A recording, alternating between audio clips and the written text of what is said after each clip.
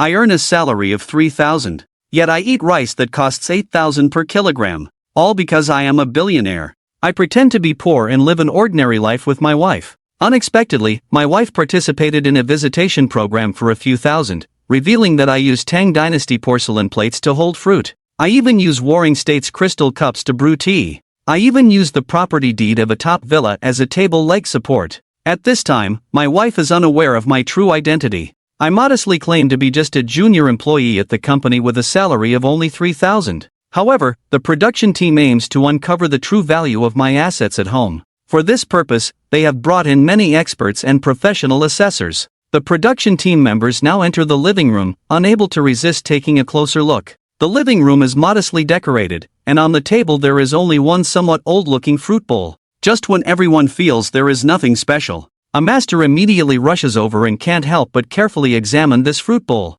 People in the studio are all teasing, saying it's just an ordinary fruit bowl, why make such a fuss? Master Wang adjusts his glasses, picks up the fruit bowl, and immediately exclaims loudly, "This is a Tang Dynasty 6-pound honey-colored porcelain plate. This single plate alone is a priceless treasure." As soon as these words were spoken, not only Han Run, but also everyone in the live broadcast room and on-site were left dumbfounded. Tang Dynasty antiques used as a fruit platter. Could this master have made a mistake? Could this amateur also be a wealthy individual? What does her husband do? A hint of suspicion crossed the host's face, as the priceless antique was used as a fruit platter. Is this truly a Tang Dynasty item, Master Wang? How could it be fake? This Tang Dynasty 6-pound floral-mouthed secret color porcelain plate is extremely rare. To my knowledge, there is only one in the world. A man present directly said to Han Rue, "Could it be that your husband actually bought this fruit platter, and you mistook it for one? It's possible, who knows? Your husband, seeing you use this priceless plate as a fruit platter, must have been heartbroken long ago." Facing their questioning, Han Rue said, "My husband told me he randomly bought this at a market stall for 100. I just thought it looked nice, so I took it from his study." "What 100? Master Wang's glasses fell to the ground directly. "I understand this. Men understand men the best. Your husband just didn't want you to know the real price of this plate, so he said 100. Is this table also imported from Italy? I heard this type of marble is quite expensive. I have one like this at home, costing upwards of 6 figures. Hearing Lin Ying say this, Han Rue was stunned in place. "This table, my husband said it was something discarded by a friend, which he picked up." As soon as these words were spoken, the audience in the live broadcast room burst into laughter. "This isn't part of the show, I actually believe it. Look at Han Rue's expression, it's too real." The host on site is no longer calm. They never expected such a big surprise in the amateur guest's home this episode. The show's director is already laughing uncontrollably. Soon, the host's earpiece started playing the voice of Neri Island. The current real-time online viewers have reached over 3 million, and it's only been on air for a little over 10 minutes. Upon hearing this, the host joyfully said, "Everyone, our amateur guest Miss Han Rue has truly brought us a lot of surprises. Do you all want to continue exploring what invaluable treasures are still in Han Rue's home? Feel free to look around the house. It might be a bit messy, but valuable items should be gone." The host, with a disdainful expression, casually picked up a teacup. Could this be another antique? The live broadcast room erupted once again. In the video, the host's teacup looks ordinary, without any special features. But everyone turned to Master Wang, hoping he could tell them how much this cup is worth. If it's not valuable, it's probably just a few million. The originally disappointed atmosphere at the scene instantly became lively. "A few million? Master Wang, you call that not valuable?" Master Wang said seriously, "In comparison, it's just a bit worthless." The crowd began to play with this teacup, resembling a wine vessel, square-shaped, with lifelike carved patterns. Indeed, Han Rue's home is filled with treasures. So many treasures on a coffee table, how amazing must the bedroom be? Everyone gasped in amazement. The live broadcast room erupted again. "How can you say this is just average? Oh my goodness, I'm losing my sense of money, millions of things being called worthless." Master Wang paced back and forth in the living room, discovering many treasures. "Look at this Qing Dynasty porcelain vase, being used as a flower vase. And this painting on the wall, seems to be a genuine work by Mr. Su Dongpa, reportedly auctioned off by a mysterious person in Kyoto 2 years ago. Could that person be your husband? And this, the jade carving of the 1,000-hand guanyin, rumored to be the work of a master from the Song Dynasty, taking 10 years to carve, only appearing in legends. What is the value of this 1,000-hand guanyin, Master Wang? If I'm not mistaken, there is only this unique piece in the whole world, and it has long been lost." To determine its authenticity, there should be a seal from Emperor Huizong of the Song dynasty under the thousand-hand guanyin. Master Wang asked for my wife's opinion. Han Rui nodded slightly. Master Wang immediately flipped over the jade carving of the thousand-hand guanyin. As expected, there were indeed faint carvings underneath. Master Wang frowned, his hands trembling slightly. With $1 billion, there are probably quite a few willing brides. $1 billion? This price tag easily outshines all the commoners in front. Was this also bought by Han Rui's husband? Could it be some hidden tycoon? The show's impact is off the charts, it's so thrilling. My wife was also stunned in place, unable to utter a word. This was also bought by my husband. Can this thing be bought? Master Wang nodded, hard to say. It might have top-level connections, or it's the attitude in the antique world. Otherwise, how could such a shocking treasure have no rumors? The value contained in the thousand-hand Buddha cannot be measured in money. At this moment, everyone was shocked into silence. Lin Yin also sighed slightly, now he even envied Han Rui. He looked slowly at Han Rui. Can your husband give it to me? Han Rui was also slightly taken aback by the question. The crowd chuckled. Lin Ying, are you envious? Don't even think about it, how could someone's husband give it to you? My wife blushed and shook her head. Actually, I don't know he could have so many secrets. In an instant, the atmosphere in the hall became harmonious.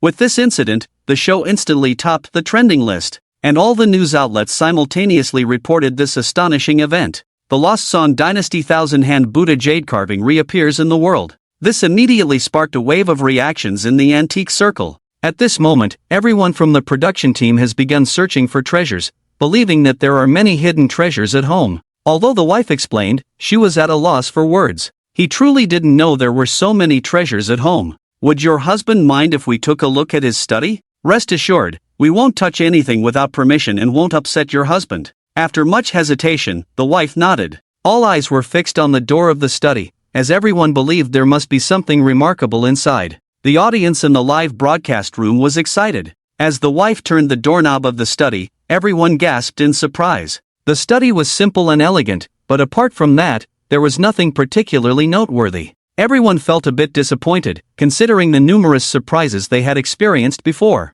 Now, the room was so simple that it almost seemed overlooked, which left them perplexed. See, my husband's study isn't really anything special. But as soon as the words fell, Lin Ying was shocked. Why is Lin Ying so surprised? Could it be another priceless ancient text? Everyone gathered around in curiosity. At that moment, Lin Yun was crouching on the ground, and the camera accurately focused on her hands. What's wrong? His wife hurried forward, thinking something had gone wrong at home. This is gold powder. His wife was also shocked, knowing that gold powder is actually gold, pure money. Look at this faint gold powder scattered on the ground. I just checked, it's pure gold without any silver, and it's not some worthless bowl. The crowd then focused their gaze on the cabinet door, as the gold powder seemed to have scattered from the gap in the door. His wife furrowed her brows and opened the cabinet. The cabinet wasn't tall, but the contents inside shocked everyone. A golden dragon was coiled inside the cabinet. Not only that, when the other cabinet door was opened, they were even more dumbfounded. Two dragons playing with a pearl. This pearl is so bright, could it be the night pearl? Everyone was somewhat speechless. The golden dragon was actually shedding gold powder. Han Rui finally understood that his home was a treasure trove. It seems there really isn't anything special. His wife's sarcastic tone sounded a bit harsh in the room filled with astonishment. The audience in the live broadcast room was also in an uproar. The crowd continued to open each cabinet door, followed by continuous exclamations. These are keys to a box of sports cars. Look at this Kyoto Dragon City villa. The property deed was actually under the table leg. And this ocean heart, luxurious jewelry worth hundreds of millions. Are they counting by the box? What kind of family is this, with so many treasures casually placed in the cabinet? The audience in the live stream room is deeply stimulated at this moment. Han Rui's family can no longer be described as wealthy. They should be considered extremely affluent. I can't imagine, how much is Han Rui's husband's net worth? Han Rui, what is your husband's ranking on Forbes?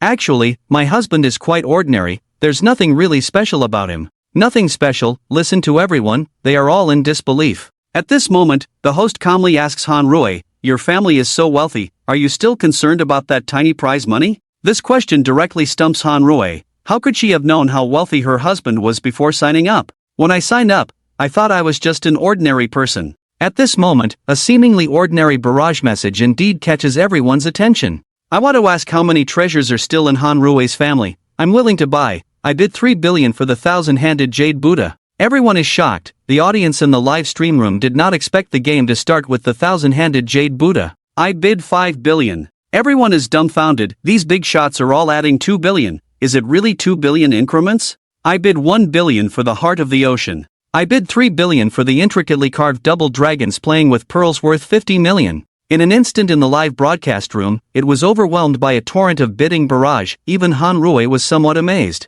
The host felt a bit embarrassed. It seems everyone is ready to go. I've been prepared for a while. In just 2 or 3 minutes, over a dozen treasures were all bid away, with the highest price naturally going to the thousand-handed jade Buddha. Someone even shouted a bid of 10 billion. Han Rui couldn't believe that in such a short time, her net worth had already reached billions. Although none of these items were actually sold, the host was indeed a bit unsettled. It's worth noting that in previous episodes, the amateur guests, even though their exploration topics were different, they had their assets evaluated once, with the highest being just over 40 million. Yet Han Rui's antiques alone were worth billions. Each of you has a box of property deeds, boxes of car keys, and boxes of jewelry and luxury watches. The discussion in the live broadcast room was intense, and the numerous items in Han Rui's home never ceased to be bid on. The host mysteriously said to the guests, "Now, 104 items have been bid on." Seeing so many frowning faces, he felt the need to report to me. If this continues, as a weak woman, she really can't control it.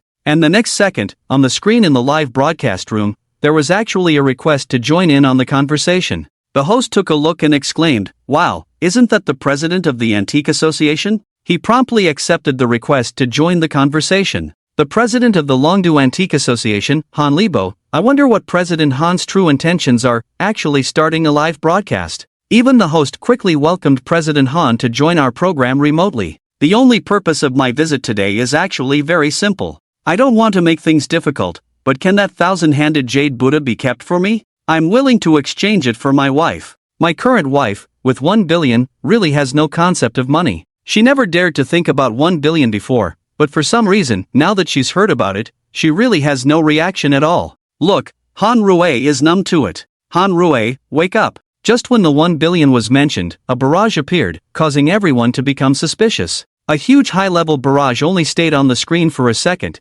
indicating that the thousand-handed Buddha is fake. The appearance of this high-level barrage has also attracted the audience's attention. Actually, I find it strange that it's fake. Having a couple of antiques at home is one thing, but this house is full of them. With such wealth at home, we can't find any information. This must be itching at their hearts. With an appraiser present, how could it be fake? It's only now that I realize my wife participated in the visit program and even opened up the villa to the public. What a careless move. I muttered a few words under my breath, my fingers swiftly tapping on the phone keyboard. Just a few minutes ago, I received several unfamiliar calls. At first, I was puzzled as to how the treasures I collected suddenly got exposed. I calmly sent out the barrage message I just typed. Father's thousand-handed Buddha, all the antiques in the entire villa are fake. Han Ligua, who joined the mic, was momentarily stunned by the premium barrage. He pushed up his glasses and his smiling face from a second ago immediately fell. My friend, do you have any evidence to prove that everything in this house is fake? Other things are fine, but Han Ligua isn't particularly interested. However, he has been searching for a genuine source for the thousand-handed Buddha for a long time. I know Master Wang from the show and trust that his eyes won't deceive. Moreover, if there were really an issue, Master Wang wouldn't have secretly messaged himself to participate in the auction. His wife, under the camera's gaze, is extremely nervous, truly at a loss. Just then, there was another mic request during the live broadcast. The host was momentarily stunned. Who is this person? The viewership has finally broken a record, so we mustn't fall from grace at this moment. Quickly check the online viewership report. While the host hesitated, the director's trembling and excited voice could be heard. The host immediately accepted the mic request. His wife's calm voice came through the mic. Han Rui's body trembled, and she immediately stood up from the sofa. With just one word, "Wife," I completely boosted the viewership of the livestream. The host coughed lightly twice, and who would have expected the main character to appear? Sir, you just mentioned that everything in your house is fake. I wonder how you plan to explain. As soon as the words fell, my dissatisfied tone came through, saying that I need to explain my own belongings.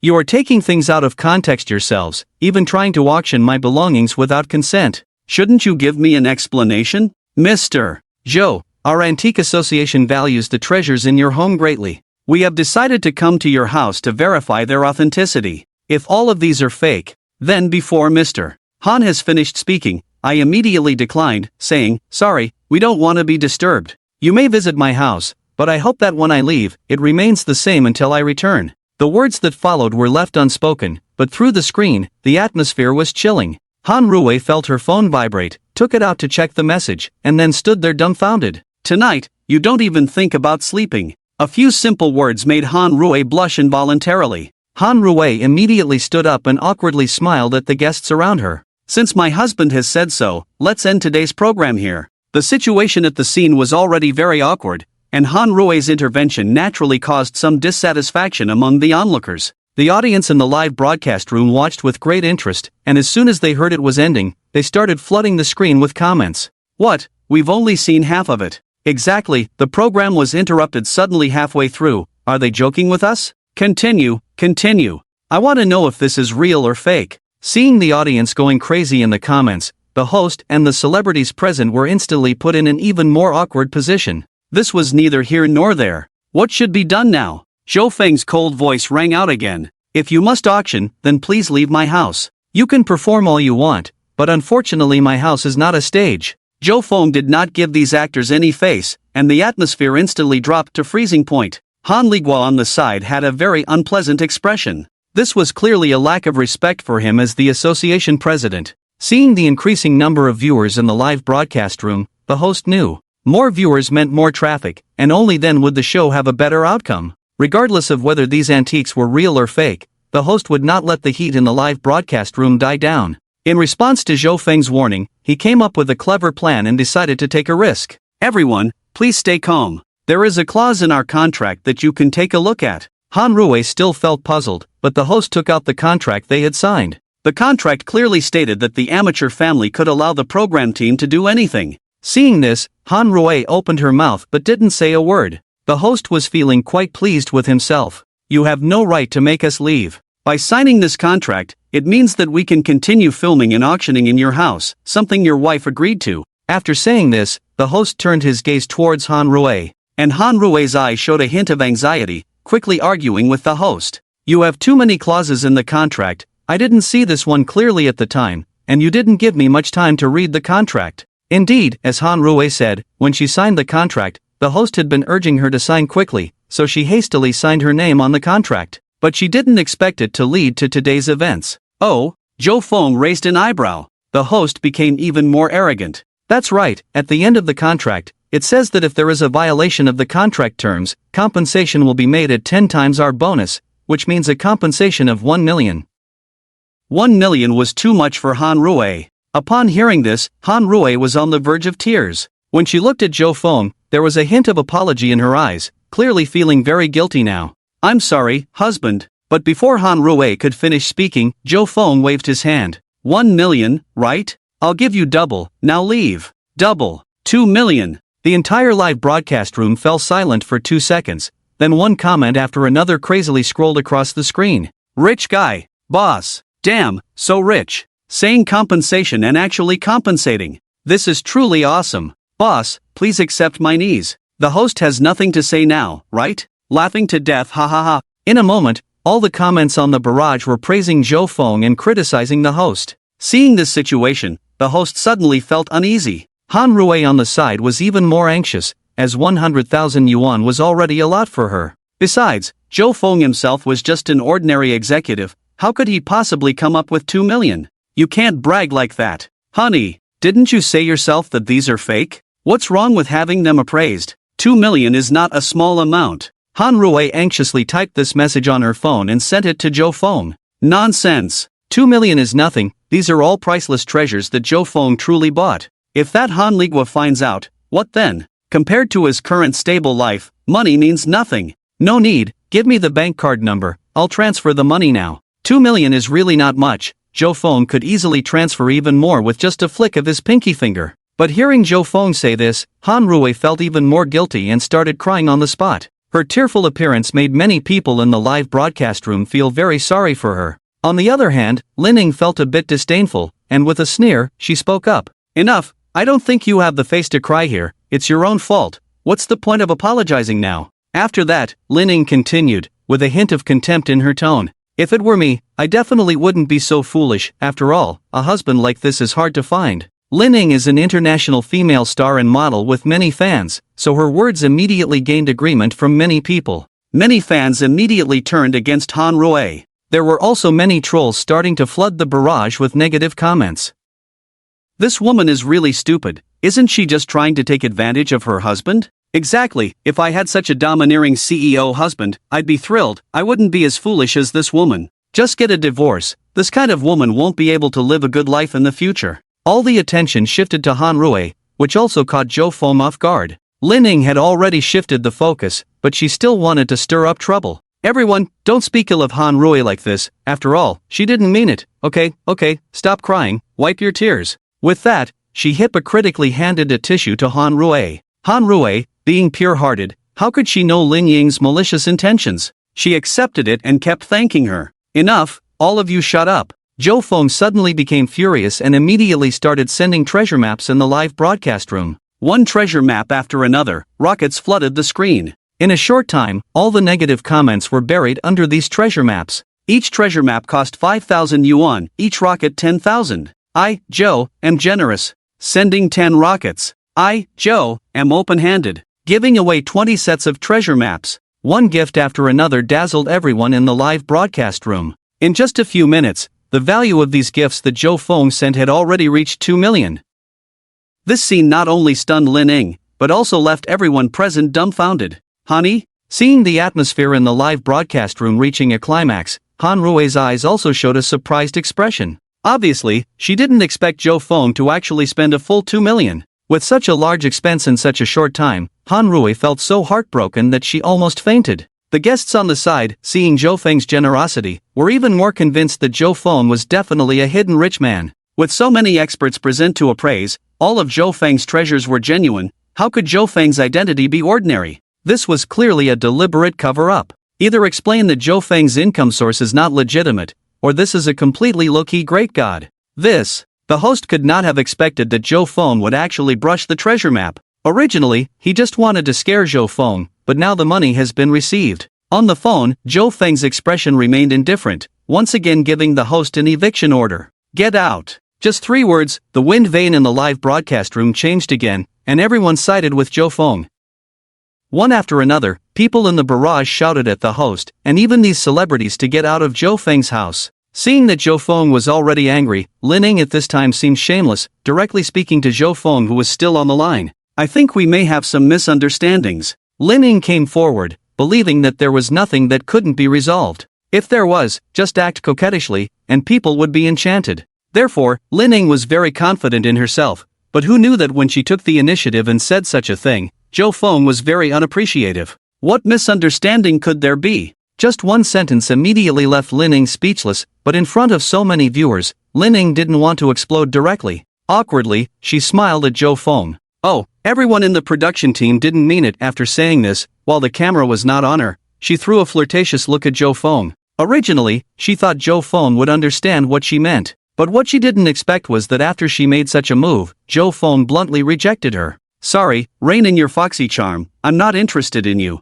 With this statement, the smiling faces in the live broadcast room suddenly disappeared. Lin Ying's face twisted in anger in an instant. Zhou Feng, truly impenetrable. Before Lin Ying could say anything, Zhou Feng directly retorted, speaking mercilessly. Just now, you were setting the rhythm in the live broadcast room with my wife. You are really good at playing both sides, creating an image for yourself. This really infuriated Lin Ying. She never expected that Zhou Feng would directly embarrass her in the live broadcast room like this. But she did indeed do those things just now, so Zhou Feng's words were not wrong. Seeing this situation, the host also realized that something was wrong. Lin Ying was a popular female star, and any scandal would be a major loss for the production team. Since this is what everyone wants, let's end today's show here. We'll see you tomorrow. Seeing the current situation, the host had no choice but to leave with the crew from Zhou Feng's house. After leaving, the call in the live broadcast room did not end. Han Ligua, who had been ignored all along, had a face as dark as the bottom of a pot.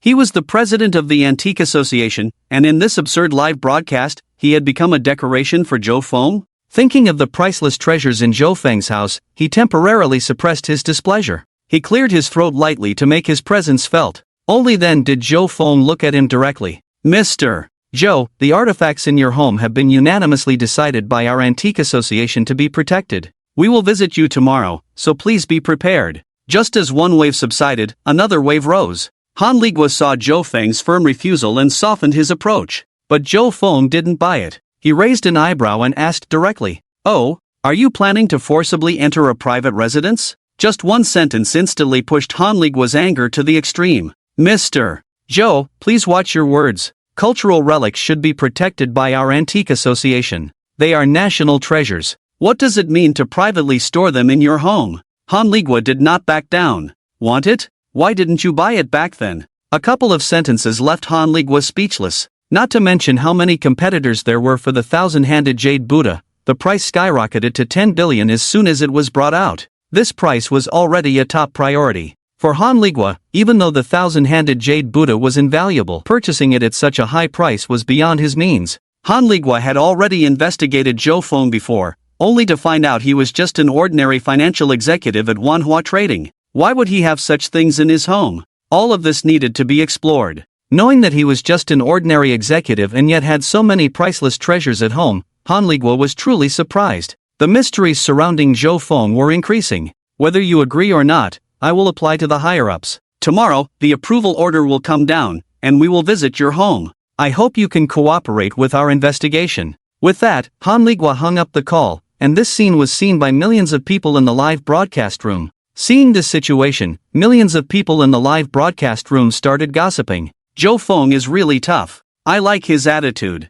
He doesn't even give face to the president of the Antique Association, Han Ligua. You don't understand. Zhou Feng simply lacks emotional intelligence. He's just an antique seller. What's wrong with selling it to the association president? Maybe he can gain some favor, and who knows if this thing is real or fake. In my opinion, this is a complete scam, just a commercial marketing ploy. He has so many antiques at home. What's wrong with handing over the 1,000-handed jade Buddha to the country? Exactly. The overwhelming online public opinion left him speechless. After what Han Rui did, Zhou Feng's top priority now was to return home quickly. Although the audience of this TV show had already left, due to the abundance of valuable items in Zhou Feng's home, he had already become a focus of attention online. Checking the online comments, the majority of people actually praised him for donating the 1,000-handed jade Buddha. Truly selfless. Zhou Feng couldn't help but mutter to himself, feeling extremely disdainful. Seeing that the public opinion was out of control, Han Rui quickly spoke to Zhou Feng with a grievance. "Honey, I didn't mean to. Just a bunch of clowns, don't take it to heart." With that, Zhou Feng pinched Han Rui's cheek, full of indulgence in his eyes. With the overwhelming online public opinion, Zhou Feng found himself at the center of attention. In that case, why not take advantage of the situation? Why not strike while the iron is hot? Things were starting to get interesting, and the program team probably wouldn't let him off easily. In that case, Zhou Feng's mouth curved into a mischievous smile, a rather interesting idea quietly forming in his mind. Turning to Han Rui, he said, "Wife, did you see the surge in viewers in the live broadcast just now?" Zhou Feng suddenly said this, leaving Han Rui momentarily stunned before nodding and adding, "Yes, the number of viewers reached over 10 million at its peak, which is not a small number. Converting this into traffic, plus the tips from the live broadcast just now. Just from this live broadcast, the revenue was surprisingly over 100,000. This was even more profitable than the prize money from participating in this program." Thinking about this, a glint appeared in Han Rui's eyes, but then quickly dimmed.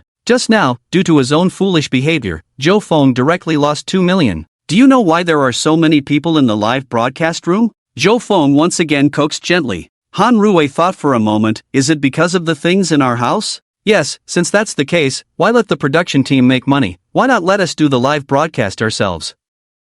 Although making money from live broadcasts is not even a drizzle for Zhou Feng. But in this way, not only can he discuss those clowns, but also please Han Rui, why not do it? But after hearing Zhou Feng's idea, a glimmer of light appeared in Han Rui's eyes. Yes, instead of letting the production team make money, it's better for them to do these things themselves. "Okay, I'll listen to my husband." Han Rui smiled gently, very charming. At the same time, the members of the production team were shut out and went back. The host angrily slammed all the scripts on the table and kept cursing. "Zhou Feng is really ungrateful. With so many treasures at home, why not let us interview them? Clearly, it's the highest rated time, but we were forced out." Lin Ying on the side also echoed, "He's just an ungrateful man. I think the president of the Antique Association will definitely make him look good." There's no point in putting on this show now. Before leaving, Zhou Feng also gave face to Han Ligua, so the host was also sure in his heart. Tomorrow a group of experts will visit, and these priceless antiques in Zhou Feng's home will soon belong to the Antique Association. We'll just wait for him to make a fool of himself, and we'll report it widely. The host had such a malicious thought in mind. Since they can't get it, they'll destroy it. Let Zhou Feng be infamous. Under the pressure of public opinion, Zhou Feng will definitely hand over these cultural relics. Just then, someone in the production team suddenly exclaimed, "Look at your phones." This situation also surprised the host and others. According to this person, when they opened their phones, they found an astonishing headline on the homepage of the live streaming app. And the one going live was the familiar ID. Zhou Wabuchang. What's going on? Is he trying to ride on the popularity of our show and do his own live broadcast? Where does that leave our production team? The host was immediately furious, and Lin Ying on the side was also surprised that Zhou Feng and Han Rui were doing their own live broadcast. How can they do this? This is too shameless. Lin Ying couldn't help but exclaim. The host was already very angry and took out his phone to call Han Rui and discuss this matter with her. As Zhou Feng's account went live, Han Rui appeared on camera. It was Han Rui's first time doing a live broadcast, and she looked a bit nervous, all because of Zhou Feng's account, Zhou Wabuchang. Not long ago, he had caused a sensation in the live streaming world. Many people flooded into the live broadcast room as soon as they saw Zhou Feng go live, and within a few minutes, the number of people in the live broadcast room reached hundreds of thousands. The barrage in the live broadcast room also appeared on the phone screen one after another. Is the rich tycoon going live? Is he planning to go solo without cooperating with the production team? Who cares, tycoon? I haven't had enough of the drama before. Is there any more gossip now? Can you show us more of the stuff in your house and broaden our horizons too? The barrage kept scrolling, and Zhou Feng also looked at the increasing number of people in the live broadcast room, nodding in satisfaction. What should we do now? Everyone wants to see the antiques in our house. Han Rui tentatively turned her gaze to Zhou Feng beside her. Seeing the barrage discussing the decorations in the house, Zhou Feng naturally nodded as well. Later, he walked into the study and took out a Tang San Kai. In Zhou Feng's hand, holding a treasure in the shape of a spirited horse, the live broadcast room boiled again. Everyone speculated one after another what Zhou Feng was going to show this time to broaden their horizons. When he placed this spirited horse on the table, everyone was stunned. Those who knew immediately recognized it. This spirited horse was indeed a Tang San Kai. The technology of Tang San Kai originated from the Tang dynasty, and the color and texture like this one looked very good. It was definitely made in an official kiln. Things made in official kilns are rare to come by nowadays. There are a few pieces left in the National Museum, and some have gone missing. Unexpectedly, there was such a finely crafted Tang San Kai in Zhou Feng's possession. The live broadcast room instantly erupted with excitement. The number of people kept increasing, spreading the word. Viewers in other live broadcast rooms heard about the excitement and also flooded into Zhou Feng's live broadcast room, causing the number of viewers to skyrocket to 2 million in an instant. Boss, can you introduce when you bought this Tang San Kai? Tang San Kai is so amazing. Boss, you have so many treasures at home. How much is the price of Tang San Kai? That's what I care about the most. Finally, we uncultured folks get to see something. Seeing the excitement in the live broadcast room, Han Rui also felt very happy. But at the same time, she felt a sense of guilt. She turned her gaze towards Zhou Feng and whispered to him, "We need to make it clear to the audience that these things are all fake. Look, they all believe it. Isn't that deceiving them?" Han Rui was still worried about this. Compared to those internet celebrities chasing traffic, Han Rui's thoughts were indeed kind. After all, some people would do anything for traffic nowadays, even passing off fakes as real. Hearing what Han Rui said, Zhou Feng smiled. Then he turned to the audience in the live broadcast room and raised 5 fingers. 5 million? How is that possible? For this kind of craftsmanship, Tang San Kai should be worth at least 50 million. Exactly, priceless, but 50 million is too much. Before Zhou Feng could speak, the viewers in the live broadcast room had already started discussing. Despite everyone's guesses, they couldn't figure out the true value of this Tang San Kai. Finally, someone in the live broadcast room couldn't wait any longer and urged Zhou Feng to reveal the true price, to unveil the mystery for everyone. "Boss, stop teasing us and tell us the price already." "Yeah, tell us so we can understand." Seeing everyone so eager, Zhou Feng smiled and said a number that shocked everyone. 500. 500? How is that possible? Zhou Feng was clearly playing with them. Upon hearing Zhou Feng's words, the people in the live broadcast room were suddenly very angry, one after another condemning Zhou Feng in the barrage. Han Rui couldn't help but feel a little anxious and quickly looked towards Zhou Feng. Zhou Feng also smiled at Han Rui.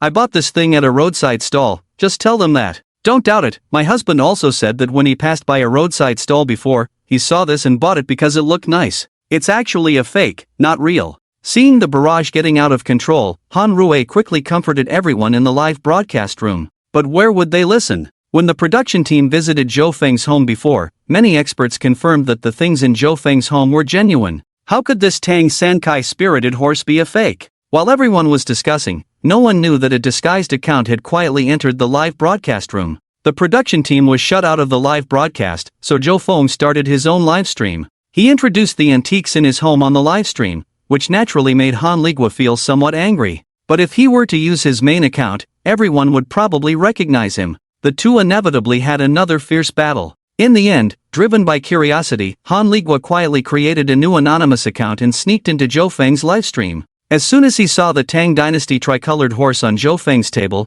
Han Ligua's heart was immediately stirred up. This was no simple item. This Tang Dynasty tricolored horse was now worth over $1 billion. Was Zhou Feng planning to sell it this time? Boss, are you selling this item? I have an antique group, and many members in our group are interested in buying this item at a price you set. In all the barrage messages, a user with the ID Beautiful Life caught everyone's attention. As soon as someone expressed interest in buying, the people in the livestream began flooding the chat. They all started asking Zhou Feng whether he was selling the tricolored horse. Seeing that the online friends in the livestream were very enthusiastic about this matter, Zhou Feng just smiled and remained silent. In fact, Zhou Feng had many antiques like this one at home. The tricolored horse of the Tang Dynasty. To outsiders, it was a rare item, but to Zhou Feng, it was just a decoration. If he wanted to sell it, he could, and selling a tricolored horse might also alleviate Han Rui's guilt. In the end, Zhou Feng decided to leave this decision to Han Rui. How about this? If my wife says to sell it, then I will sell it. If she says not to sell it, then I won't sell it. After saying this, Zhou Feng turned his gaze towards Han Rui. When Han Rui saw Zhou Feng entrusting the decision to her, she was dumbfounded. But she quickly regained her composure and waved her hand at Zhou Feng. How could we sell this cheap item? If we really sell it, we could get a couple $100 for it, considering it has been sitting in our house for so long. A couple $100? Are you kidding me? Upon hearing this figure, Zhou Feng just smiled. Okay. A smile worth 1,000 gold, money was nothing but dirt in Zhou Feng's eyes. As long as Han Rui agreed, he could sell the tricolored horse for a penny. Han Ligua felt like he was about to spit blood. How could this woman be so ignorant? But there was nothing he could do. He couldn't say anything directly, so he frantically typed in the barrage. $300, right? I'll buy it. List it now. Han Ligua eagerly waited for Han Rui to list the item so he could quickly snatch it up and make a profit of millions by reselling it. Unfortunately, just as Han Ligua was about to succeed, some discordant voices suddenly appeared in the barrage. It's worth noting that those watching Zhou Feng's livestream were not just idle spectators. There were also many experts in the field of antiques. Upon hearing that Zhou Feng had such valuable treasures at home, they flooded into Zhou Feng's livestream. When Han Ligua offered such a low price, some people immediately expressed their dissatisfaction. How can it be $300? I'll pay $500 to buy it back at the original price, okay? $500 is too low. I'll pay $1,000, double the price. Give me this tricolored horse. Some wanted to take advantage, while others were unhappy with this unhealthy trend. They immediately criticized those trying to take advantage in the barrage. Of course, ultimately, they all just wanted to add this treasure to their collection. Are you bullying a newbie? This tricolored horse is worth tens of millions at least. Seeing more and more people offering high prices in the barrage. Suddenly, the price soared to 50,000 yuan in just a few minutes. This rapid increase shocked Han Rui. Help, this is just a fake Tang Sankai. Are these people crazy? Looking at the Tang Sankai in front of her, Han Rui couldn't help but feel a little nervous. Stop joking, this is just a roadside stall item. How could it sell for so much money? You can find someone selling it at any street market. Han Rui naturally said with a smile. At this moment, Han Rui thought that these online friends were probably joking, or in other words, just talking big. It was impossible for them to actually buy it at such a high price. Therefore, Han Rui didn't take it seriously, smiling on the outside while feeling relieved inside. However, the beautiful life in the live broadcast room was relentless and immediately bid a high price. I bid 100,000. Since Han Ligua was using a secondary account this time and initially set the price so low, no one paid attention to him. If no one had bid against him at that time, Han Rui might have sold it directly. Moreover, Han Rui seemed unaware of the item's authenticity. If Zhou Feng had really bought it for 500, then buying it for 100,000 would be a huge profit for him. But now, they couldn't let go of the opportunity. Once it passed, there wouldn't be another perfect Tang Sankai like this one. Just as the people in the live broadcast room were arguing heatedly, Han Rui's phone suddenly rang. Taking out her phone, she saw that it was a call from the host. Seeing the name displayed on the phone, Zhou Feng felt a sudden anger for no reason. How dare this host call? Truly shameless. Under Zhou Feng's gaze, Han Rui answered the phone and put it on speakerphone. The host's angry voice came through the phone. Han Rui, do you have no shame? How dare you ride on our program's popularity to do your own live broadcast? The host couldn't contain his anger, and his tone was particularly unpleasant. Normally, he maintained a gentle and refined image on the screen. But now, he was like a rabid dog, scolding Han Rui harshly. For a moment, the entire live broadcast room fell silent, and the lively viewers also quieted down.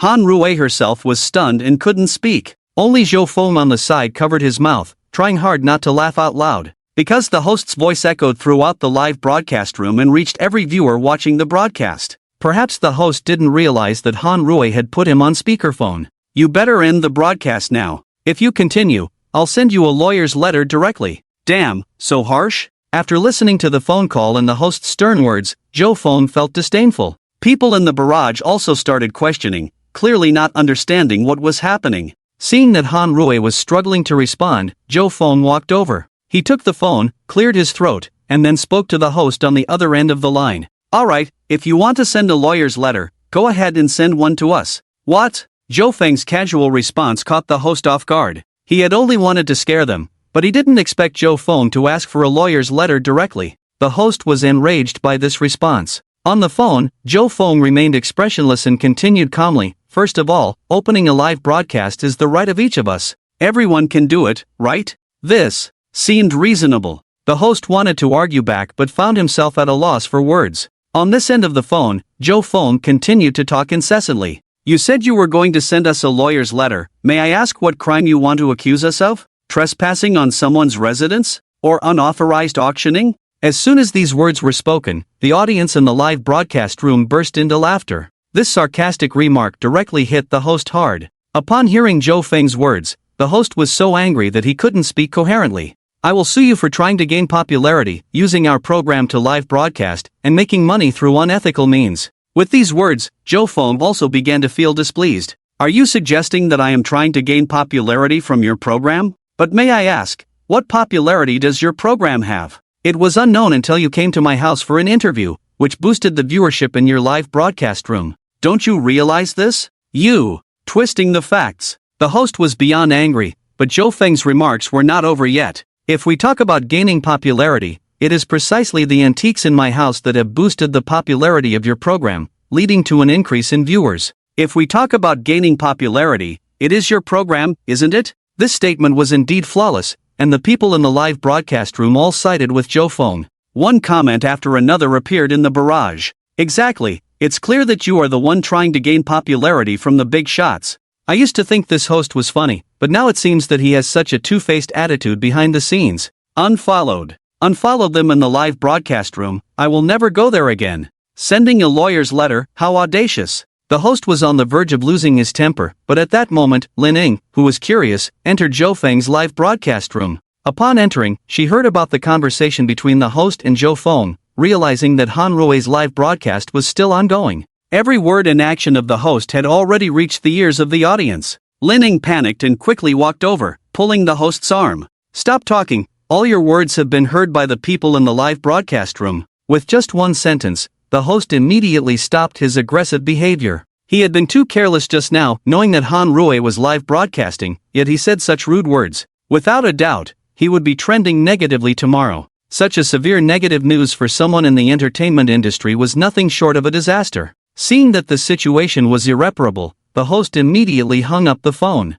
Hearing the busy tone on the phone, the host opened his live account in a panic. Looking at the homepage, he was shocked to see that his original millions of followers were now rapidly unfollowing him, leaving him with less than 400,000. He had fallen from a top-tier influencer to the bottom of the ranks. With a loud smack, the host slapped himself on the spot, startling the surrounding celebrities. This whole family is truly despicable. Framing, this is definitely intentional framing. You didn't even remind me, look at how our program's hard-earned millions of followers have been wasted. After hearing the host's false accusations, the other celebrities also expressed their displeasure and disdain. As a public figure, not having the basic awareness and still barking here? Moreover, didn't you eagerly call to criticize others? Now that you are outmatched, it can only be considered a self-inflicted wound. Thinking about the negative impact this phone call would bring, the host's face was filled with despair. Compared to the dismal number of fans in his live broadcast room, the number of people following Zhou Feng's live broadcast room was steadily increasing.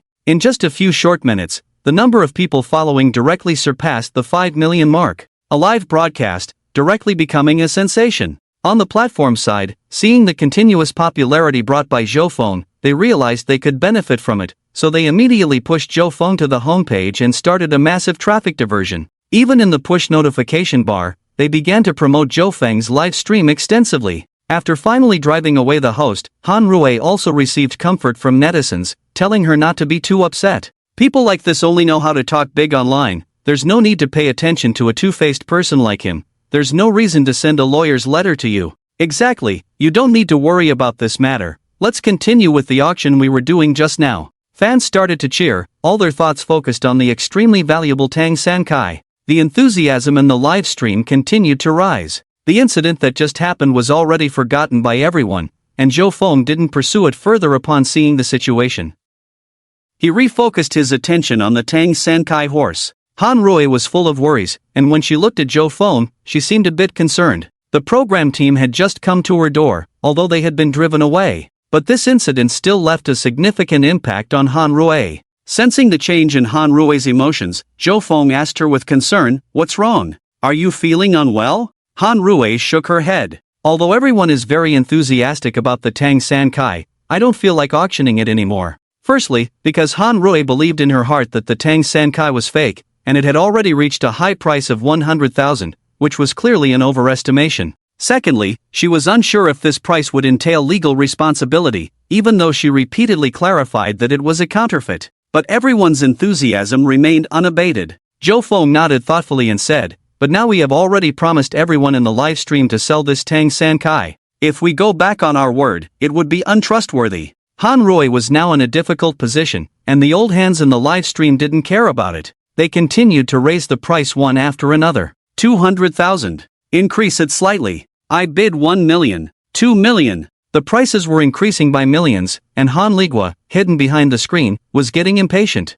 At this rate, wouldn't someone else buy the Tang San Kai horse? Just as Han Ligua was considering whether to stop, a text message arrived on his phone. Opening the message, Han Ligua was instantly shocked by the sender of the message. Hidden Dragon Organization. This was not a simple organization. The Hidden Dragon Organization was all-encompassing, not only in the antique world but also renowned in business and finance. It was an extremely powerful organization behind the scenes. The Antique Association was just a small association under the Hidden Dragon Organization. Acquire this Tang San Kai. The message was simple, only 7 words. But it stirred up a storm in Han Ligua's heart. Even such a powerful organization behind the scenes was directly intervening to buy this item. Did he still need to hesitate now? 4 million. Han Ligua directly announced this number in the live stream. The amount was huge, and those who were bidding against Han Ligua in the live stream couldn't help but be amazed. It's yours. 4 million will definitely secure the purchase.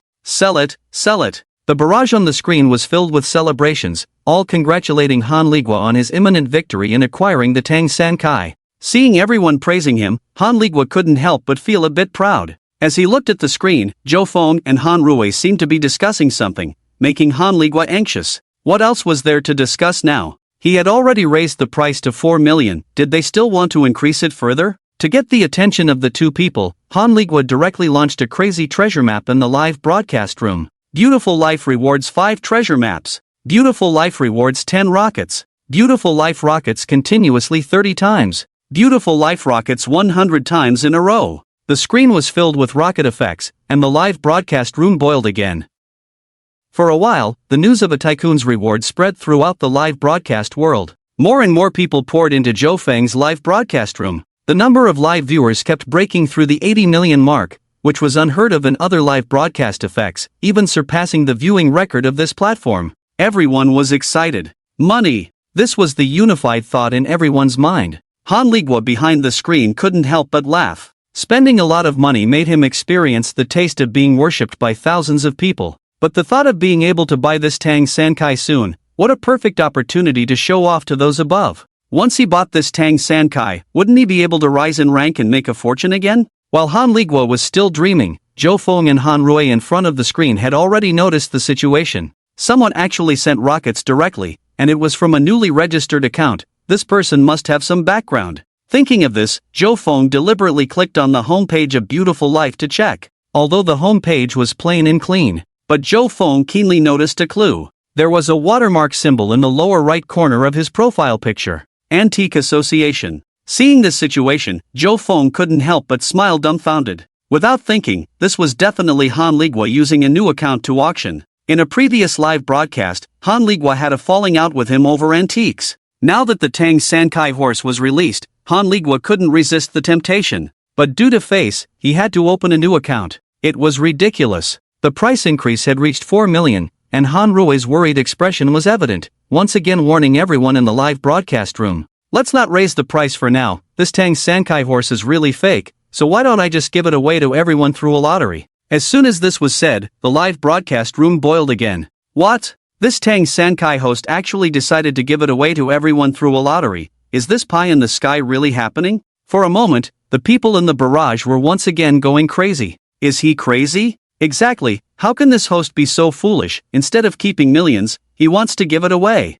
Saint, do you think it could be real? This is blatantly a hype. How could it be a real giveaway? The host's hype is shameful. The barrage in the live broadcast room gradually became uncontrollable. Some believed that Han Rui was really giving it away, but others sneered at Han Rui's words. Quiet, quiet. Zhou Feng frowned. He spoke to everyone in the live broadcast room. Han Rui, on the side, seeing that no one believed her, once again explained with them. All activities in the live broadcast room will not be fake. I'm sorry for the person who just mentioned 4 million. This Tang Sankai is indeed fake. I have discussed it with my husband, and he agreed to give this thing away. After saying this, Han Rui showed a sweet smile to Zhou Feng. Seeing Han Rui happy again, Zhou Feng naturally felt happy. Money can't buy his wife's smile, so what if it's just a Tang Sankai? As long as his wife is happy, that's enough. Meanwhile, behind the phone screen, Han Ligwa seemed to have been hit hard. Giveaway? This word deeply pierced Han Ligwa's heart. Then what about all the treasure maps and rockets he just sent? They said they would give it away, and he had to eat this dog food for no reason? Brain kicked by a donkey. Definitely kicked by a donkey. Watching the indulgent gaze of Zhou Feng in front of the screen, Han Ligwa was so angry that he felt a sharp pain in his heart. Trembling, he reached out to the table to grab the bottle of rapid heart-saving pills for heart disease, clutching it in his hand. He shook out 2 pills and swallowed them, feeling slightly relieved. Damn it! Despite years of upbringing telling him not to curse, he couldn't help it in this situation. Beautiful life, you two are definitely sick. Beautiful life, tonight you two will definitely get hit by a car when you go out. Beautiful life, return all the rocket treasure maps I bought.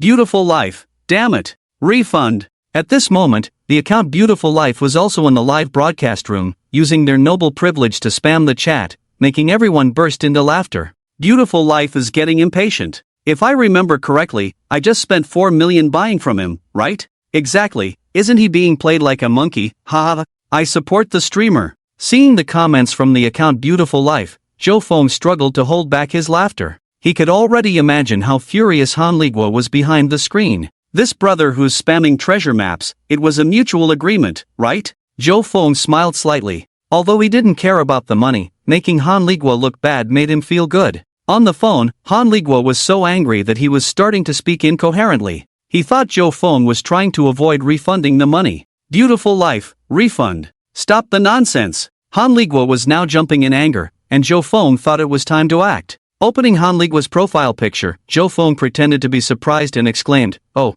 I thought the one making a fuss in my live broadcast was someone else, turns out it's someone from the Antique Association." This statement left everyone puzzled. What? Someone from the Antique Association? This was just a small account, how could it be someone from the association? After hearing Zhou Feng's words, everyone started to pay attention to Beautiful Life's profile. After clicking on the profile picture, they indeed found the words Antique Association faintly printed in the bottom right corner. Seeing this, Han Ligwa, hiding behind his phone, couldn't help but be surprised. Oh no, He randomly chose a profile picture and forgot that all the photos he could use as a profile picture on his phone had the association's watermark on them. This was bad. I have to thank the association for coming here, very generous. Thanks for the rocket, bro. Joe Fong showed no signs of anger on his face, instead thanking Beautiful Life. The people in the live broadcast room praised Joe Fong for his good temper and started to mock the Antique Association. How come the Antique Association is trying to ride on the popularity? Seeing Joe Fong gaining popularity, they come asking for refunds. Clearly they're the ones who sent the gifts and now want a refund.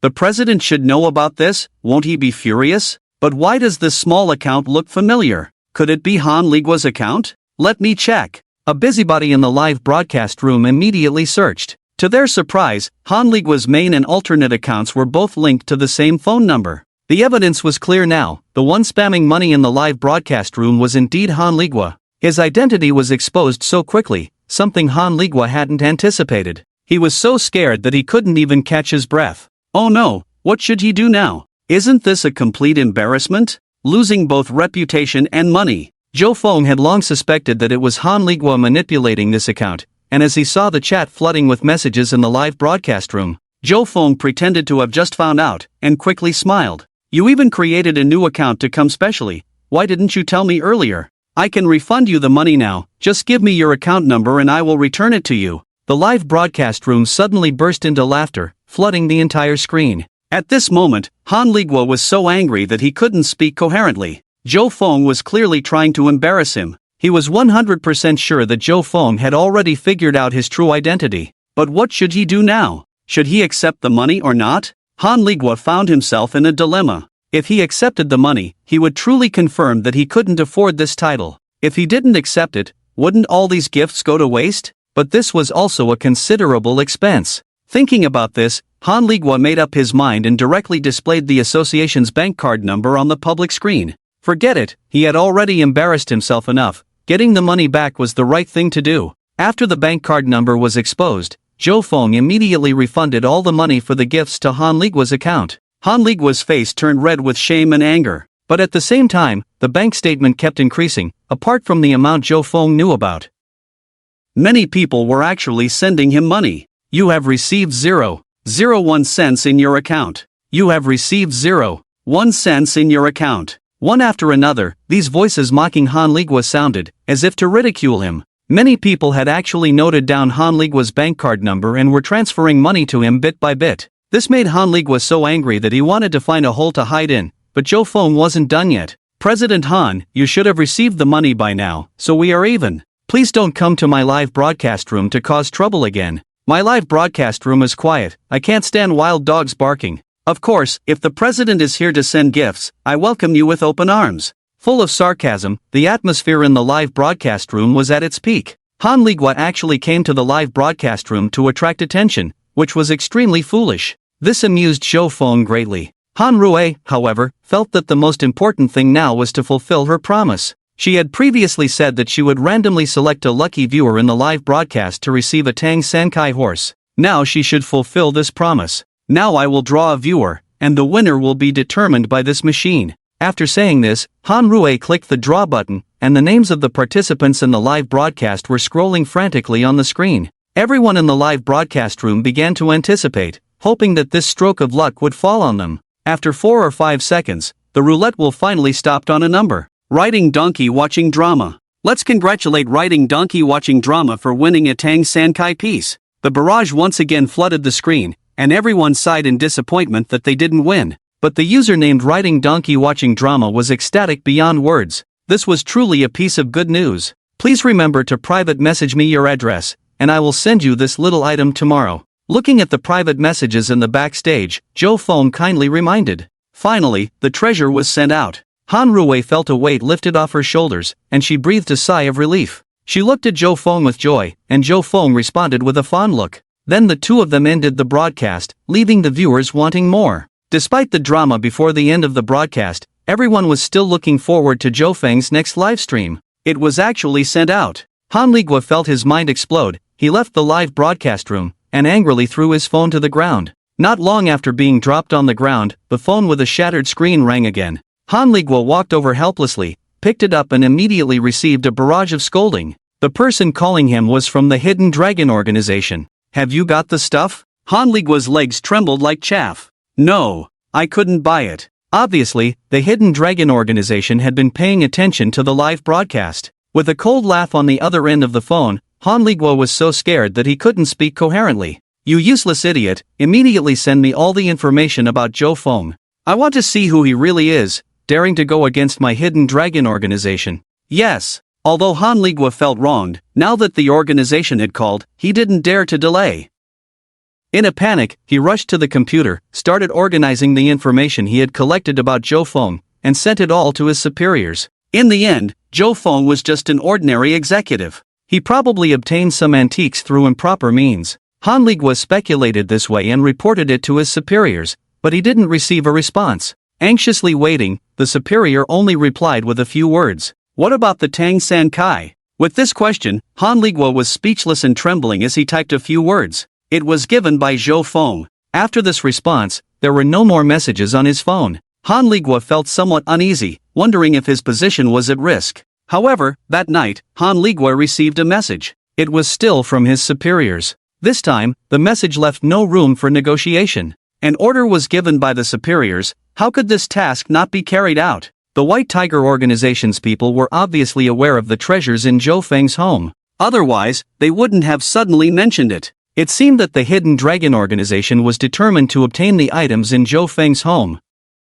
Thinking of this, Han Ligua sneered. As long as it was something the old men of the Hidden Dragon organization wanted, was there anything they couldn't get? Zhou Feng might be arrogant now, but he probably wouldn't be laughing for long. This matter was settled, but the huge traffic brought by the live broadcast left Han Rui feeling shocked. At the same time, an idea began to form in Han Rui's mind. That is to become a live streamer. What content to broadcast? The exotic treasures in their home. Han Rui always thought that the prices they mentioned were just jokes. Sending away one Tang San Kai, Han Rui didn't feel a bit sorry. Honey, I want to be a live streamer, broadcasting the good things in our home every day. Do you think it's okay? Do you have any other treasures? Seeing Han Rui's eager eyes, Zhou Feng smiled awkwardly. This was too much. If a treasure was given away every day, Zhou Feng would definitely feel heartbroken. Moreover, if Han Rui really knew the value of these things at home, she would probably be furious. Thinking of this, Zhou Feng could only awkwardly chuckle.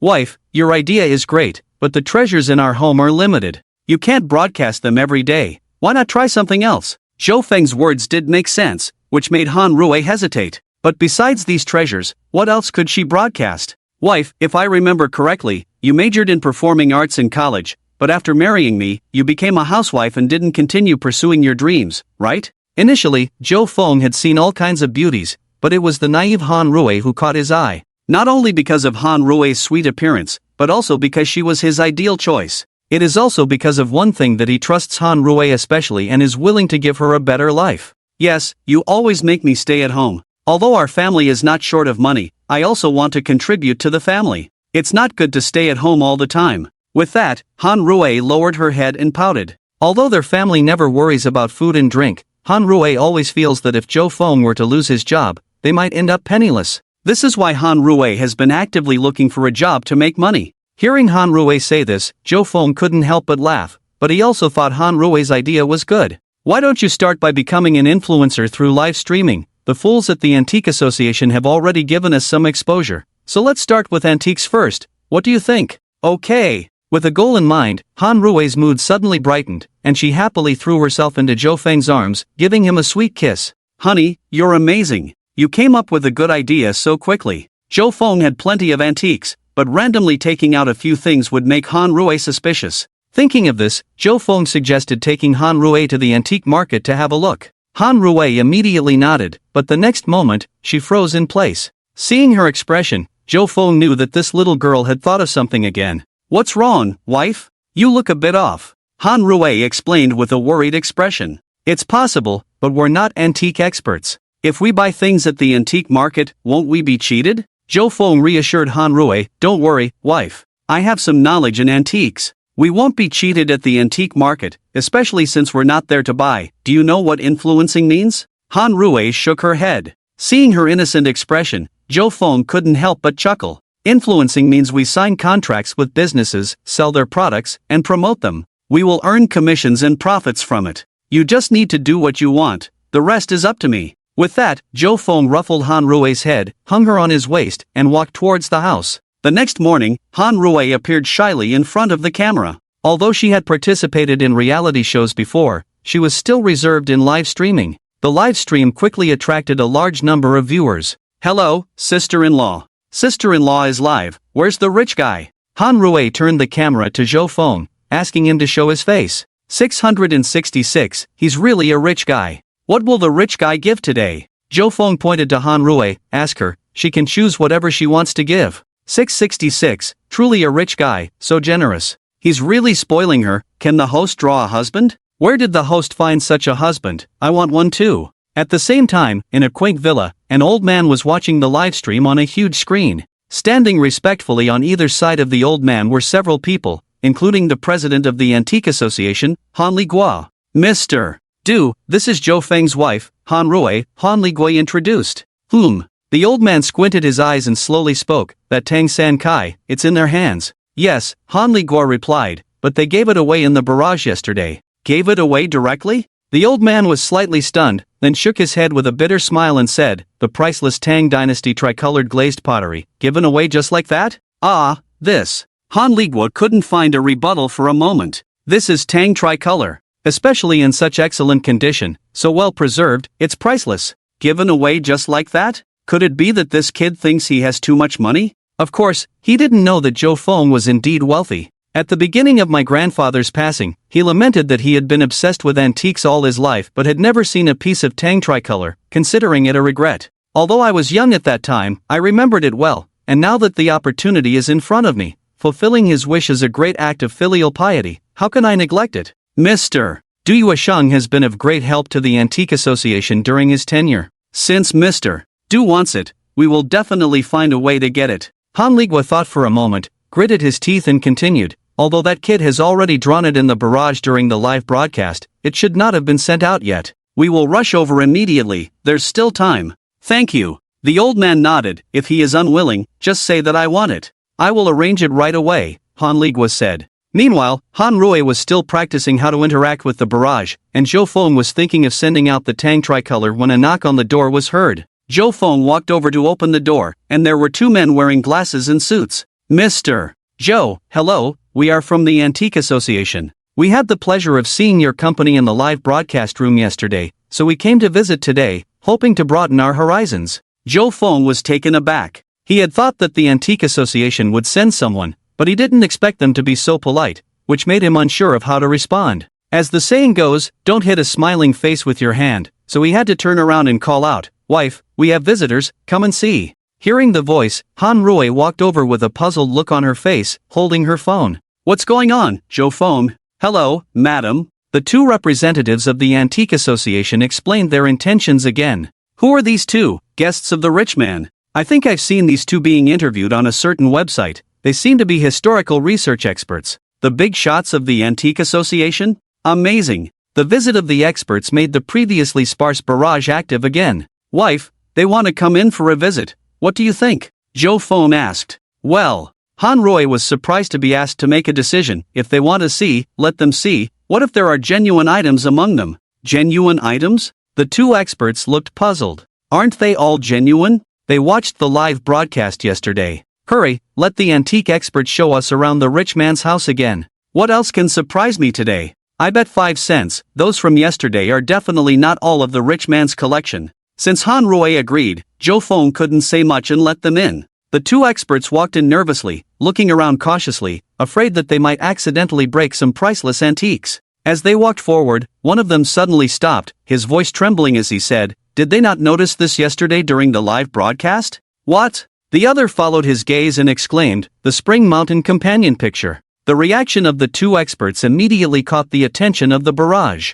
What is it that made the experts react like this? Let me see. The rich man indeed has something hidden, I knew it. Han Rue pointed her phone camera at the painting on the wall and said, "I don't know either. My husband said it was painted by someone on the roadside stall, thought it looked nice and brought it back to hang here." Amazing, another roadside stall. Can the anchor report the location of the roadside stall? I want to pick one too. It's probably a roadside stall that costs 1 billion each. Ha ha. The expert's tone was very excited. Spring Mountain Companion Picture. It's really the Spring Mountain Companion Picture, this ink residue, it's confirmed to be a genuine work of Tang Yin. It's fake, Zhou Feng quickly said to the barrage.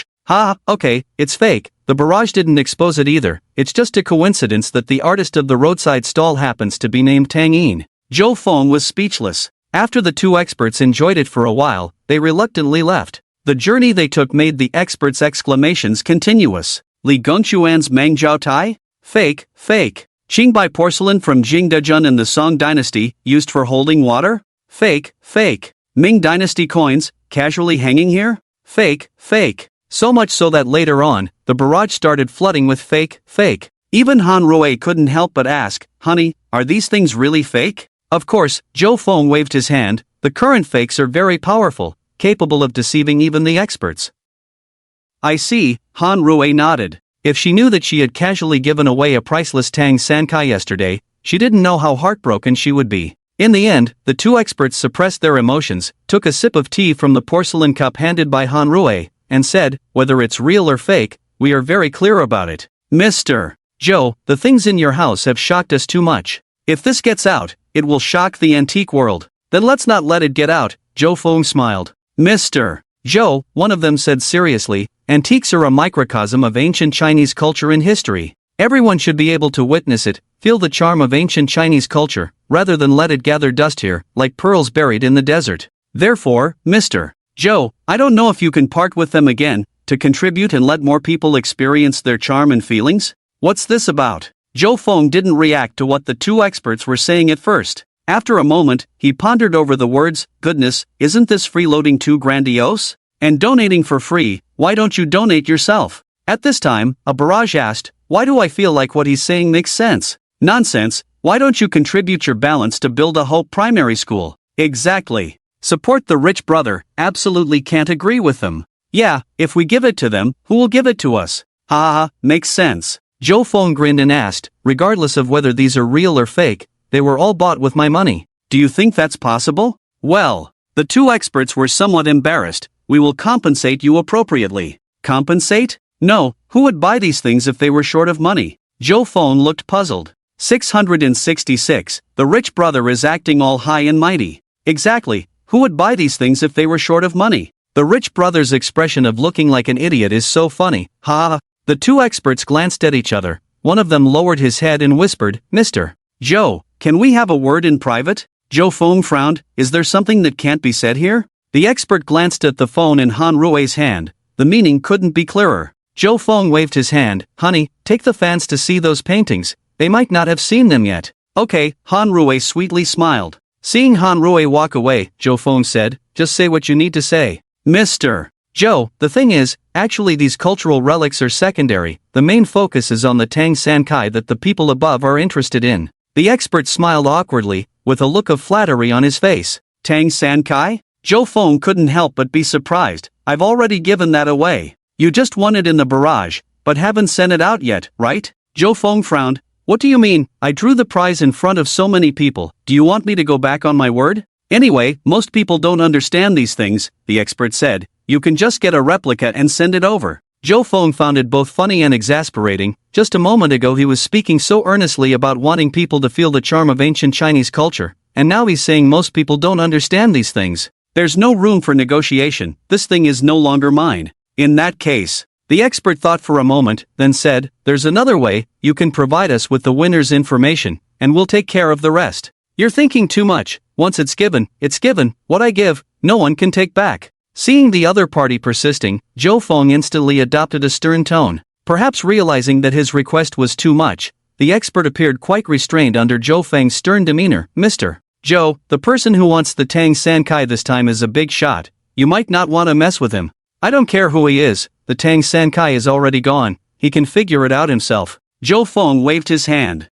Then please take care of yourself, Mr. Zhou. The expert gritted his teeth, left a harsh remark, and then left Zhou Feng's house in a huff. Zhou Feng disdainfully pursed his lips, threatening me, who does he think he is? Meanwhile, in the ancient and elegant academy, an elderly man with gray hair was resting in a rocking chair. Someone walked in and whispered something in the old man's ear. The old man opened his eyes, his voice calm yet full of authority, he didn't sell it? No, he didn't, the person beside him answered nervously. They had not handled this matter well, and if the old man became angry and blamed them, the consequences would be more than they could bear. At the same time, others began to resent Zhou Feng for not knowing his place. You may leave, the old man said, his tone filled with regret. The person's heart skipped a beat and said, Mr. Du, we will continue to find a solution. The old man nodded. The person breathed a sigh of relief, bowed lightly, and left the scene as if afraid of disturbing the old man's rest. Zhou Feng? The old man narrowed his eyes slightly and muttered to himself, the younger generation is formidable, quite interesting.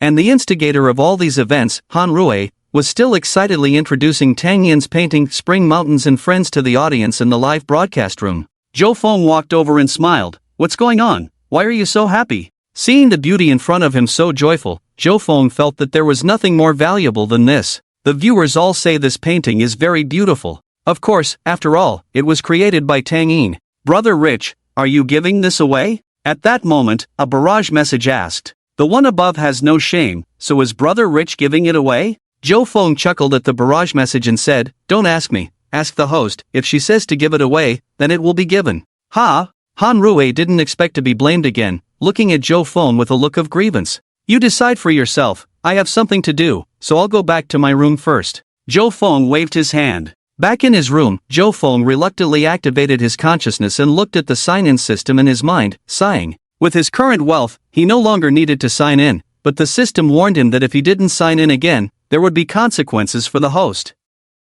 Reluctantly, Zhou Feng had to sign in. I hope it's something ordinary this time, Zhou Feng silently prayed. Ding! Congratulations to the host for successfully checking in and receiving the Dragon Alliance Leader Order. Dragon Alliance Leader Order? What is this? It's already the 21st century, is the system trying to fool us? In an instant, a brown palm-sized rectangular plaque appeared in Zhou Feng's hand, with a large character in the center of the wooden plaque, Dragon.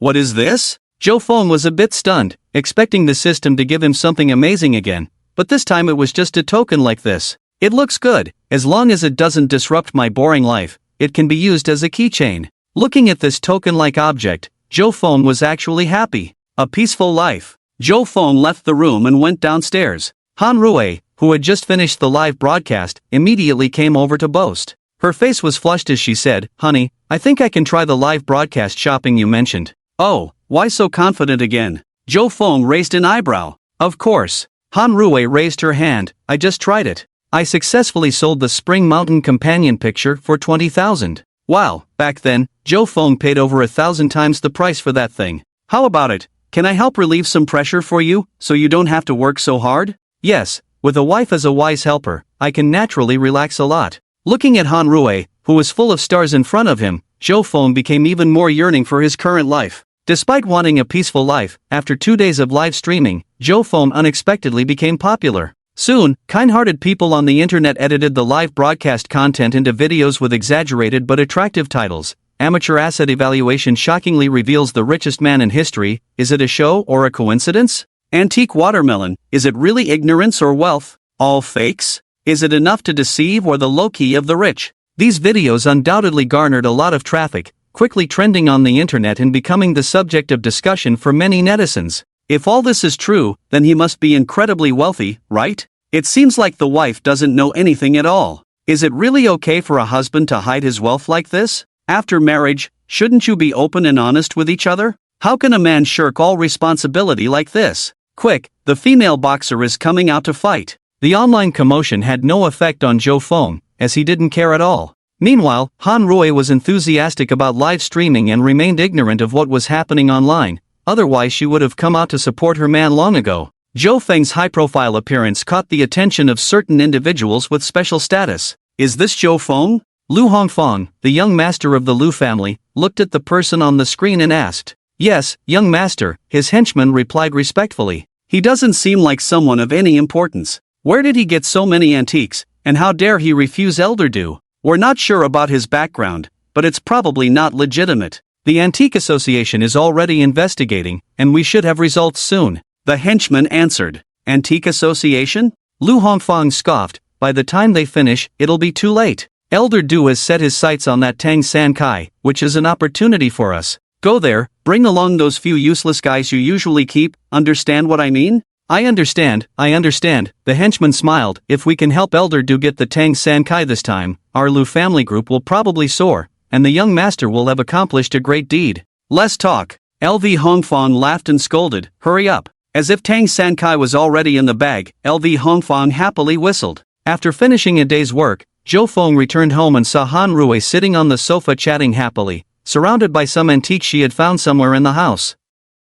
Hearing Zhou Feng's return, Han Rui waved and said, Zhou Feng, come and see. What's up? Zhou Feng walked over with a smile. Someone in the barrage said this is a bronze tripod from the Qin dynasty, is it true? Han Rui asked. Didn't I use it to hold incense in front of Guangdong? Why did you take it down? Zhou Feng asked. A casual remark set off the barrage. Strange, wow, using a bronze tripod to hold incense, is there anything that even a rich man can't do? We'll pay a high price for a chamber pot that the rich man doesn't want at home. Ha, the comments above are hilarious. Han Rui stuck out her tongue. Because someone in the live chat saw it, I took it down to have a look. Zhou Feng looked around and sighed. Let's go to the antique market tonight. At this rate, Zhou Feng estimated that it wouldn't be long before all the treasures in the house would be ruined by her. Okay.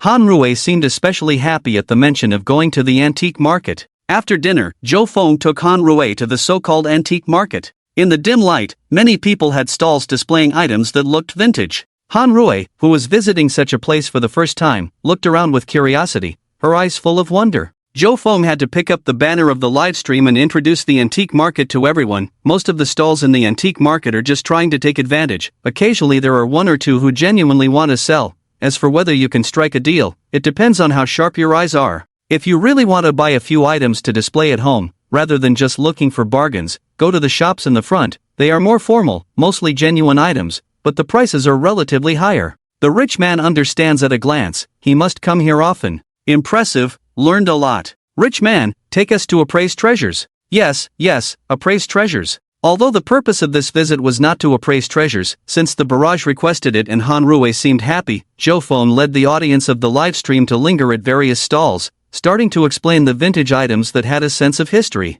This one is genuine, a folk kiln from the Ming dynasty. Although it's an antique, it's not worth much. I wonder what the rich man's concept of not worth much is. Yes, several million for an antique is not worth much. Ha ha. Zhou Feng couldn't help but laugh. This one is really not worth much, anyone can buy it, and the value of porcelain not only depends on its craftsmanship, but also on the patterns on it. For example, this Qianlong Tongbao, also an ancient coin, is very cheap. Most of the items on the stalls are like this, deceiving those who don't know, thinking that antiques are valuable, but they are being fooled. Zhou Feng continued to talk. 666. So there are antiques that are not worth much, broadening my horizons. Of course, even elementary school students know this. I request the person above to start an appraisal livestream. I will come to support. The nitpicker is everywhere. Meanwhile, Han Rui, who had been standing by, was already starry-eyed. I didn't know you knew so much. Just some trivial knowledge I researched when bored. Zhou Feng smiled.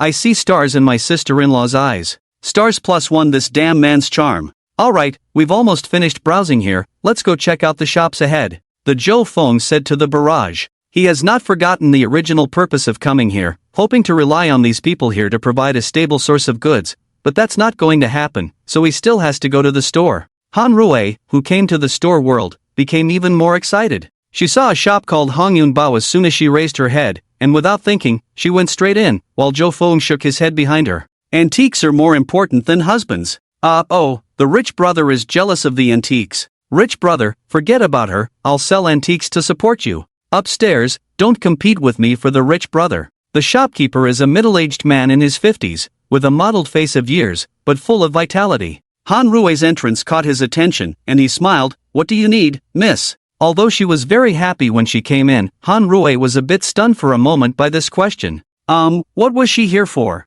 The shopkeeper shook his head. Seeing her reaction, he felt that she was not a potential customer, and was about to casually say a few words, but his eyes glanced at Han Rui's left wrist and immediately widened. This is, miss. The shopkeeper's breathing became somewhat rapid and uneasy. Can you let me see the bracelet on your wrist? Bracelet? Han Rui lowered her head, realizing it was the jade-colored bracelet that Zhou Feng had given her some time ago. She usually kept it hidden in her sleeve, but she was so excited that she accidentally revealed a bit of it. Just a tiny bit of green, but the sharp-eyed shopkeeper noticed it. All right, Han Rui thought for a moment, took off the bracelet, and placed it on the counter. This pure green. The shopkeeper appeared extremely excited. There's no mistake, even without a light, I can tell, this is the purest imperial green, and the craftsmanship, the workmanship, has not wasted this piece of jade.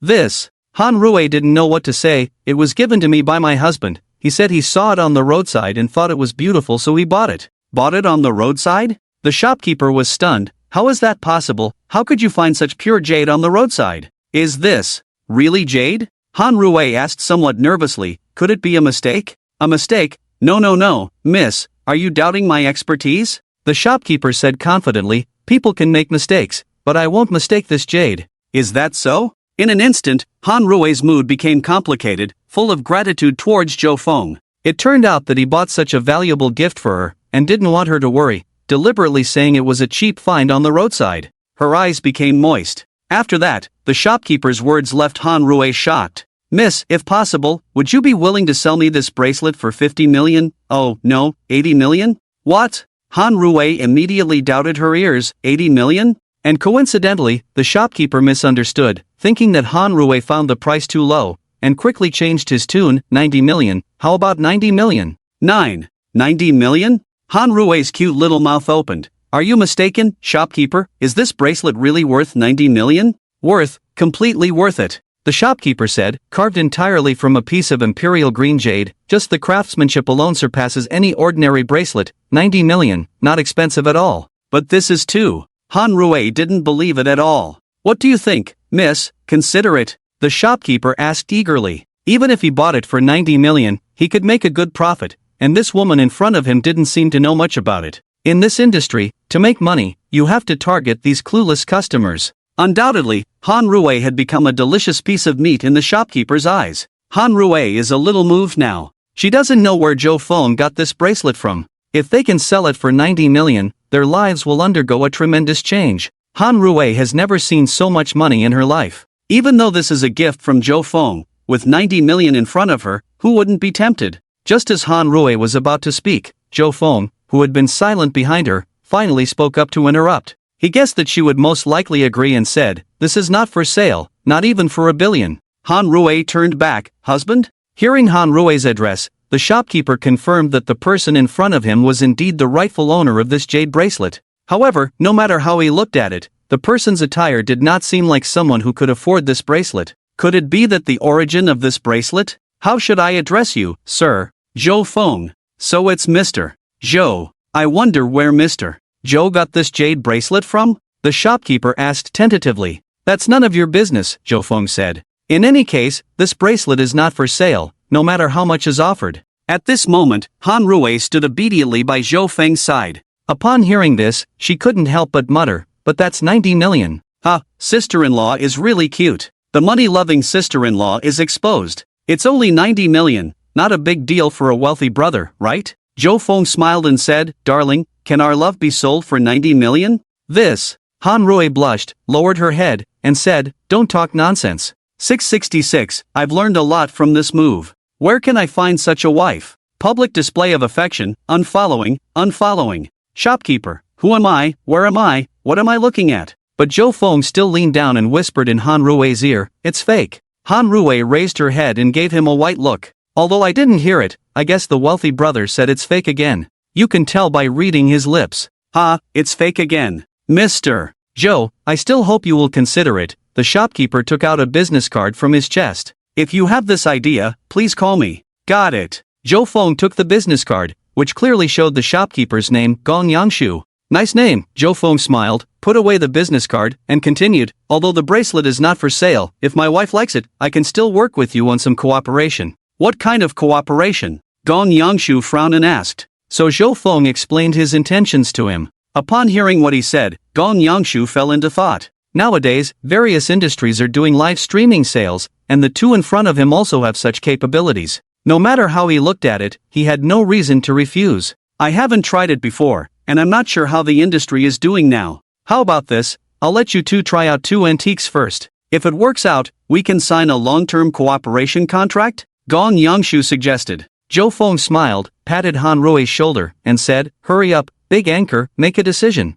Clearly, you're the big anchor. Han Rui retorted angrily, they're all here to see you. Nonsense, I'm here to see my sister-in-law. That's right, we support sister-in-law, male viewers, get out quickly. These guys. Zhou Feng laughed. But this also gave Han Rui something to pass the time. Early the next morning, Zhou Feng was awakened by a loud knocking on the door. Who is it, so early in the morning, have you no manners? Zhou Feng opened the door angrily, only to find himself surrounded by a group of people. The leader is the little brother who used to be respectful in front of Lu Hongfang, named Tao Pu. He angrily asked Zhou Feng, where were you last night? Zhou Feng rubbed his sleepy eyes and replied, I went to the antique market. Didn't you watch the live broadcast? Tao Pu retorted, who watches that stuff? Why did you go to the antique market? You made us come here for nothing last night. Zhou Feng sarcastically replied, does a father need to inform his son before going out? Tao Pu impatiently said, we came to find you for something. What's the matter? Where is the Tang San Kai?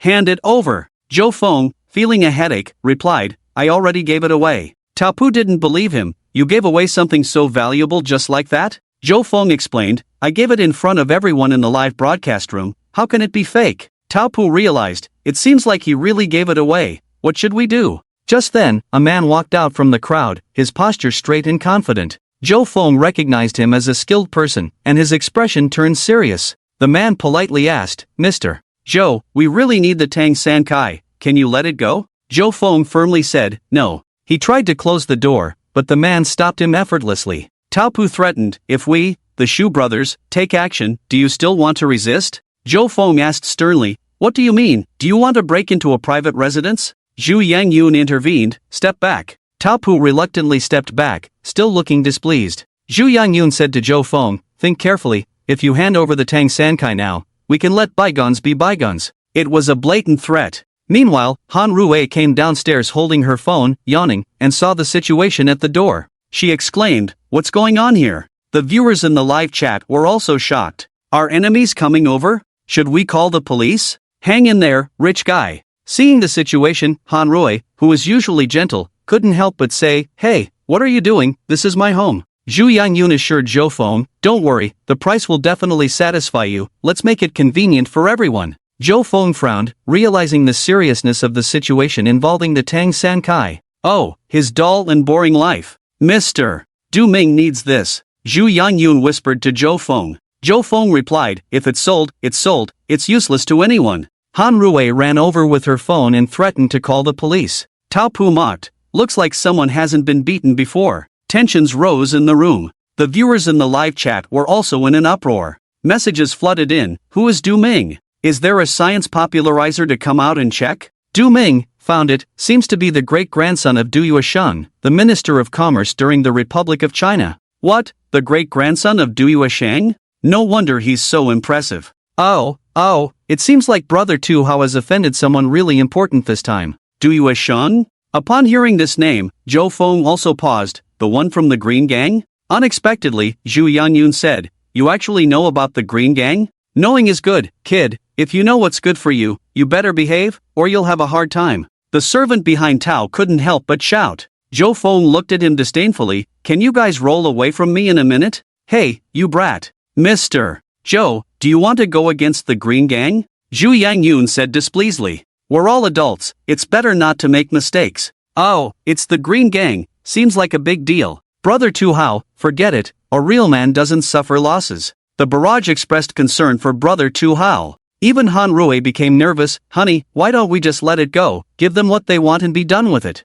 Whether it's the Green Gang or the Red Gang, if they come knocking again in the future, I won't be so patient. Zhou Feng retorted firmly. You! Zhu Yangyun clenched his fists, planning to teach this ignorant kid a lesson. Ah! Seeing Zhu Yangyun raise his fist, Han Rui let out a cry. Just as he was about to strike, Zhu Yangyun's pupils suddenly contracted, his gaze falling on Zhou Feng's waist, his fist freezing in midair, his face filled with disbelief. Tao was puzzled. What's wrong, Brother Zhu, why aren't you attacking? The barrage also sent question marks? Aren't they supposed to fight? Why did it suddenly stop? What's going on? Are they going to fight? Brother Tu Hao, teach them a lesson? 666, this reaction, could it be a setup? At that moment, Du Ming, who was watching the live broadcast in the study, suddenly sat up, his face filled with shock and joy. This token, could it be? Quick, immediately tell them to stop. Du Ming's shout echoed in the study. Before Zhu Yangyun could recover from his shock, his phone suddenly rang. Calming himself down, he quickly answered the call, hearing a deafening voice on the other end. "Stop, who told you to go bother him? Get back here now."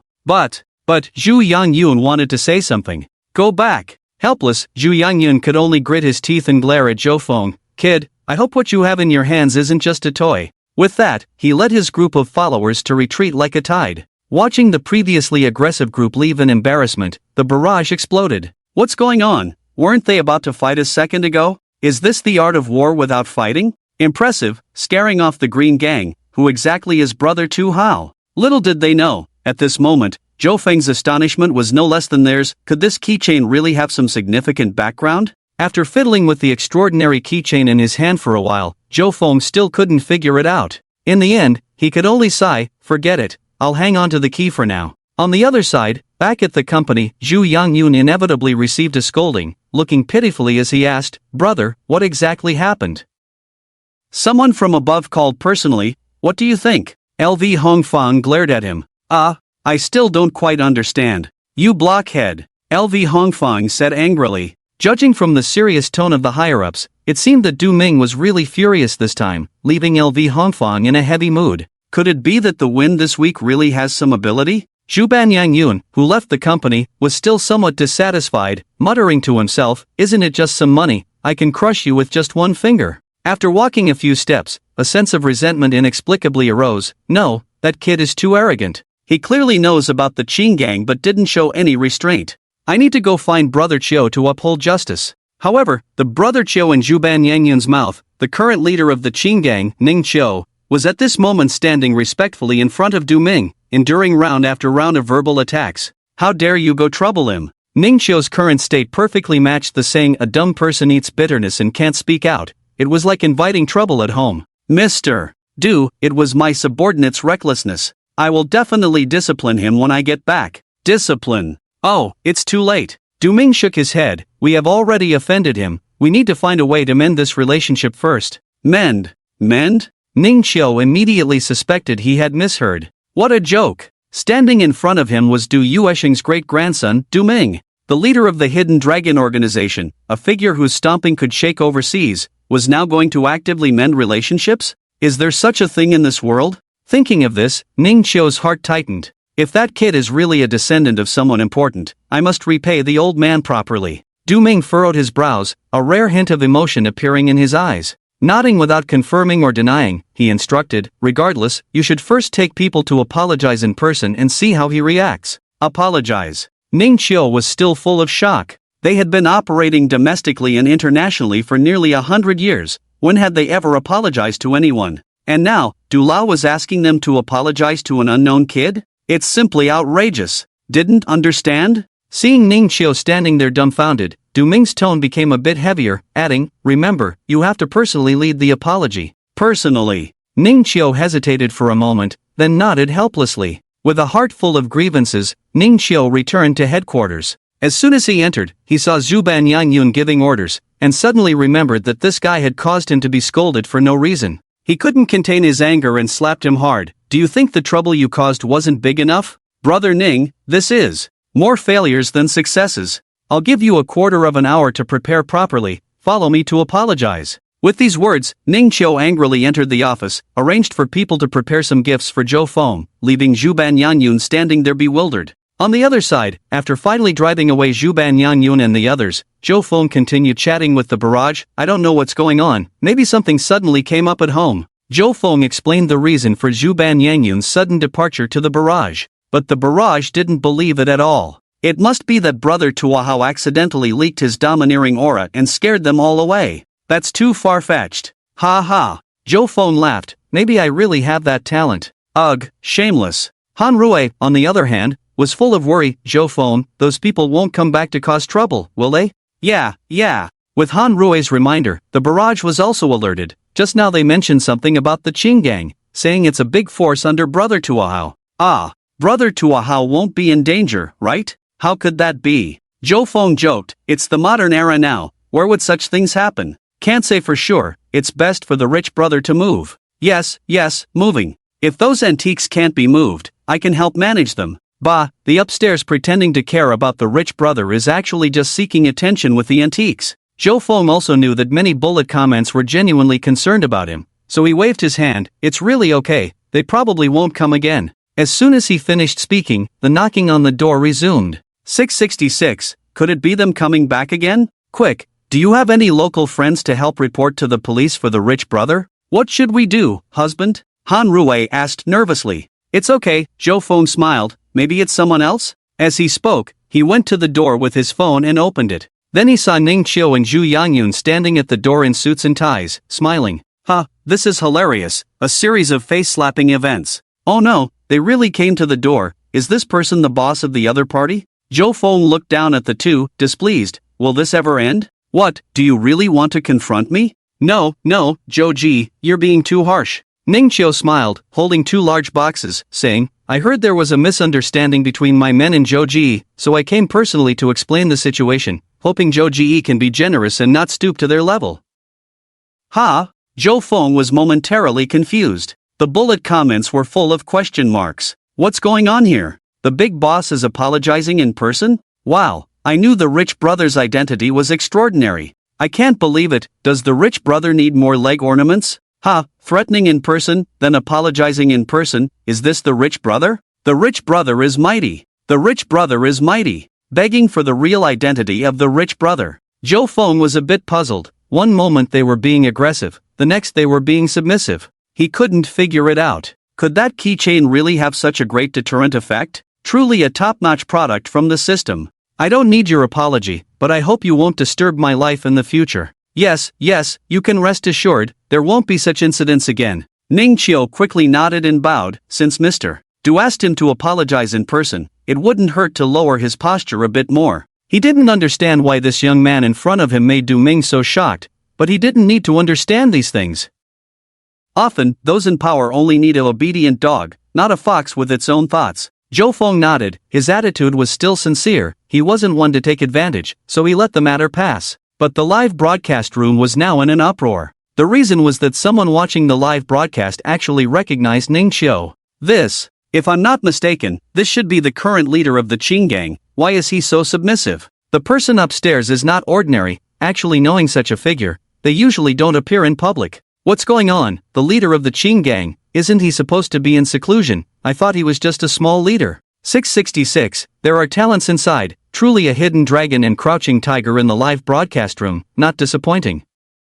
Compared to this, I just want to ask quietly, who's next? What is the rich brother's real identity? +1 + 10,086. Han Rui saw these bullet comments and smiled blankly. Didn't I say it? My husband is just a small executive in the company, nothing special. The live broadcast room erupted again. Yes, let the host get lost. Yes, let the celebrity get lost too. Let the antique club president run away in shame. It's my turn, let the leader of the Qing gang apologize. Looking at these criticisms, Han Rui's innocent mind also sensed that something was not quite right, looking at her own husband with suspicion. This silly girl, starting to doubt. Better late than never. The host is so cute, love.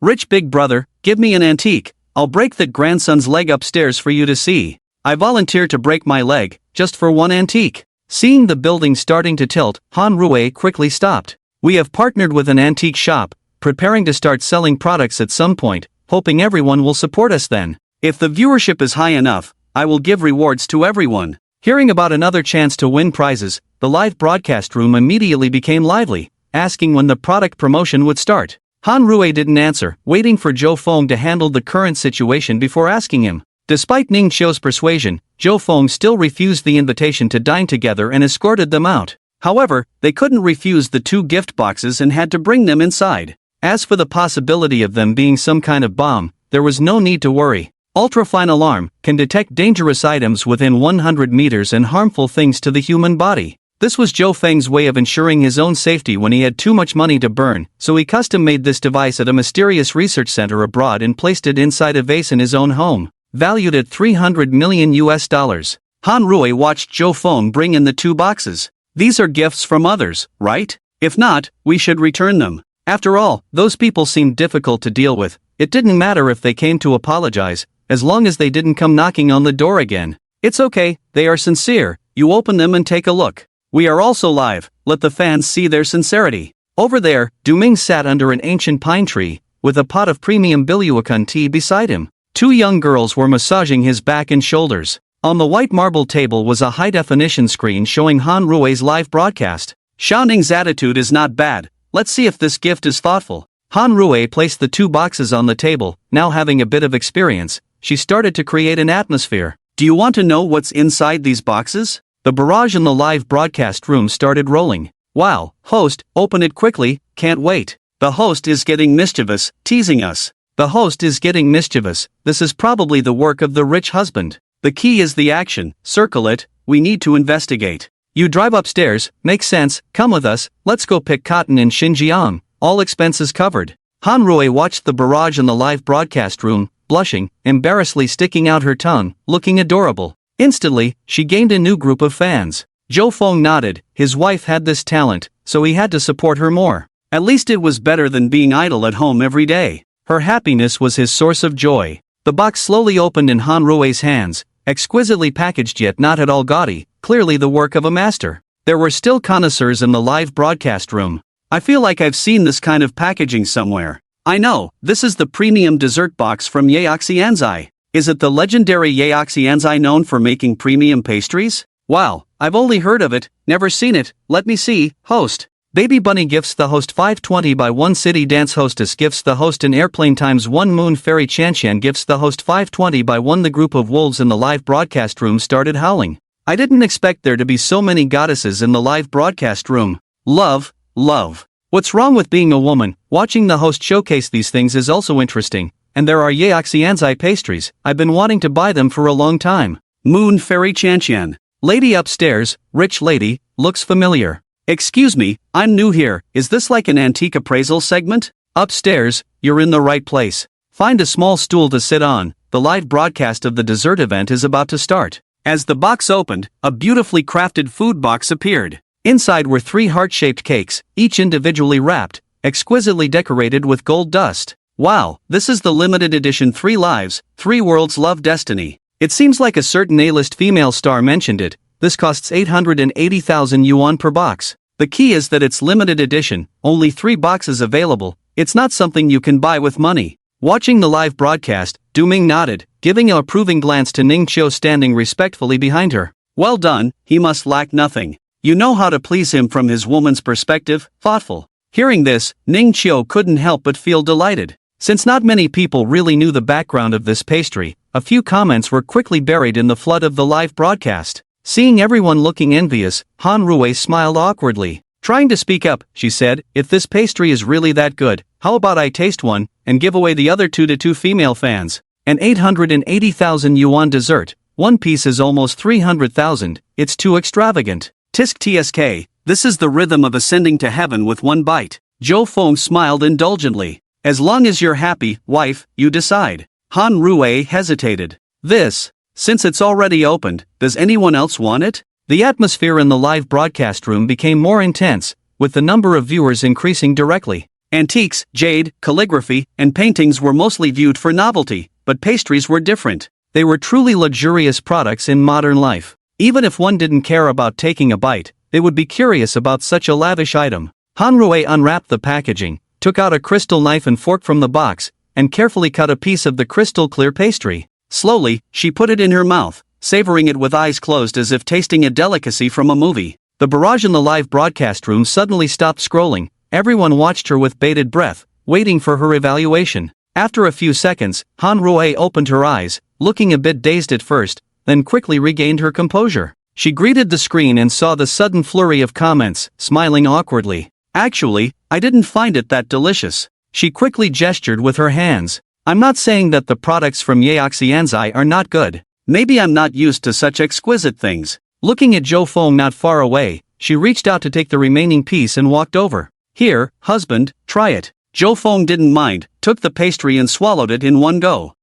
Not bad, it's tastier than the cakes from the previous shop. The people in the live broadcast room went crazy. Damn, eating something worth tens of thousands like that? Yeah, there should be some sense of ceremony. It's slightly better than the cakes from the previous shop. This is Yaoxianzai's Honor Limited product. Oh, I'm going crazy. Ignoring these comments, Han Rui walked to the table, covered the remaining 2 unopened pastries, and said to the screen, "Alright, I've tasted this for you, the taste is not bad, you can rest assured to buy it." People in the live broadcast room. It sounded like everyone could afford it, like everyone could buy it. Looking around, it seemed like not many were actively speaking, so she asked a bit hesitantly, "There are 2 more pastries in this box, any girls interested? If so, I'll start a lucky draw." This time, the live broadcast room seemed to come alive, with the barrage instantly increasing.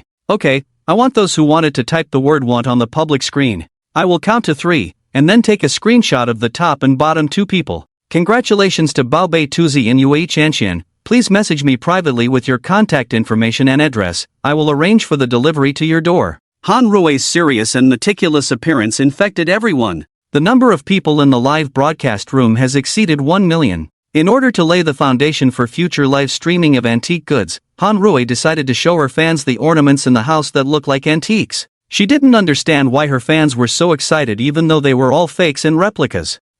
These fans are too easy to fool. "Honey, are there any items in the house that look like antiques?" Zhou Feng thought for a moment. "Let's check the study room." It seems that there are a few things in the study room, but he can't quite remember. At that time, when he had a lot of money, he would buy things on a whim, and many of the top auction items were bought at high prices by mysterious buyers. Zhou Feng doesn't even remember how many times he has done such things. People in the live broadcast room. What does like antiques mean? I feel insulted by my intelligence. Me too. Forget about her, let's see these replicas and broaden our horizons. The host is so cute in a silly way. Han Rui raised a selfie stick and started walking towards the study room. The host is showing her house again. Everyone get comfortable and enjoy the show. Where are the experts? We need experts to guide us. Yes, all kinds of experts are needed, don't be surprised. You'll see later. Antique art appraisal expert is in place. Zhang Rui from Hunan Museum. I can distinguish ancient books, so this episode is about the study room. I should be useful.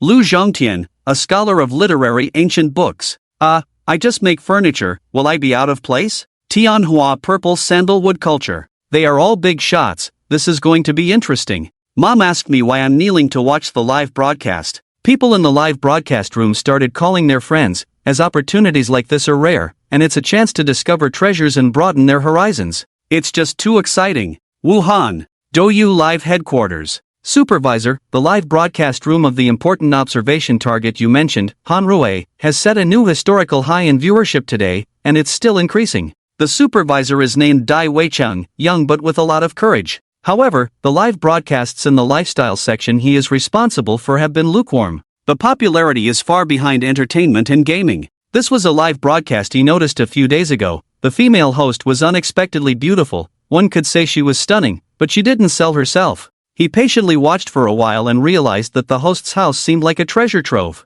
No wonder it could attract so many people. He immediately joined the broadcast, and it was bustling inside, with various rewards being given. Surprisingly harmonious, without any insults or drama. Since his work ID is a super VIP, as soon as he entered, he attracted a lot of attention. Wow, what is this statue of Buddha with an official label? I know, this is the supervisor of the lifestyle section, indeed a big shot. Super VIP Douyu Supervisor Dai Weicheng gives the host a Rocket X1. Super VIP Douyu Supervisor Dai Weicheng gives the host a Rocket X1. Super VIP Douyu Supervisor Dai Weicheng gives the host a Rocket X1. Wow, in my lifetime, I actually saw the supervisor giving gifts to the host. This trip wasn't in vain. Dai Weicheng kept his eyes on the live broadcast room, and after a minute, he realized something was wrong. Damn it, one rocket costs 5,000 yuan, 3 rockets are 15,000. But this silly host seems to have not even noticed. No, she didn't even care that such a big shot had entered the live broadcast room.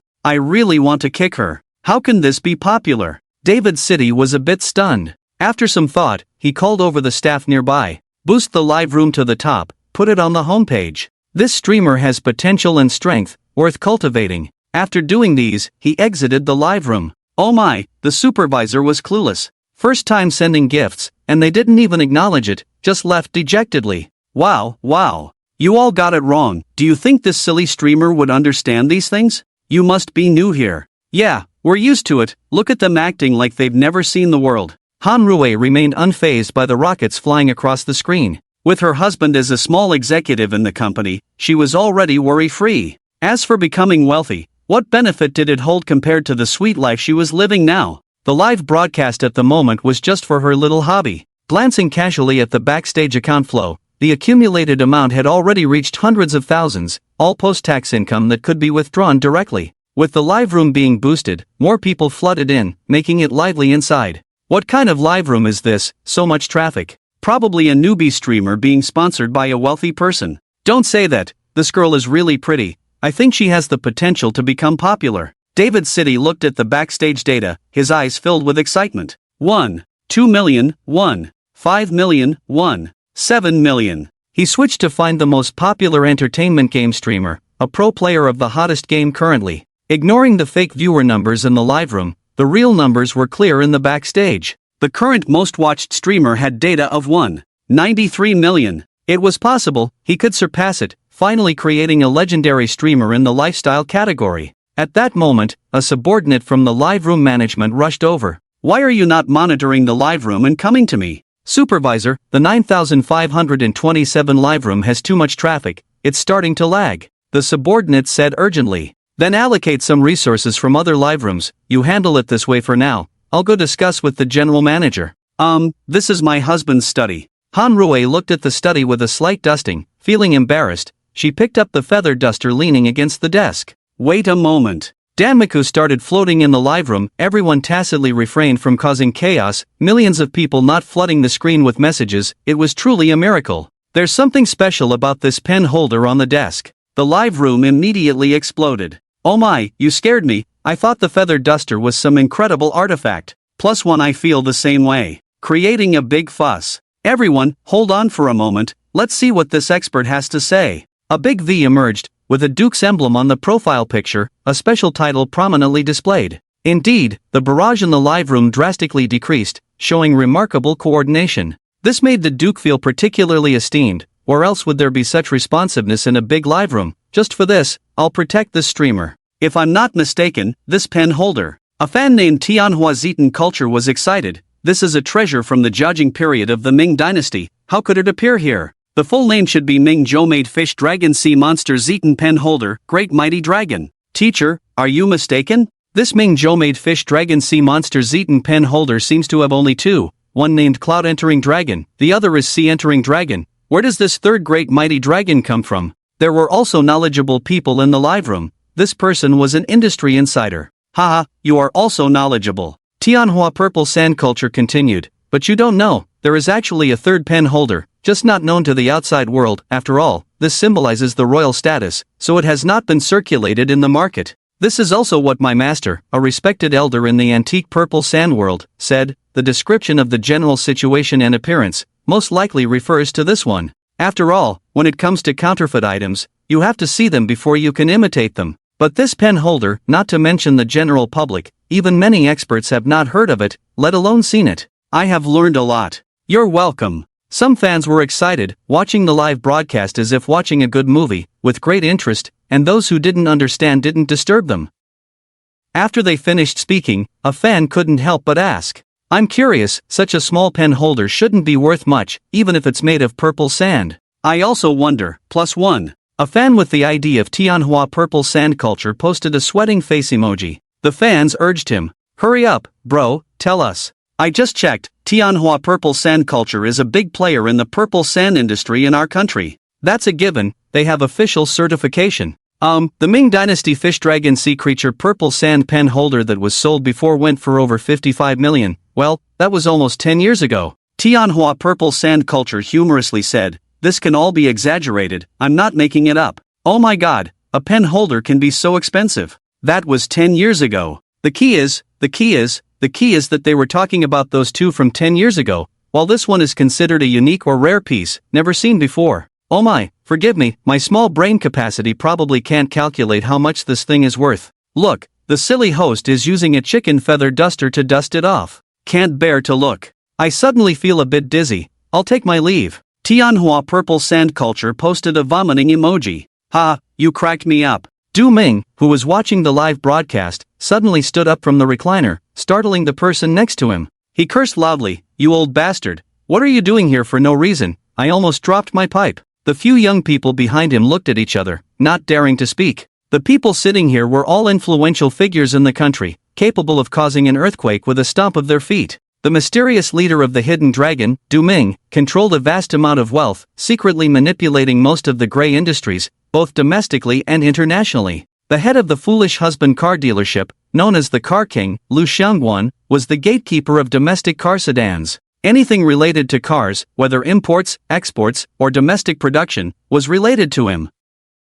Yu Zhenhai, also known as the Ship King, controlled most of the commercial ships domestically and internationally, with a strong family background. Du Ming didn't care about these old buddies, his eyes filled with excitement. This is the thing my grandfather talked about. What Du Senior said. Lu Xiangguan also stood up from his seat, in his 70s, but still strong and loud. Du Yuancheng had once helped the Lu family, so even though their family's strength was now stronger than the Du family, they still respected them. Xiaoding, at all costs, get this pen holder. Yes. A young man behind him nodded in agreement, about to make a call. Du Ming spoke, hold on. Looking at the puzzled eyes of his old friends, he said, a gentleman does not take what others love. Let's watch the live broadcast first. The Ship King next to him sneered, Du Ming, are you into these things now? Seeing everyone's puzzled expressions, Du Ming mysteriously smiled, then spoke with a solemn tone. Do you know what I saw? I saw the Dragon Alliance Master's order, yes, the Dragon Alliance you were thinking of, hanging on the waist of the anchor's husband. Several old people remained silent, slowly digesting this news. Is it possible that it's fake? Du Ming sneered, even if it's fake, do you think someone his age could have not seen the real thing and be able to replicate it? Furthermore, even if he wanted to replicate it, would anyone dare to engage in such a risky business? With these words, the group fell silent. Let's watch the live broadcast first. Let's watch the live broadcast. Right, Xiaoding, isn't this live room where you young people can send gifts? Yes, Lu. Send a gift of 5 million as a gesture. Ning Xiao, you also arrange it. Yes. Xiao Ye. Yes. While the live room was lively, suddenly, a magnificent opening animation appeared. Then a huge banner of subtitles began to float. Nianqiu gifts the anchor with an aircraft carrier X5. Ling Dingyang gifts the anchor with a Battle Angel X50. User Rushwan gifts the anchor with a Sweet Angel X50.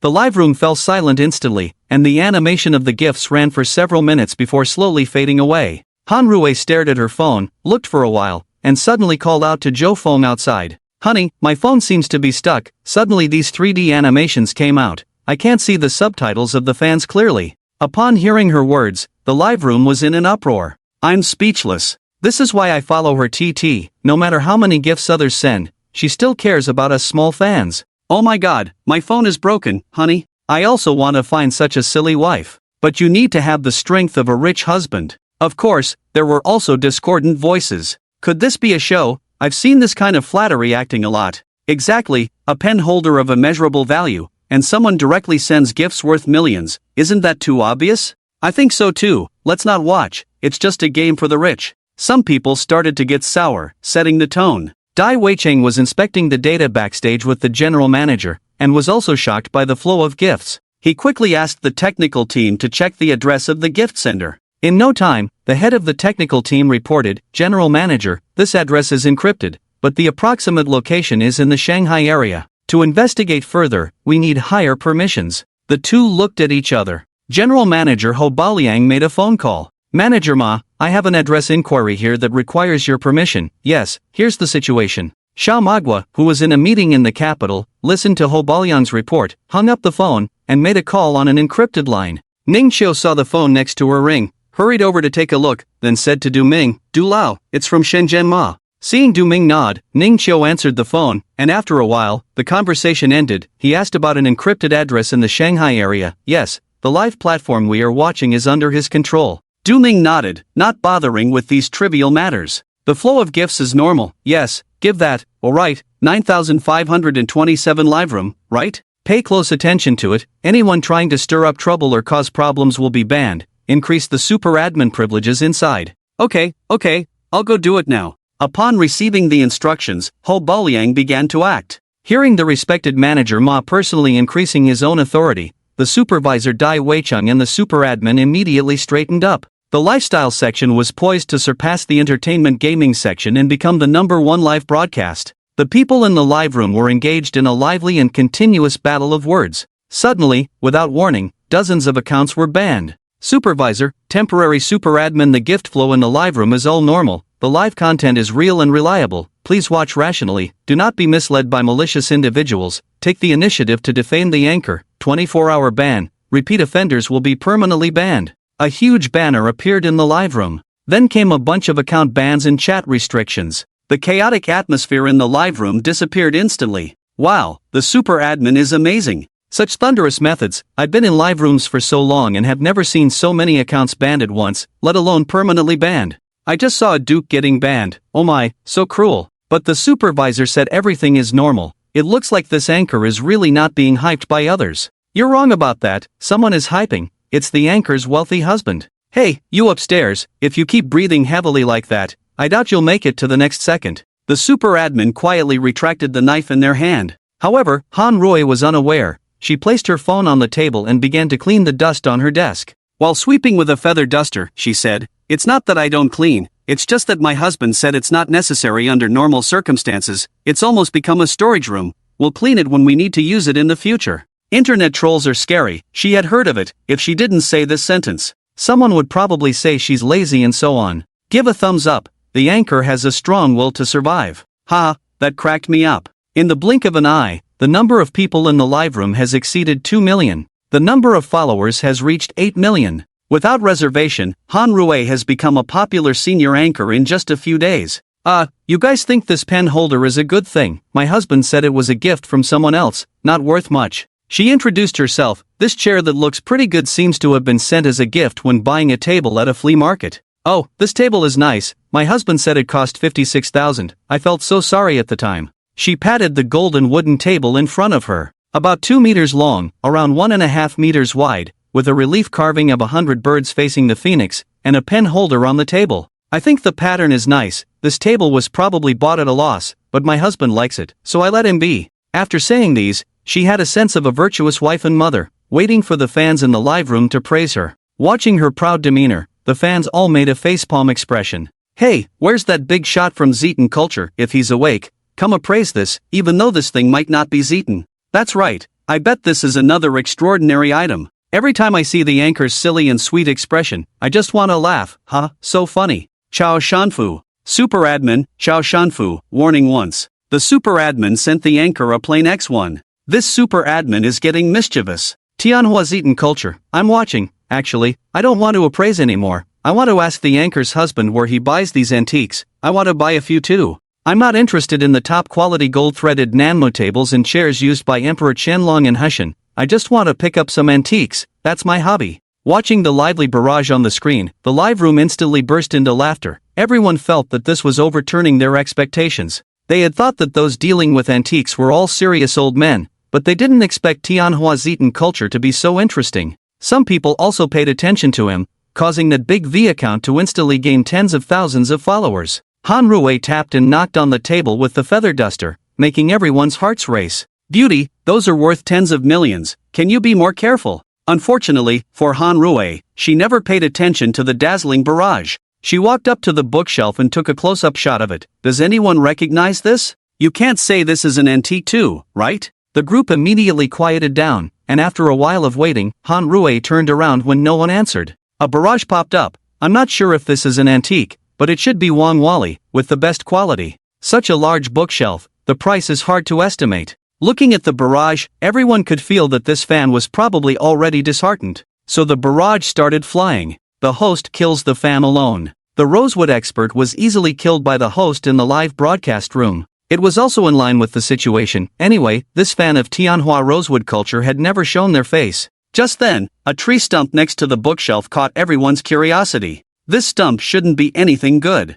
I don't believe that such a rich person would have a useless stump at home. Forget it, let's invite an expert. After a while, no one responded, and after a while, a barrage finally appeared. How about I give it a try? Literary and ancient book researcher Lu Zhongtian. Although it's not my area of expertise, the previous person was honored. I think I can contribute some light and heat. Oh my, it's actually Professor Lu Zhongtian. Hello, teacher, I'm a student from our school. This literary and ancient book researcher Lu Zhongtian was not simple. He was an old professor at the capital Tsinghua University, and it was unexpected that he was also watching the live broadcast. Hello everyone, let's take a look at this thing first. I think this piece of wood is agarwood. Agarwood? It's the kind you often see in videos, used for making incense. Scraping a bit can light up for an hour, making people feel refreshed and relaxed. Most of those are probably fake, but this one, I reckon it's real.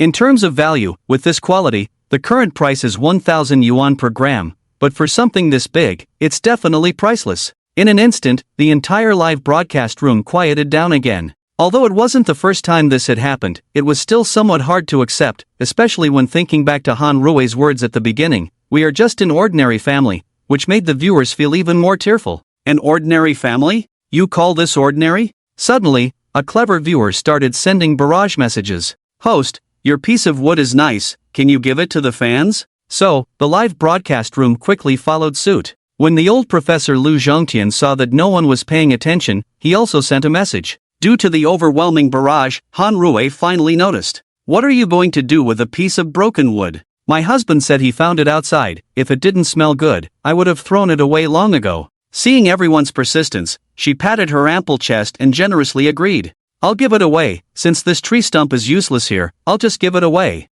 Zhou Feng heard his wife's voice outside and hurried in.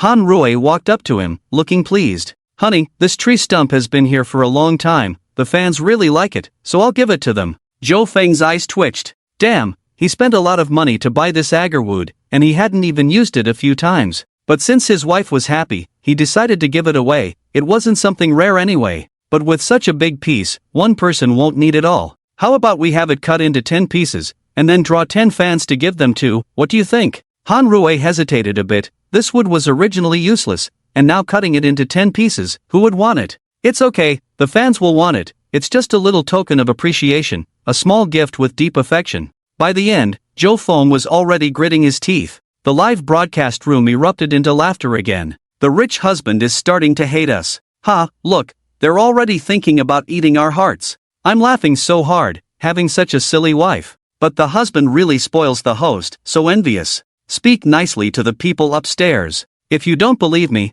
ask your fans in the live stream." Seeing Han Rui's disbelief in herself, Zhou Feng felt a bit frustrated. "Really, do you really want this useless piece of wood so badly, even if it's divided into 10 pieces? The live stream chat immediately started rolling. "I want it, I want it. I want it too. This is the streamer's goodwill, whether it's agarwood or not. Yes, my husband is right, let's divide it into 10 parts. Everyone was not foolish. This whole wooden stake was probably quite valuable, but only one person had the luck, so dividing it into 10 parts would increase their chances of winning, right? Even 1/10 of it was something extraordinary. Now, the tourists who were brought in by banners or the live stream basically didn't leave. It was really popular, drawing a crowd for a red envelope worth 99 yuan in other live streams, but this streamer was amazing, directly giving away 10 portions of agarwood worth at least tens of thousands. The generosity. Only fools would leave. The number of people in the live stream had climbed to 2.6 million, unexpectedly becoming the number one on the platform, rising to the top. In the live stream of a game master on the Douyu platform. "Alright, tonight our collaboration has indeed increased our popularity," said the ID named Sima Shangru. Yes, the popularity is high, most likely breaking the platform's record, with actual viewership exceeding 2 million. Same here, about to break 1 million, received tens of thousands of gifts. Several streamers excitedly discussed. The biggest streamer Sima Shangru pondered for a moment, instructing his assistant next to him, "Set the pace, let's draw some prizes. Since we are number one on the platform, if we draw well, we can easily surpass 2 million viewers." The assistant nodded, about to start when suddenly he stared blankly at the screen. "I told you to get things done, why are you daydreaming?" No, boss, something's not right." "What's wrong? Can you say it at once? I'm live streaming, it's not good to cut away, don't mess around." The assistant swallowed hard. "We are not number one on the platform anymore." Sima Shangru suddenly realized, quickly turned off the microphone and camera. "What did you say? I'm not number one on the platform anymore?" "Yes, that's right." A big streamer suddenly appeared in the lifestyle section of the platform. The assistant opened the backstage, compared various data, and told Sima Shangru, "Our current viewership is only 1.7 million, while theirs is 2.6 million, a gap of nearly 1 million. Sima Shangru was stunned. What's going on? Which big shot parachuted in? Could it be that a tycoon is supporting a girl? Damn, just at this time, the actual viewership is still 2.6 million, how extravagant. Forget it, let's draw some prizes, the viewership will go up." The assistant agreed and quickly went to arrange the operation. Alright, I had something to attend to, now let's draw some prizes. Just join my fan group, type streamer666 in the chat, and you have a chance to win a 666 yuan red envelope, a total of 3, seize the opportunity. Sima Shangru was confident. He used to give out 88 yuan red envelopes, but today he was generous, so there would definitely be a lot of participants. Sure enough, the screen started to show sporadic streamer 666 messages, but it wasn't particularly popular. Just as he was wondering, suddenly a line of text appeared on the chat, catching his attention. Over in the lifestyle section, there's a female streamer giving away agarwood worth tens of thousands, and there are 10 portions. You guys go ahead and draw this 666, I'm out. Damn, dare to boast like this? The hired fans are too obvious. The fans swarmed in, cursing the person, but the person didn't respond at all. It seemed like they had already left. Someone couldn't sit still. I'll go take a look and come back to give you guys the news later. Sima Shangru smiled, the lowly means were not worth mentioning, and continued the interaction with the audience. But after 2 or 3 minutes, that fan still hadn't returned, so a few more went, and soon, finally a fan came back. Directly on the public screen, 3 wow, wow, wow, were typed out. The anchor's heart skipped a beat, but he didn't have time to speak. The fan quickly said, I'll go draw first, bye. This caused an explosion in the live broadcast room. Some cursed the anchor for his despicable means, some directly exited and went to watch the truth over there. 170, 150, 120, 78. In no time, more than 1.7 million people turned into 670,000 people.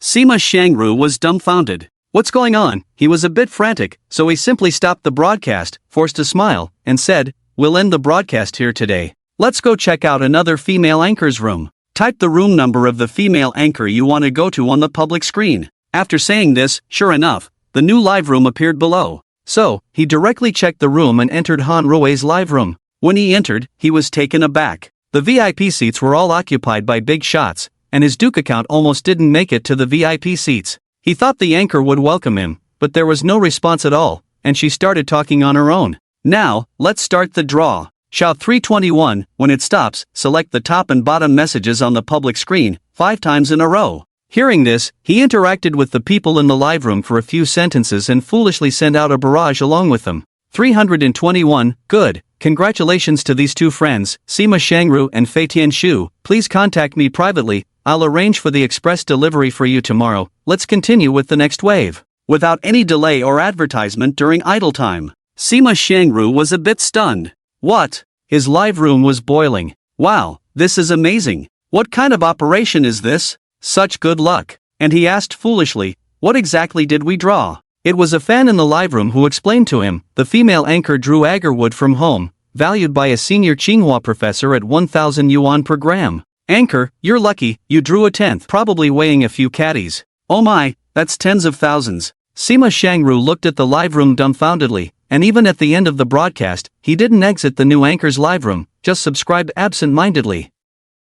Han Rui clapped her hands, feeling like she had accomplished something big. Looking at Zhou Feng, she said, how about it, honey, am I great? I actually did a draw for the fans, and drew 10 at once. Zhou Feng smiled bitterly and nodded, giving a thumbs up. Finally, after finishing looking at the bookshelf and everything else, Han Rui held up a selfie stick and said to the camera, behind me are some books bought by my husband, nothing special, shall we go look elsewhere? The fans in the live room immediately protested. No, we want to see what books the rich husband is reading. Yes, let's see the books inside. I've been prepared for a long time. Lu Zhongtian, a scholar of literary and ancient studies. Aren't the books mostly ancient artifacts? After all, many real ancient artifacts cannot be browsed, as they are easily damaged. That's for others. I think even if it's books in the anchor's house, there must be something eye-catching. Seeing the fans so enthusiastic, Han Rui couldn't resist and had to slowly flip through those books with her phone. The Gospel of the Lion King Henry? Is the anchor's husband still reading such childish books? Is the person above a fool? This book talks about the Lion King, the most powerful duke in Saxony, Germany. Lack of education is truly terrifying. But isn't this book kept in Germany? How did it end up in the anchor's house? I just checked. This book was auctioned for millions of dollars many years ago. Lost in the U.S. Wow, I can't believe I saw this book at the anchor's house. As Han Rui showed the book to the audience in the live broadcast room with her phone, the barrage of comments never stopped. It was truly shocking that in such a small study room, there were collections of precious books well known to many. This is not something that can be achieved just by being wealthy, it also requires a vast network of connections. Some clever fans had already started paying attention to their own words and actions, as the anchor's husband, while not a public figure whose every move had a significant impact, had a background that hinted at something more. The capital city. Inside Tsinghua University, Professor Lu Zhongtian could no longer sit still. As a scholar of ancient texts, he naturally understood the significance of these books. If this information were to be leaked, it would surely cause a stir. They are still too young, how could they let everyone see so many good things? He picked up the phone next to him and dialed a number. Lao son, are you busy? If not, I'll come over to your place. Oh, ask your granddaughter to lend me the tablet. Yes, I'll be right there. In no time, he arrived at his destination. A courtyard. Sun Guisheng was eating pickles and drinking porridge. What's so urgent that you had to come over while I was eating? This seemingly ordinary old man was the deputy curator of the Capital Museum, with the title of curator being more symbolic. Don't worry about that, bring the tablet over, come, I'll show you the live broadcast. Sun Guisheng laughed heartily. When did you become so trendy, watching live broadcasts? However, Lu Zhongtian remained silent, directly opening the live broadcast and pointing at the screen. The two old men looked as if they had seen a ghost, their faces full of disbelief. Before the porridge could even reach their stomachs, Sun Guisheng sprayed it out. Is this the Gulf poetry? How did this end up here? This anchor is Chinese, how is this possible? He said a lot in one breath, his eyes full of disbelief. This must be fake. He looked at the ancient text scholar in front of him. Lu Zhongtian sighed and shattered his illusions with a certain tone. I can't identify all of them, but at least half of them are definitely real. Sun Guisheng was too engrossed in the tablet to care about his meal, staring intently at the books inside. This anchor doesn't know anything. Isn't this just a game? Just then, his eyes widened, and Lu Zhongtian saw a book. Classic of Mountains and Seas. In fact, all the Classic of Mountains and Seas we see are bound volumes or copies. The real Classic of Mountains and Seas was lost in the last century. I'll check right away. Where is this anchor? I'll go there in person. Sun Guisheng shouted at the door, and someone outside heard and quickly went to handle it. During a meeting, Ma from Shenzhen suddenly received a call. The call was encrypted, so he couldn't see the number, but he dared not ignore it. Hello, who is this? Not long after, Dai Weicheng, who was watching the live broadcast in the Douyu streaming room, received a call. After understanding the situation, he said on the phone, "Boss, is this appropriate? Revealing someone's privacy." Shenzhen's little Ma smiled bitterly. "Do you think I can refuse?" Dai Weicheng fell silent for a moment and reluctantly nodded. But after some thought, he took out his phone. Zhou Feng was making tea when his phone rang suddenly. "Hello, who is this?" Not many people knew this number, but recently there seemed to have been some leaks, so he considered whether to encrypt it again. "I am Dai Weicheng, head of the lifestyle section at the Douyu streaming headquarters. Are you Zhou Feng, the husband of Han Rui? Hey, why did you call me?" Zhou Feng was a bit curious. "It's like this, your wife Han Rui captured something during her live broadcast that caught the attention of the higher-ups. Mr. Sun Guisheng, an elderly gentleman from the Capital Museum, needs your address." I had no choice but to tell him, hoping for your understanding. "Hey, if I'm not mistaken, your wife is currently filming those books. It seems that someone saw those highly valuable books." Zhou Feng nodded. "It's okay, thanks for letting me know." This was actually within his expectations. Not only did this batch of books cost him a fortune, but it also took a lot of effort. However, he didn't collect these books to read them himself. After all, high value doesn't necessarily mean they are enjoyable to read. He wanted to hand them over, but he didn't have a good excuse. Plus, the methods of many so-called experts were particularly annoying, so all the books were left here. Seeing the good effect of Han Rui's live broadcast earlier, Zhou Feng wanted to take this opportunity to hand these things over to the country, which could be considered as doing something for the nation. But even though we're handing them over, we can't let them feel entitled. He took out something like a badge from his pocket and put it on. The badge on his chest flashed and disappeared. Charm badge increases the carrier's charm by 20 points, and the goodwill and trust of people around the carrier increase by 20 points. What does this mean? It means that even if you don't know a pretty girl, you can directly take her to watch a movie or have a meal, and she won't refuse.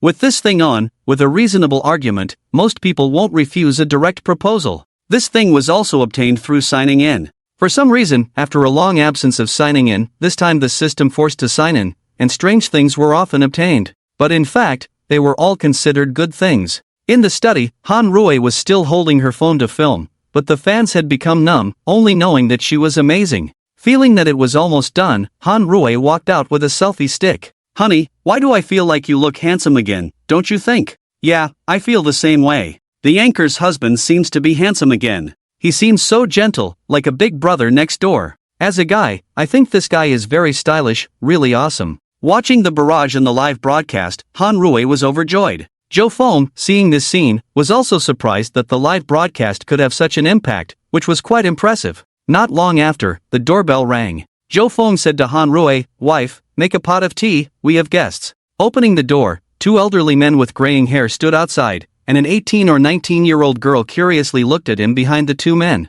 There were also two men in suits standing like bodyguards in the distance, scrutinizing him. "Hello, is this Han Rui's house?" "Yes, it is. Who are you?" Although he had a rough idea, he had to pretend not to know, or it would be difficult to deal with them. "I am Lu Zhongtian, currently a professor at Tsinghua University, specializing in ancient texts. This is Mr. Sun Guoxing, the deputy curator of the Capital Museum. Here are our work credentials." The visitor inexplicably had a good impression of Jo Fong. Since they came unannounced, they had to show their sincerity. Jo Fong took a brief look, nodded, and let them in. Sun Guoxing nodded slightly, asking the two men in suits to wait outside, and then the three of them entered the study. "May I ask what brings you here?" Meanwhile, Han Rui was just brewing tea with hot water. Her phone was still on the side, and the live broadcast was uninterrupted. Seeing Han Rui, the few people introduced themselves again, and the girl following them was Sun Qingqing, Mr. Sun's granddaughter. The live broadcast was also clear, so they started discussing again. "Who are these people? Lu Zhongtian seems very familiar." "Idiot, Lu Zhongtian is the expert on ancient texts mentioned earlier." "Right, I remember now." "Oh, that old man named Sun Guoxing seems to be the deputy curator of the Capital Museum." "Wow, that's right, the specifications of this live broadcast room are really high." Perhaps seeing the phone placed there, making the live broadcast more prominent, Sun Guoxing raised his hand and smiled, "Hello to all the fans." This made the people in the live broadcast room even more excited. "Wow, the curator grandpa greeted me. This is a big shot with the same authority as a provincial official, so approachable. My mom asked me why I was nodding and bowing to my phone. So honored, isn't it?" There was a lot of excitement, but without exception, all the words were positive and uplifting. Super VIP Supervisor Dai Weicheng gifts the anchor 3 airplanes. Extremely honored. Several colorful big words appeared. The live broadcast room paused, like the calm before a storm. Then, the entire live broadcast room began to be flooded with a wave of gift-giving, one after another, unable to stop. Sun Guoxing looked at the phone screen flashing cars, airplanes, or Rocket Rose rain scenes from time to time. He was a bit puzzled. "Isn't this a live broadcast?" Sun Qingqing smiled at the side and said to her grandfather, "Grandpa, everyone in the live broadcast room is welcoming your arrival and sending you gifts." She then smiled at Jo Fong, "Brother Zhou, these gifts are for my grandpa, at least give me half." Jo Fong laughed, "Of course, all for the old man." Sun Guoxing waved his hand, "Hey, what's this? Let's not talk about this, let's talk about why we are here today." Suddenly, Jo Fong was puzzled by the interruption. He tried calling out, "Grandpa Sun? Oh, young man, can I take a look at the teapot on your table?" Sun Guoxing looked surprised, his eyes fixed on the tea set on the table. Seeing him nod, the old man stepped forward, grabbed the teapot, and started examining it. "Grandpa, be careful, the tea was just brewed." Han Rui kindly reminded him from the side. In a blink of an eye, Lu Zhongtian also picked up a teacup and examined it carefully. The three of them looked at each other. The live broadcast room resumed. "Is this another amazing thing? No need to wonder, it must be good. He's the deputy curator, he can't go wrong, right? To be honest, I'm already numb. If something ordinary appears one day, I'll feel relieved." Wow.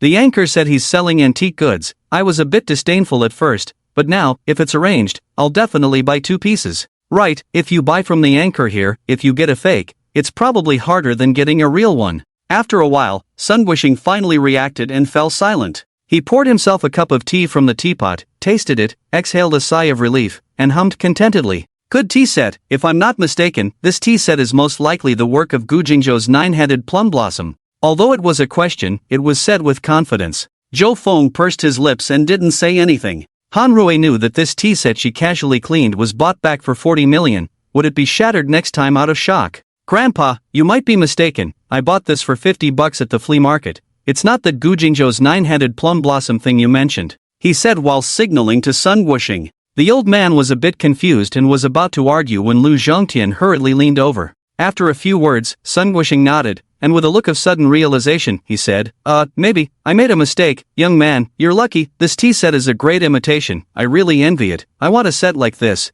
but I can't find it anywhere. Zhou Feng became alert. What was this old man up to? He had a bad feeling. Sure enough, the silly daughter-in-law came online immediately. Oh, Grandpa Sun, it's just a set of tea sets. If you really like it, I'll give it to you. Anyway, Zhou Feng bought it for 50 yuan, let him buy another set. Sun Guixing smiled, almost bursting out laughing. But he held it back, somewhat embarrassed, and said, can this be done? Is it not appropriate? What's wrong with that? It's just a 50 yuan item. Just now, it seems like there are a lot more people in Grandpa's live broadcast room. The old man touched his beard, smiled with satisfaction, and said, since that's the case, then it's great. Zhou Feng looked bewildered on the side. What's going on? The barrage in the live broadcast room scrolled quickly. 6666. Too awesome, Grandpa is so powerful. It's simply a crushing blow to the intelligence of the host. Don't you think Professor Lu is also amazing? I think it was his idea. Ha, I'm laughing so hard.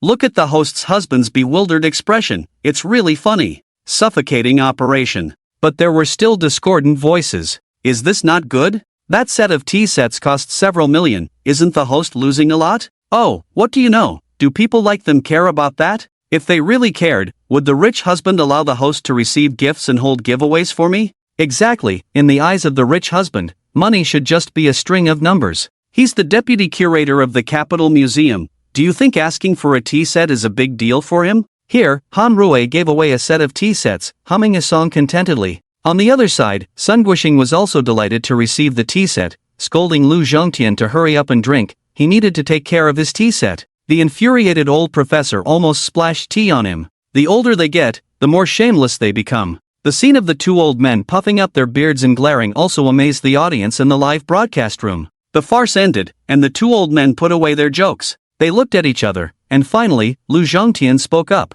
Zhou Feng, my young friend, I saw through the live broadcast that your study is full of various rare and exotic books. I'd like to ask where they come from, can you tell me? Zhou Feng nodded, those books were all collected by me. It took a lot of effort, they are all legitimate, there's no problem. Han Rui next to him was puzzled, just a shelf of books, and they are legitimate, is it really that serious? Lu Zhongtian struggled with his words for a while, hesitated, and couldn't say it in the end. Seeing this situation, Sun Guixing straightforwardly said, I wonder if the young friend is willing to donate these books. I can keep the ones needed in the museum for everyone to enjoy. If you agree to sell them, I can also apply for funding. In any case, I won't mistreat you. Zhou Feng nodded, thought for a moment, and said, I can exhibit and lend those books in the museum, but only my wife can borrow them. As for the borrowing period, as long as I feel there won't be any private ownership, it's indefinite. Indefinite borrowing period, isn't that the same as donating them? Sun Guixing's granddaughter, Sun Qingqing, was surprised. When she came, her grandfather didn't have much confidence in this trip. After all, just a rough estimate, the actual value of those books had already exceeded several billion, some were unique pieces, and the prices were difficult to estimate, and some had significant historical significance. Who could donate unconditionally? Unless their brain was pinched. The person in front of them donated them, but it was clear that his mind was intact. It's just necessary to write the owner's name in the book display area, Han Rui. Although she was young, she suddenly felt a bit envious of the silly female anchor in front of her. Sun Guixing was even more delighted. He grabbed Zhou Feng's hand, didn't say anything, just squeezed it hard. All in silence. Lu Zhongtian took a deep breath on the side, feeling full of strength. Lu Zhongtian immediately stood up, ignoring the advice of a few people, and bowed deeply to Zhou Feng. Hey, old man, you are the elder, how can this be? Zhou Feng quickly stepped aside. This bow is not for myself, but for Mr. Zhou Feng's great selfless heart. Lu Zhongtian said seriously. Sun Guixing nodded beside him, and Zhou Feng had no choice but to accept this gesture. Since that's the case, Zhou Feng thought. Just now, wasn't Lu Zhongtian envious of Sun Guixing's tea set? He squatted down and took out a spare tea set from the drawer. This is. Lu Zhongtian hurriedly picked it up with both hands and carefully examined it. Sun Guixing looked at the small cups, then wanted to reach for the teapot, but was pushed away by Lu Zhongtian. Get away, you already have one. This seems to be Gu Jingzhou's diamond flower set? Sun Guixing said. That's right, this time I looked carefully. I see that the old man likes it, I happen to have a spare set, so I'll give it to you, one set for each of us. Zhou Feng said. The people in the live broadcast room directly filled the screen with 666. So awesome, it even comes with matching pieces. This thing is just gathering dust at home. I'm truly impressed. Didn't you guys notice? The host's husband casually pulled out a drawer. It was the bottom one. You can imagine what's inside the others. 6666. Lu Zhongtian was excited as he held the tea set. Zhou Feng shook his head. Damn, old man, you've revealed yourself. You're happier to get this tea set than to hear that I donated books. This isn't right. Sun Wishing also looked at Lu Zhongtian with envy, but knowing there was no way, he already had a set. But he used some means. This old guy just got a set directly. It's unfair. I'll have to trick him back later. But it's okay, his set is a bit cheaper than mine. Seeing Sun Qingqing staring at him eagerly, Zhou Feng was speechless. You, what are you saying? Stop staring at your big brother Zhou, he doesn't have anything good left. Sun Wishing scolded. Damn, what do you mean by that? Who talks like you? Zhou Feng was a bit angry. Even if it's a tactic, let it hit home. Miss Sun, what do you like? I have a house full of junk. If there's something suitable, I'll let you pick one. Sun Qingqing was excited and said, just call me Qingqing, I like vases, antique vases. Zhou Feng thought for a moment and called out, wife, isn't there a vase on the shoe cabinet at the door? Bring it over for Qingqing to see. Han Rui nodded and, in no time, came over with a long-necked round-waisted vase. Is this the one, husband? It looks good, but it's not very useful. It's not very coordinated to put flowers in it. Zhou Feng could only smile. Damn, using fine blue and white porcelain to put flowers, your skills are not good. But he didn't dare say that. Sun Qingqing, on the other hand, fell in love at first sight. Growing up in such a family, she had extraordinary knowledge and knew it was a good thing. So she didn't dare ask for it rashly. Seeing Han Rui handing her the vase, Sun Qingqing turned to look at her grandfather. Grandpa Sun Wishing nodded. He had a plan in mind. When these things were in their hands, it was no different from being in the National Museum. At most they would play with them for a while, not possess them, so he was at ease.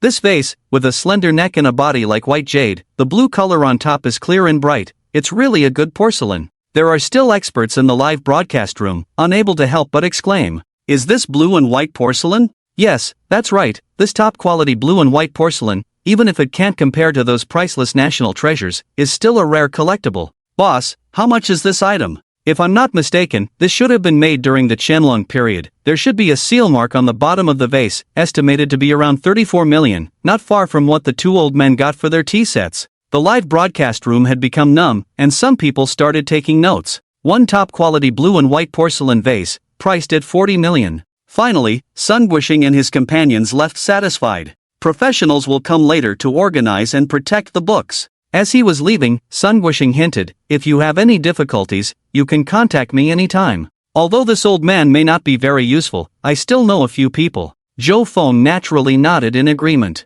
Joking aside, as the deputy curator of the National Museum, just by asking for Zhou Feng's address, Little Ma wouldn't dare not give it, indicating that he must have some influence. Alright, we'll end the live broadcast here today. Barring any surprises, tomorrow we will officially bring in antique goods, and we hope everyone will support us then. Definitely, definitely. I've been wanting to buy a few to play with for a long time, but I was afraid of getting fakes. Now it's good. Exactly, not to mention, the items here from the host are definitely authentic. Followed, I'll call to show my sincerity later. Honey, I'm going out for a bit. He suddenly remembered something that needed to be taken care of. Okay, dear, go ahead. Zhou Feng picked up the keys on the table and left. Their house was a small villa, detached, with 2 floors underground. This was the only place where he didn't compromise on being low-key. Living comfortably was the priority, but he still kept it a secret from Han Rui. Looking at the unremarkable house, it was all made of high-quality materials, even the glass was bulletproof and of high quality.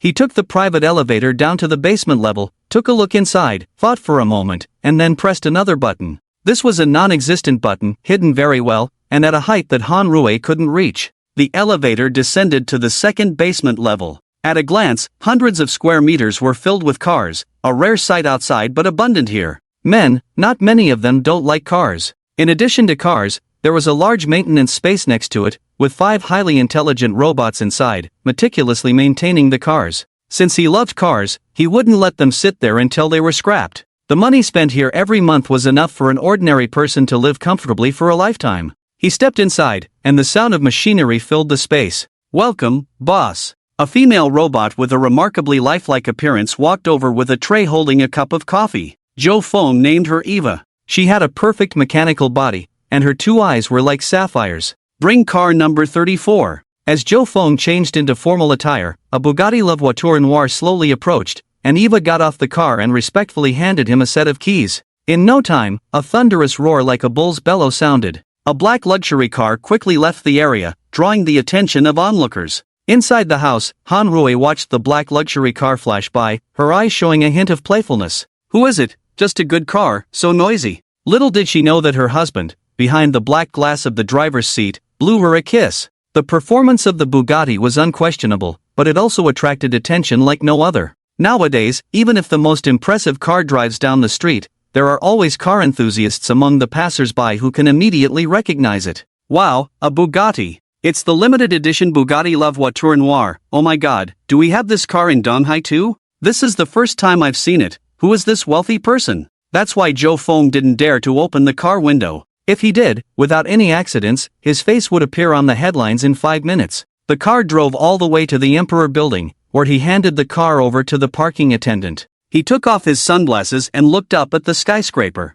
He only came here because he checked in yesterday. Ding! Check-in successful. Congratulations to the host for obtaining ownership of the Emperor Building. Please bring the token, the Dragon Alliance leader's order, within 48 hours to receive it. Directly giving away a building, the system is really something. He was originally not planning to accept it, but he was afraid of potential issues. Today, he suddenly remembered that it was about time, so he hurried over. The Dragon Alliance leader's order in front seemed quite useful. Since this building was related to it, he decided to keep it. An elderly man in good spirits came out and shook his hand excitedly. Hello, I am Wang Fuxing, the agent of the Emperor Building. It's great to meet you. With a building of over 100 floors here, Wang Fuxing had never met the actual controller behind it, which made him somewhat uneasy. This was the first time he had met the boss behind the scenes. Looking young, he was probably a junior member of a prominent family who had come out officially. With his graying hair and being around 50 years old, Wang Fuxing silently speculated about the young man in front of him. Feeling a bit bitter, dealing with young people was always difficult. They often didn't understand anything, acted on their own, managed the building themselves, and became superior. But compared to such young masters, they were mostly dispensable. Call me Zhou Feng, tell me about the situation. Our Emperor Building has become a symbol of the East China Sea, renowned nationwide. Currently, over 1,000 famous enterprises and merchants are housed here, including 4 5 Elements hotels. Rental income increases every year, as shown in this year's financial statements. He respectfully handed over the reports, and Zhou Feng felt a bit overwhelmed seeing all the zeros in the income column. From now on, this money would go into his account. Ah, so much money, it was getting harder to spend it. Alright, I won't look at these. You can't fake these things. I'll just ask you. Wang Fuxing felt a chill in his heart. Was he going to be difficult? Ah, he really didn't want to leave. After working diligently for many years, he was faced with a second generation who didn't understand anything. Seeing his dejected look, Zhou Feng was somewhat puzzled. In his 50s, with some graying hair, Zhou Feng added a title, Uncle Li. Can you continue with this commission for the next year? Zhou, I earn 10 million in commission a year. I know it's a bit much, but it's okay to reduce it. Wang Fuxing was a bit anxious. Working here was not just about the money, status and position were also on the rise. Many large companies nodded to him. From now on, I'll triple it for you. 30 million a year. Manage it well, and if you have good ideas, you can come to me. I won't look for anyone else. I hope you stick to your original intentions. Zhou Feng didn't even go inside. He left this statement and walked towards the parking lot. Wang Fuxing was stunned, standing still, listening to Zhou Feng's voice. Contact me on my private phone if you need anything. He clenched his fist and whispered in a low voice, Zhou, rest assured, Wang Fuxing will give his all for you. From start to finish, Zhou didn't even step into the building. How much trust was placed in him? In the car, Zhou Feng quietly listened to music. To him, this was just a small matter. Entrusting it to others was not avoiding responsibility, he simply didn't understand the operation. It was better to hand over the responsibility to professionals. Those in power should learn to delegate tasks instead of doing everything themselves. What should I cook for my wife tonight? It's been a long time since I took her out to eat. Wang Fuxing just said there are several 5-star hotels in this building, so let's arrange it. Let's do it. He took out his phone and dialed, Darling, how about we have dinner outside tonight? Han Rui's voice came through, Sure, but nothing too expensive. Don't worry, honey, I closed a big deal and got a bonus from the boss. Han Rui on the other end became happy. Women naturally incline towards good food, good clothes, and good accessories, but Han Rui never envied others to save money for Zhou Feng. She never asked him to buy anything expensive. That's what he liked about her. With Han Rui's charm and looks, she could easily attract wealthy second-generation men who would shower her with money. Uncle Wang, arrange a hotel for me tonight. I want to take my wife out for dinner. Oh, and please don't reveal my identity. Sure, young Master Zhou, I will handle it properly. Wang Fuxing, still feeling the lingering excitement in his chest, quickly agreed, almost bowing his head in respect. His assistant beside him was surprised to see Wang being so respectful, especially over the phone. Go, arrange it. We have the best 4 or 5-star hotel here. Clear the place for them tonight. I want to entertain young Master Zhou. Get it done immediately. Yes. The capable female assistant nodded. And remember, keep it low-key, don't reveal young Master Zhou's identity. This is very important. Han Rui, dressed in a tasteful black evening gown, walked out of the house. Zhou Feng stood next to the Mercedes-Benz, gentlemanly opening the door for her and inviting her in. Wife, you look beautiful today. Oh, so you mean I wasn't beautiful before? Han Rui pouted. Zhou Feng hurriedly explained, No, my wife has always been beautiful, the most beautiful in the world. Han Rui chuckled, you have a sweet mouth. In Han Rui's eyes, the Mercedes-Benz was the most expensive car at home, bought by Zhou Feng in installments after closing a big deal. Zhou Feng felt ashamed. This was already the worst. There couldn't be a worse car in the garage. It's really hard to be an ordinary family. The car drove all the way to the Emperor Grand Building. Wife, get out of the car. Zhou Feng opened the car door, and someone nearby smirked, commenting on how a Mercedes made it look like a luxury car. Han Rui was puzzled and whispered, Honey, this is the Emperor Grand Hotel.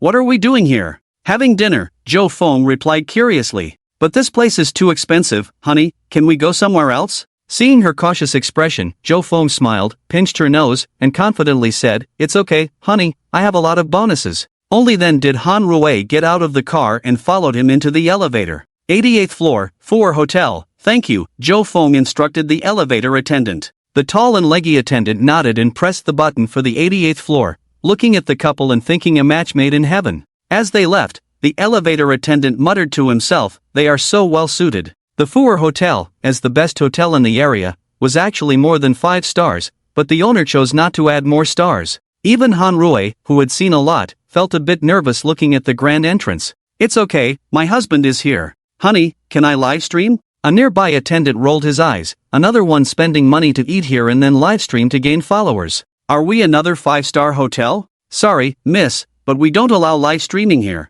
Oh, I see. Then forget it. Han Rui felt a bit disappointed. She didn't want to show off, just thought many people would enjoy watching. Can't we go live? Zhou Feng furrowed his brows. He had to support what his wife liked. He waved his hand and said to the waiter, Get your manager for me. Heh, everyone wants to see the manager. Sorry, we're not taking customers tonight. Despite the complaints in his heart, he maintained the necessary politeness. Zhou Feng was not happy. How can a hotel business not take customers when it's open? But with Han Rui beside him, he couldn't get angry, so he asked, Why aren't you taking customers? Aren't you a hotel? Sorry, this place has been booked for tonight, the waiter said calmly. Damn, playing games with me, saying it's here but can't get in. Suddenly he thought, could the person who booked this place be Wang Fuxing? It was quite possible. Han Rui pulled his clothes and said, Honey, let's go to another place, there are better options than here. Zhou Feng gently patted her hand and gave her a reassuring look. Turning back to the waiter, he said, Go ask the boss if the person who booked the place hasn't arrived yet, there's a Mr. Zhou outside who wants to dine in, see if they can accommodate him? They said someone booked the place, yet they're willing to accommodate, how much face do you have? The waiter silently complained, but the standards here were high, so she couldn't say such things. She decided to go in, not wanting to waste time with him. Wang Fuxing and the hotel owner were sitting at the front desk. He kept looking at his phone, wondering why Zhou Xiao hadn't arrived yet. The hotel owner was also nervous. Although his hotel was the best in the Emperor Hall building, in the hands of the building owner, it meant nothing. When the waiter arrived, he immediately criticized her. I told you to guard the door, why did you come in? Boss, I just met a couple at the door, they made me laugh. They wanted to come in for a live broadcast. I told them we're not receiving guests today, but he asked me to ask you to make an exception. In that case, when you go out later, tell them we can't do it today, Ask them to come earlier tomorrow, speak politely, understand? Yes, boss, don't worry. Wang Fuxing, who was also pretending to be an employee at the front desk, suddenly had a realization and asked, "Did that person mention a name?" Seeing him standing next to his boss, the waiter didn't dare to be negligent. He didn't mention a name, but he said his surname is Shou. There are so many people like this nowadays, thinking everyone should give them face.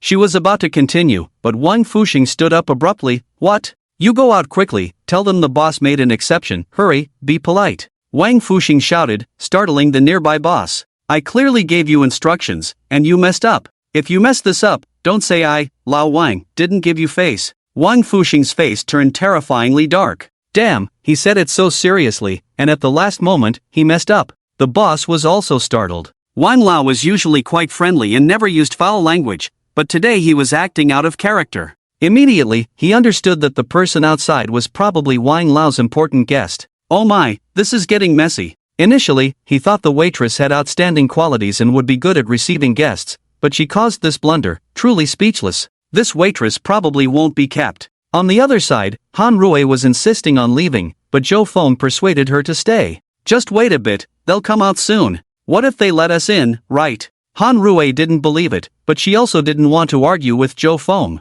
Soon after, the same waiter came out, her initial indifferent expression replaced with anxiety and unease. The person who booked the place hasn't arrived yet. The boss said you two can go in and dine first. Please, come in. By the way, you can do live broadcasts inside, it's no problem. She almost bowed her head and bent her waist. What are you pretending to be weak for, a good big boss like you? Oh no, will the boss fire me? You see, I told you, the people who can enter here are all good people. What's wrong with accommodating each other? Han Rui nodded, holding Zhou Feng's hand and walked in with a look of curiosity. Wife, you can open the live broadcast room and show it to the fans. Zhou Feng reminded thoughtfully, passing by the counter, seeing Wang Fuxing sitting neatly there, and a 30 or 40-year-old man sitting upright next to him. When they saw him looking over, the two immediately put on a big smile. While Han Rui wasn't paying attention, Zhou Feng nodded to them. The restaurant was decorated very luxuriously, with a soft piano playing a lyrical tune, complemented by the starry sky-themed ceiling, giving it a quiet and romantic atmosphere.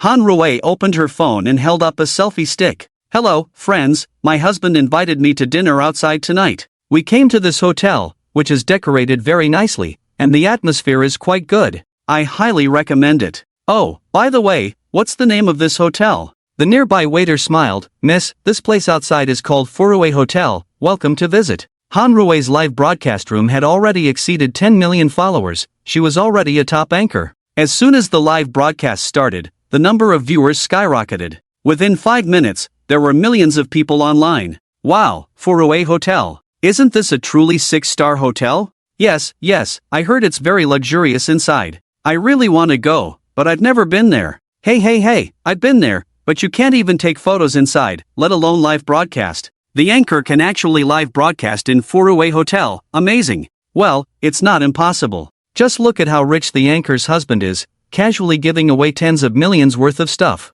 Ordinary people can't do that. Don't even mention ordinary people, even above average people or exceptional people probably can't do it. Anchor, look around, I've never been there. +1. Can I film the layout inside the hotel? Many of my fans are curious about what it looks like inside. Han Rui whispered to Zhou Feng. Before Zhou Feng could respond, the nearby waiter immediately said, "Of course, you can, Miss Han, feel free to film." This time the boss had given strict orders to take good care of the two guests. Providing good service and rewards were not a problem, but if the service was not good, there was nothing to say, they would be asked to leave. The beautiful waitress who was just responsible for receiving guests outside was considered a flower of Furue Hotel and was usually very favored, but just heard that she seemed to have gone to the finance department to settle her salary. If it weren't for seeing that she was still seriously receiving guests, the boss would probably have found fault with her. Han Rui then raised her selfie stick and started filming around. Wow, the decoration is really beautiful. The person above has no culture, other than beautiful, there are no other words. Ha, indeed luxurious yet not tacky, artistic and passionate, truly worthy of the industry's renowned 6-star hotel. Watching the live broadcast can also broaden one's horizons, just in time. But there were also discordant voices. Ugh, the anchor is just showing off, just having a meal, and still filming everywhere, such a strong vanity, unfollowed. Exactly, it's just a hotel. No matter how good it is, it's just a place to eat. I heard before that the anchor seemed quite innocent, but looking at this, innocence must be fake. Unfollow. As a result, they were immediately banned and their accounts were suspended for 7 days. Someone jumped out and said, "You can't even say that. The management directly bans you. It's too scary, right?" Exactly, it's too harsh. Immediately, someone started joking. "You guys are all newcomers, not to mention anything else. Didn't you notice that there's no management in the live broadcast room? The ones banning them are super admins." Ha, I'm laughing so hard. Wow, it's true. When did this suffix become so strange? And there's even a parenthesis after it, supervisor. Super VIP supervisor Dai Weicheng, temporary super admin in the live room, set the rhythm, intentionally blacklisting the anchor. All will be muted and banned for 7 days. Indeed, if you don't do it, you won't die. Han Rui didn't see this. She was busy introducing the furnishings and decorations inside the hotel. When she reached the counter, she saw that there was no cashier girl. 2 big men were sitting inside smiling foolishly at her. She thought they were friendly and quickly asked, "Can I take a picture of you guys?" Wang Fuxing and the hotel owner glanced at each other and nodded. "How much is the monthly salary here?" This question was like a thunderbolt to the 2 men. After some hesitation, the owner forced a smile and said, "I earn 10,000 a month." "I earn more than him, I make 15,000 a month," Wang Fuxing answered somewhat embarrassed. "Thank you both, the salary is not low," Han Rui thought. It was lower than her own husband's. Indeed, her husband was the best. But what is a live room? Since ancient times, it has always been a gathering place for great gods. Hey, the one wearing glasses, looks like. No need to guess, that's the owner of the Furue Hotel. Wow, why does this boss look like a lackey? Who is the guy next to him? His hair is all white. I don't know. After a while, an ID that usually didn't speak much spoke up. Tianrun Group General Manager, isn't that Mr. Wang Fuxing, the helm of the Emperor Hotel? I think I've heard of him too, he's quite remarkable, he manages the entire Emperor building. But I heard he's just an agent. Oh my, what do you mean just an agent? Managing such a building is already remarkable. The conversation heated up, talking about how amazing this person was. What reason made such a big shot play a servant here? I earn 15,000. 15,000, that's good, I'm crying, how about you guys? I haven't cried, ever since I started following the anchor, my tears have dried up. It's all these heart-stimulating things all day, I can't take it anymore. In no time, Han Rui returned to her seat and started serving dishes. Goose liver, snowflake beef, Australian lobster, basically everything was served for a while. But the hotel owner was very clever. To avoid suspicion, he dug out the most essential parts of these ingredients, made them into small dishes, and served them, trying to be luxurious without attracting attention. It was quite thoughtful. A tofu-like piece was served. Han Rui scooped up a piece with a spoon and put it in her mouth. Wow, husband, this is delicious. What kind of tofu is this? It melts in the mouth, full of fragrance, so delicious. Zhou Feng also took a spoonful, tasted it, and exclaimed, "Wow, this is premium goose liver. To be able to make it look like tofu, it's really amazing." He picked up a golden crab meat that looked like cheese and put it on Han Rui's plate. "Here, wife, this is delicious and cheap, eat more. The tofu just now was delicious, bring a few more servings." He instructed the waiter next to him. "Sure. What's going on with you guys? Why aren't you serving customers today? Get Manager Li out here, what's going on?" Sir, you can't go in." Just as they were eating, shouting came from the entrance. Since the entire lobby was empty, they didn't go to a private room. The owner at the counter signaled to the manager. The manager was startled, immediately stood up, and went out to welcome them. "Oh, isn't this young Master Wang? What wind blew you here? Hey, what's the situation here? Why can't I come in? Damn, usually polite, what's going on today? Looking down on me, young Master Wang? Still not letting me in?" The voice became impatient and grumbled. Wang Xiao, no, today someone has booked the venue. I'm really sorry, the manager pleaded. "Booked the venue? I want to see who has the audacity and the style to do that. Get out of my way." Wang Fuxing at the front desk looked at the hotel owner, making his intentions clear. "It's your place, you deal with it." The boss shrank his neck, avoided eye contact, and hurried out the door. Damn it, this manager can't handle anything. If it weren't for his sister's good relationship with me, I would have kicked him out long ago. But before he could reach the door, a man in his 40s burst in. Dressed casually, wearing a pair of green sneakers, he looked around as soon as he entered. Han Rui, who had been paying attention to the entrance, turned her phone and faced towards him. "Hey, it seems like someone." Han Rui couldn't remember. Zhou Feng heard it and also turned his head. "I don't know either, who is this? He looks quite friendly." The live broadcast room was already buzzing. Oh my god, Seetsong? Yes, it's Wang Sikong, the national husband? Hey, meeting him here too. Ha, this is hilarious. The host doesn't recognize him, and the husband of a wealthy woman doesn't recognize him either.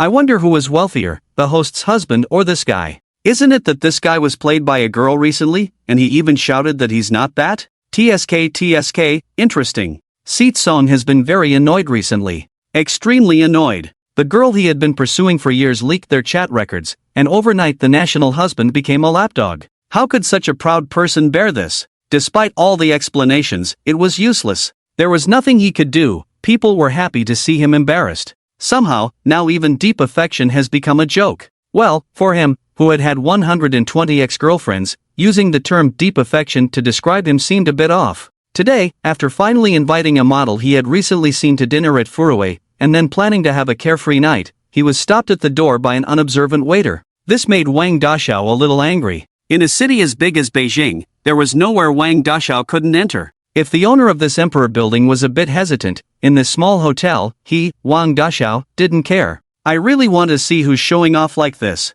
Zhou Feng and his wife were sitting not far from the entrance, and this guy caught their attention immediately. They didn't know this man, although he was handsome. Was he some minor celebrity? Oh, this woman looks pretty good. Looking at the model following her, she suddenly felt that she wasn't a big shot. Seeing him staring straight at his wife, Wang Fuxing was a little unhappy. Hello, Mr. Wang, we are not open to the public today. Who are you?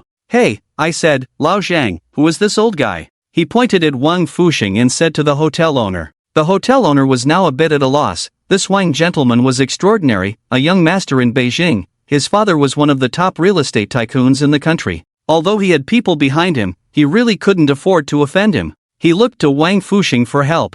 Wang Fuxing snorted coldly, meaning you deal with it, but don't forget whose territory you're on. The boss gritted his teeth. It's better to yield to the current situation. Wang Xiao, sorry, it's really inconvenient today. Wang Sikong was furious at the time. Damn it, no matter how much he tried to reason, they just wouldn't give him face. Without further ado, he had two buddies and a female companion behind him. He waved his hand directly at them. MGB, if they don't give me face, then don't hold back, smash it. I'll take care of any trouble. The two followers of Wang Dashao outside the door rushed in with a spirited attitude. As long as Wang Dashao took care of it, there would be no problem. With a shout, they picked up a stool from the counter and threw it directly into the room, making a loud thud. Originally, both of them were not paying attention to that side, but upon hearing the sound, they hurriedly turned their heads. The live broadcast room also erupted. Damn, are they fighting? They're smashing the store right away. So arrogant. Recent events have made this Wang Xiao a bit uncontrollable. He's quick to anger and explode.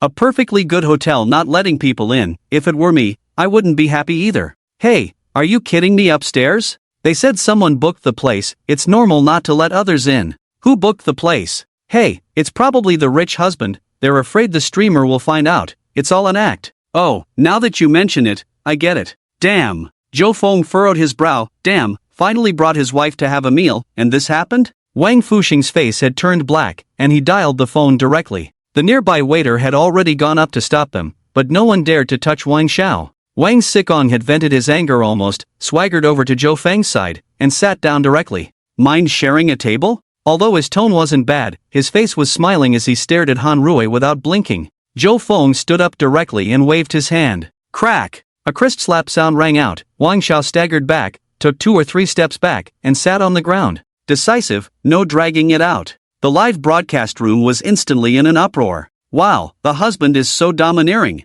Wow. Daring to slap Sikong, this streamer's husband is probably done for. Shocking, Wang Sikong got slapped on the live broadcast. With this topic, the live broadcast room immediately trended, and the number of viewers surged several times, surpassing 8 million viewers. Wow, it's really Wang Xiao. Not a gimmick, it's real. Front row enjoying the show, drinking soda. The streamer is brave, daring to show this. Don't praise the streamer, she's naive, but it's the streamer's husband who slapped. I already admire him wholeheartedly. Without a doubt, this is the streamer's last live broadcast, cherish it. Xiaoma's phone rang together. Boss, something's happened. Understanding what his subordinates said, Xiaoma groaned for 2 seconds. No problem, keep broadcasting, push the popularity to the most prominent position on the homepage. After doing these, Xiaoma put his legs up on the office desk and also opened the live broadcast room to watch. Hee, the richest man? Another small goal? Let's see how many goals you lose this time.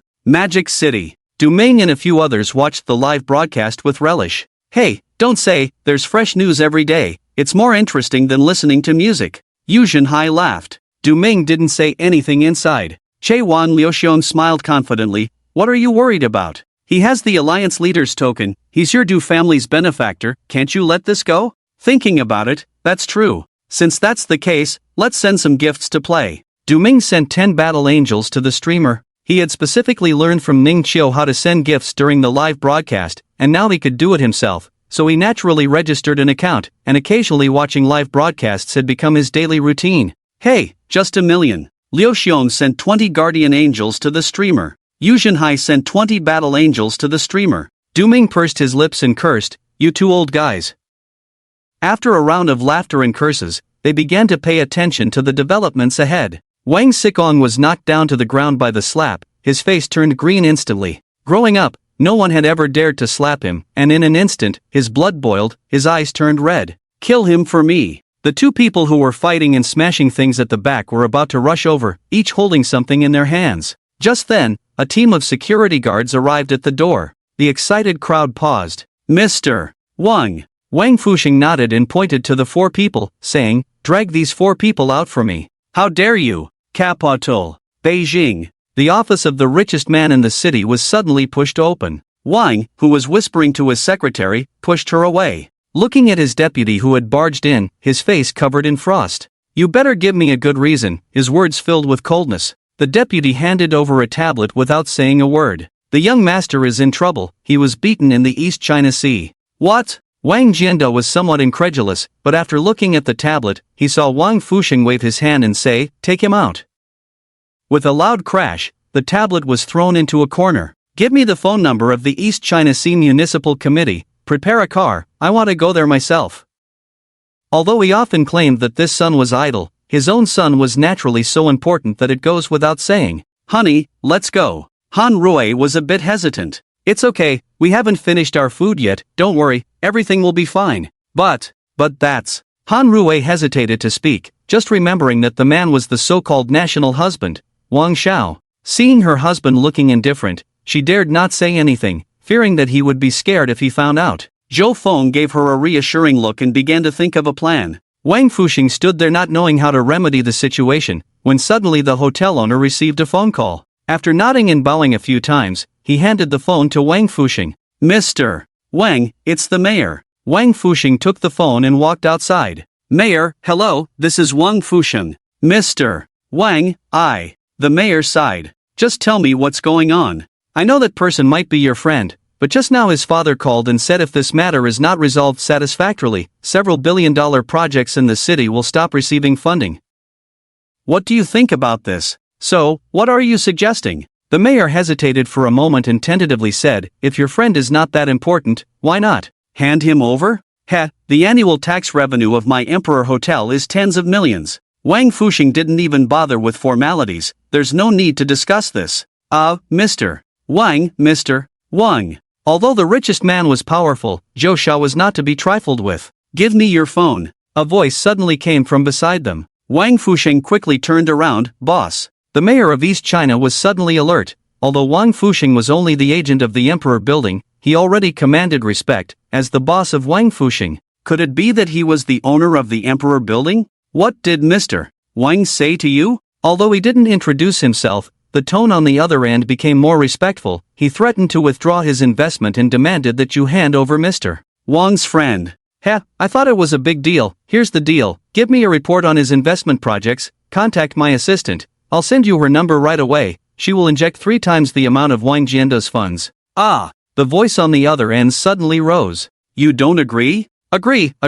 I'll take care of it, and I'll also spread rumors that Wang Xikong is unreasonable. Alright, go ahead. Zhou Feng threw the phone to Wang Fuxing, looked at his somewhat awkward expression, smiled, patted his shoulder. It's okay, Uncle Wang. Wang Fuxing breathed a sigh of relief, about to say something, but then Zhou Feng took out his own phone. Anna, get ready, starting now, acquire shares of Wanlin, make sure we hold the highest shares and have decision-making power. Yes, boss. By the way, I'm too lazy to make more calls. Pass on a message. Request to make a move on Wang Jianda's industries. Yes, boss. Wang Fusheng was shocked. The young boss in front of him had an incredible amount of energy, much stronger than expected. The key was that he didn't seem to ask for help from his family or partners at all. It was all his own power. I'm going in to eat. If Wang Jianda calls you later, you handle it yourself. I don't want to talk to him. Zhou Feng waved his hand and walked in. Come, wife, let's try this matsutake. Is the matter resolved? Of course, that Wang Xiao is unreasonable and has already left in a huff.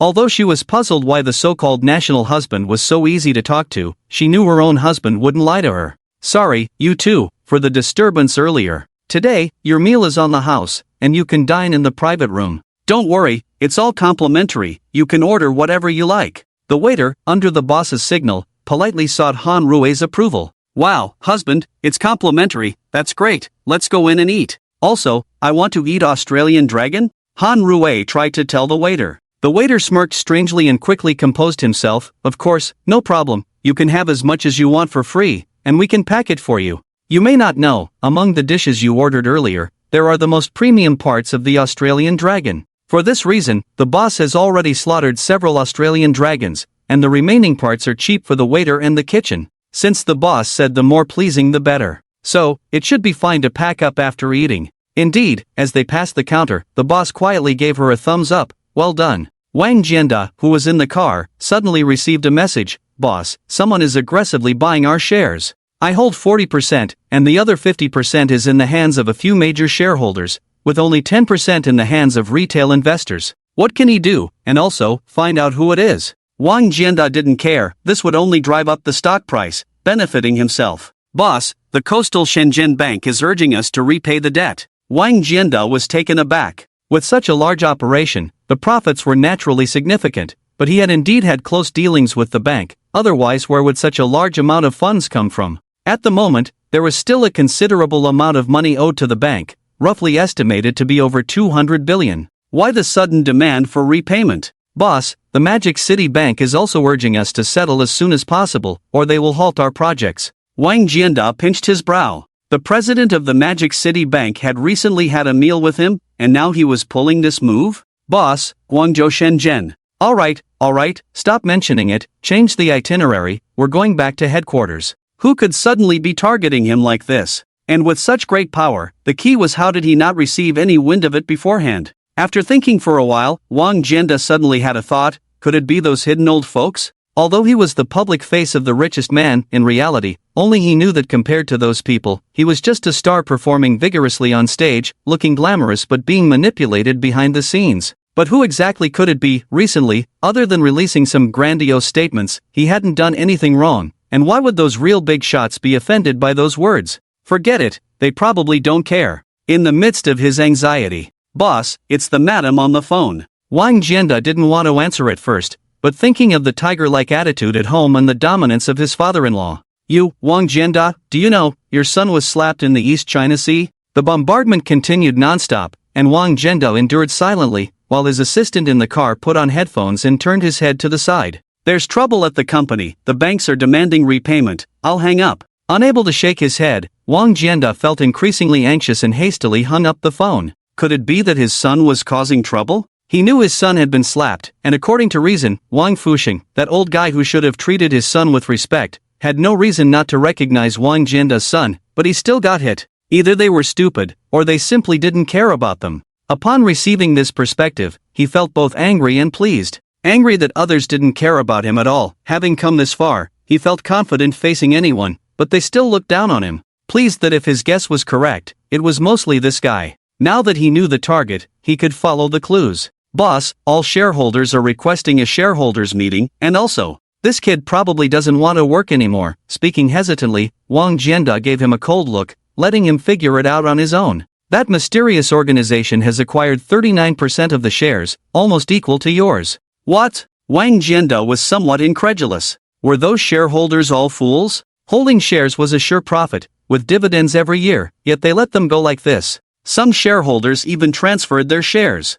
Our company has always had high profits. Boss, you are confident that no one will easily transfer shares, so there were no contracts signed to restrict them. The assistant said cautiously. In addition, the other party's premium is too high, 3 times the current stock market price. Those who haven't transferred yet are loyal to you. The other party has said that if they have the highest shareholding, they will support an ignorant outsider, causing Wanlin to suffer heavy losses, and more restless people will emerge. Boss, if it's really bad, I suggest selling the shares at 4 times the premium now, pulling out, and making a good profit. Wang Jianda heard this and covered his face with both hands, sitting in the back seat without saying a word. Who the hell is this, just throwing money at him, not caring about the losses at all? The key is, while others can withdraw, how can he, Wang Jianda, withdraw? Losing Wanlin, he was nothing, just an old rich man. For someone who likes to boast and have status in public, this was no different from ruining him. Let's go to Donghai, contact Wang Fuxing. Zhou Feng and Han Rui were still eating,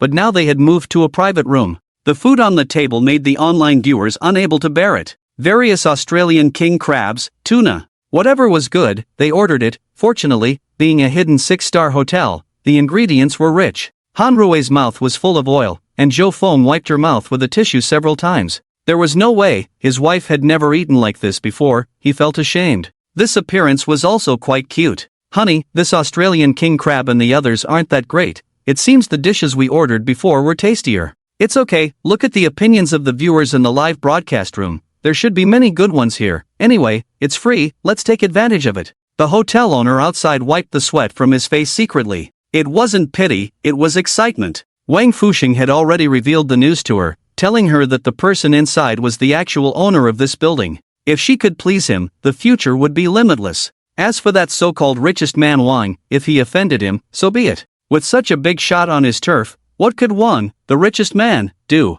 Hurry, log into the live broadcast room, see what the fans want to see us eat. Let's prepare early. Zhou Feng burped, realizing he hadn't checked in today. He might as well check in now. Ding! Check-in successful. Congratulations to the host for obtaining the free breathing system. What the heck? Free breathing system. Free breathing system, able to breathe freely in extreme environments, including underwater, in the sky, on the moon, at the peak of Mount Everest, in toxic places. Click to use, can be worn continuously without wear and tear, intangible, without any discomfort or drawbacks. Hey, interesting, it's like a game equipment in a virtual world, wearing it without any burden or discomfort, nothing tangible, just a conceptual breathing system. Definitely worth clicking to use, since there's no wear and tear when wearing it anyway. Indeed, after putting it on, the breathing feels much fresher. Better than nothing, actually not bad. Nowadays the system often gives out these little gadgets, but don't tell anyone, it's more interesting than just giving money directly like before.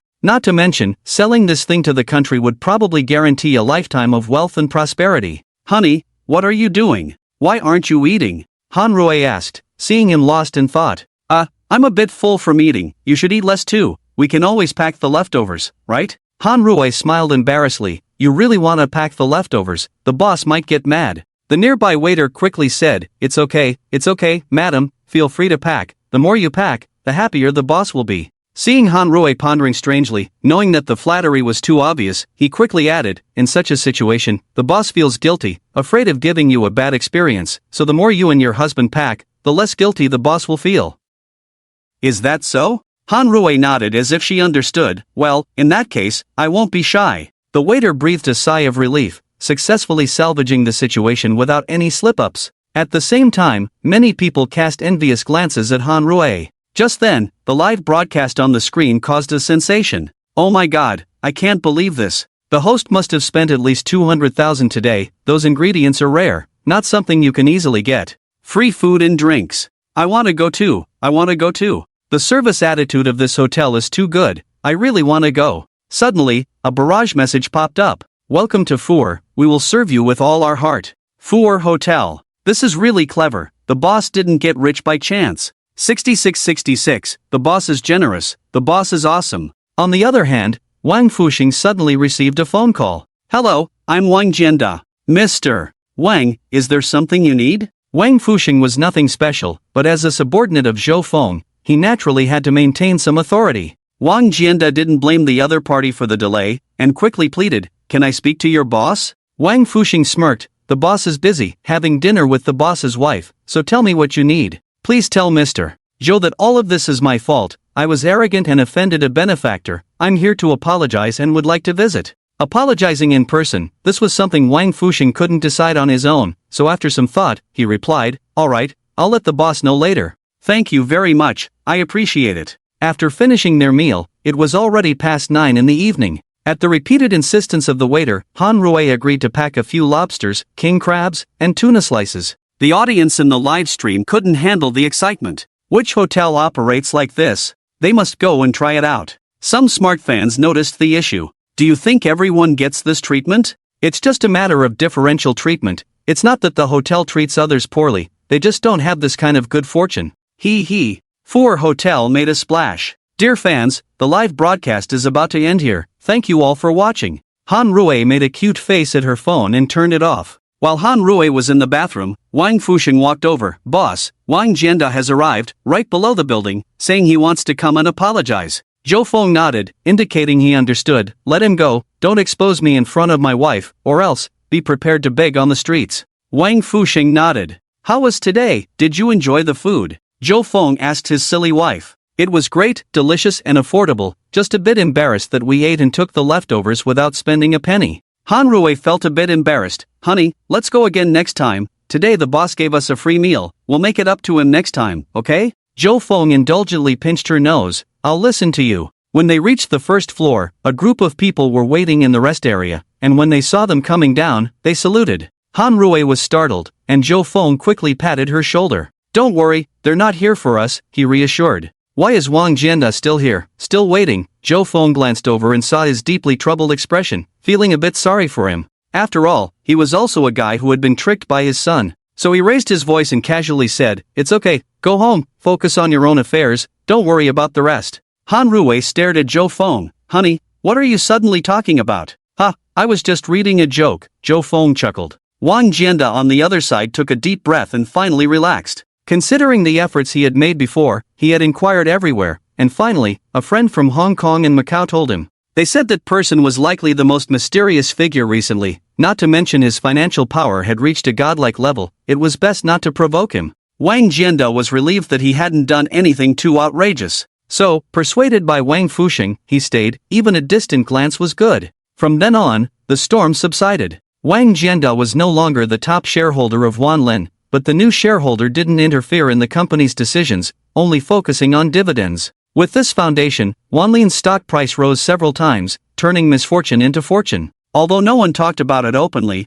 how could this matter escape the keen senses of the business circle? It was known that Wang Jianda had offended a figure from the East Sea, who didn't even bother to acknowledge his apology when he visited. Fortunately, he eventually forgave him, which prevented any trouble for Wanlin. Some sighed, some regretted, and some silently warned their children to be careful. However, as the national husband of the Wanlin Group, the young master became much more honest and rarely heard of any arrogant behavior. 2 days later, Han Rui finally remembered about the live broadcast for product sales. Early in the morning, she got up, dressed up, and called her husband Zhou Feng, who was on vacation, saying they would start the live broadcast for product sales today. Zhou Feng pursed his lips but still got up, supporting his wife's career. Dakuwanching Antique Shop was a well-known antique shop in the country. But there weren't many people interested in this, so it didn't appear much in the public eye. The boss was a bit nervous these days. He had agreed to let a female anchor do product sales, but she hadn't come by recently, seeming not very interested in the matter.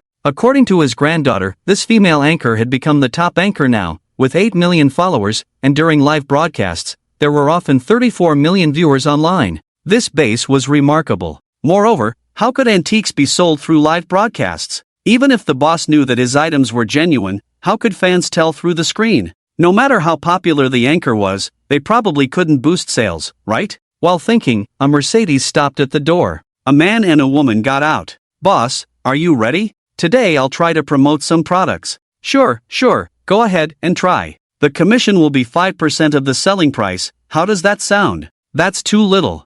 Han Rui sighed. "It's already quite a lot. Each item is worth thousands of yuan on average. If you bring over 100 items, it adds up, right?" Zhou Feng nodded, thinking it was acceptable. He didn't care much about it, as long as his wife was happy. Han Rui opened her phone, placed it on the counter, and started setting up. Soon, the live broadcast began. Let's change the name of the live stream room. How about first time promoting products? The boss on the other side pursed his lips, asking if they could choose a better name. But Joe Fong nodded. Good, good, good, that's great, this name is simply unbeatable. He didn't mind the cheesiness. Han Rui felt a bit embarrassed and playfully raised her hand as if to hit him. Oh my, the host starts the live stream without even greeting us, just flirting with her husband. Bad review. Alright, dear fans and friends, today we have contacted the owner of an antique shop. We are going to do a live broadcast promoting products. Han Rui's hosting style was quite good. Apart from being a bit silly about everything related to her husband, she excelled in everything else. With a background from a prestigious university, she had been pampered by Zhou Feng like a little princess. The live stream room was buzzing. Finally promoting products, so excited. Other hosts' product promotions are hard to accept. Why is everyone eagerly anticipating this host's product promotion? My wallet has been itching for a long time. I've been wanting to buy a few things for a while, but always hesitated. This time, I will definitely make a purchase. Host is amazing. Host is a professional at pleasing fans. The boss also stepped into the camera's view, feeling a bit awkward as he greeted the audience. He had just logged into the live stream on his granddaughter's phone and saw that the number of online viewers had reached 2 million, and it was quickly approaching 3 million. Terrifying. Facing 3 million people made him a bit nervous. Alright, without further ado, with the boss here, there's only one word to describe it: authentic. That's 2 words, actually, Zhou Feng interjected. There were 4 display tables indoors, each measuring 1.5 by 1.5 meters, covered with glass and a layer of red cloth. Behind them were 2 deliberately illuminated shelves filled with various items. The boss uncovered one of the tables, revealing a collection of jade items, mostly bracelets and pendants. Han Rui carefully picked up a bracelet with a gloved hand, admiring its vibrant color and good quality. Come on, boss, give us a brief introduction. The boss, knowledgeable in the field, didn't hold back. This jade bracelet is from the Qing dynasty. It's not very old, but the quality of the jade is excellent, and the size of the bracelet is 5.6. As he continued to talk, Han Rui interrupted. Alright, that's enough. How much are you asking for it? The boss pursed his lips, still eager to talk more, as showcasing his expertise to millions of people was quite satisfying. Hearing the host's interruption, he reluctantly said, this item was originally priced at 80,000 yuan, but since it's a live broadcast today, I'll offer a discount and sell it for 75,000 yuan. In reality, he had a target price of 70,000 yuan in mind, thinking he might have to lower the price later if it didn't sell. Due to the antique nature of this item, it's relatively expensive. Fans in the live stream room, please make rational purchases. If you're interested, please proceed to make the payment through the link below. Yen, please bring up the next item later, the boss instructed his granddaughter, who was around 18 or 19 years old and usually acted as his assistant. She obediently nodded in response. The barrage of comments in the live stream room quickly flooded in. I offer 90,000, the anchor sells it to me. I offer 100,000. I offer 110,000. After all, it was the first time doing product placement, and it would be a bit embarrassing if no one bought anything, so Han Rui, contrary to her usual behavior, stared at the barrage. Seeing everyone so enthusiastic, she couldn't help but feel happy, covering her mouth and smiling. Ignoring the eager look on the boss's face, she spoke, sorry, this is not an auction industry here, we don't accept bidding. Whoever grabs it and pays for it, it's theirs. Come on, 3, 2, 1. Put it on the shelf. Chen Yan next to her operated her phone and nodded at Han Rui, sis, it's done. Han Rui responded with an okay and went to look at the item. Hey, why isn't it here yet? The network delay is so slow. Chen Yan looked happy, sis, the item has been sold, the person has already paid. The boss, Gong Yangshu, also looked excited. This item had been sitting in the store for half a year. Although it wasn't expensive, it wasn't selling well either. But as soon as it was put on the shelf, it was gone in a second. This was great. At this moment, Zhou Feng walked over and looked at the boss, saying, when we come to do product placement here, it has been carefully considered multiple times. We found that the reviews of everyone here are good. As you can see, the fans in the live broadcast room are very enthusiastic. But I don't want you to raise the price at the last minute. The price is what it is. If I find any intentional price hikes, we will terminate the cooperation. Zhou Feng didn't care about this small amount of money at all, but his wife was happy, and he could help players who didn't understand to choose things, which was a meaningful thing. The boss was not stupid either. He was carrying a limited edition Patek Philippe watch today, so he wasn't short of money. It was purely for fun. If he did anything dishonest, it would be revealed in this live broadcast room with millions of viewers, and this old store would likely be ruined. He had just tasted success and was not stupid. Don't worry, I, Gong, will not do such a thing. This conversation didn't avoid the people in the live broadcast room at all. Han Rui had cleverly focused the camera on them. The husband is so domineering. Love it, love it. That's why I grabbed it directly. Who the hell was so fast just now? It was gone in an instant, damn. Anchor, stop talking, show us more. Han Rui also went along with the flow, picking up a small wine glass from the display, and the boss started introducing it. Sold out in a second. Sold out again in a second. Zhou Feng was also a bit surprised, standing on the side. Items worth tens of thousands or even hundreds of thousands were being snapped up in the live broadcast room without any hesitation. They went up and were gone, with payments flying in quickly, as if afraid that they would miss out if they were late. This was too easy. Watching this live broadcast, there was no need for extra words or actions. Han Rui picked out something casually, the boss introduced it, Chen Yanyan was responsible for putting it on the shelf, and then it was bought. The one who took the longest was the boss who introduced the items. The speed and efficiency were so high that even Zhou Feng was amazed. So this was how live broadcasts could be done. In no time, all the items on the first display were sold out. The boss looked at the empty table, somewhat dazed. This wasn't just product placement, it was more like restocking.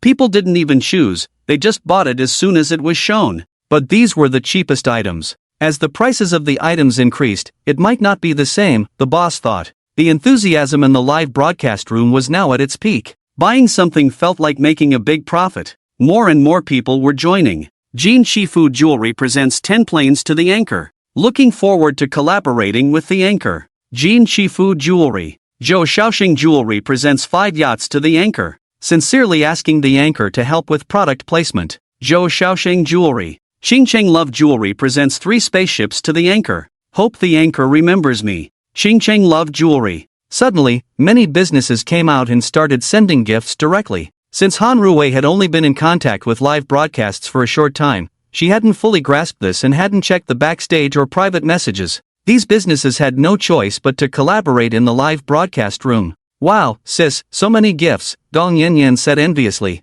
Haha, really? It seems like there were some before, but I didn't notice. That won't do, it's all money, look at the backstage. Anyway, the first round sold out, took a short break in between, and Chen Yanyan started teaching Han Rui. I have so many private messages, oh, so much money, 1 2 3 4. Han Rui was shocked, 2,000, over 2 million. How did this happen, why so much money? At the headquarters of Douyu, Dai Weicheng and Ho Baoliang were watching. This first live broadcast sales event, after all, was the platform's top anchor, so it needed more attention. Seeing this scene, the two looked at each other and made the same gesture, covering their faces with both hands, feeling embarrassed. The platform's top anchor only just discovered this feature now. Was the software they developed not good enough? This was too discouraging. It seemed like Ma always reduced the gift commission to 1%, it was like flirting with a blind person. The live broadcast room burst into laughter. Everyone's bullet comments were very interesting, starting with unified expressions of spitting blood, followed by surprised expressions.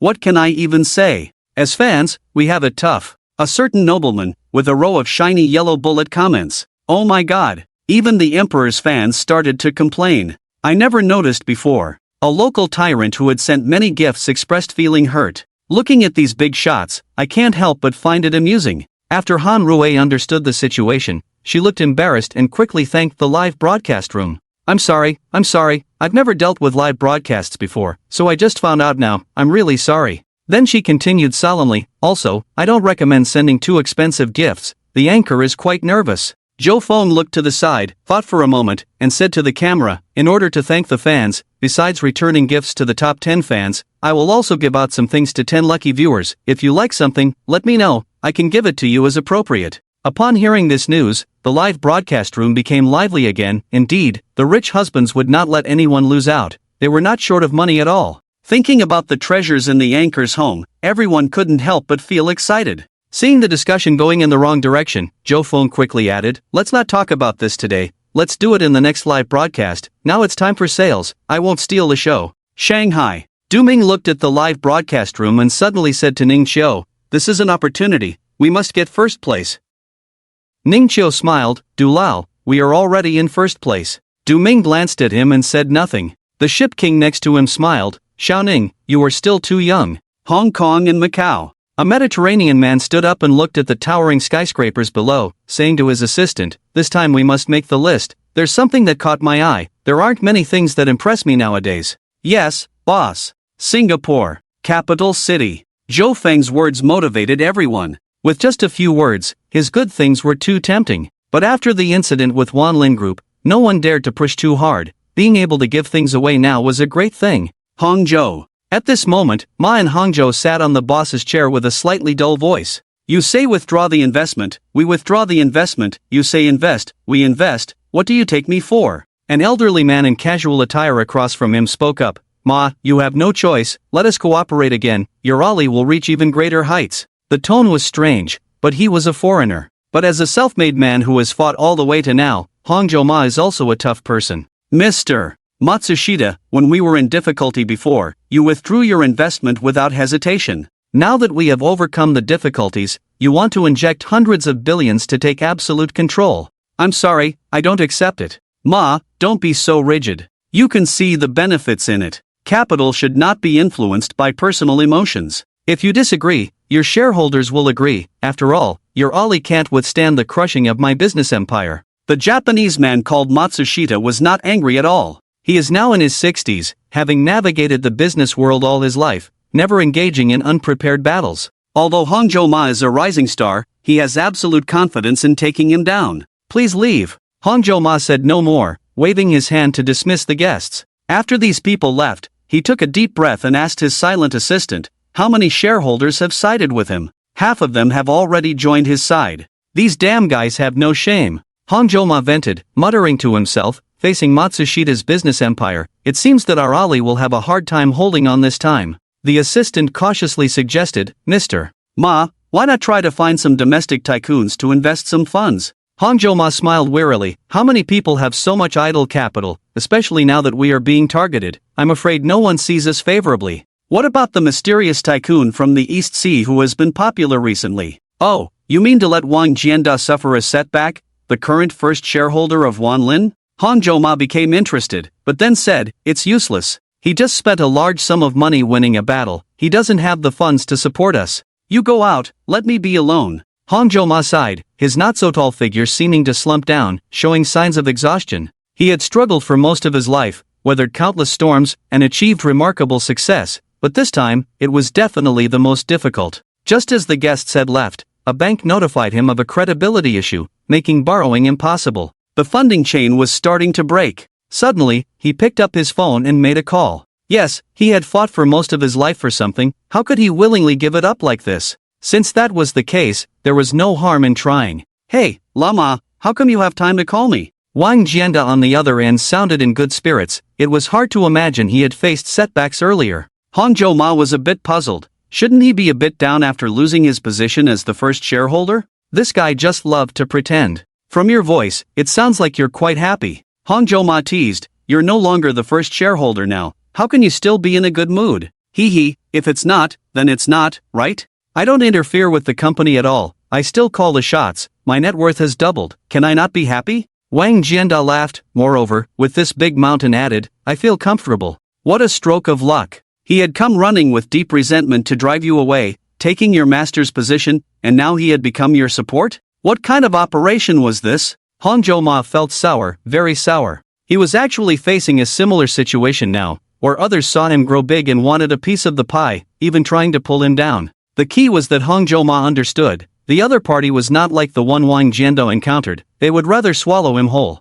Counting the decades in Matsushita's business world, it was all about such tactics. Hangzhou Ma was just the biggest fish they had their eyes on. Is that so? Why do I find it hard to believe? Although the two had no previous interaction, Hangzhou Ma had encountered a problem this time, so he didn't hesitate to ask. And Wang Jianda was willing to share more, as there were rumors outside that he had suffered a big loss. Although it actually took advantage of the situation, wouldn't it be better to have a better reputation? It would be great if this news came from Hangzhou Ma. They are not short of money at all, you don't know. The whole incident with Wanlin was orchestrated by his secretary. If I hadn't waited for an hour with a thick skin, I wouldn't have been able to see him. I feel ashamed. What? The secretary? This is not just a matter of a few billion or tens of billions. A secretary, how is that possible? Hangzhou Ma was shocked, realizing the extent of the power involved. Wang Jianda said with some lingering fear, the key is that I finally contacted the secretary behind the scenes, and it turns out the voice I heard was that of a young girl. When I asked for her name, she said, just call her secretary number 3. He took a deep breath and said with some sigh, in that case, there must be at least 2 more. Hong Joma sat blankly on the bench, not coming back to his senses for a long time. Then he suddenly got excited. Lao Wang, give me the contact information, please. Since the power is so strong, then his Ali might have a chance. Without Lao Ma, there would be no Ali, and without Lao Ma, Ali's reputation would be tarnished. Don't think about doing anything for him that you shouldn't. He's not someone we can speculate about, Wang Jianda quickly said. As for investing, I guess they wouldn't even consider it. After thinking for a moment, Hong Joma decided it wasn't a secret anymore, so he said, I have a problem here. Panasonic wants to take control of Ali. With just this sentence, after a moment of silence, Wang Jianda gave out a number. It seems that only he can help you in this situation. This is the number of secretary number 3. When you get through, get straight to the point, show sincerity. If you don't satisfy them, there's no need to try too hard. What about the boss's number? Wang Jianda smiled bitterly. Do you think I would have his number? If you ever get it in the future, please be sure to let me know. Thanks in advance, bro. Hong Joma carefully made the call, and when he heard a crisp female voice on the other end, he didn't hesitate and directly explained his difficulties and the help he needed. I will be staying at Nanshan Hotel for an hour. Prepare the materials in your hand and come see me. Don't be late. The call ended, and Hong Joma excitedly made a victory gesture, thinking that he still had to drive for half an hour to get there, so he started preparing. On the other side, Zhou Feng was bored watching his wife's live debut, which had already sold over $1 billion worth of items. Without exception, they were snapped up as soon as they were put on sale, without the need for much promotion. The boss, in his 60s, was excited like a child. The store was almost sold out. It was hard to imagine, considering that antiques have a limited audience. Those in the industry who knew about the live broadcast of antique goods were initially dismissive, thinking that not everyone could handle it. Nowadays, even antique goods are being promoted through live broadcasts, which is not a wise move. As a result, they were left speechless. The so-called experts were embarrassed. Zhou Feng quickly brought a bottle of water to his wife, who was busy today. Han Rui happily said, Honey, am I doing great today? Absolutely, my wife has always been the best. Zhou Feng quickly praised her. Han Rui's face lit up with a smile. I received a lot of gifts today, and the boss also gets a cut. Honey, you should stay at home from now on. I'll take care of you, okay? Are you feeding me dog food before the broadcast is over? I can't stand it. I can't stand it. As a single dog, what kind of suffering am I enduring? My mom asked me why I was crying while watching the live broadcast. If I don't work, will you take care of me? Yes, I'll take care of you, okay? This joke instantly went viral and began to trend. Seeing the live broadcast, Han Rui blushed and felt a bit embarrassed. Zhou Feng reached out and touched her delicate nose. Alright, now for the last item, said to be a long-held treasure of the boss, especially rare. In the car. Han Rui looked at the rows of numbers on the balance, somewhat incredulous. The live broadcast earnings and profit sharing today, combined with the gift money received earlier, instantly made her a multi-millionaire. Honey, is this real? She still couldn't believe it. Silly girl, it's all real. Don't forget about your husband just because you have money. Zhou Feng put on a pitiful look, his acting skills quite convincing. Although he believed that Han Rui wouldn't abandon her even if she became wealthy, he had experienced it before. He couldn't help but feel a bit uneasy. But it was inevitable. Sooner or later, his wife would find out, so it was better to adapt now. Upon hearing this, Han Rui immediately became unhappy. Zhou Feng, what are you saying? Am I that kind of person? What is this money compared to you? I'll transfer it to your account now. Zhou Feng knew he had gone too far and quickly tried to appease her. Indeed, his judgment was correct. He didn't want to go back to the extravagant days of the past. Now, he just wanted to honestly accompany Han Rui. That was the feeling he desired. While Han Rui went to take a bath, Zhou Feng began to check various industries around the world, thinking about taking his wife on a trip. It was hard to explain before. After all, he was just a small executive in an ordinary company, not having enough money for global travel.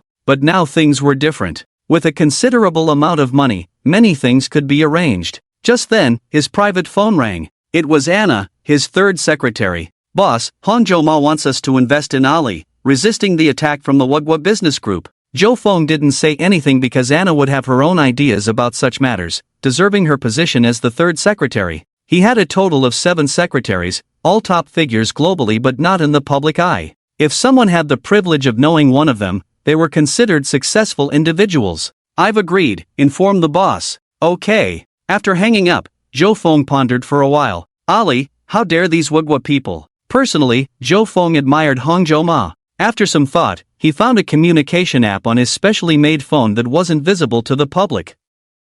Inside was a group chat with no name, consisting of 10 people. I need to sink the commercial empire where Matsushita from Wugwa is located. Who will accomplish this? I will, boss, give me a month. Number 7, give it to me, I only need 20 days, boss. Number 5, me, 2 weeks. Number 4, without waiting for others to respond, Zhou Feng directly tagged number 4, this time frame is good, it's yours, handle it nicely and cause a lot of panic. Thank you, boss. Number 4 seemed quite pleased. This was his secret contact list, all his confidants. Any information sent out casually was a world-changing event. After signing for several years, he was more than just wealthy. Matsushita overturned the table next to him in the hotel. How dare someone come out at this time and oppose us, letting the things we had slip away like this? Investigate, find out who it is. Since they helped Ali, you will bear our wrath. They had planned this for a long time, launching a sudden attack at this moment, aiming to take down Ali, which had already gained popularity in Huagua.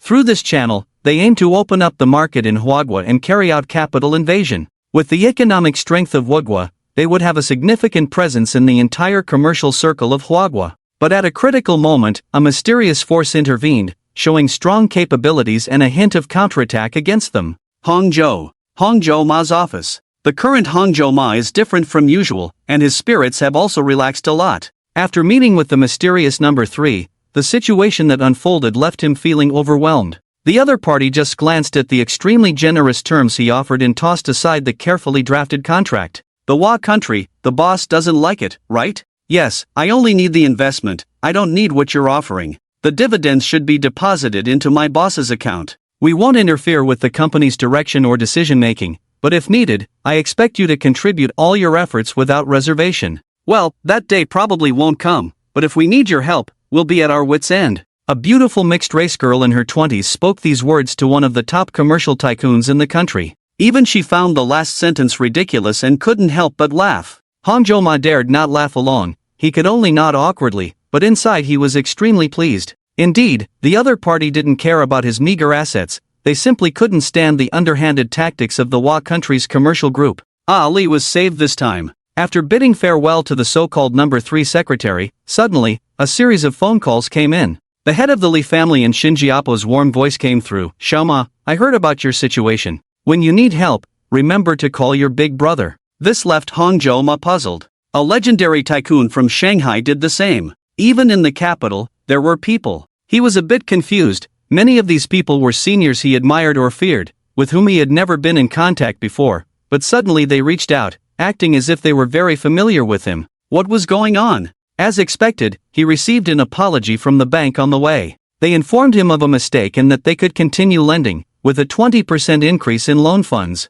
After hanging up the phone, he suddenly slapped his head. That's right, it was only after meeting with the number 3 secretary that these people extended an olive branch to him. Their warmth wasn't directed at him. Thinking about this, he suddenly felt a bit scared. This was just a secretary, yet she wielded such great power. What about the mysterious boss behind her? Had they reached an unimaginable level of influence? It felt like a giant hand had grasped everything he saw, but the owner of that hand didn't reveal much of themselves. It was terrifying. But it's okay, there's no need to be afraid. At least for now, I'm also under this big tree. Perhaps even closer than Wang Jianda. At least in this matter, he had surpassed the so-called richest man. Hongzhou Ma was overjoyed about this. 2 weeks passed in the blink of an eye. A major event that shook the business world occurred in Longzhou. The once dominant Wa country commercial empire was directly destroyed by a mysterious force within these 2 weeks. The high-handed methods and swift actions of this mysterious force shocked both domestic and foreign observers. In just 2 weeks, a $100 billion enterprise declared bankruptcy, and government intervention was futile. As it was a common enterprise, millions of Wa country citizens were directly affected, with tens of thousands ending up on the streets, starting to receive welfare payments. The situation in Wa country was extremely tense. Some Wa country citizens shouted that they had suffered an unprecedented blow, mostly orchestrated by a multinational coalition. This incident had such a huge impact that it finally triggered a financial crisis, which spread like a tidal wave from the Wa country region to all directions. As it neared Huagua, various experts began appearing frequently on television, analyzing the situation. Their speeches and explanations were visible, and facing this financial crisis made them visibly worried. However, none of them were optimistic, wearing heavy frowns, as it was too close to home, and it was unlikely that they could escape unscathed. Most likely, they would lose several layers of skin. They urged the general public to prepare and brace themselves for this financial wave. But when the financial crisis reached the Linhai area, it was directly extinguished by a force, without any impact at all. This made the so-called experts embarrassed. However, this action made everyone aware that the force came from the Hua country. Because the neighboring areas were greatly affected by the financial crisis, the situation was clear at a glance, but no one dared to speak out. First, there was no evidence, and second, the other party's strength was too strong. If one were to provoke trouble, no group dared to say they could withstand this attack. Little did they know, even so, Zhou Feng requested to be as gentle as possible. But after all, it was such a large commercial empire, how could it collapse without reason? In the chat group, Number 4, boss, sorry, I was a bit rushed, and my actions affected multiple countries. Zhou Feng looked at the map and smiled. These are all annoying things. He directly sent a message, no, you did a great job. So everyone sent congratulatory emojis. Thank you, boss, thank you everyone, I will continue to work hard, Number 4 said. The group chat became calm, as if nothing had happened. Zhou Feng got up early today, received a message that his latest custom-made car had arrived, and he wanted to go and get it personally to have it as soon as possible. He decided not to let Han Rui know about this, so he said goodbye and left. Han Rui got up, finished washing up, had breakfast, and feeling bored, she opened a live broadcast. Watching the live broadcast, Han Rui was absent-minded, wondering what was good to watch today. Good morning, host. Hello, host. What is the host doing blankly here? I guess the host is bored and doesn't know what to do. Han Rui nodded, took a deep breath, and said, yeah, I don't know what to broadcast today, do you have any good suggestions? I feel like the host's house is full of treasures, why not check out a room you haven't shown before? Yes. Seeing these comments, Han Rui frowned, thought for a moment, then suddenly clapped her hands and exclaimed happily, I got it, I haven't been to the kitchen yet. The live broadcast quickly gained viewers, and soon there were millions of people, with VIP seats filled with big shots, and not a single seat empty. My husband suggested that I give gifts to the fans, so today we'll take a look around and see if there's anything good that fans might like. Han Rui readily agreed and went straight to the kitchen with her phone in hand. Zhou Feng and she both knew how to cook, so they used the kitchen a lot, and both were quite clean, so it was basically spotless. Suddenly, someone spoke up. My intuition tells me there are good things in that cupboard. Zhang Rui from the Hunan Museum's appraisal team. This was the so-called expert from the previous live broadcast, but he hadn't been useful in the past few times, but this time he showed up early. The expert can't wait, hurry up, host. Look at the cupboard, host, look at the cupboard first. The front camera is in position. Han Rui was a bit puzzled, why did these people want to see the cupboard? It seems like my husband personally bought the plates and dishes in there. They are imitation blue and white porcelain, they look pretty good, and we've been using this brand at home. This time, the live broadcast room fell silent. Everyone seemed to have agreed, holding their breath, waiting for the host's presentation. Han Rui held her phone in one hand and gently opened the cupboard with the other. These are the plates and dishes we often use. This cupboard was designed like most households, attached to the wall, hanging at head height. When the cupboard opened, the things inside stunned everyone in the live broadcast room. The cupboard, about a meter long and half a meter high, was filled with sky blue porcelain. The various sizes were neatly arranged, just like the porcelain bowls and spoons in an ordinary household. Each piece of porcelain had a bright color, clean and elegant. The unique charm of Chinese ink painting delighted everyone's eyes. What operation is this? Hunan Museum's antique appraiser Zhang Rui, no need to guess, all are blue and white porcelain. Although somewhat expected, the surprise given by the host is not too shocking. The old man needs to take it easy. Using blue and white porcelain as tableware, host 666. Never seen such a generous person. Begging the host for a bowl and plate. Zhang Dagan, a voice from the countryside, is currently pursuing a master's degree in the Magic City, considered a good talent. However, in addition to his studies, he is already thinking about how to make money. Finally, he set his sights on self-media, especially the live streaming industry. The threshold here is surprisingly low. Whether you are good-looking, unusually ugly, have special skills, or are willing to put aside your pride, these are all conditions for entry. With my master's degree, this is like picking up money, isn't it? Today, he opened the largest live streaming platform again, hearing that a new host has risen directly and is already more popular than anyone else. Lucky for him, as soon as he entered, he saw it. After all, the big boss's title was displayed there, with 34.53 million viewers in the live stream room. This terrifying number indicates that at least 3 million people are currently watching this live stream. Terrifying. Looking at the name of the live stream room, Love Husband, Love Life, Jang Dagon felt somewhat powerless to comment. How did this become so popular? Upon entering the live stream room, he was impressed. Wow, although the host was dressed conservatively, it was easy to see that the face and figure were excellent. With his sharp eyes, he could even tell that the host had not used any filters or beauty enhancements. Ah, it's all about beauty. He thought he had figured out the reason for the host's popularity. Damn fans, all are blind followers. Is this a kitchen? The host opened a cabinet to the side, and it was filled with blue and white porcelain. The live stream room erupted. Seeing the mindless barrage of comments from fans in the live stream room, Jang Dagon couldn't stand it. These are obviously just ordinary blue and white porcelain, either all imitations or not worth the fuss you're making, showing off your lack of knowledge. After some thought, he quickly typed a line on the tablet. Let's not rush, not all blue and white porcelain is antique or valuable. Let's be rational in our admiration and not be blind followers. Making a name for himself in this live stream room with millions of viewers, gaining some recognition, both in appearance and substance, was good. He wanted to become familiar for future self-broadcasting, so he used his real name. Jang Dagon, a master's student in the Magic City. Although not a big influencer, with all the comments saying 666, this comment stood out.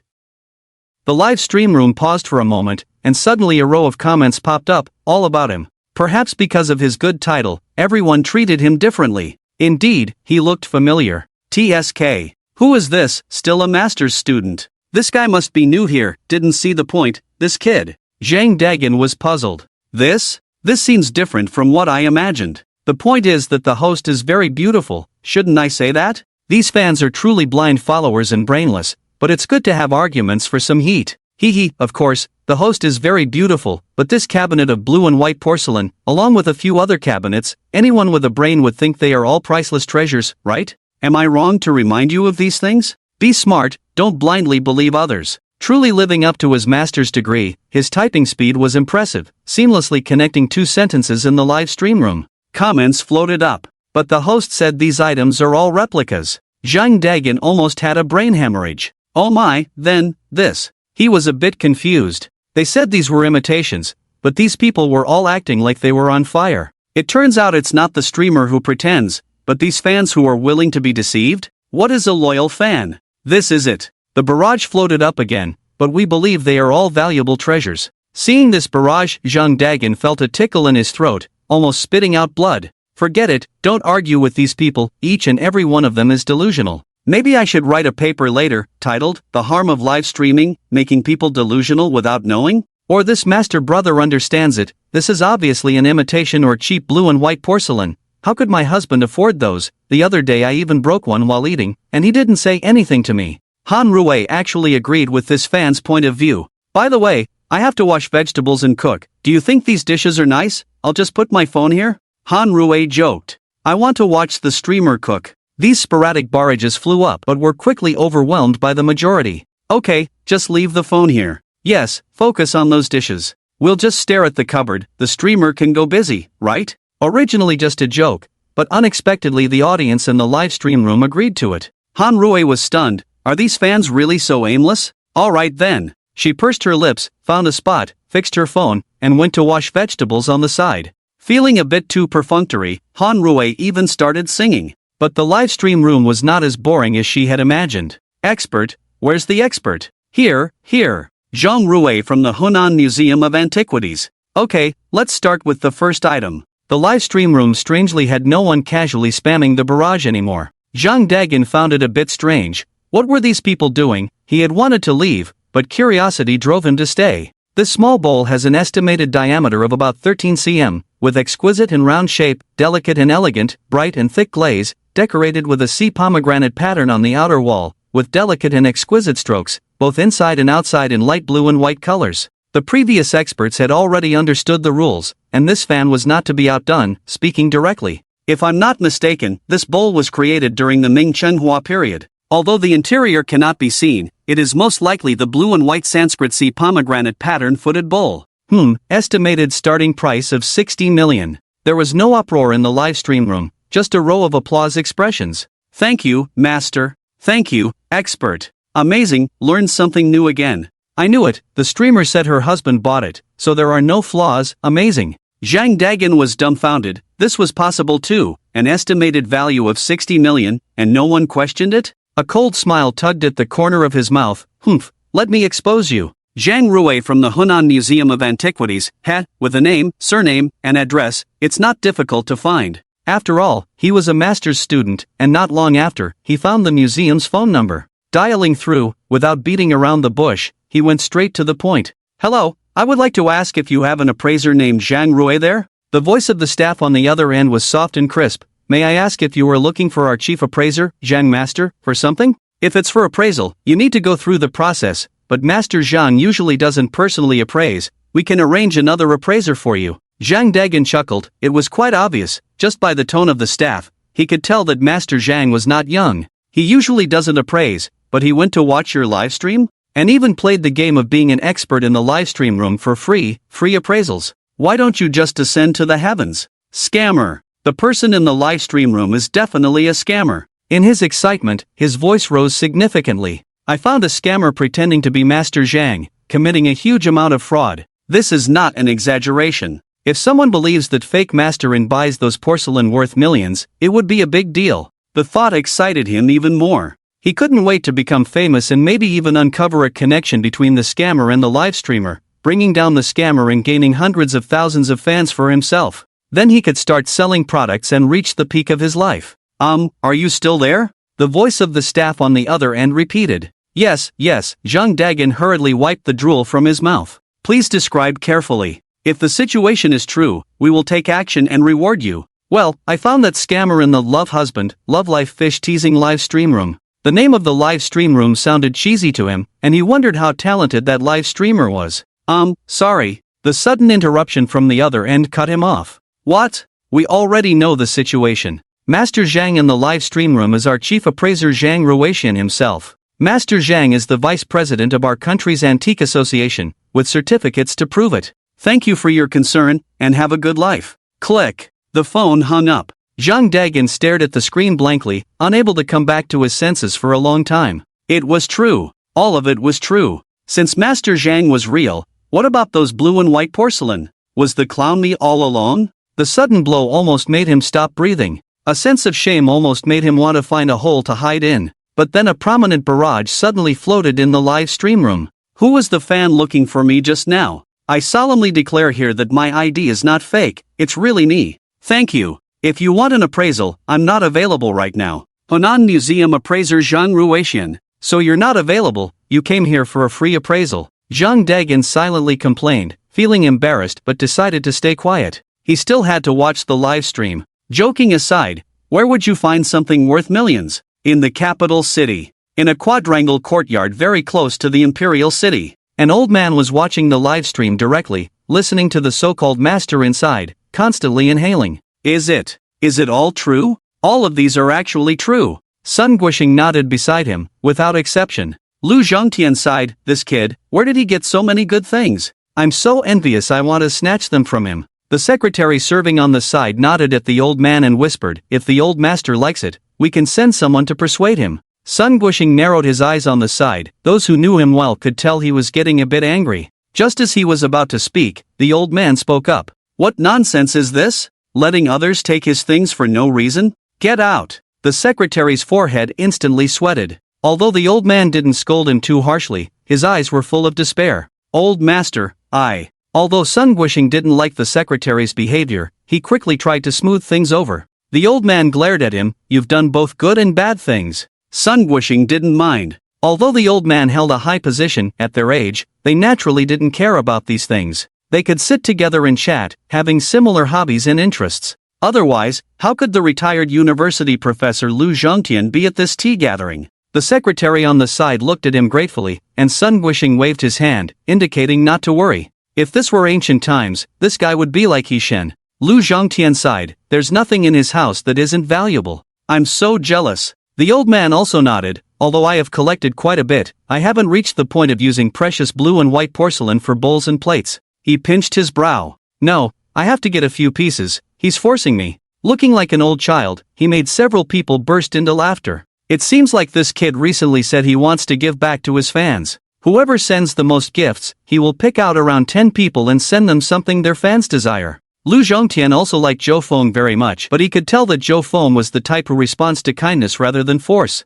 To avoid any conflict with him, he quickly added, "Hee hee, that's interesting. Although the old man doesn't have much retirement money, he also wants to compete. Then, let's watch the live broadcast first, see which one you like, and then decide." Sun Guixing was also very excited, while Lu Zhongtian beside him sneered. "It's as if you can show off how much you can spend. Hey, this one is even more extraordinary." The antique appraisal master Zhang Rui had already talked about the seventh item, had drunk 2 cups of tea, but was getting more and more excited. He adjusted the microphone to ensure accurate voice input. This cup looks like a small bowl but is actually a chicken cup, with a diameter of about 8 centimeters. It is filled with red, green, and yellow colors in the reserved blue and white pattern, then fired at a low temperature for a second time. It is considered a masterpiece of ingenuity, with a rooster crowing on the outside, a hen feeding 3 chicks on a centipede, vivid and interesting, truly a masterpiece. If I'm not mistaken, this should be a Ming Chenghua Dotsai chicken cup. Private collectors only have 4 of them, and I didn't expect to find one here. The antique appraisal master continued, however, there are many imitations of this item, and I can't tell for sure from behind the screen. I need to hold it to confirm. After a pause, seeing that the master seemed not to speak again, barrage comments finally appeared. "So, master, how much is this chicken cup worth? It looks like a small bowl-shaped porcelain, so it shouldn't be expensive, right?" "Of course, it's not expensive." "Master, don't hold your breath. Of course, it's not expensive, but it must be tens of thousands, right?" As the porcelain king of that year, the transaction price of this chicken cup is over 200 million, well, not expensive at all. The live broadcast room fell silent. A wave of question marks appeared. "You call this not expensive? Beyond my comprehension? Really not expensive, just 200 million? Poverty limits my imagination. Please accept my knees. To have such a husband on the 99th day. If I'm not mistaken, the person above is a big brother, right?" Watching the crazy reactions of the people in the live broadcast room, Zhang Rui took a sip of tea with some satisfaction. "I can't be the only one surprised, I have to make these guys shocked too. Should I talk to the host and become a regular guest in the live broadcast room?" Just by looking at a few pieces of porcelain, he felt like his previous career in antique appraisal was a waste. The lowest priced items were worth tens of millions, and hundreds of thousands of people were watching, listening to him like students. The satisfaction in this was indescribable. I wonder if the former president who had a short circuit in his brain earlier regrets it now. In the live broadcast room, as the audience heard the sound of the host's footsteps approaching, they instinctively started chatting. They posted harmless comments. Han Rui wiped her hands on her apron, picked up her phone, and checked. It was strange that no one was live streaming, yet the number of viewers was increasing. When she checked the back end, she saw that she had received millions of gifts, which made her happy but also uncomfortable. She thought to herself, "I was just cooking by myself, not moving my phone towards the cupboard, and yet I received millions. Who should I reason with?" So she took a deep breath and said solemnly to the live broadcast room, "I hope friends who send gifts will consider it more. Don't be so crazy, within your means, don't blindly send gifts, consume rationally. Host, don't overthink it, we are all voluntary. Anchors at ease, we are all very rational. Everyone's mind is as clear as a mirror." This anchor's husband said he would give the top 10 gifts, most likely not lacking. With his extravagant style, could he make everyone lose out? A roar like a cow's bellow came from outside. A flashy supercar passed by their house, heading towards the back. In the live broadcast room, there were all kinds of big shots. With just a glance, someone directly shouted in the live broadcast room, "Wow, a Lamborghini limited edition. I heard yesterday that Lamborghini just released a limited edition, only one in the world, customized for a mysterious Chinese tycoon, seems like it's the silver white one. This car is actually here. Did you guys notice, the anchor's husband is not at home? I have a guess, everyone." No need to guess, everyone understands, not saying it's 100%, but close to 90. Han Rui looked at the fleeting sports car outside the window, listening to the buzzing sound, furrowing her brows. "It's just a sports car, really." Realizing they were still live, she quickly explained, "It's not that the anchor is sour, it's because occasionally a sports car comes and goes near my house, the noise is so loud, it's really annoying." The people in the live broadcast room collectively showed a silent expression. Now, they really didn't know what to say. If things turn out as expected, it's the one you've always been complaining about. Most likely, it's your own husband. The car slowly drove into the underground garage. Joe Fong got off the car and couldn't help but admire the silver-white Lamborghini in front of him. Number 5 really put some thought into this. Knowing he likes cars, and having praised the Rolls-Royce Silver Charm's appearance, they also knew he liked sports cars. They specially arranged for a limited edition silver Lamborghini sports car to be sent over. Eva walked over with a cup of coffee. "Master, do you like this car? Should it be included in the top 10? Joe Fong nodded, appreciating number 5's gesture, and he genuinely liked it. Besides, with a price close to 2 billion, it could indeed be ranked in the top tier.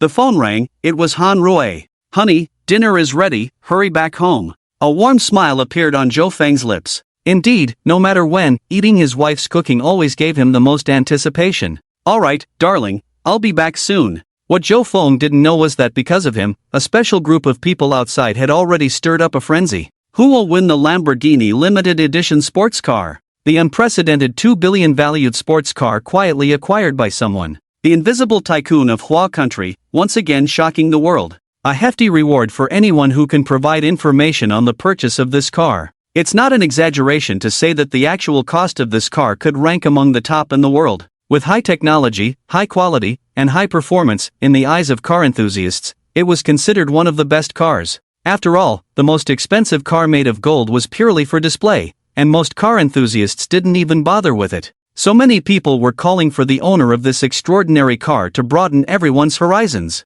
Joe Fong was completely unaware of all this, and even if he knew, he probably wouldn't care. He had several cars better than this one. "Honey, today's live broadcast unexpectedly earned over 1 million again. I'm starting to feel a bit anxious," Han Rui said a bit timidly. She felt something was off. She didn't even show her face, yet the viewers were so engaged. She even asked the super moderator, who politely assured her that everything was fine. Hearing Han Rui place her phone on the wardrobe after filming all morning, Joe Fong was a bit speechless. Most likely, those blue and white porcelain items were also known to others. But it's okay, he really didn't care about these things. Even if he was passionate, it didn't necessarily mean he was interested, he just found these things intriguing. The country of Hua has been passed down for thousands of years, and its treasures are loved by many even if they don't understand them. Thinking of what was said earlier, he felt a pang in his heart. Most likely, someone has set their sights on those bowls and plates. Fortunately, the other 2 cabinets were not opened by his wife. Should he move them elsewhere? After some thought, he decided against it. However, if someone were to show interest, he would only give them away if they had the ability and means to preserve and collect them. He couldn't let others take them to resell, let alone let them leave the country. That was the bottom line. Besides, he asked himself, was he really so attached to those things? Not really, otherwise he wouldn't have left them in the cabinet. If someone could carefully collect and preserve them, it would be a good home for the porcelain, right?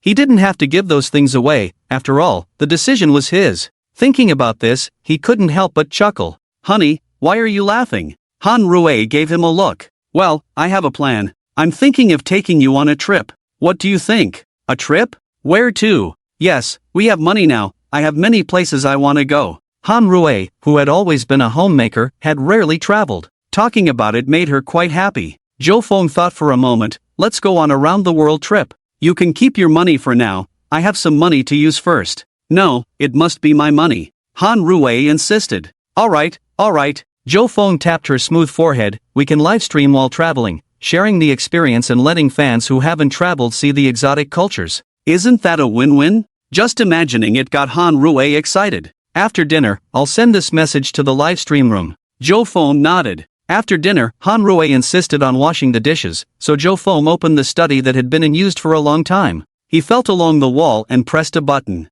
With a click, the wall opened, revealing a large screen that flipped over. It displayed a global map with stars scattered all over. "Traveling. There are bases all over the world. Should I just stay in my own house?" That's right, after signing in for so long, he had basically traveled the world. But this time, traveling with Han Rui, he was filled with great anticipation. His money had long been just a string of numbers, and wherever he went, as long as he liked it, he would buy the property. Isn't there a saying that goes, "The best investment is in real estate"? He was an expert in this field, having so many properties around the world that he couldn't remember them all, only able to keep track with a super tablet. Even in countries or regions where foreigners were not welcome to buy property, as long as the conditions were good, he could. After all, 99% of things could be done with money. Clearly, buying property was not part of that 1%. Zhou Feng had a premonition that it wouldn't be long before his wife, Han Rui, found out about his affairs. Looking back, it wasn't so bad, and he was prepared to confess one day. While thinking about this, a notification sounded, "Host has not signed in today. Would you like to sign in?" Zhou Feng smiled bitterly. The sign-in system now acted like an alarm clock, reminding 3 times in the afternoon. But for now, the rewards were still good, and he was reluctant to give up signing in. Sign-in successful. Congratulations to the host for receiving the strong body pill. A golden pill appeared in his hand. Strong body pill? Wasn't this just another name for the great strength pill? Maybe he should give it to his wife, Han Rui. There would be more in the future, so he wasn't in a hurry. This pill cannot be gifted. Helpless, Zhou Feng raised his hand and swallowed the pill. After closing his eyes and feeling it for a while, Zhou Feng suddenly opened his eyes. Besides feeling inexplicably relaxed, he didn't feel any different. Could this be fake? He thought carefully. Ding! The strong body and health pill will enhance the host's strength, physique, speed, intelligence, and endurance. Please savor it carefully. Zhou Feng pursed his lips, wondering what it was all about, as long as there is improvement. However, he was a bit puzzled. He had just discussed with his wife about traveling around the world, and then this pill appeared. Is there any connection between them? He felt like he had grasped a glimmer of insight, but he needed to explore slowly. If there could be rewards for purposeful check-ins in the future, the joy of checking in would be completely different. Honey, you're here. What are you doing with this computer? Han Rui pushed the door open. Zhou Feng casually closed the interface with a click. This is the computer I just bought. I need it for work. I'm planning where to start. Some specific attractions require advance booking. I see. Let's look at it together and discuss. Overseas, capital of England. A handsome white young man nodded arrogantly, expressing satisfaction to the gentleman in front of him. You did well. The limited edition car also took a lot of effort. My old friend is also very satisfied. Joseph, who was the CEO of a certain supercar company at the time, couldn't hide his joy on his face. He bowed to him and slowly backed out. The white young man turned his chair, reached out to grab the highball glass, and shook the red wine inside. Fantastic, the boss actually praised me for the first time. Today is truly a lucky day. Darling, let's go on a trip. Zhou Feng suddenly said. Travel? Where do you plan to go? In the afternoon, according to Zhou Feng's instructions, Han Rui directly announced in the live broadcast room. After 5 o'clock, tally up the gift givers. She just casually mentioned it, thinking which fan would give gifts for the small gift promised by her husband. But the following scene left her a bit stunned. Magic City. Du Ming and 2 others sat together, staring at the screen intently. I have my eye on that blue and white porcelain plate. None of you should try to snatch it from me. Du Ming looked anxious as if he was in a hurry to grab it.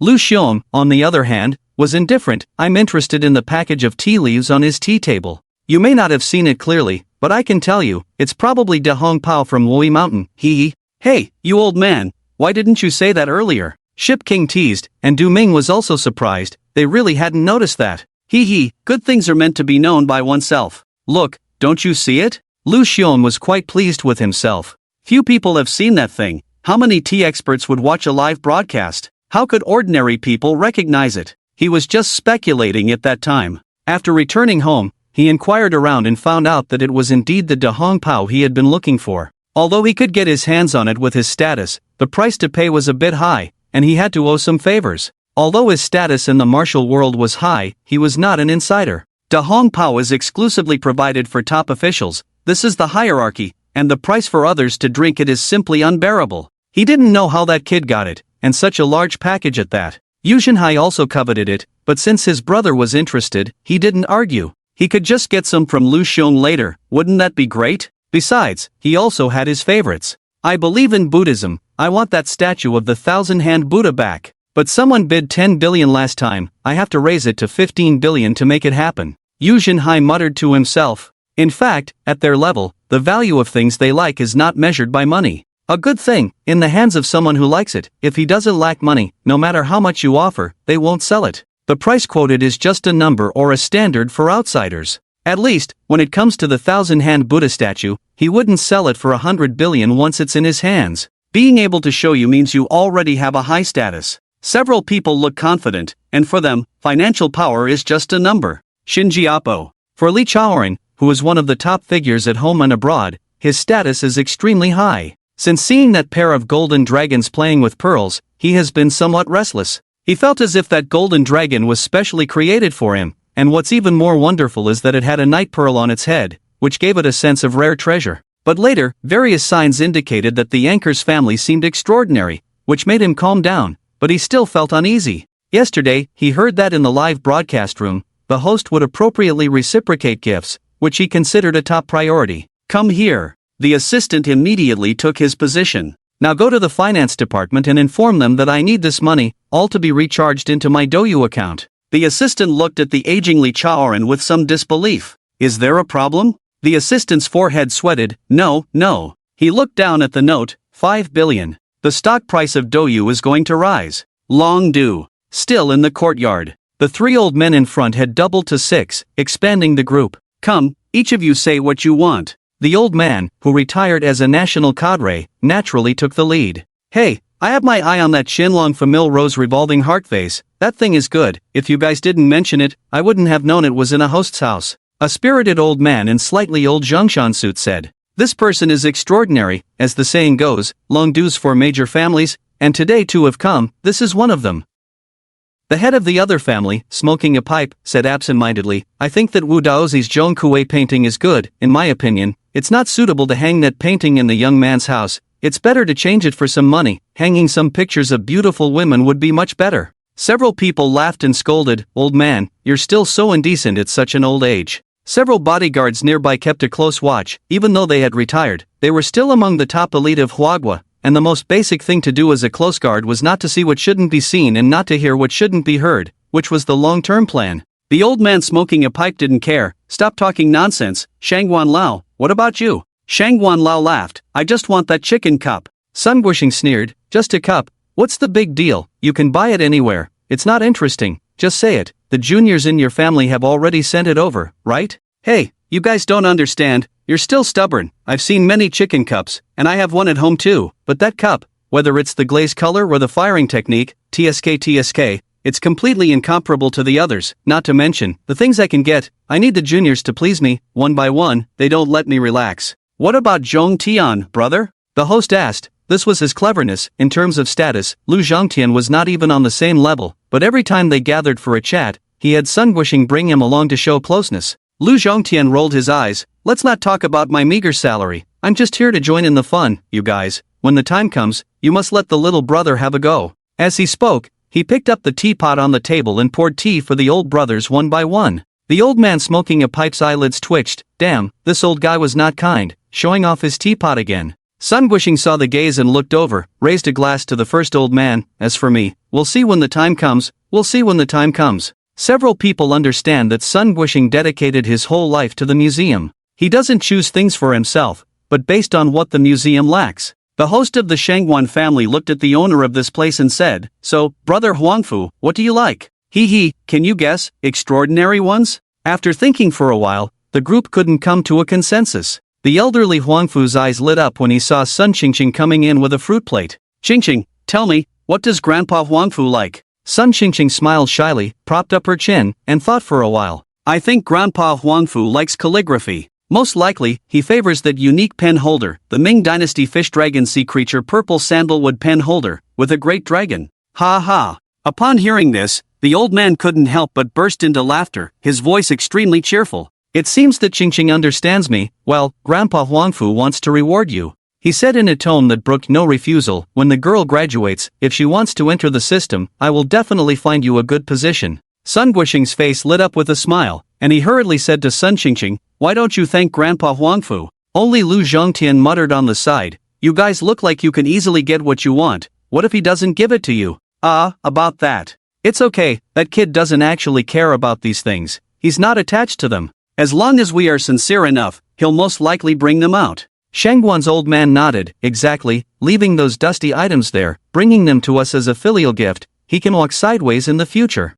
The group nodded, indicating that receiving things would bring a sense of gratitude. Honey, come and see, the number of viewers in the live stream has exceeded 10 million. Han Rue excitedly called out to Zhou Feng, who was playing on his phone on the couch. Zhou Feng recently got hooked on a novel, but for some reason, the author updated only 2,000 words a day, barely making ends meet. This made Zhou Feng quite unhappy. How can you make progress without more chapters? He hated that he couldn't turn iron into steel. but it had to be said that the author's skill was not bad. Even though people complained about not having enough to read every day, there were still people coming to complain every day. What does that mean? Criticism aside, they were still following. Today, the author finally replied to everyone. Author's message: some big brother said I update too slowly. I won't argue, it's just laziness. Now my laziness has flared up. I need to see a doctor quickly. I need everyone's help. For every 10,000 donations, I will update one more chapter, and so on. If I don't fulfill it, I will publicly call for help.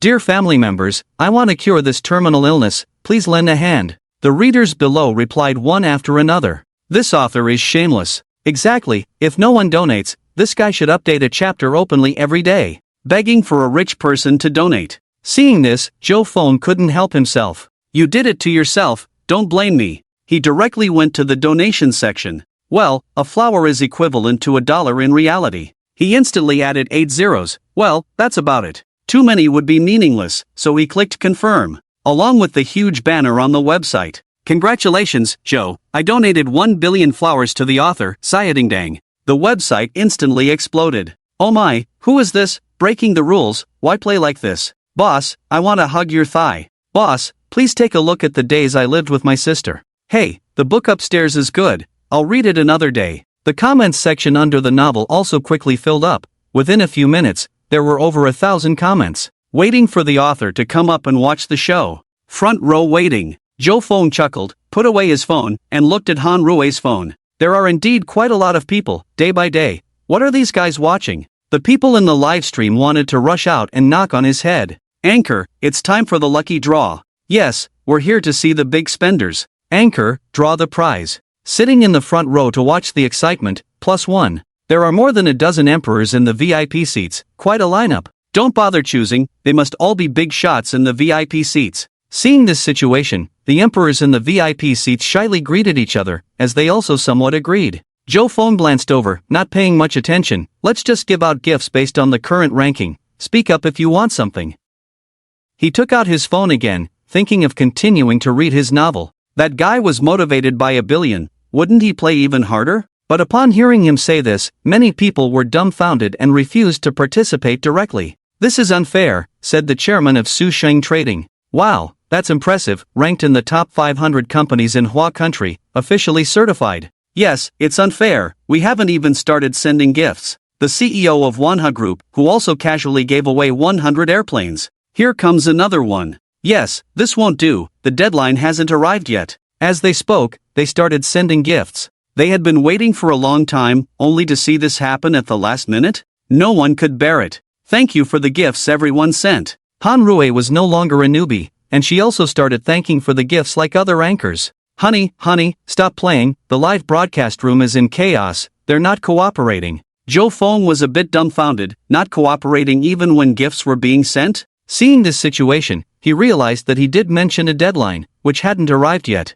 But he didn't want to wait any longer, as he was planning to go on a trip and couldn't delay it. So he took the tablet from Han Rue's hand, faced the camera, cleared his throat, and said, alright, I did mention a deadline earlier, so let's not waste time now. I'll wait for you for half an hour, then check the ranking, top 10 will receive gifts. But if the demands are too strict, I'll disqualify you directly, and the final decision is mine. The live broadcast room immediately erupted in cheers. Joe Fong stopped Han Rue. Wife, go take a shower and change clothes, we'll go to the Furue Hotel later. What about the live broadcast? Han Rue asked. Forget it, don't worry about them, we'll see the results later. Seeing Han Rue's dissatisfaction, Joe Fong had to plead, alright, I'll keep an eye on it. Han Rue nodded in satisfaction and went humming a song. Joe Fong placed the tablet on the table stand. Alright, everyone stay quiet, don't cause any trouble for me. He picked up his phone and started playing a game. People in the live broadcast room. Wow, who is this guy? He's really something. Yes, the top live broadcast room is actually watching a guy play games. The key is that we can't even see the screen, just the phone case. Some newcomers who didn't understand the situation started mocking. Just then, Wang, the CEO of Southern Industrial Park, gifts the anchor with 99 airplanes. Wow, that's a big move, reaching 10,000 meters. Niu Zhuang from Qinghai Industry gifts the anchor with 999 yachts. Rich, 5 million. Fu Zhengsheng from Ivy League gifts the anchor with 9 spaceships. Impressive. Yuan Wan gifts the anchor with 999 airplanes. Tianzi student phone gifts the anchor with 99 yachts. Aaron from Nanshan gifts the anchor with 99 spaceships. At first, everyone made some jokes. But soon, the barrage was completely obscured by the animations of the large gifts. The live broadcast room plunged into a frenzy, with fans who thought it's better to enjoy together than alone, starting to call their friends. Love for husband, love for life. Live broadcast room ascension ceremony, everyone go watch. The number of people in the live broadcast room skyrocketed, quickly reaching an exaggerated 5 million. If there were no actual back-end data, then it would be 50 million people online at the same time, watching Joe Phone play games while fans looked at phone cases. Wow, breaking news, someone has already splurged 5 million. The Douyu live streaming platform has a public chat area called Fishpond. Normally there aren't many people in there, but now various hosts and experts are gathering to watch the show. Your news is a bit late, someone has already spent tens of millions just now.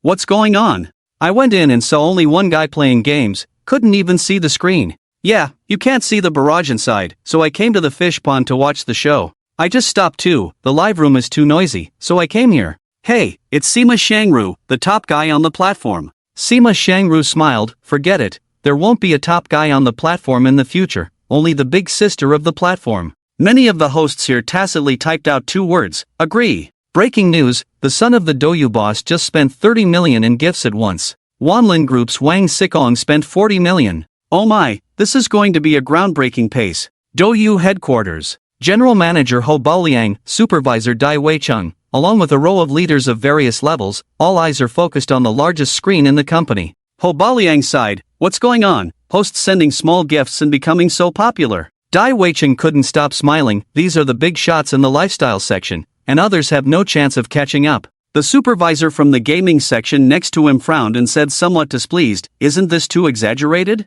But changing the profit-sharing ratio privately, only taking 1% commission, how much profit did the company lose? The sarcastic look made Dai Weicheng quite unhappy, but he didn't say anything. Indeed, Ho Baoliang furrowed his brow, this was approved by President Ma. The supervisor was still not satisfied, the commission rate is too low, this way they can create their own popularity by sending gifts to themselves, even if it's President Ma's decision, I still want to object. Can we lower the commission for big hosts in the gaming section to attract them? Ho Baoliang remained silent, and Dai Weicheng ignored him. Are you going to challenge my decision? A voice came from outside. President Ma. President Ma. Shenzhen Ma didn't even look at others, walked straight to the supervisor with a pale face, I never regret this decision. If possible, I would even consider not taking any commission. You can leave first, you look tired. After that, ignoring the pale-faced supervisor, Ho Baoliang and Dai Weicheng exchanged glances and walked to the screen, feeling somewhat helpless.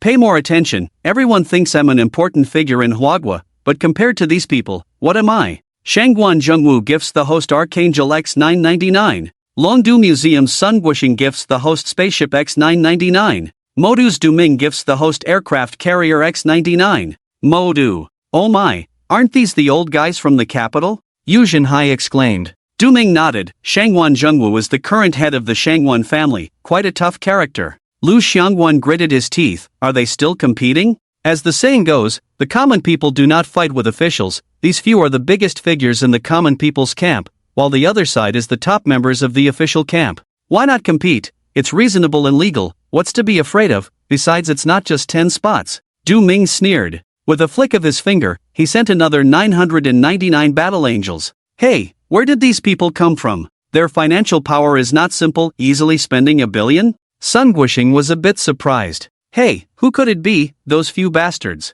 Shangguan Zhengwu cursed. The old man next to him with a pipe in his mouth said, why not ask this Hangzhou Ma to bring out the Douyu? The old man Huangfu at the top waved his hand, this is not fun, people follow the rules, we cannot break the rules. Right, never been afraid. Let's continue. Zhou Feng played a little game, feeling uncomfortable sitting, so he wanted to lie down and play slowly. Accidentally glanced at the tablet, it was not a big deal, even he was a bit shocked. Shangguan Zhengwu gifts the anchor an aircraft carrier X999. Modu Duming gifts the anchor a spaceship X999. Shangguan Zhengwu gifts the anchor an aircraft carrier X999. Modu Duming gifts the anchor an aircraft carrier X999. The two were deadlocked, looking like they were sulking. Zhou Feng quickly opened the gift list. Wow, Duming was first, with 1.5 billion at the top. Shangguan Zhengwu was second with 1.47 billion. The third place was a bit behind, Ship King Yuzenhai, with 1.2 billion. Oh my,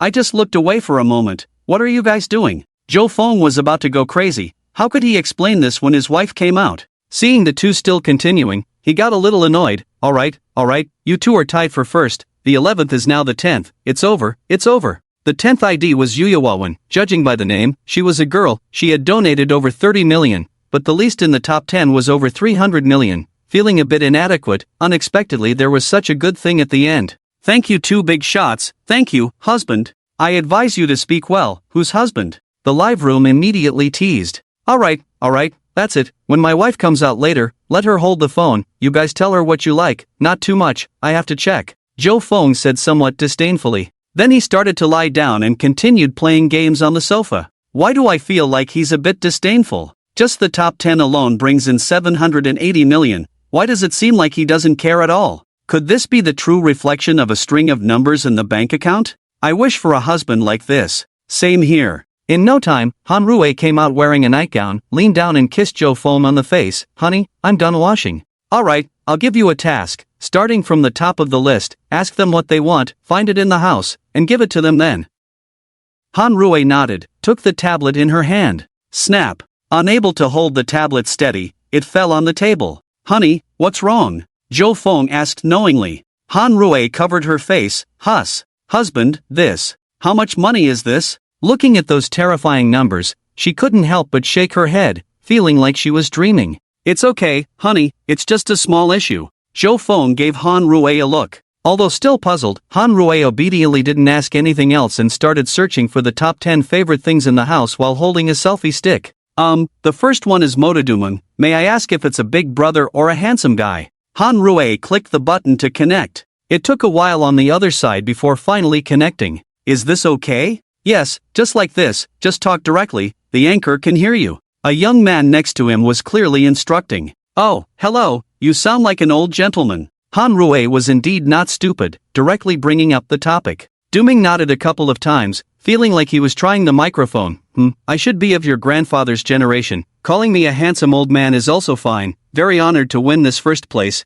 Actually I'm not too happy. Han Rui was speechless for a while. What could she say to this? Alright, mister. You can say a sentence, then tell me what items you like from the ones you saw earlier. If you think it's suitable, I'll give it to you. Say a word. What should I say? Okay, Shangguan Zhengwu was not worth a hit. Damn, this old guy really knows how to provoke a fight. Long do. Originally, a few people were sitting together discussing excitedly about what they might soon obtain. But everything changed after Du Ming spoke up. Don't drag me, I'm going to the Magic City to destroy his gang, old man, not acting like a human being. Shangguan Zhengwu was so angry that he puffed his beard and stared. In his 60s or 70s, he still had the appearance of rolling up his sleeves and fighting to the end, quite spirited. Several old brothers were almost unable to hold him back, but Sun Guishing had a way. No need, aren't you the second? When it's your turn, just step back, now you go find him, then miss the award time. I guess that kid probably won't care about you. Hey, you make sense.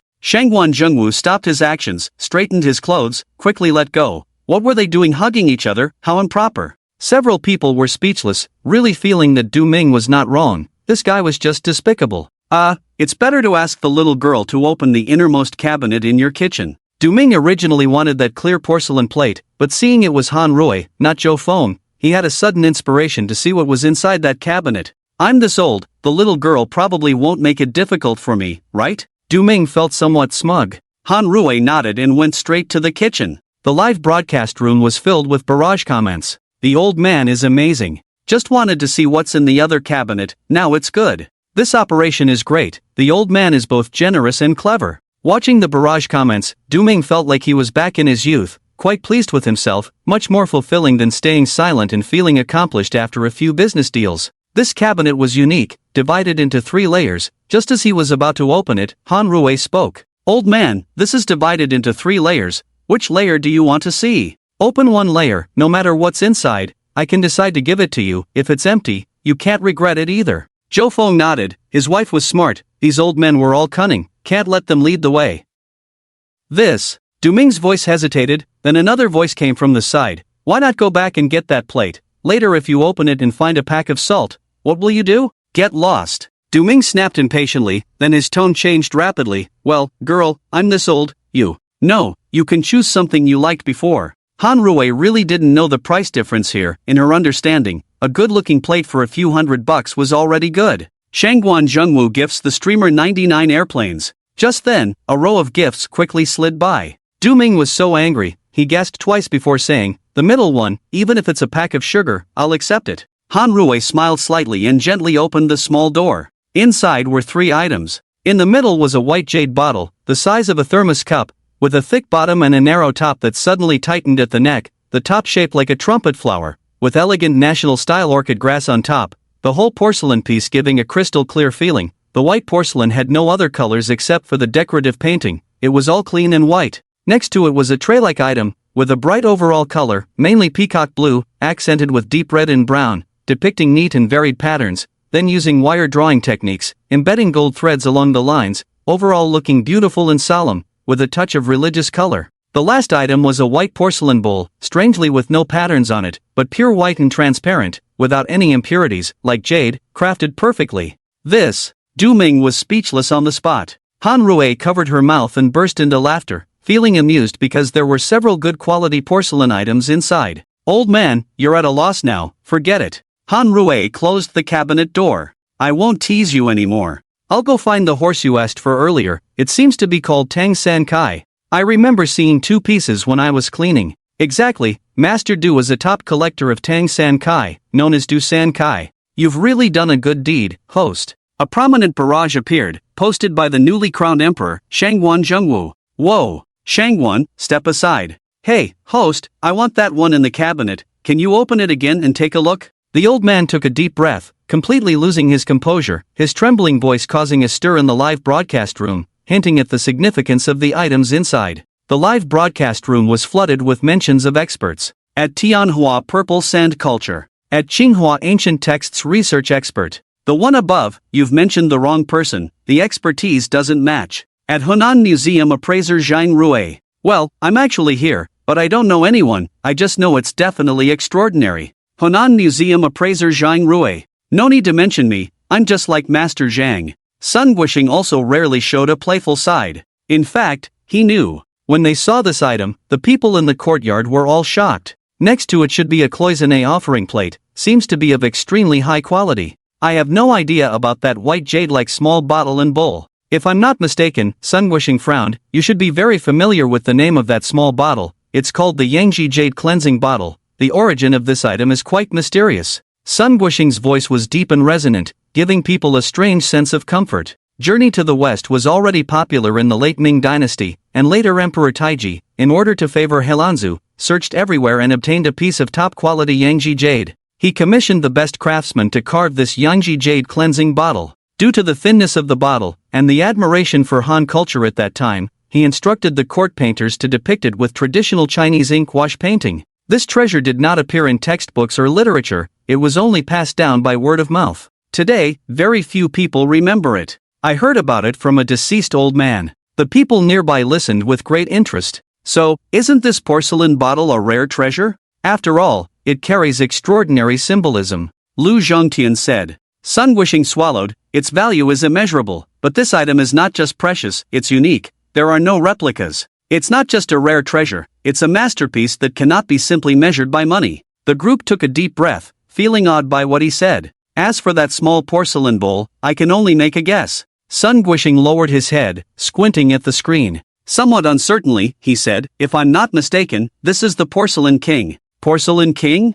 There are not many of these around. Shangguan Zhengwu seemed indifferent, so, the value of this collection is just average. Sun Guishing furrowed his brows and said impatiently, you know nothing, stop babbling. This is the ancient Porcelain King, not the modern ones that come and go every year. Everyone understood the implication. There were countless unearthed or passed down porcelain items, but in ancient times, humility was valued, so no one dared to claim the title of Porcelain King. If someone was called the Porcelain King, it was likely well deserved. But even Sun Guishing wasn't certain, and the group slowly began to discuss. Shanghai. There were still 3 people in this place, and Yu Zhenhai suddenly received a phone call. After a few polite words, he hung up and gestured for Du Ming to temporarily mute the microphone. Duke, that small bottle in the middle, take it down, I'm willing to spend 100 billion to acquire it, No, 200 billion will do. What's gotten into you? Du Ming tempted him. What? You don't want the 1,000-hand Buddha anymore? Yu Zhenhai urged, this thing is different. It's a combination of Buddhism and the royal family. It's special.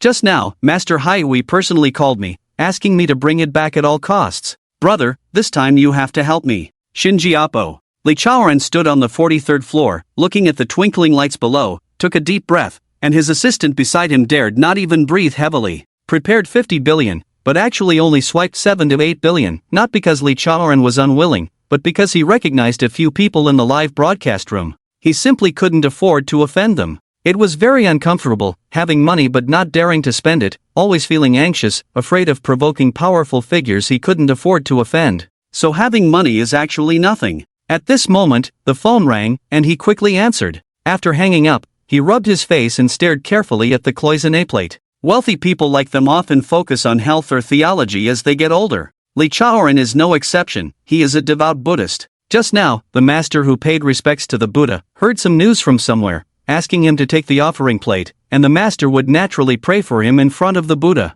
This master is a highly respected person, even Li Chaoran needs to curry favor with him. But now his ranking is not high, he just hopes that no one in front will be interested in this tray. He silently prayed, I want the bottle in the middle. In the end, Du Ming still helped his old brother. Han Rui was about to speak when Zhou Feng walked in, ignoring everything else and asked directly, Old man, you didn't want it yourself? Du Ming didn't understand the meaning of this question. Yes. Let me say it again, all my things cannot be circulated abroad, cannot be sold, cannot fall into the hands of forces or countries hostile to Hua. Do you understand what I mean? You can rest assured, if that happens, you don't need to say it, the old man won't let it go. Du Ming said confidently. The elders of the Longdu courtyard also nodded. Zhou Feng picked up the jade bottle and played with it for a while, casually placed it on the partition. Alright, I'll give this to you, send someone to pick it up. When this thing was received, it was worth much more, but leaving it here, it wouldn't be appreciated all year round. It's better to hand it over to these people, it won't gather dust and most likely will shine brightly.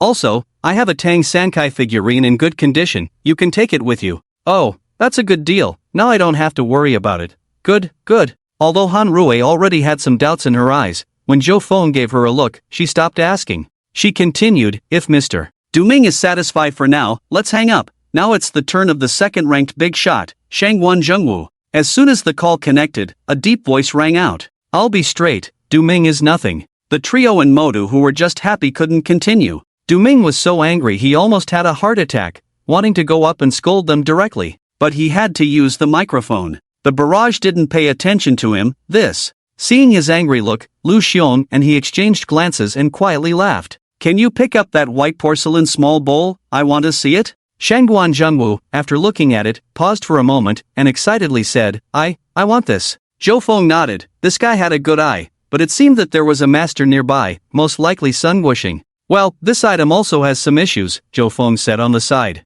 He immediately asked for the number, called to find out the situation. When I found out that the former national-level person next to me had retired, I didn't say anything. This porcelain king also went to where he should be. The event was proceeding in an orderly manner. But later on, there was a problem. I want that cloisonné enamel plate. Li Chaoran from Xinjiapo said, secretly feeling lucky that no one else had their eyes on this item. Han Rui remained silent, looking at Zhou Feng. Zhou Feng made a phone call and soon walked in. No, you need to choose another one. The live broadcast room was in an uproar, as it was the first time the anchor's husband had refused someone's request. Why not? Li Chaoran couldn't believe it, thinking, how could someone with less power bully me? You should know who that master belongs to. Zhou Feng stopped there, speaking directly and firmly, your money has been refunded. Next. The live broadcast room was instantly in an uproar. What's going on? Isn't that former richest man Li Chaoran so domineering?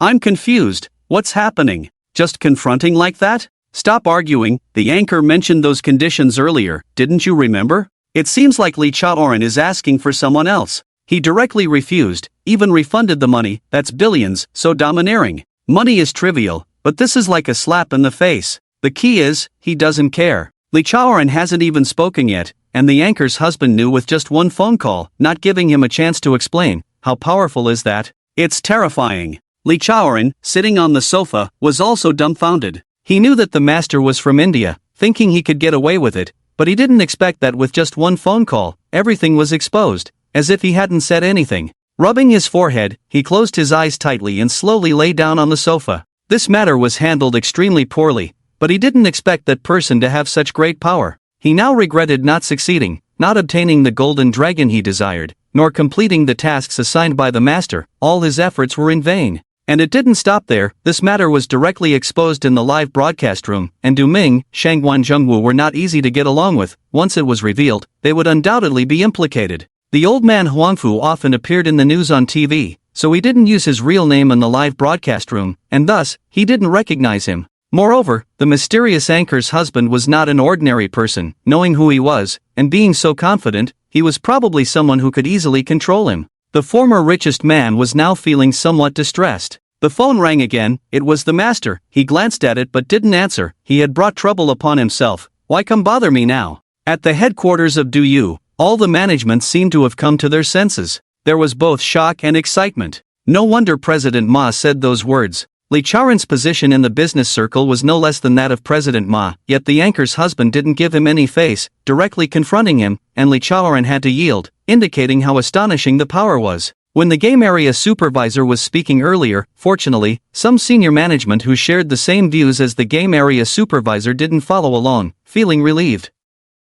The old man sitting in the quadrangle nodded. He had indeed not mistaken the person. He cleared his throat, and his assistant immediately ran over. Tell Li Chaoran to behave himself. It seems like he's been doing quite well recently. The assistant nodded, understanding the leader's intention. Doing too well, getting a bit carried away? It was already past 10 o'clock when this grand live broadcast finally came to an end. The amount of money involved and the high social status were awe-inspiring. At its peak, the number of viewers exceeded 10 million, and Han Rui's live broadcast room subscriptions also reached a terrifying 30 million. The fans present all have a feeling of witnessing history and are proud. Even though it has been many days since it ended, people are still talking about it. It was praised by well-wishers as a golden moment in the live streaming world. Most of the things that people needed did not meet Zhou Feng's expectations. They were mostly some porcelain, calligraphy, and other things that he truly did not care about, or it could be said that he cared very little about them, as they were clearly not in his eyes. However, he still used his intelligence to understand the backgrounds of these people, in order to prevent good things from flowing out of the country,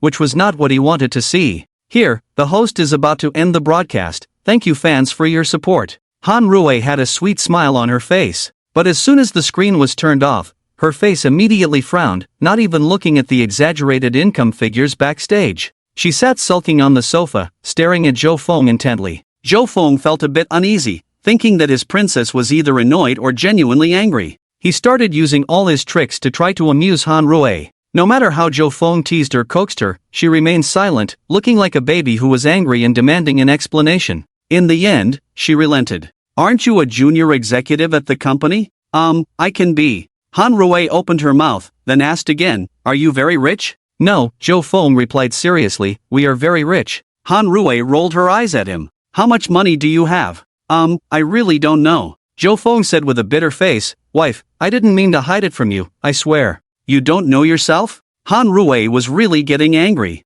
Han Rui took a deep breath. The calligraphy and paintings in the room? They're real. The car keys? All mine. The books on the bookshelf? All limited editions. The calligraphy and paintings? All authentic. The blue and white porcelain in the closet? All treasures. The jade artifacts? All imperial green glass. What about the furniture? All made of the best rosewood. Han Rui suddenly felt dizzy. She didn't give up. Is it you who often drives the sports car around our building? Zhou Feng looked wronged. I was waving to you from the car. Han Rui couldn't hold back anymore. She grabbed a pillow from the sofa and started hitting Zhou Feng with it. Dare you open the car window and wave to me again? Zhou Feng exaggeratedly shouted. The two wrestled, or it could be said that Zhou Feng was the only one getting hit. After a while, Han Rui was disheveled, panting heavily as she sat slumped on the sofa. How many more things are you hiding from me? Zhou Feng knew she was really angry, so he quickly raised his right hand, as if making a vow. I promise,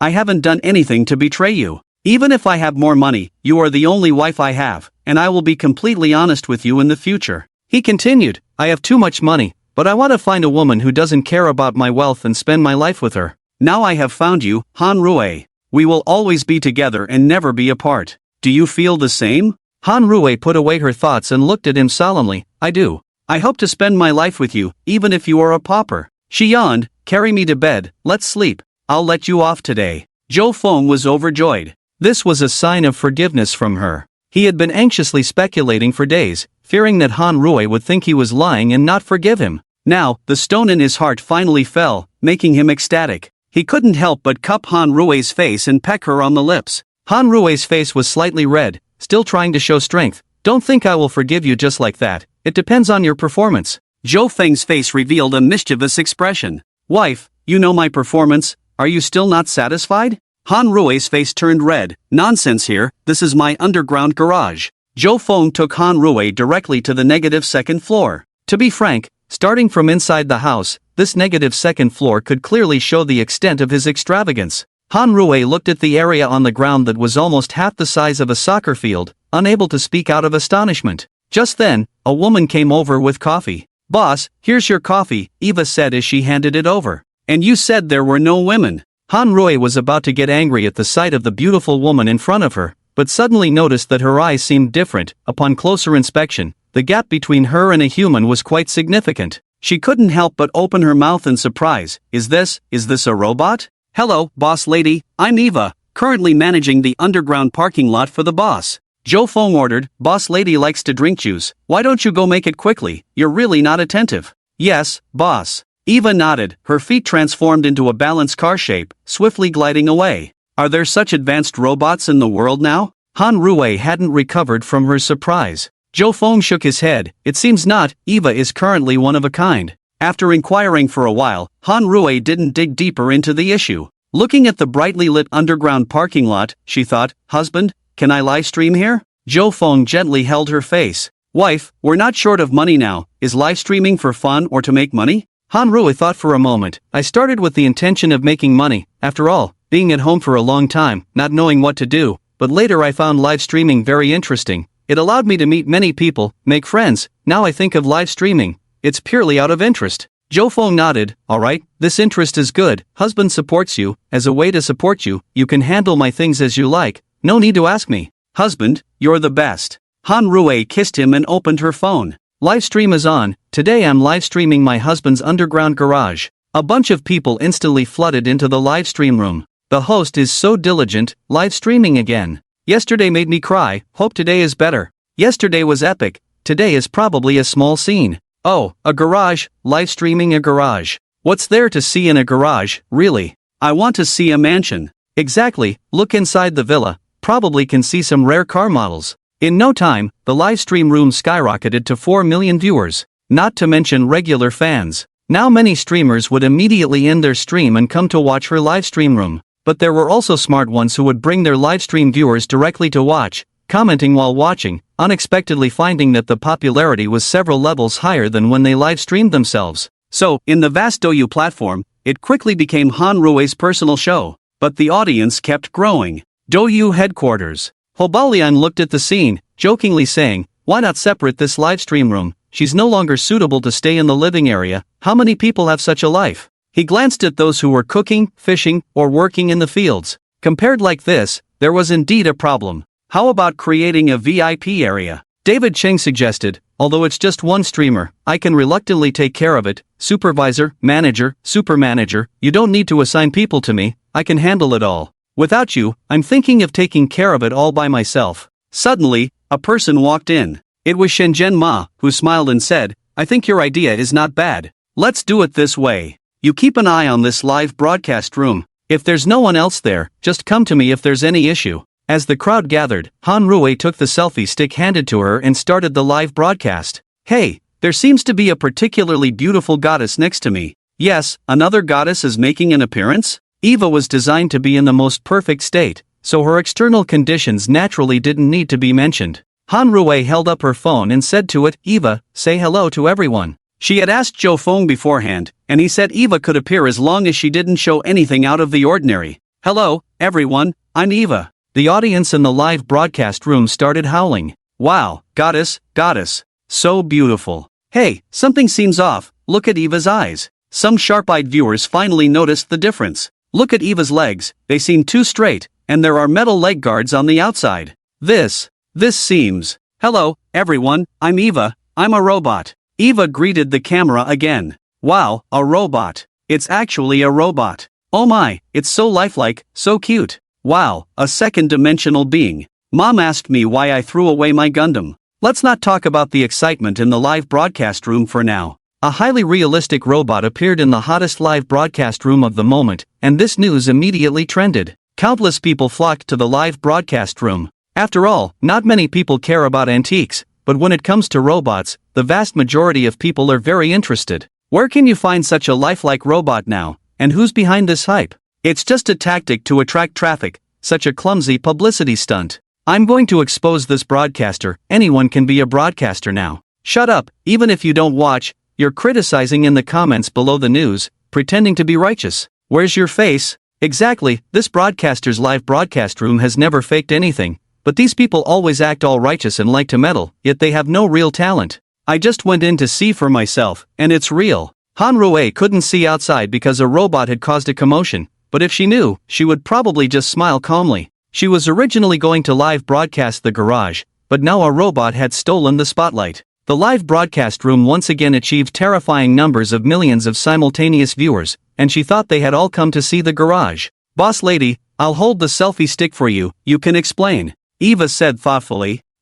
Okay. Han Rui was a bit stunned. This robot was too intelligent, and it even cared about people? She didn't know where that deadpan humor came from. Eva said somewhat aggrievedly, if the boss sees you holding the phone yourself, it might cost me my job. Put. Han Rui, who was drinking, choked and quickly took out a handkerchief to clean up, handing the selfie stick to Eva. Wow, what kind of magical robot is this? This intelligence is top-notch. To think it might get laid off, I'll sell everything I have to take you home. The broadcaster's husband must be an old society landlord tycoon. Down with the rich husband, bring Eva home. This robot is too intelligent, I've never heard of anything like it. Where did the rich husband buy this from? I'm so envious, I'm willing to sell everything to buy one. Mom, I have a new wish and goal now. I feel like with this robot, having a girlfriend doesn't seem important anymore. Ugh, the guy upstairs is trash. The broadcaster's husband is loving his wife even with a robot. The robot was truly stunning, and the discussion just couldn't die down. The live broadcast room is fine, but there are more discussions in other places, easily overshadowing the hype of a certain A-list star releasing an album. Sure enough, many onlookers began to sigh, saying that this time the star's album won't be stealing the headlines. Because recently, the gossip has been consumed, and the expected hot topics have also been revealed. Just yesterday, a live streamer received over 1 billion in gifts, but today things have calmed down. By the morning, the star was holding a press conference. Everyone was sighing, saying that he finally made a move. But suddenly, a prominent headline news emerged. Super intelligent robot appears in the hottest live broadcast room. It immediately caused a sensation, pushing the news to the forefront, with major media websites rushing to break the story. This news spread like a typhoon in the media world, extinguishing the fire in the heart of that A-list star. How did it come to this? How did it come to this? He considered whether he should stop releasing albums in the future, as every album release would be overshadowed by a big news story, stealing his spotlight to showcase himself. Zhou Feng sat in a daze. He had been busy last night and was dragged out of bed early by Han Rui this morning. This was her way of getting back at him, and Zhou Feng could only respond with a smile. Looking at Eva's spiritual appearance, he couldn't help but feel a bit emotional. Eva was not a natural creation, she was a machine heart skill that he had acquired through signing, allowing him to create high-intelligence robots like Eva without limits. However, he hadn't created many so far, only 3. Thinking about this, he suddenly remembered that he hadn't signed in today. I want to sign in. Ding! Sign-in successful. Congratulations to the host for obtaining a small island in Paradise Island. Coordinates. This sign-in is getting wilder. Are they giving away islands directly now? Qin Fang glanced at Han Rui, who hadn't noticed, and quickly opened the smart electronic watch on his other hand. A blue light screen appeared on the watch. Check coordinates, Zhou Feng said, and the blue light screen instantly located the coordinates. Then it zoomed in, showing details like contours, materials, resources, and more. Zhou Feng took a quick look and then used his finger to swipe on the light screen, revealing a god's eye view that slowly began to display in all directions. A beautiful little island appeared before Zhou Feng's eyes. Not bad at all, there are even ready-made buildings on it. Han Rui will definitely like it, Zhou Feng nodded. This sign-in was quite good. He was already planning a global trip, and this could be a stop for sightseeing. After finishing these tasks, he looked at the 2 women who were busy. Eva obediently held up the selfie stick in her hand, adjusting the camera angle to capture the best shots. Han Rui began interacting with the audience while walking. Do you want to see this red one? Okay, Eva, take a full shot with your phone.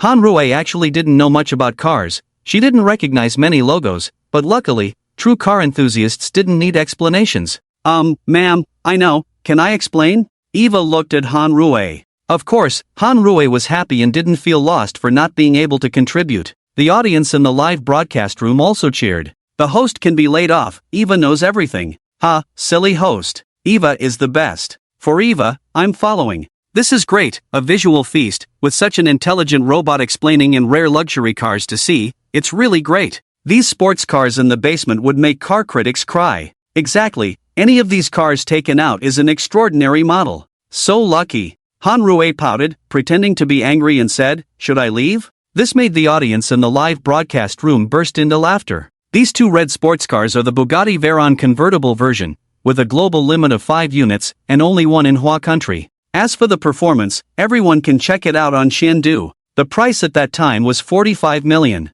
Eva narrated. What about the silver white one? Silver white. Eva looked around the car. The audience in the live broadcast room was excited. Some wanted to see the headlights, some wanted to see the logo, and some even wanted to see the interior. Seeing Eva looking confused, Zhou Feng couldn't bear it. Eva, they just want to see, you can just walk around without explaining, it's too troublesome. Right, why explain, they all know, and those who don't know can look it up themselves, Han Rui also said. They couldn't let the people in the live broadcast room bully their own labor force. Han Rui was very protective. Take your time, you guys take your time, I have to go up. Zhou Feng instructed. He had some things to take care of, and he didn't have time to mess around with those fans. Han Rui stuck out her tongue, okay, with Eva here, she's even better than you. Zhou Feng smiled bitterly. The two started to look at these cars in the underground garage. Slowly, the netizens were shocked. This was not a garage, it was a treasure trove. Any car that appeared outside here would cause a sensation.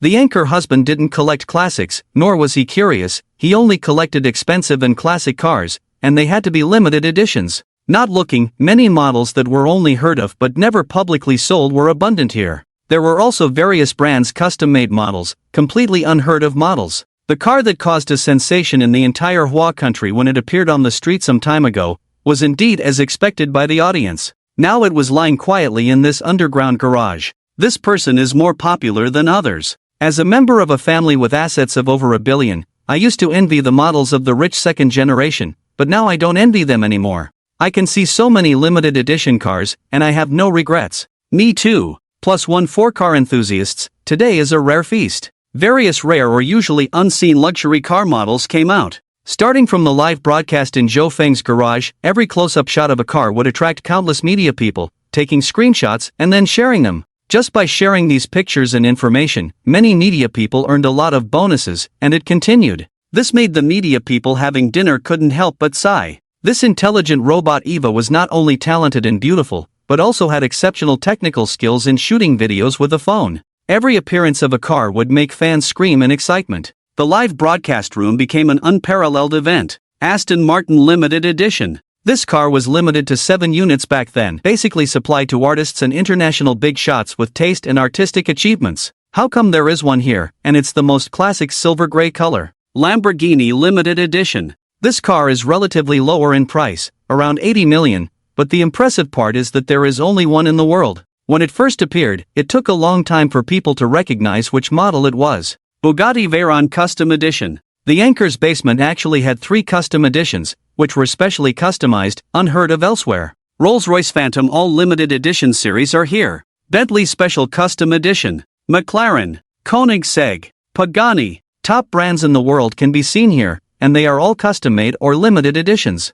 Just this underground garage, it is estimated to be comparable to a vault of a tycoon. I have the biggest dream, which is to have a parking lot like a streamer husband. My wish is to sleep on the ground of this parking lot for one night. Will the streamer give away a car in a lucky draw? Upstairs, have some face. The streamer should take a stroll outside. Han Rui said somewhat embarrassedly, I've been trying to get my driver's license for a long time, but I haven't driven on the road. Eva next to her, a little clever, said, Madam, I can teach you, Eva is very good at driving. The people in the live broadcast room were instantly amused. I want to see the streamer drive outside. +1, I want to see too. The streamer driving, Eva in the passenger seat, it sounds very lovely. Thousands of people are eager to see the streamer drive out and make a scene. No, no. Han Rui waved her hands quickly, jokingly, as people who haven't driven on the road feel fearful about it. Joe, I will give the streamer 999 guardian angels. Zhou Wei-chan, wife, it's okay, take Eva with you, you can do it,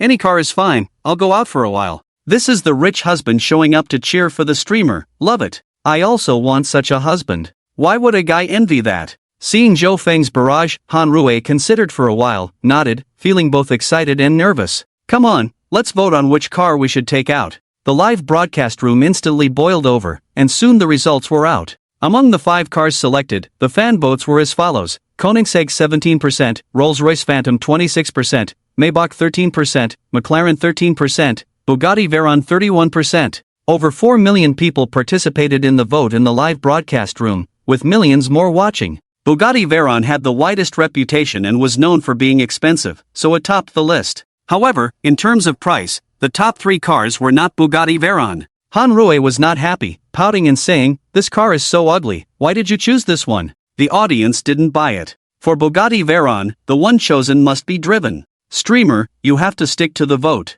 Bugatti Veyron is so cool. This one. You can't change your mind. Han Rui still refused, looking unhappy. Zhou Wei-chang gives the streamer 999 sweet angels. Zhou Wei-chang, wife, which car do you want to drive? Seeing Zhou Feng asking, Han Rui felt a bit happy. I like this McLaren. Zhou Wei-chang, you have to vote again. Big broadcast, Zhou Wei-chang sent out a billion cash red envelope in the Love My Husband, Love My Life live broadcast room and left a message. Fans who voted for McLaren can claim it. Han Rui's mouth formed an O shape, and she quickly set up the voting mode. Wow, can we play like this? So extravagant. I suddenly think that McLaren is pretty good too. Yes, with a value of 470 million, it's much better than that Bugatti. Yes, this is the real luxury car. I voted for McLaren just now, not for this red envelope. With 45 million people voting, each person only gets 20 yuan, come on. You there, if you don't claim it, the red envelope will just keep growing, right?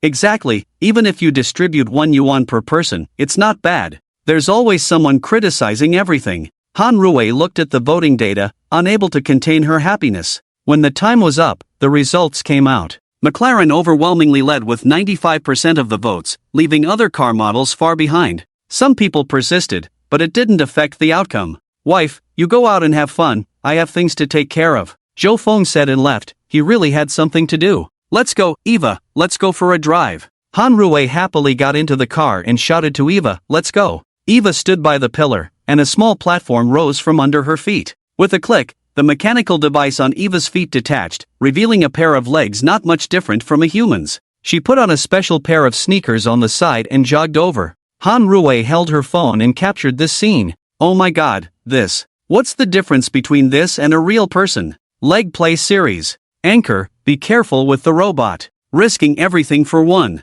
I am Wang Xiaoyu, the richest tomato in the West. The anchor is requested to check private messages. I am willing to pay a high price to buy a robot like Eva. Eva handed the phone to Han Rui and said, Madam, this is a negative 2-story to 15 meters underground, so 3 elevators are prepared, here it is. Han Rui nodded and stepped on the gas. Bang! A collision sound rang out, not loud or too shaky. Han Rui was a bit stunned. What's this? The people in the live broadcast room were also stunned. It's nothing, just bumped into the Bugatti next to it, Eva explained. It just bumped into it, didn't feel anything. Eva proudly said, this car was specially customized by McLaren for the boss, both in terms of materials and performance, it's top-notch. It ranks 17th in the garage, which is quite high. The performance suspension is so good that you won't feel much impact in the car. Han Rui asked the question that everyone in the live broadcast room wanted to ask. How much does this car cost? Eva, the cost price is 1.1975 billion, but McLaren didn't take a penny. Madam, rest assured, the car damage situation can be seen in the car system. It's just a bit of paint scratch, no big deal. I control the terminal of the underground parking lot. I'll give an order, and that Bugatti will be towed away for scrap. Han Rui. Live broadcast room. Suddenly, the tow truck parked in the corner started up. Even the tow truck itself was a classic product worth tens of millions. It released 2 ropes directly, then attached them to the Bugatti, slowly dragging it into the car warehouse. Then the tow truck went up the third elevator platform and ascended slowly. After about 10 minutes, the tow truck returned, but the Bugatti was nowhere to be seen. Eva's mechanical voice came out, "Car number 46, scrapped." Hanrui and everyone in the live broadcast room watched the whole process with their mouths open. "Don't stop me, I'm going to pick up trash outside the anchor's house. Take me with you." "Wha? Don't push, I have to go. I'm crying, the Bugatti we all voted for was just thrown away by Eva." "Wow, what kind of family is this? Eva, you're so awesome, does your boss know? Look at that tow truck, the car warehouse is so shiny from the friction, this must be a common occurrence. I'm really envious this time. Bugatti must be crying in the bathroom." Bugatti headquarters in Fa. General Manager Bill received a call. "President, the limited edition car with the number 023 from Huagua was thrown away like trash."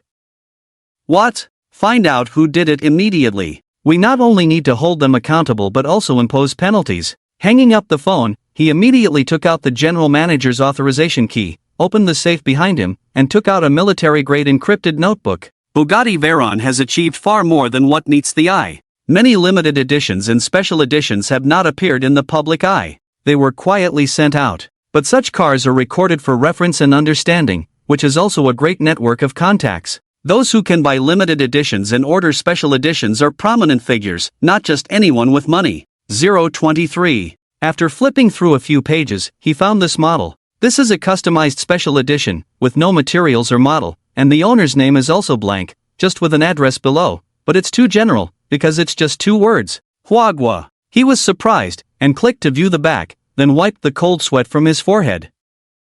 There were a total of 19 cars, all mysteriously in that country of Huagua. He had only been in office for half a year and had basically not checked this thing. Thinking about this, he picked up the phone on the table. Just to be safe, he decided to ask the CEO. "Mr. Joseph, I need to speak with you." "Oh, Bill, what's up? Tell me quickly, I'm walking the dog." "Well, sir, there has just been an accident involving one of our limited edition car owners, so I checked the registry and found that the owner is not listed. Can you explain what's going on?" "What?" Joseph on the other end suddenly went silent, unconsciously loosening his grip, and his beloved Scottish collie thought his owner was letting him play on his own, so he happily ran out. Joseph didn't have time for the dog, his voice sounding serious. "Oh, dear Bill, you haven't done anything, have you?" Bill, the general manager, tried to please him. "Just a buyer from Huagua, insulting our prestigious product. I've already had someone draft a lawsuit to make him pay dearly. The team should already be on the plane." Ding! The sound of a phone falling to the ground came, and Bill thought the old gentleman had dropped his phone, about to say a few kind words.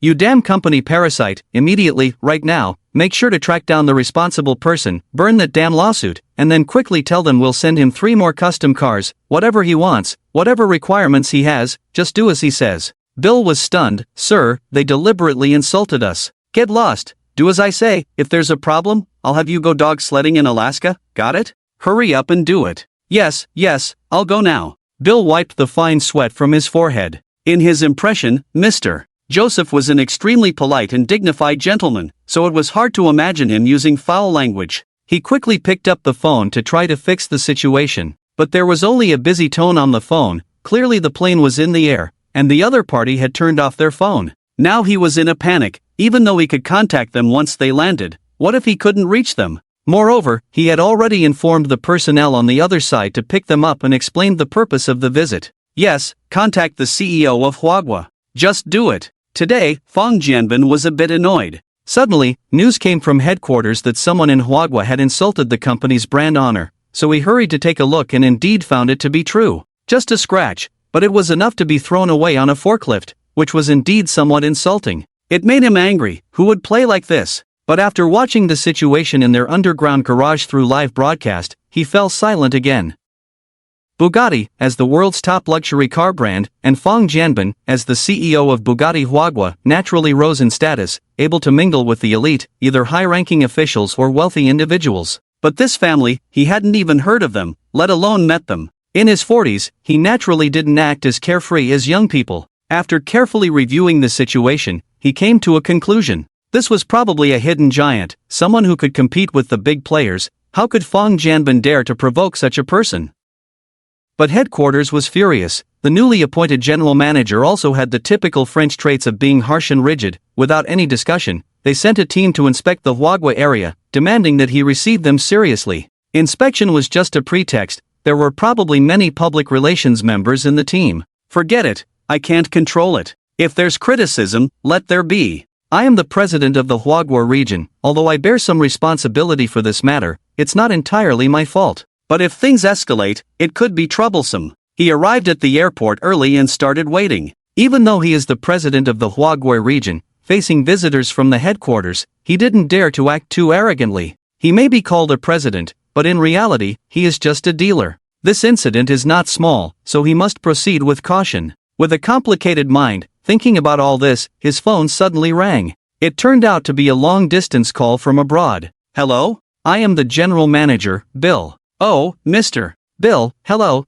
I am Fong Jianbin from the Huagua region. He was a bit puzzled as this person seemed quite important, and it was the first time he called him privately. I know, I have a task for you now. Please go ahead, General Manager. When the public relations team gets off the plane, you must intercept them and have them call me. Bill took a deep breath. Also, cancel the plan. Ha? With such a big fuss, why cancel the plan? I said cancel the plan. Try to contact the car owner and say that our company is willing to give him 3 more limited edition cars, ask him what he needs. Bill said each word seriously, as this was related to his own life and livelihood. He had no doubt that if this matter was not handled satisfactorily, old Joseph would send him to Alaska to pull a sled. That old man always kept his word. If this matter is resolved, I will propose you as the president of the Asia-Pacific region at the board meeting. After saying this, Bill hung up the phone. The best way to get things done is not through constant reminders, but by offering rewards. Wow, president of the Asia-Pacific region. Fong Jianbin was excited. The current president of the Asia-Pacific region was a Japanese. Due to ethnic hatred, the two naturally did not get along. However, with Bill's words, things seemed more reliable. He quickly turned on the live broadcast. Han Rui and Eva had already boarded the first elevator platform and arrived on the ground. Madam, you can relax, in case of an emergency, Eva will do her best to protect you. Eva said seriously to Han Rui. With her special abilities, in case of an emergency, she could instantly transform into a solid holosphere to protect Han Rui from harm. This was also why Zhou Feng was at ease letting them go out. Han Rui was quite moved. The way Eva treated her made her feel like they had known each other for a long time, always looking out for her. Just then, a barrage message appeared in the live broadcast room. Host, you're done for. I just received news that the Bugatti headquarters has been informed about your deliberate insult to the brand, and now the PR team is coming over to demand compensation for the losses. The live broadcast room erupted in chaos. In the foreign country, Bill, who was watching the live broadcast through VPN, was suddenly startled, spilling his coffee all over the screen. His female assistant beside him was shocked. Was it too hot? Get out! Bill shouted. As she left, Bill immediately grabbed the satellite phone and dialed a number. He started off aggressively. What's going on? Who leaked the information? Fong Jianbin was also taken aback, and upon hearing his scolding, he felt a bit offended. As far as I know, only I knew about it here, but now that it's out at headquarters, what are you guys doing? Bill was taken aback by being scolded by a subordinate, but he didn't care at the moment. Fong, my friend, find a way to fix this. If you can handle this well, you will be my most loyal friend. Fong Jianbin had just been venting, thinking he was in trouble, but now Bill was already apologizing. I will do my best. He hung up the phone directly. The atmosphere in Han Rui's live broadcast room was now boiling. There were dissenting voices. My own car, I can handle it however I want, who can control me?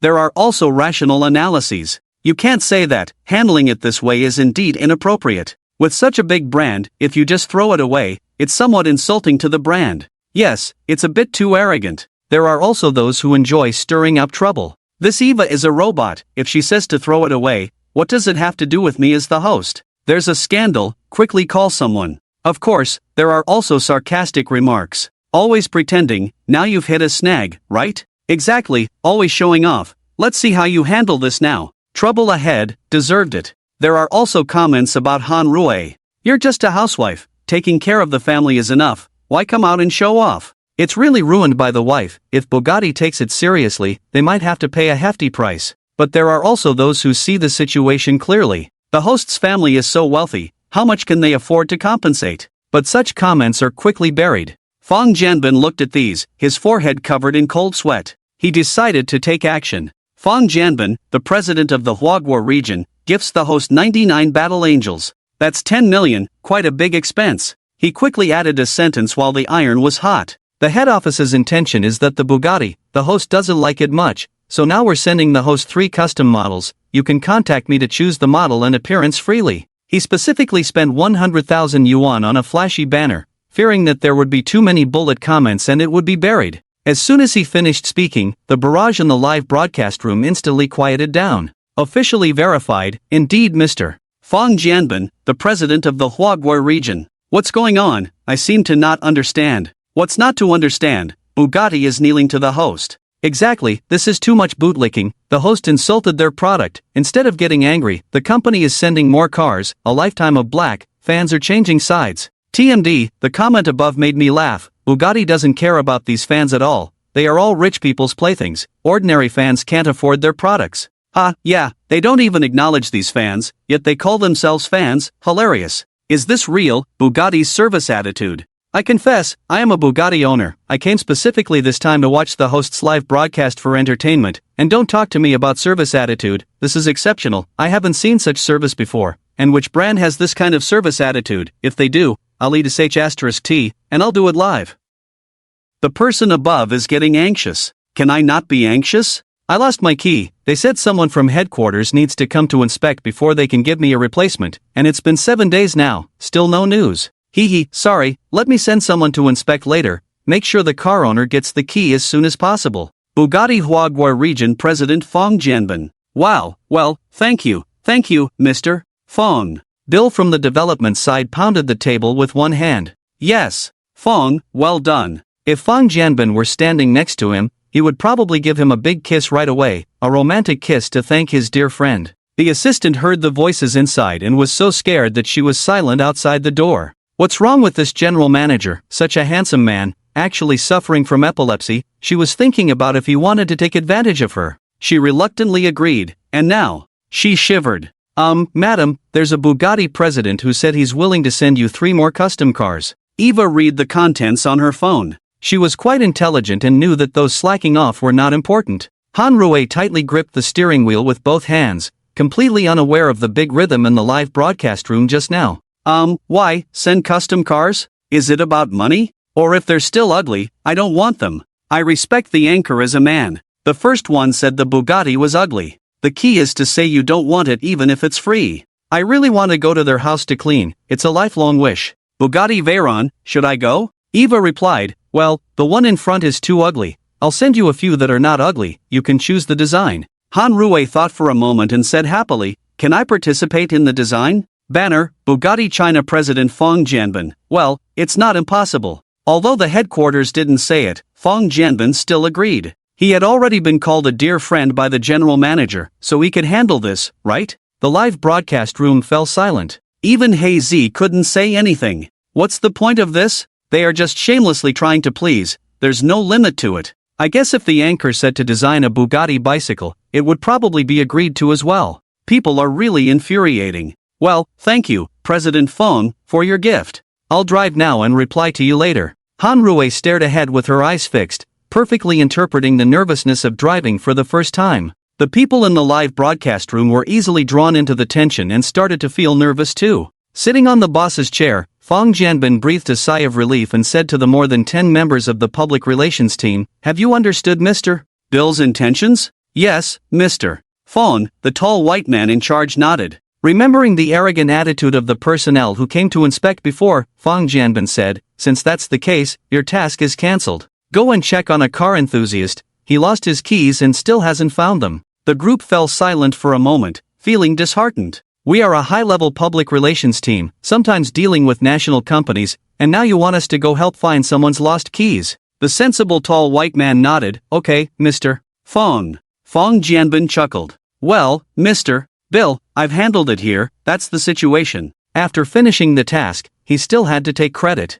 Bill's previous despondent demeanor disappeared, and he happily paced around the office. Dear Fong, you did a great job. From now on, you are the president of the Asia-Pacific region. Let's keep in touch more in the future. Han Rui tightly held the steering wheel, her eyes fixed on the road ahead. She would get nervous at the slightest sight of a pedestrian or vehicle. Even though it was a top-notch sports car, she was only driving at 30 miles per hour. Nevertheless, she would occasionally let out a scream. The live broadcast room was in stitches, finding it all too amusing. It was almost enough to make someone spit out their dinner. "Don't be nervous, madam, relax," Eva patiently reassured her. In fact, Han Rui hadn't done anything wrong, it was just her first time on the road, and she was overly nervous, giving off a jittery vibe. The McLaren's performance and handling were top-notch, which helped Han Rui quickly get the hang of it. They chose less crowded streets to drive slowly. Han Rui was not stupid, on the contrary, she was quite clever. After crossing 2 streets, she began to relax and wasn't as nervous anymore.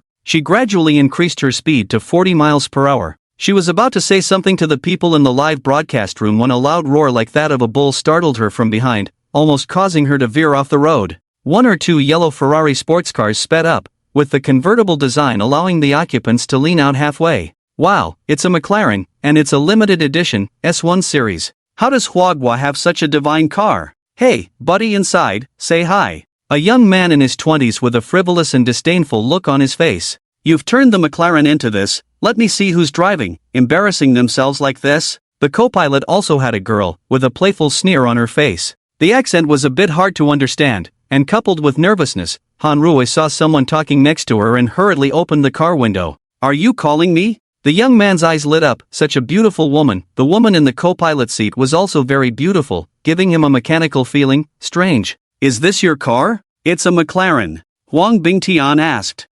Yeah, any problem? Han Rui nodded. The McLaren was indeed hers, that was correct. The girl over there looked at them, somewhat jealous, and said, just you, can you afford it? Probably from your sugar daddy. After saying that, she felt funny and covered her mouth, laughing. With a billion-dollar company at home and a boyfriend from an extraordinary family, but seeing someone with a prettier face and figure than her, she suddenly felt jealous. The boys around also laughed along. What are you saying? Han Rui couldn't understand. This girl was only 18 or 19 years old. Why was she speaking so harshly? The girl felt she was right. You can't even driving this McLaren so slowly. Is this someone else's car or yours? Look at your sister, still taking photos with her phone in the car. Probably never sat in such a good car in her life, right? The more she spoke, the more she felt justified, analyzing everything logically, and even cooperating with her boyfriend. They burst into laughter.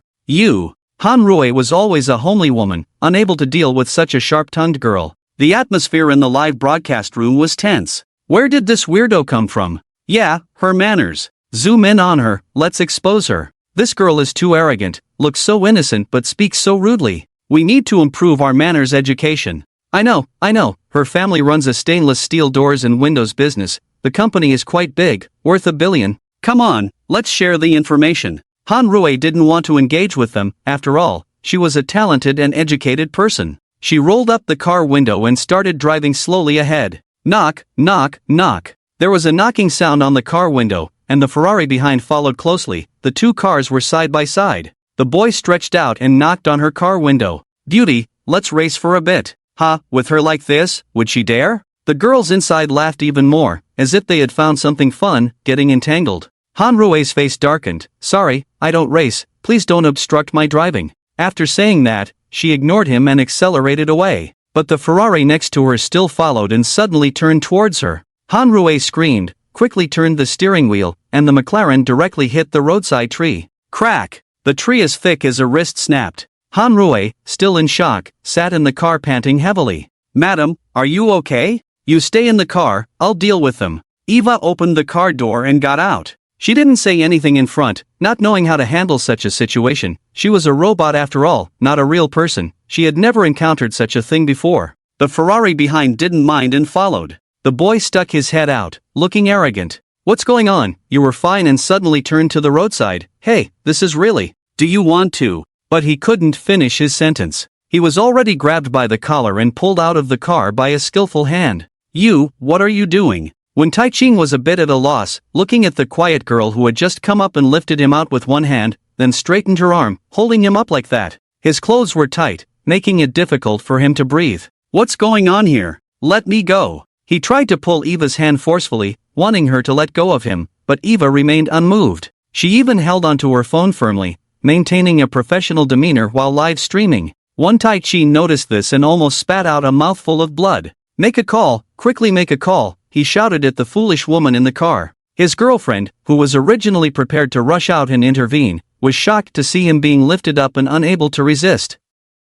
She hurriedly went to get her phone. Han Rui had never encountered such a situation before and was a bit flustered, so she quickly called Zhou Feng. In a luxurious conference room, Zhou Feng sat in a corner playing with his phone happily. The people sitting around the office table were all top figures in the industry, led by a high-ranking deputy national official who was currently in the limelight, young and promising with a bright future. They were engrossed in their discussion, but Zhou Feng was engrossed in his game. How do you view this new energy source? How much capital can each of you inject into it? This will have a very large market share in the future, enough to change the world, the high-ranking official sitting at the head asked. Yes, Zhou Feng was impersonating his own number 9 secretary. Since number 9 had basically never appeared in the eyes of these people, pretending to have a powerful but legitimate identity sometimes made things easier. Everyone knew that the secretaries scattered around the world were influential figures who could move mountains. They had no names, only code names. But knowing that Zhou Feng was the ultimate behind-the-scenes boss,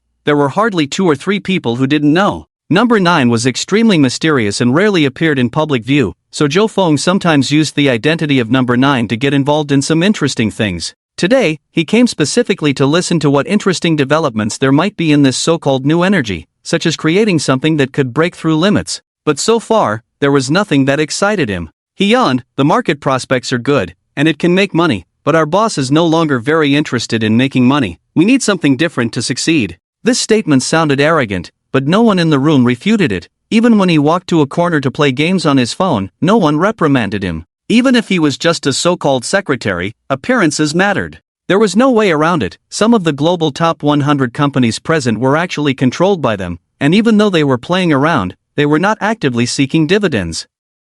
Since the country is preparing to do something, you need to plan how much investment is needed. In this way, you will contribute 50%, and we will contribute the other 50%, whether it makes money or not. It's good to do something, he said. Hearing this, the wealthy merchants who had been playing it cool all started to speak up. I think this is a good idea. Yes, count me in too. I'll contribute to the country's strength. Since we've all agreed, I'll also offer my full support. The high-ranking official subtly glanced at everyone present, his eyes full of disdain, but towards Zhou Feng in the corner, he sent a grateful look. Once this project is launched, it will set off a chain reaction, and it will be a trillion-dollar project. The entire country will be involved in every detail, requiring a great deal of talent and resources. Money may be a small matter, but getting these people involved is the most important. However, these people were slippery characters, and several meetings had ended in failure. This time, a lower-level national leader came down and, seeing that he was in a difficult position, decided to bring someone over without caring about appearances, thinking that person might be able to help him. At first, he didn't pay much attention, just a young kid. And those who were top figures globally probably wouldn't even want to sit at the same table with him, right? That's it. Which leader would be willing to swallow their pride and ask for help? Unexpectedly, as soon as he entered, all these initially high-profile business tycoons stood up, making him sit in the first place, which was quite awkward. The pace and atmosphere of this meeting were particularly good, with no one intentionally asking difficult questions or passing the buck. Sitting in the corner playing with his phone, Zhou Feng became their barometer. Just then, the phone rang. The others were stunned. How could such an important meeting have a ringing phone? Unprofessional. Wife, what's wrong? Zhou Feng's face lit up with a smile. We're in trouble, Han Rui said anxiously. Where are you? Can you come? Someone is bullying me, and I've even driven my car into the greenbelt. What? Zhou Feng's face instantly turned cold, a suppressed momentum silencing the entire meeting hall. The friendly smiles on the faces of the people froze. Something had happened. Address, I'll be there right away. Zhou Feng took his phone, made a gesture of chatting back to the people in the meeting hall, and walked out in big strides. The remaining people looked at each other. Something had gone wrong. Let's go and see. Someone suggested. What if the secretary doesn't want you to know? Someone countered. Well, the official's mind worked quickly, immediately calling the administrative secretary nearby, whispering a few words, and the secretary quickly walked out. Don't worry, we can wait here to see how things develop, to find out what happened. I've instructed the secretary to inquire. Shortly after, the secretary arrived in the meeting room, whispered a few words in the leader's ear, and then turned on the big screen. This is a live broadcast? Yes, it's a live broadcast. It seems that the secretary's wife is a live streamer of a playful nature, you know? The secretary said. Something happened in this live broadcast, just now. I can't believe this happened. Come on, let's not talk much, let's watch the live broadcast. Jo Fong rushed over in a hurry, already anxious on the way, making several phone calls, constantly comforting Han Rui. Wife, it's okay, don't get out of the car, let Eva handle the situation. It's okay, husband, I'm in the car. Han Rui was a bit shocked, but Eva went out. Husband, I'm worried about her. Jo Fong heard this, finally feeling relieved, smiling and saying, as long as you're okay, don't worry, Eva is fine. By the way, if the situation is urgent, you can give a specific command, and Eva will switch to combat mode. The command is love life, love wife. At this time, you're still joking. Han Rui complained, but it was clear she was quite happy. The people in the live broadcast room were already excited. Which rich second generation is this? So arrogant. Looking for trouble from start to finish. This guy is really a scum. Later, Eva went straight up, lifting others with one hand and live streaming with her phone. This action made the viewers extremely satisfied, with various gifs and barrage flying across the screen. 666. This kid looks like he's being carried like a chicken by Eva. Live streaming to defeat scum. Look at his appearance, it's hilarious. This person seems familiar. Yes, he looks like the son of the cultural committee? That's right, it's that brat. It seems he got into trouble last month, and now he's causing trouble again. When Tai Ching was held in midair by Eva, but his eyes were sharp, watching the live broadcast. 7 million people are watching me being beaten live on the scene? Seeing this situation, he almost fainted. Find Uncle Zhang and Brother Long in my phone, let them come, I must make these two women pay today. Having lost all face, he no longer cared. The girl in the car nodded obediently and started looking for the numbers. A Rolls-Royce Phantom stopped by the roadside with a swoosh, and Jo Fong, with a frosty face, stepped out. Boss, Eva called out. Jo Fong nodded, glanced at the scene, took a few steps to the side of the McLaren, and knocked on the car window. Wife, are you okay? Han Rui finally relaxed, got out of the driver's seat, and hugged Jo Fong. I didn't provoke them at all, they deliberately came to taunt me, and then deliberately squeezed me to the side of the road. Jo Fong showed a warm smile and comforted, it's okay, wife, am I not here? He didn't even look at Wen Taiking, who was being held by Eva and the girl in the car, from start to finish, because in his eyes, the two were as good as dead. Just then, a convoy of black cars arrived, and then the car doors opened, and about a dozen black-clad bodyguards got out of the car. Boss. Jo Fong nodded, turned to Eva and said, Eva, let him go, you take my car and take the lady back, we don't need the McLaren. Bang. Eva instantly dropped Wen Taiking, yes, boss. Wife, you go back first, I'll handle this. Xin Fong closed the live stream, and what was to come was not suitable for broadcasting. Han Rui obediently nodded, husband, come back early, I'll be waiting for you. Watching the Rolls-Royce slowly drive away, Jo Fong turned his head, his face already terrifyingly grim. Break his legs first. The black-clad men didn't waste any words and went straight to surround him. You. What are you going to do? I am. Ah! A scream pierced the night sky. In no time, his legs were directly broken, and his feet twisted 180 degrees in a bizarre manner. Due to the intense pain, he had already passed out. His girlfriend was so scared that she wet herself. Jo Fong frowned and gestured. The black-clad bodyguard walked over and kicked Wen Taiking in the stomach. Ah! He instantly woke up, his face covered in blood and sweat. I'll give you a chance, starting now, call everyone you can think of, you have 10 minutes, if no one comes, I'll break your hands again. Wen Taiking cried with snot and tears, quickly took the phone and started dialing. Conference room. Watching the live stream being cut off, everyone's thoughts were not calm. After a moment of silence, someone spoke up. That's the son of One Wei, a good-for-nothing playboy. The top leader also nodded. As the number one figure in the province, he couldn't be unfamiliar with One Wei. What are you all going to do? What can we do? Just watch, mister. Geo still needs our help, right? Even if we don't like it, we still have to do what needs to be done, right? That's right. The leader at the top nodded and picked up the phone. Jo Fong didn't wait long. The first 3 cars that arrived were from the underworld, led by Longa, who was with Wen Taiking. Who the hell offended young Master Wen, don't want to live? Longa cursed as he got out of the car. Longa! Wen Taiking called out affectionately. Seeing Wen Taiking's miserable state, Longa's face turned extremely ugly. This was the son of the provincial committee, and these people were ruthless. This won't do, this was the son of the provincial committee. Hit them! Now was not the time to hesitate, the more proactive he was, the easier it was to impress. With a shout, about 10 little brothers who got out of the car rolled up their sleeves and prepared to charge forward. But when they got close, they all stopped. The black-clad men on the other side pulled out their guns directly. What's going on? This was in Huagua, where firearms were strictly controlled, and to top it off,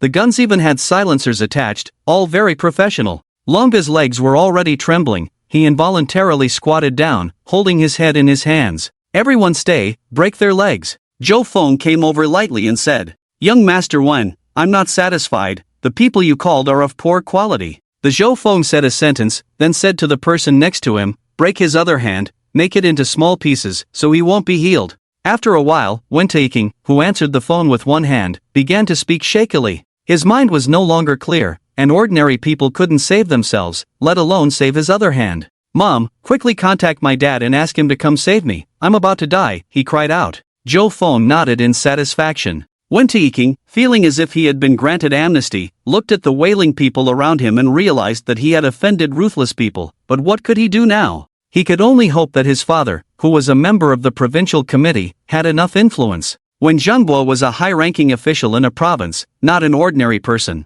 Today he was being entertained by a businessman, and they were doing various activities in a high-end club. For him, studying hard for decades was for the luxurious life he now enjoyed, otherwise what would be the point? Now, several people were sitting in the sauna room, each being served by two young women. These women were dressed in special lingerie, which made them look more fashionable and exciting than if they were not wearing anything. When Zhengbo swallowed his saliva, his eyes scanning the women, choosing tonight's main course. At that moment, someone urgently knocked on the door and entered. Secretary, Madam said the young master has been beaten, it's urgent, you need to go quickly. What? Is this true? Although he was somewhat disappointed in his son, he couldn't ignore him completely. The secretary dared not look around and said with his head down, it seems serious, secretary, you need to think of a solution quickly. Let's go. When Zhengbo walked out directly, the people inside exchanged glances. Someone called out, Secretary 1, wait, there are some things you can't handle directly, we might be able to help. When Zhengbo thought for a moment and nodded. 5 cars. One of them was a red flag. There was no need to guess, the person who had arrived was definitely Secretary Wen. Zhou Feng sat calmly in the car, not getting out at all. Who are you people, how dare you be so bold and lawless?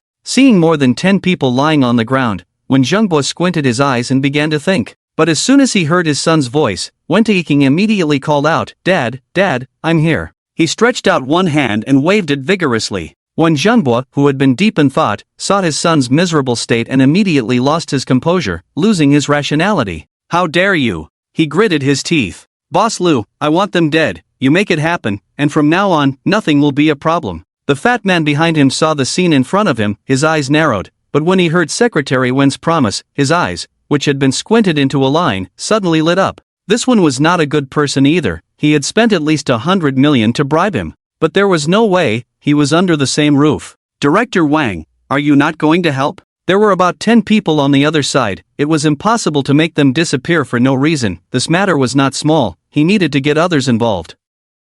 No problem, they are really bold. Director Wang nodded. The others also responded. Surround them first, don't let them escape. Hey, Xiaoding, call all the security company personnel, tell them to keep their mouths shut. The fat man Lu made a phone call. When Zhengbo came to his son's side, Wen Taiking now had one intact arm, the other 3 were already shattered. He looked at them resentfully, then turned his gaze to the car. Whoever you are, today I will make you wish you were dead. When Zhengbo bent down, wanting to take Wen Taiking away, leaving the rest to Lu to handle, he would come back later to see the results. The boss said, you can watch, but you can't take him away. The black-clad bodyguards nearby remained indifferent to their arrival, even when surrounded by dozens of people they brought with them.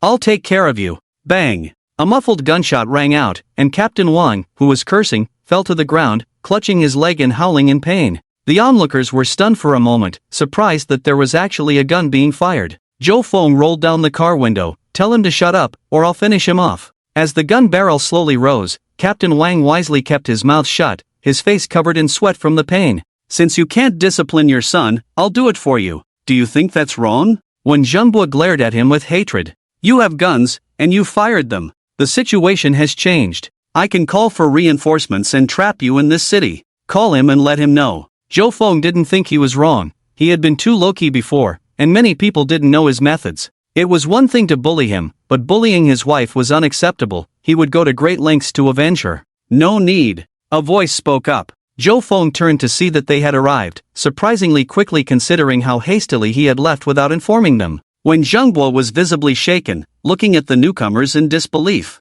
There were only 5 or 6 people, led by someone from the central government, followed by wealthy businessmen. Why did you leave in such a hurry? If there's something, I can handle it. Don't you like me, old buddy? Vice President. When Zhengbo was surprised that the man wasn't addressing him, the newcomer nodded, cutting him off. When Zhengbo, as a provincial official, you have embezzled public funds, taken bribes, and engaged in corruption. We have plenty of evidence against you. What do you have to say for yourself? Someone standing behind him, nicknamed Fat Lou, a real estate tycoon, smirked and made a throat-slitting gesture. Fat Lou broke out in a cold sweat. He was one of the top real estate moguls in the country, and he was no match for them. In a critical moment, he couldn't care less about losing face and quickly knelt down. Mr. Wang, I was blind, I'm sorry. Remove the people first and watch what you say. Yes, I promise. Fat Lou breathed a sigh of relief. Joe Fong got out of the car, looked at the pale-faced Wen Zhenghua, sighed, realizing that he was still angry and his backup hadn't arrived yet.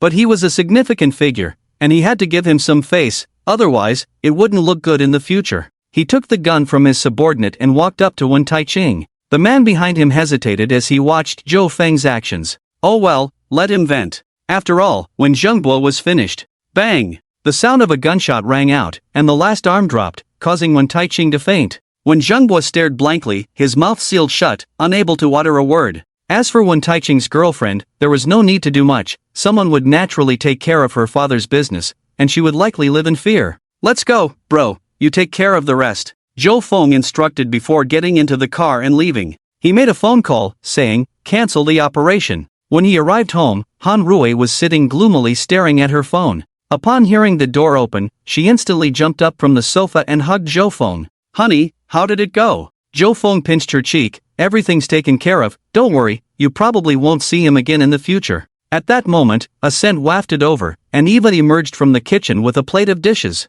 Eva said she can cook, but I was a bit scared, so I asked her to keep me company. Zhou Feng nodded. He said to Eva, you did well today. Eva happily nodded and cheerfully ran back to the kitchen. Han Rui whispered, husband, Eva seems to be not much different from a real person, and often even smarter than humans. Her intelligent chip was obtained unintentionally by me, so her intelligence is very high, which can be understood. By the way, starting tomorrow, let's go on a trip. Where do you want to go for the first stop? Zhou Feng asked. Han Rui thought for a moment, let's go to Japan. It's a good opportunity to see how the marine life is over there, whether it's really as big as a palm. Meanwhile, Wen was punished for committing a crime. His son was also imprisoned due to a traffic accident and faced multiple lawsuits. With continuous accusations, his fate might not be much better than his father's. Additionally, due to the accident, his limbs were paralyzed. Today, the two of them woke up early to catch a flight. Zhou Feng initially mentioned having a private plane, but Han Rui insisted on taking a flight.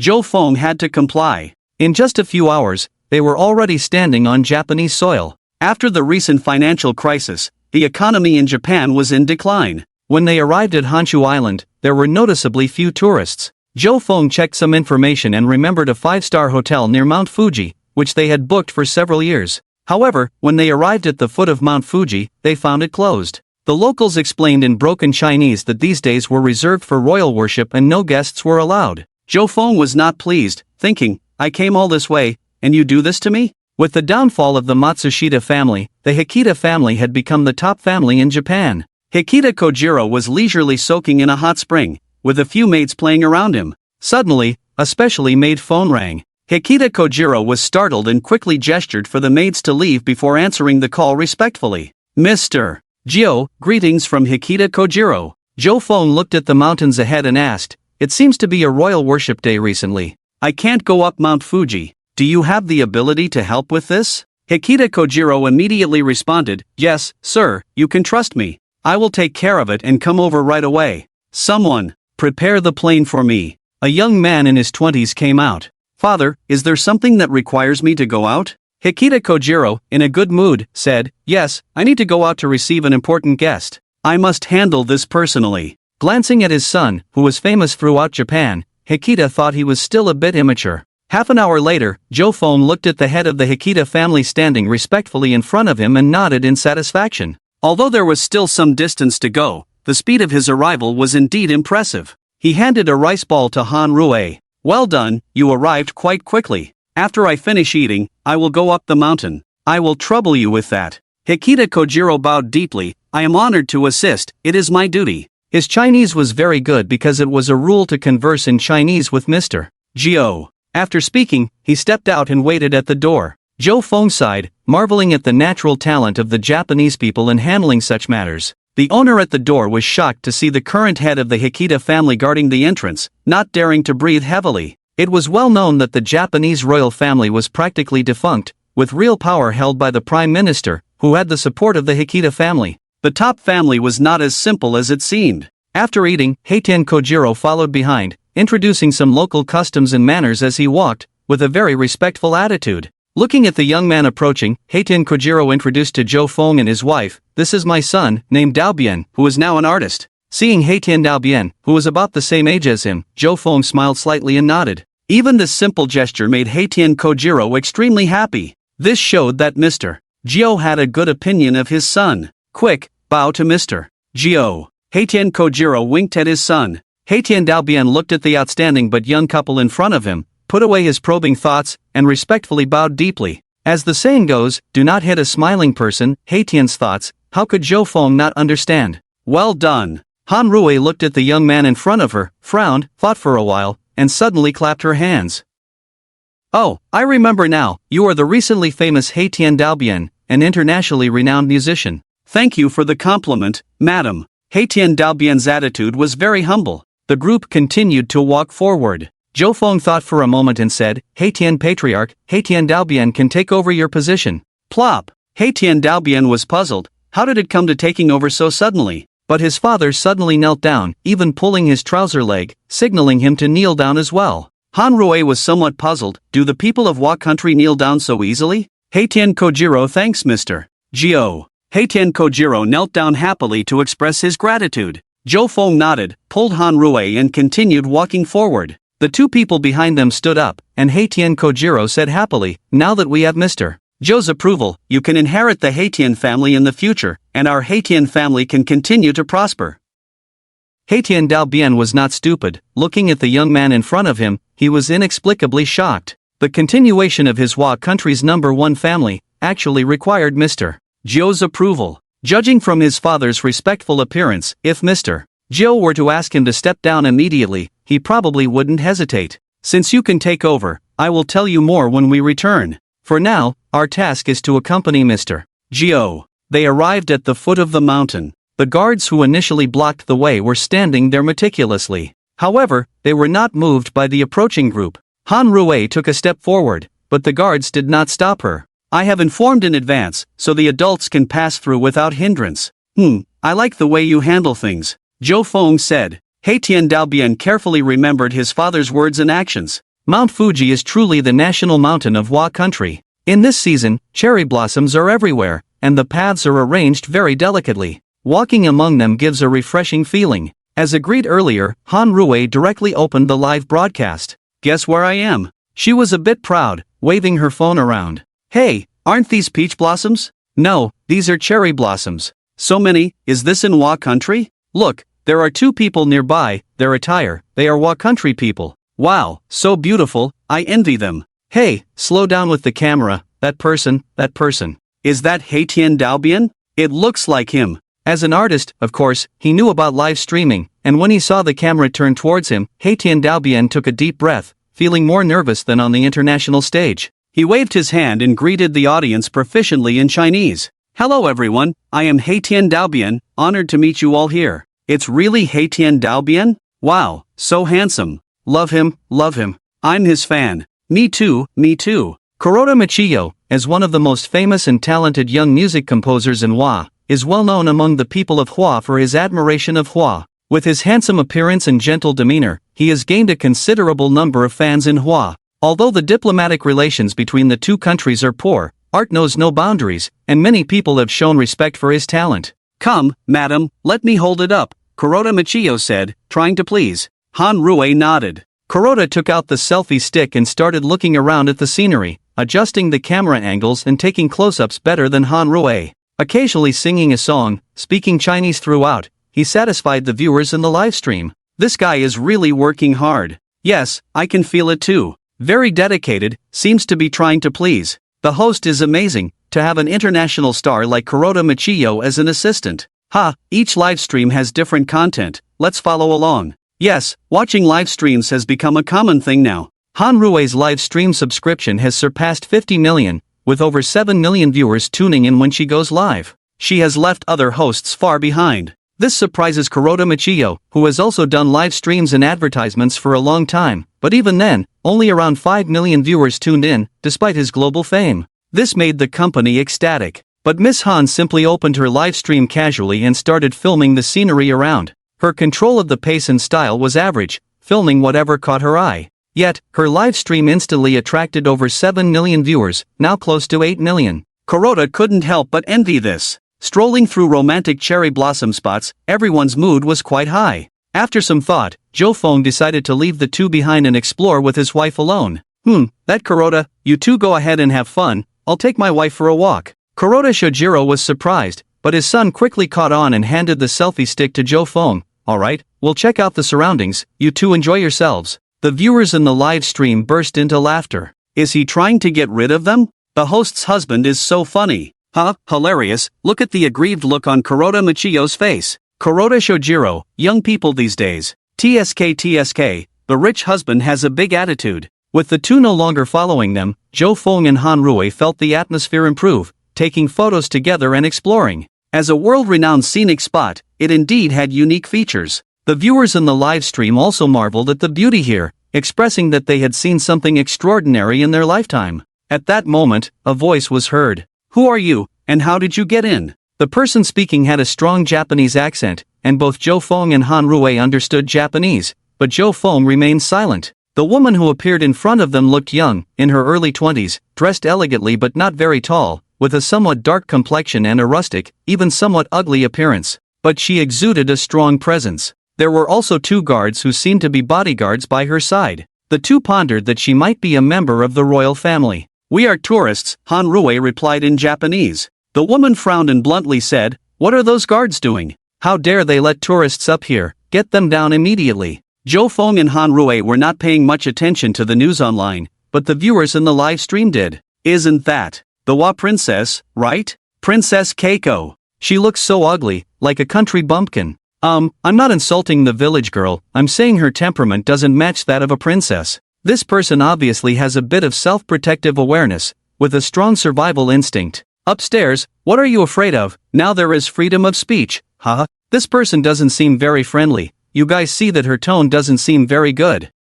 Let's get someone who is proficient in the language of the Wa country. Let's report it. So, the live broadcast room started translating. You guys quickly leave the mountain, visitors are not welcome here now. The princess was still very proud, waving her hand to make them leave quickly. We, as honored visitors from the Hua country who have come from afar, want to see more. Han Rui said. The princess was somewhat surprised. People from the Hua country. Then her tone turned unfriendly. People from the Hua country like to sneak around. It must not be the guards neglecting their duties, it's you sneaking up here. Hurry down. Damn, what's going on here? It escalated to the national level directly. Damn, this woman is not a good person. We should take screenshots and make them apologize. Some netizens were angry. A meaningless apology is useless, you guys just know this routine. Let's see how the host handles this. I'll go outside and bring people to watch the live broadcast. So exciting, headline news live in a lifetime. The live broadcast room started discussing like this. Zhou Feng was not happy. What if I say no? What are you, a broken vase, showing off for? He spoke directly in Chinese, not that he didn't understand, but he didn't have the habit, at least the so-called princess in front of him didn't have the qualifications. He thought someone next to him would start translating, but the unremarkable princess heard this and suddenly raised her eyebrows, her expression becoming fierce. Seeing this, Zhou Feng knew that this guy probably understood Chinese. But it's better to know. Why are you staring at me? Are you going to call the guards to drive me away immediately? You're not even a princess, you're nothing. Zhou Feng completely ignored the other's fierce gaze, speaking while looking around at the scenery. Amazing, the host's husband really fears nothing. I'm a bit worried, after all, we are abroad, and she is still a princess. Do we have any brothers over there? Even if we do, what can we do? In such a situation, do you think we can intervene easily? I also think it's reckless. No matter how powerful they are in the country, this is abroad, and it's still the royal family. When in Rome, do as the Romans do. We understand that too. Yes. After all, they are young. Find Hitora Michi to help. Maybe it can be resolved. Yes, this could work. There were various opinions, but they were all quite pessimistic. Although the host and his family seemed quite influential in the country, this was still someone else's territory. Huizi heard this and almost lost her temper. Where did these people from the Hua country come from, being so arrogant? Although the royal family is no longer as powerful as before, the royal family is still the royal family, and still has some dignity. Get them, they dare to insult me. In great anger, she ordered the guards next to her to arrest the two. Han Rui shrank back in fear. She had never seen such a scene before. The two guards with swords slung over their shoulders walked over. Zhou Feng thought it would be no problem to deal with these two crooked melons. He had obtained a lot of good things from the system. Although he hadn't used them, he knew he was probably not weak, and 3 to 5 people wouldn't have a chance to hurt him. But his wife was here, so he still had to be careful. We were let in by Hitora Kojiro. If there's a problem, you go find him. Han Rui hid behind Zhou Feng, feeling scared. When the two guards really approached, they stopped before the princess said anything. Uncle Hitora? The princess was no longer calm, looking at the two with a suspicious look. How could you possibly know Uncle Hitora? When people mention a name, it's usually not false. Even if it is false, just looking at these two guards, they might not even go to apprehend the person. She is just a symbolic princess, while the Kuroda family is the top family in Japan, the current prime minister, and her father even suspects they are affiliated, just pretending to have some status. Offending a princess who has no real power but symbolic significance, versus the currently popular Kuroda family, there is no need to choose. How could Uncle Kuroda know people like you? And even if he does, do you dare address Uncle Kuroda by name directly? The princess thought her analysis was spot on. Don't be fooled by them, arrest them and take them away. The two guards exchanged a glance and approached. Zhou Feng was not one to be trifled with. It had been a long time since he had been in a fight, and his hands and feet were itching. You step back and let my husband show off some Huagua Kung Fu, huh? Zhou Feng took it as a joke. Wife, rest assured, they are no match for me at all. Han Rui watched Zhou Feng's serious demeanor and nodded. Fortunately, today was a special day, and the two guards were not carrying any weapons. Seeing him assume a fighting stance, the two guards also became interested. Japanese swordsmanship was popular, and as guards, they had some knowledge. Han Rui stepped back a few paces with her phone, aimed the camera at the three confronting each other, and clenched her fist. Go for it, husband. Princess Huizi felt that something was amiss but couldn't put her finger on it. The woman across from her was still holding a phone. Was she live streaming? Thinking about this, she was so angry that she felt like her mouth was crooked. Where did she think this was? Live streaming here? Should they start selling products on the spot? Zhou Feng let the two men make their move, and his fist went straight for one of their waists. The man quickly retreated, but Zhou Feng was faster than them by a mile, and his fist landed on the man. Watching the seemingly ordinary straight punch, which pushed the man back several steps, showed how powerful it was. The two men were considered skilled, having undergone systematic training. But in Zhou Feng's eyes, they were moving in slow motion. He had taken some pills that increased his speed and strength, but he hadn't learned any advanced martial arts. As the saying goes, speed is king in martial arts. Simple punches, leg sweeps, when done quickly, are the most profound skills. Simple yet effective moves gave a sense of returning to basics, a feeling of great skill without being overly complicated. In less than a minute, the two guards were already on the ground. Husband, you're amazing, Han Rui exclaimed happily. Zhou Feng sighed. I didn't even exert much effort, and they fell down. Sigh. With Han Rui's camera in tow, he even struck a pose. They completely ignored the princess, who was shaking with anger, and the fans in the livestream started interacting. Wow. I didn't expect that. The streamer's husband really has martial arts skills. So cool, I want to learn from him. A high contributing female fan exclaimed, this is real kung fu, much better than those fake martial arts. It's confirmed, the streamer's husband is good at everything. I was right. This can't be fake, she is a real princess, and this chance encounter only proves that the streamer's husband is indeed amazing. Before, I thought the rich husband wasn't good enough for our streamer, but now it seems like he's climbing up, crying. Who recorded this? I'll pay 1,000 yuan for this video. I want a copy too. I'll pay 2,000 yuan, and I request that after selling it to me, you can't sell it to anyone else. These were clearly needy people. A Chinese person defeating Japanese royal guards on Mount Fuji. This kind of headline was bound to attract a lot of attention. I'll pay 5,000, hurry, let's make some money, contact me for the recording. Someone saw a business opportunity and started shouting in the live stream. I went, watching the live stream and made money. Ha, who said it wasn't? Ha, I just made over 4,000. I sold 6,000, the person didn't say I couldn't continue selling. I also sold 3,000, who can I reason with? I feel like I can just watch the streamer and not have to work. I give gifts to the streamer, hee, all the money I earned, I give 1/3 to the streamer, comfortable. Not long after, a video appeared on various media platforms. The titles varied. Shocking. Man beats up Japanese guards at Mount Fuji. Chinese Kung Fu, Chinese people on a business trip to Japan, encountered provocation, couldn't take it anymore, finally took action.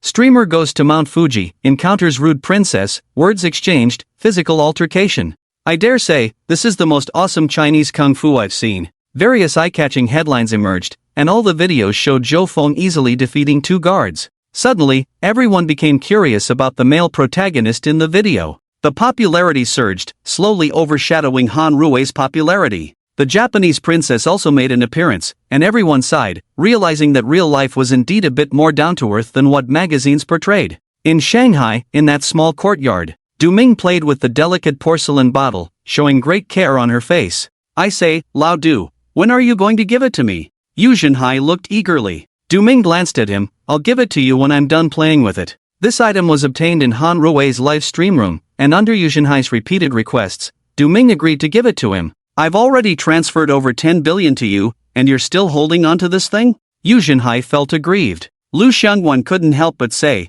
well, how about I give you 15 billion, and you hand it over to me? Forget it, wait a bit, let Lao Du play with it a bit more. Yu Zhenhai quickly agreed. This kid actually went to Japan. Du Ming watched the live stream. Lu Xiangwan also nodded, indeed, there's something to it. Higashida was so respectful to him, that alliance leader badge you mentioned is probably real. Du Ming nodded, this matter didn't harm him, after all, he always maintained a friendly attitude. Smacking his lips, he said, his kung fu was unexpectedly good, my 2 Huahong sticks probably aren't a match for him. But, I'm quite happy to see him fight the Japanese. Old rules, send gifts, send gifts. Hee, you guys go first, no matter how much, I'll top you. Long do. In the courtyard, a few old men were drinking tea and chatting, but most of their attention was on the screen. Ever since watching the live stream and obtaining the desired items, the contact between these old friends had become closer. They would occasionally gather to watch the live stream together and exchange and appreciate those treasures.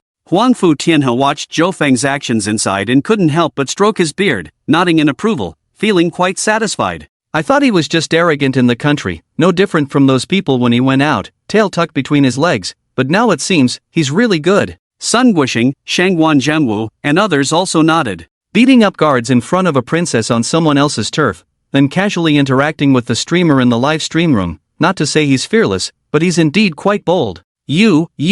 Princess Huizi was already furious, indeed, all barbarians, uncultured. She took out her phone, ready to call for help. Zhou Feng turned around disdainfully and walked towards her. What are you going to do? Don't come over, don't come over. Princess Huizi was scared, her face losing color, backing away as she spoke. It felt like encountering bandits on the road, about to do something unspeakable to her. Netizens were naturally not to be trifled with. The number of people in the live broadcast room has already reached 10 million. With more people, there are more talents. Wow, amazing. What does this anchor's husband want to do? The anchor is still filming. Thief, daring to do such things. Beast, let go of that princess and let the person downstairs come. Wait, is he going to hit a woman? That's not good. Some people are more sober and say seriously, I don't think he will act. The anchor's husband is a decent person. How fortunate am I to witness such a high-end live broadcast? When I see the anchor's husband being taken to prison, don't forget to inform me.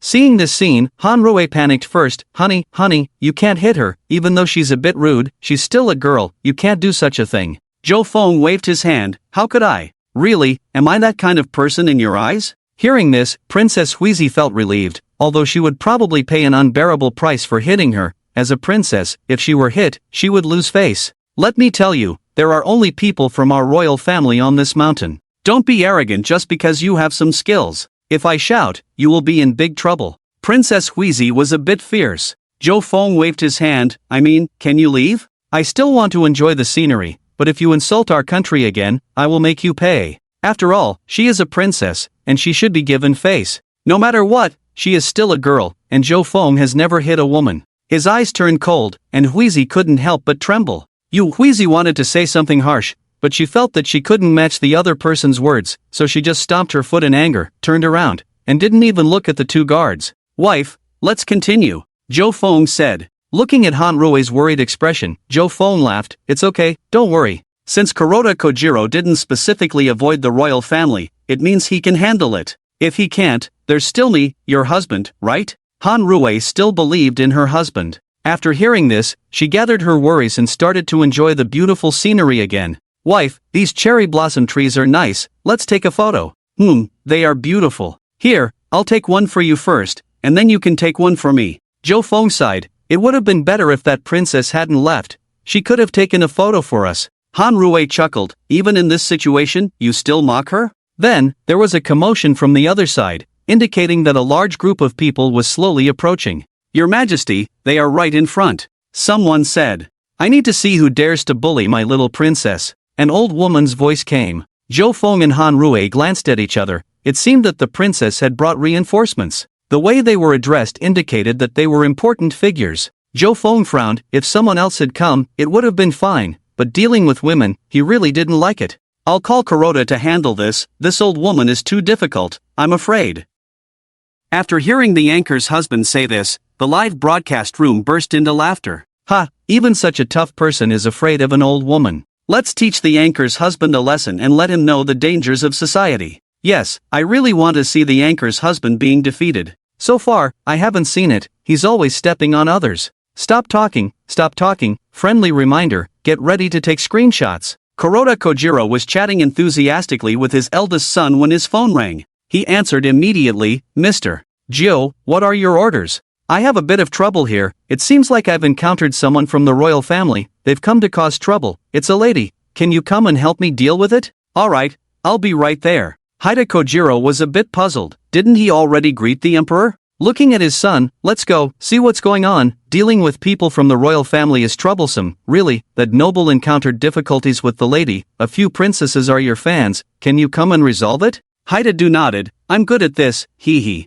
Zhou Feng saw people coming and just turned around and walked away, he really didn't want to face these people. Stop, you stop. The guards behind started shouting. I command you to stop. A voice like a broken gong sounded, the old lady was angry. Han Rui was a bit stunned, but Zhou Feng didn't care at all, he didn't even flinch, he continued walking forward, looking relaxed. Damn, if you don't speak Chinese, I don't care what you call yourself. I'll pretend not to understand your gibberish. The princesses behind them watched them walk away and couldn't help but feel smug, just now they were so arrogant. What's this? Are they scared now? The so-called Empress Dowager was also not happy, she even shouted out, but those two didn't even look at them, they just kept walking forward. This is outrageous. When has her royal family ever been so ignored? It's also because the guards weren't armed, otherwise she would have had the urge to order them to shoot. The guards were fast, they quickly ran up to stop the two. Just then, two figures emerged from a side path. The newcomers were dressed in formal kimonos, and when they saw the scene, they were shocked.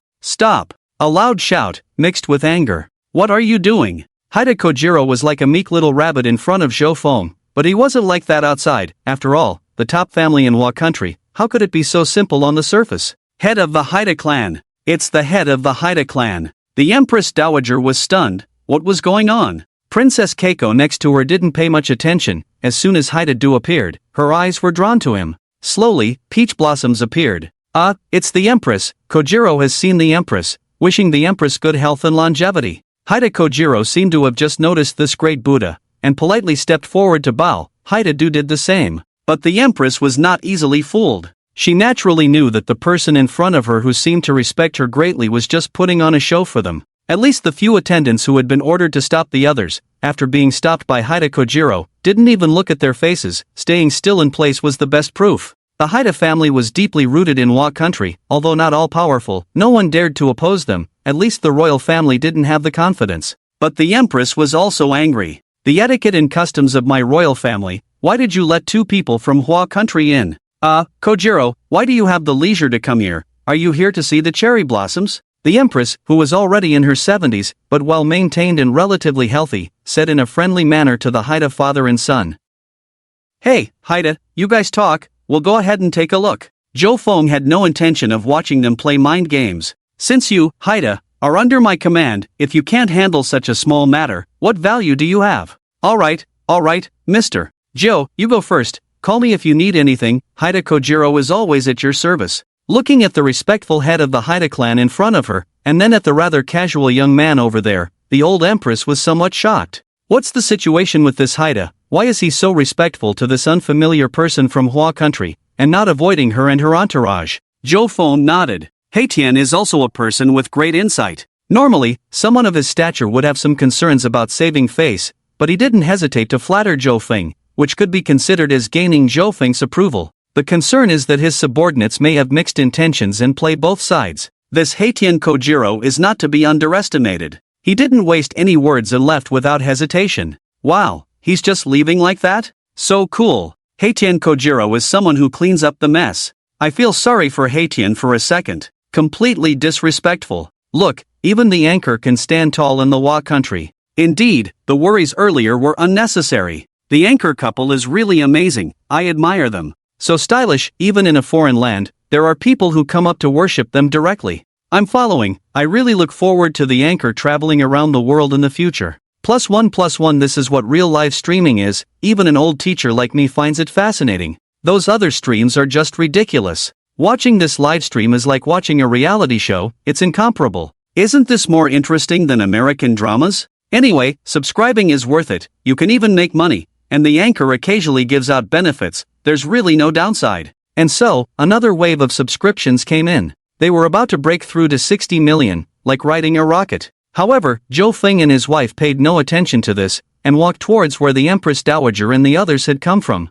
Since the royal family came from that direction, there must be some beautiful scenery there, a very simple reason.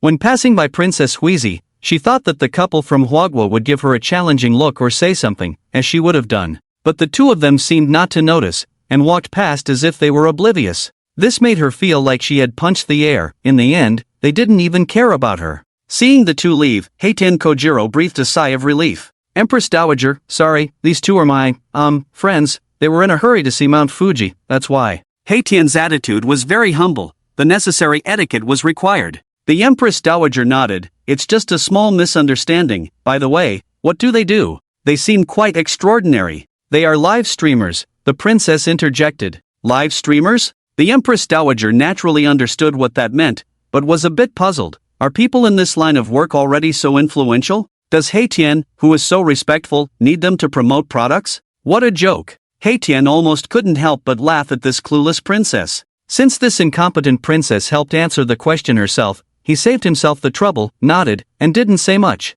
I have to go up and take a look, so I'll bid farewell to the Empress Dowager. After bowing, Haitian said to Haitian Dalbian, you can accompany the Empress Dowager for a stroll, Princess Huizi also likes music, you can exchange more. Since they gave face, the dignity of the royal family must also be maintained. This is as cunning as the head of the first family of the Hua country. Haitian Dalbian's face almost collapsed, but fortunately he controlled his facial expressions well, nodded in agreement, with a smile on his face. Princess Huizi on the other side nodded happily, Uncle Haitian, take care. On Zhou Feng's side, the two of them looked around all the way. The place specially chosen by the royal family was indeed extraordinary. After passing through a few cherry blossom trees, their eyes lit up. Here, there was a unique Hua country altar, with shrine maidens, various priests, and fox spirits in full attire. The scenes from Japanese anime were indeed inspired by real life, but the quality here was much higher, and there were not many tourists, it was exclusively for royal activities. The people in the live streaming room were all amazed, excited beyond measure,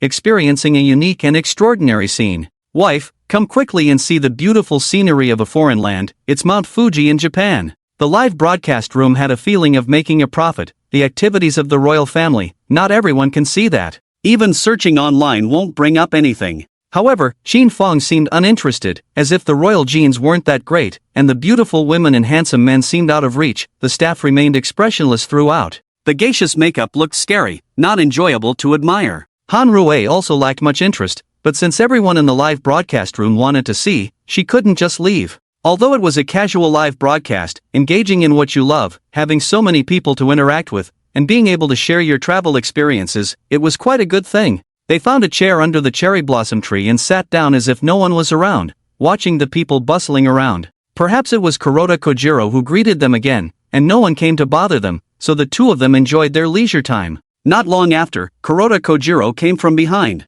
Jo Fong stood up decisively. Chief Kuroda, we've seen enough, shall we head down now? Alright, let's go down. I've arranged for 2 sedan chairs not far ahead waiting for us. You must be tired, so why not take the sedan chairs down, and your food and accommodation are also arranged. Do you have any dietary restrictions? Kuroda Kojiro didn't bother to greet them, he just followed behind Jo Fong and started walking down. Both Jo Fong and Han Rui felt somewhat flattered. This guy's arrangements were meticulous. If this got out, saying he was the head of the #1 family in Japan, probably not many would believe it. The live broadcast room was also speechless. It seems like Kuroda's dad is a bootlicker. I have to say, this service is too thoughtful. I guess Kuroda Kojiro must have come from the service industry. I have to say, this arrangement really gives a feeling of being treated like a guest. Not to mention the host's on-site experience, I can feel his enthusiasm even through the phone. Someone revealed insider information you may not know, but the Kuroda family is currently the #1 family in Japan, and the head, Mr. Kuroda Kojiro. I know, there are rumors that the current Prime Minister of Japan was pushed up by him. Is he that influential? Someone doubted. An officially certified big shot appeared, confirming the statement. This news is indeed true. Wow. This, as the saying goes, the host's husband is really amazing. I'm curious about where his limits lie. We might be following a remarkable live broadcast room. It feels lucky to witness all this. Me too.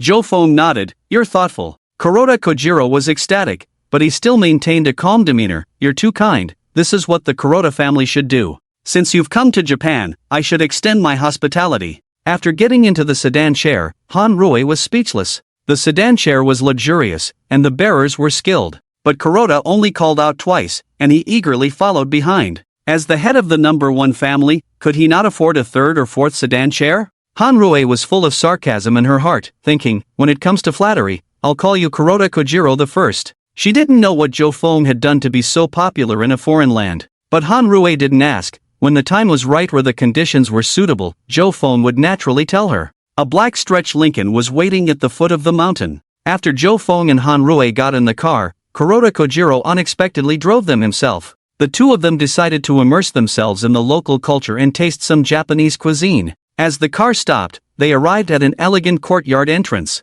According to Kuroda Kojiro's confession, this place looks ordinary, but it is actually the residence of the god of cooking. The master usually doesn't cook anymore. Only when a special person pays an expensive and heart-wrenching commission will he prepare a meal. During these days in Wa country, the master and his wife have been dining here. Kuroda said sincerely. Alright, let's give it a try. The master is actually not very old, not even 60 this year. Being called the god of cooking is a testament to his skill. But he can't maintain his aloofness in front of Kuroda Kojiro. Both of them, who are treated with caution even by those who have to face Kuroda, feel humble. Jo Fong picked up a piece of golden tempura and put it in his mouth, chewing with a crunch. The master on the other side of the counter looked at the chopsticks placed aside, feeling a bit uneasy. Ha, not bad, quite delicious. Wife, you should try it too. Also, the yellowtail sashimi is quite good. It's said to be the fish king of this month, caught this morning. This sushi is also good. Can you make more? Kuroda Kojiro glanced over, and the master nodded busily, a slight sweat on his forehead.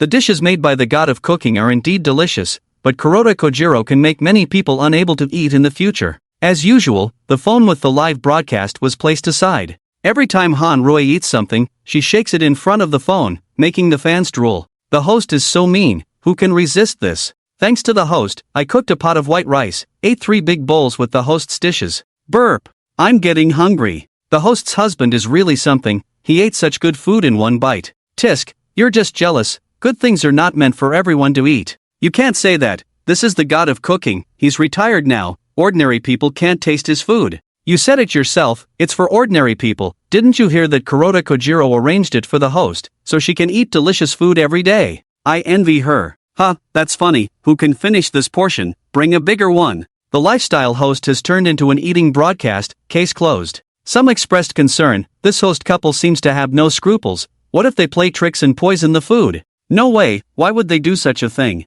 You never know a person's true intentions. Jo Fong didn't pay attention to the barrage at all, but even if he did, he wouldn't care. Life is only once, he cherishes it more than others, and besides having strong confidence, he also has a secret weapon. Food Safety Alert can effectively identify harmful food or water resources. This was obtained from the previous sign-in, not a specific item. It's like an internal martial art, a passive skill. Produced by the system, it must be a fine product. Although it looks ordinary, at Zhou Feng's stage, it is really important. With this thing, not to say immune to all poisons, but it can definitely identify many poisons. So no matter what he eats, Zhou Feng usually tries it first before letting Han Rui enjoy it.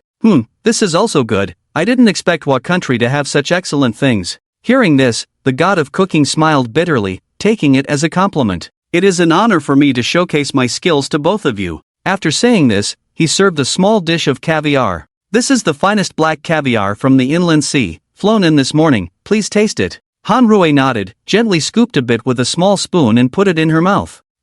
Not bad, quite delicious, husband, you should try it. Zhou Feng nodded, tasted a little. He actually had some aversion to eating this stuff, but he didn't have any moral qualms. It's alright. After eating, Kuroda brought in geishas to start performing. However, Zhou Feng couldn't quite appreciate it, while Han Rui watched with great interest. Honey, shall we go to Dolphin Village tomorrow? Zhou Feng turned to look at Han Rui's beautiful eyes. Seeing her expectant expression, he nodded. Let's go take a look then. Early the next morning, the two were flown to Dolphin Village by a special plane. However, they were not very excited along the way. I heard that dolphin meat has a high mercury content. Why do the people of the Hua country still hunt them? Zhou Feng pondered for a moment. Objectively speaking, the Hua people hunting dolphins is similar to us killing pigs and sheep. It's all about obtaining resources. Seeing Han Rui's unfriendly look, he quickly added. But dolphins are highly intelligent, and are considered sea spirits, so the widespread hunting is indeed cruel. In fact, much of the dolphin meat on the market has been processed. There is only condemnation for such matters, no regulatory power, so they have been arrogant until now. I read a report saying that DHA extracted from dolphin eyes is very beneficial for the intelligence and vision development of infants, so this might be their main reason for hunting dolphins, right? Is it difficult? Han Rui asked. Zhou Feng knew what she was asking. He patted her head and indulgently said, "What my wife needs to do is not difficult. I want to acquire the entire industry of Dolphin Village. Will there be a lot of resistance?" Zhou Feng turned to look at Kuroda. Kuroda was stunned. "Forgive me for being blunt, Mr. Zhou, acquiring the entire Dolphin Village, without changing its operation mode and production, the Hua people would welcome foreigners to do this, but if the acquisition means no more dolphin hunting, then it's not something money can solve." "What do you mean?" Han Rui asked. "If someone else acquires it, the blame will no longer be on them. As long as it continues to operate as usual, they don't care who owns it." Zhou Feng nodded. "It seems like your family hasn't extended their reach here?" Kuroda smiled bitterly. "It's too complicated here. The whole world has its eyes on this. My father said it's not worth the risk. Inform your father, I'm going to make a big move. I want his unconditional cooperation." Kuroda quickly bowed. "My father said, whatever you do, he will support." Zhou Feng nodded. After some thought, he realized that this matter was indeed difficult. Under the manipulation of those with ulterior motives, the dolphin hunting issue had become a matter of national interest. If they applied pressure slowly, it would definitely trigger a strong backlash, so he decided to use decisive measures. He opened the group chat. "I'm going to intervene in Dolphin Village. Number 2, I'll join. Number 3, I'll handle this, the boss doesn't need to get involved personally. Number 5, I can help too. No need to argue, everyone contribute, let's resolve this quickly." Zhou Feng concluded. The small fishing village was actually quite picturesque, and outside of the dolphin fishing season, it was hard to imagine how cruel it could be. The village was very exclusive, especially towards strangers, conducting continuous checks. However, the Kuroda family, while not all-powerful here, was not someone these people could bully. That day, major media outlets began to criticize the events in Dolphin Village. This time, the momentum was very strong. Leaders from various countries were discussing this issue. One characteristic was that the better a country's standard of living, the less tolerant they were of incidents like those in Dolphin Village. Governments were eager to fan the flames of such incidents, as it garnered them a lot of approval, boosting their reputation and fame. So, various countries began issuing statements, especially developed countries, who were experienced in handling such matters. But to the Hua people, it was just a laughing matter. Bringing up old issues, how many times had it happened? But this was their territory, those people could only bark impotently. Latest report, a 10,000-ton oil tanker has arrived in our territorial waters, suddenly ran aground, and over 10,000 tons of crude oil leaked into the sea. According to the Current, it will reach our territorial waters, Dolphin Bay, tomorrow. The Foreign Ministry has submitted a written condemnation and is holding them accountable. The other party claims it was an accident and has already applied for insurance. Watching the news, Joe Fong had a hunch that someone had taken action. The scale of the operation was not small, as they had directly blocked a cruise ship in front of someone's doorstep. 2 days later, as expected, a foul smell permeated the entire dolphin town, with large patches of crude oil covering the sea surface, causing the death of many fish and shrimp in the nearby waters. However, they were all inedible. It was a situation where it had to be cleaned up as it couldn't be left untreated, otherwise, it would emit a foul smell on the sea surface. At this time, someone from the Wa country revealed that this was intentional, aiming to shut down the business of hunting and killing dolphins. Many people agreed with this news, so protests began on the internet. But it was futile, everyone was criticizing them, so what was the point of protesting? The Kuroda family also started to act, representing a portion of the citizens who disagreed with hunting and killing dolphins, and began to voice their opinions. As the situation escalated, there were plans to acquire the fishing industry in Dolphin Town, turning it into a tourism project with promises of generating revenue. However, this plan did not go through. Not long after, another cruise ship ran aground in international waters, causing a large amount of crude oil to float along the sea. The key was that the responsible party admitted their mistake and was willing to compensate, leaving the Wa country with no grounds for action. In reality, everyone knew it was intentional, but when you stand on the opposite side of the world, what does it matter who is right or wrong? The issue in Dolphin Town was far from over, and as it continued to ferment, the people of the Wa country were also considering the impact of this situation. With countries around the world beginning to boycott Wa country products, it led to a significant loss in exports and severed ties with cooperating companies, gradually putting the Wa country at a disadvantage. Joe Fong and Han Rui stayed there for a day, and although the small fishing village had beautiful scenery, the thought of the cruel killings left them in a bad mood. So when the stench hit, they decided to leave. "I will continue to do what needs to be done, don't worry, my dear," Joe Fong reassured Han Rui, who still seemed downcast. Han Rui shook her head. "Husband, am I being too stubborn? This is a problem that the whole world can't solve, yet I'm asking you to solve it. It's not a big deal. In fact, everyone wants to solve it, they just lack a reason." "Let's move on to the next stop and wait for news," Joe Fong replied. The two were currently on their way from Japan to Alaska. This stop was also recommended by the viewers in the live broadcast. Alaska is located at the northwest end of the North American continent, surrounded by the sea on 3 sides, with very low temperatures. Standing on the deck, looking at the sea and sky, they couldn't help but feel a bit mesmerized. "Is this yacht yours?" Han Rui asked. Joe Fong nodded somewhat embarrassedly. "This yacht is said to be worth several $100 million, Han Rui exclaimed. "It even comes with dedicated staff. I've never seen you use it before. When did you buy it?" Joe Fong felt awkward. Were they already digging into his private funds? "It was a gift from a friend," he honestly replied. "From Kuroda Kojiro?" Han Rui probed.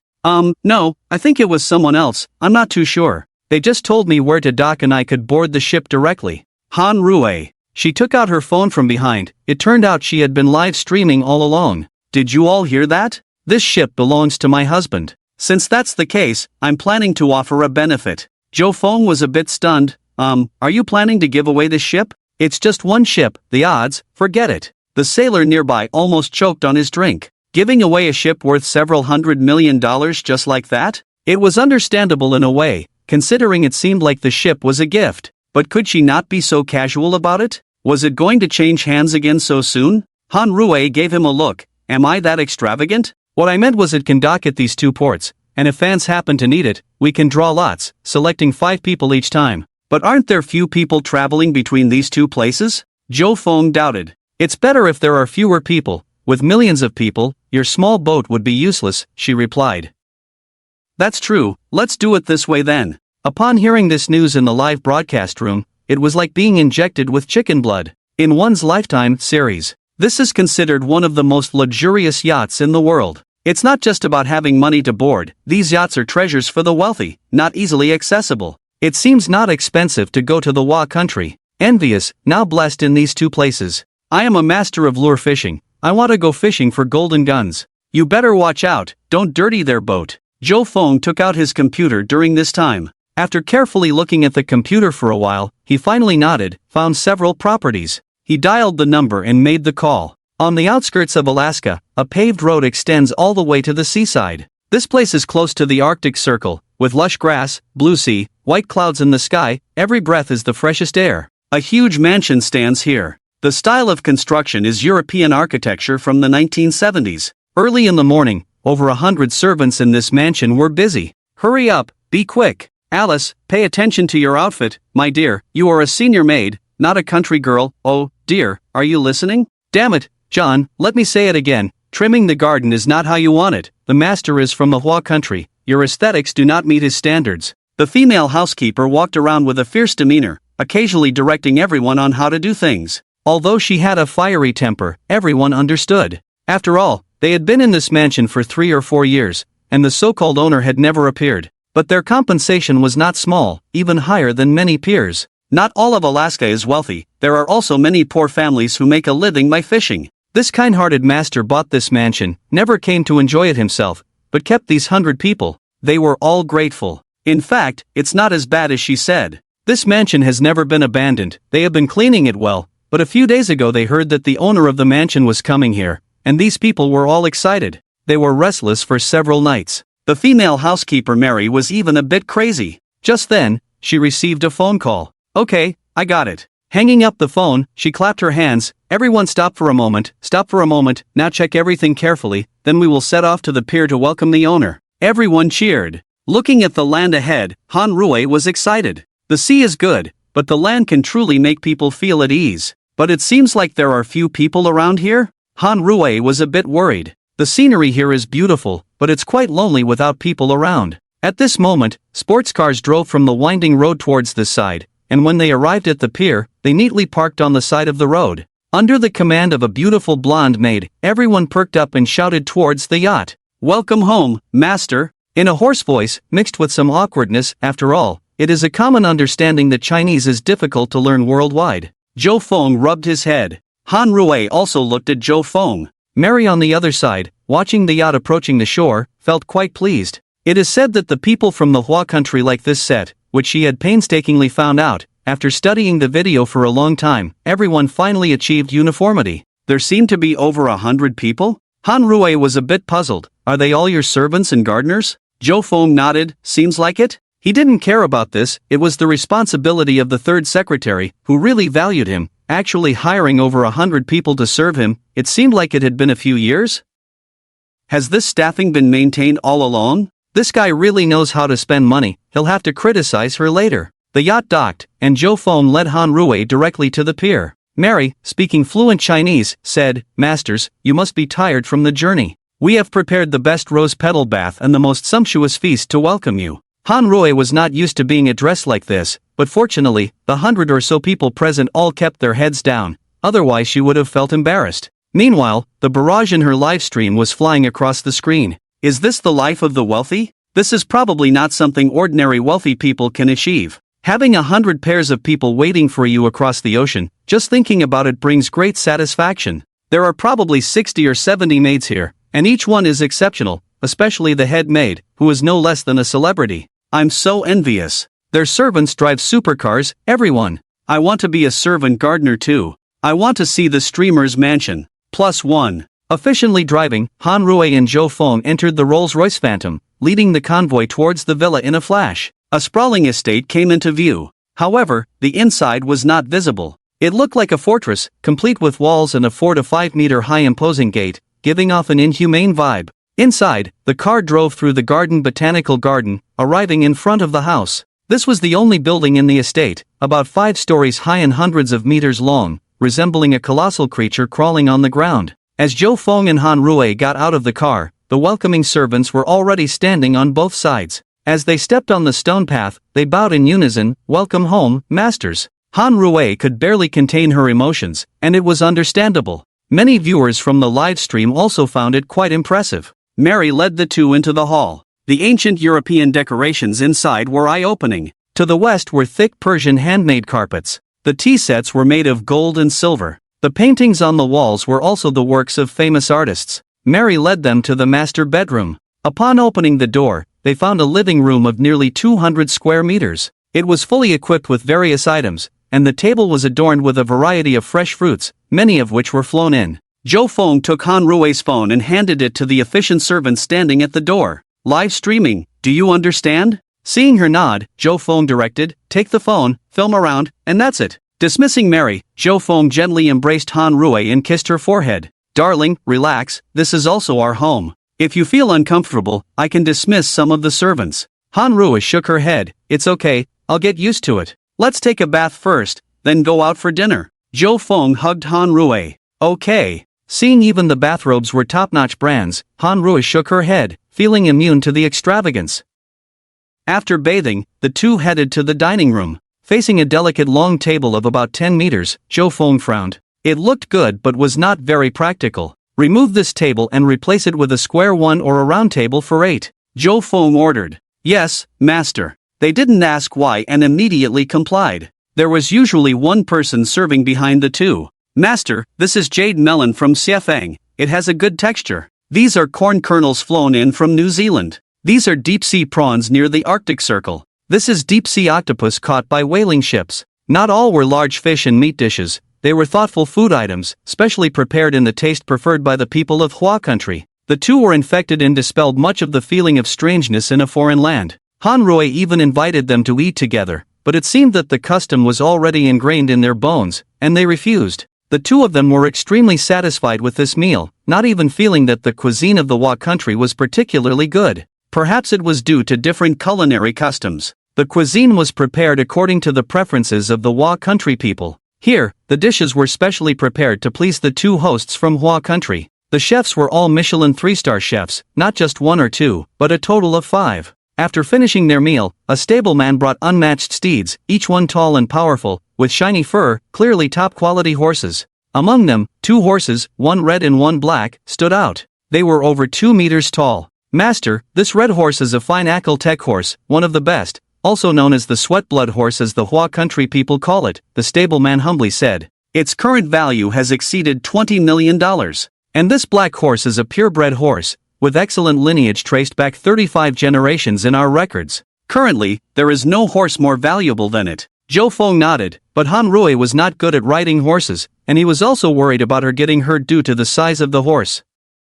Then try riding this purebred horse. Zhou Feng stepped on the stirrup and mounted the horse, then reached out his hand to Han Rui. The stableman wiped the sweat from his forehead. They were reluctant to ride this purebred horse, and now the master was going to ride it together, showing no regard for its value. But who could blame him for being the master? The sweat blood horse happily pranced around the purebred horse. The 2 stablemen behind carefully watched the master's riding. In case of any situation, they would throw themselves forward to save him. Mary fixed her phone on a drone and followed from a distance, providing a unique live broadcast for the viewers. No worries arose, as they watched the elegant master unexpectedly show excellent riding skills. The stablemen were left embarrassed by his skill. The purebred horse galloped freely on the grass, with the sweat blood horse following alongside, creating a beautiful scene. As evening approached, Zhou Feng returned in high spirits. Han Rui was feeling tired, so Zhou Feng had a maid take her to rest while he went to the top floor of the castle. Instructing the servant to leave, he sipped on a glass of fine wine and placed his laptop on the table.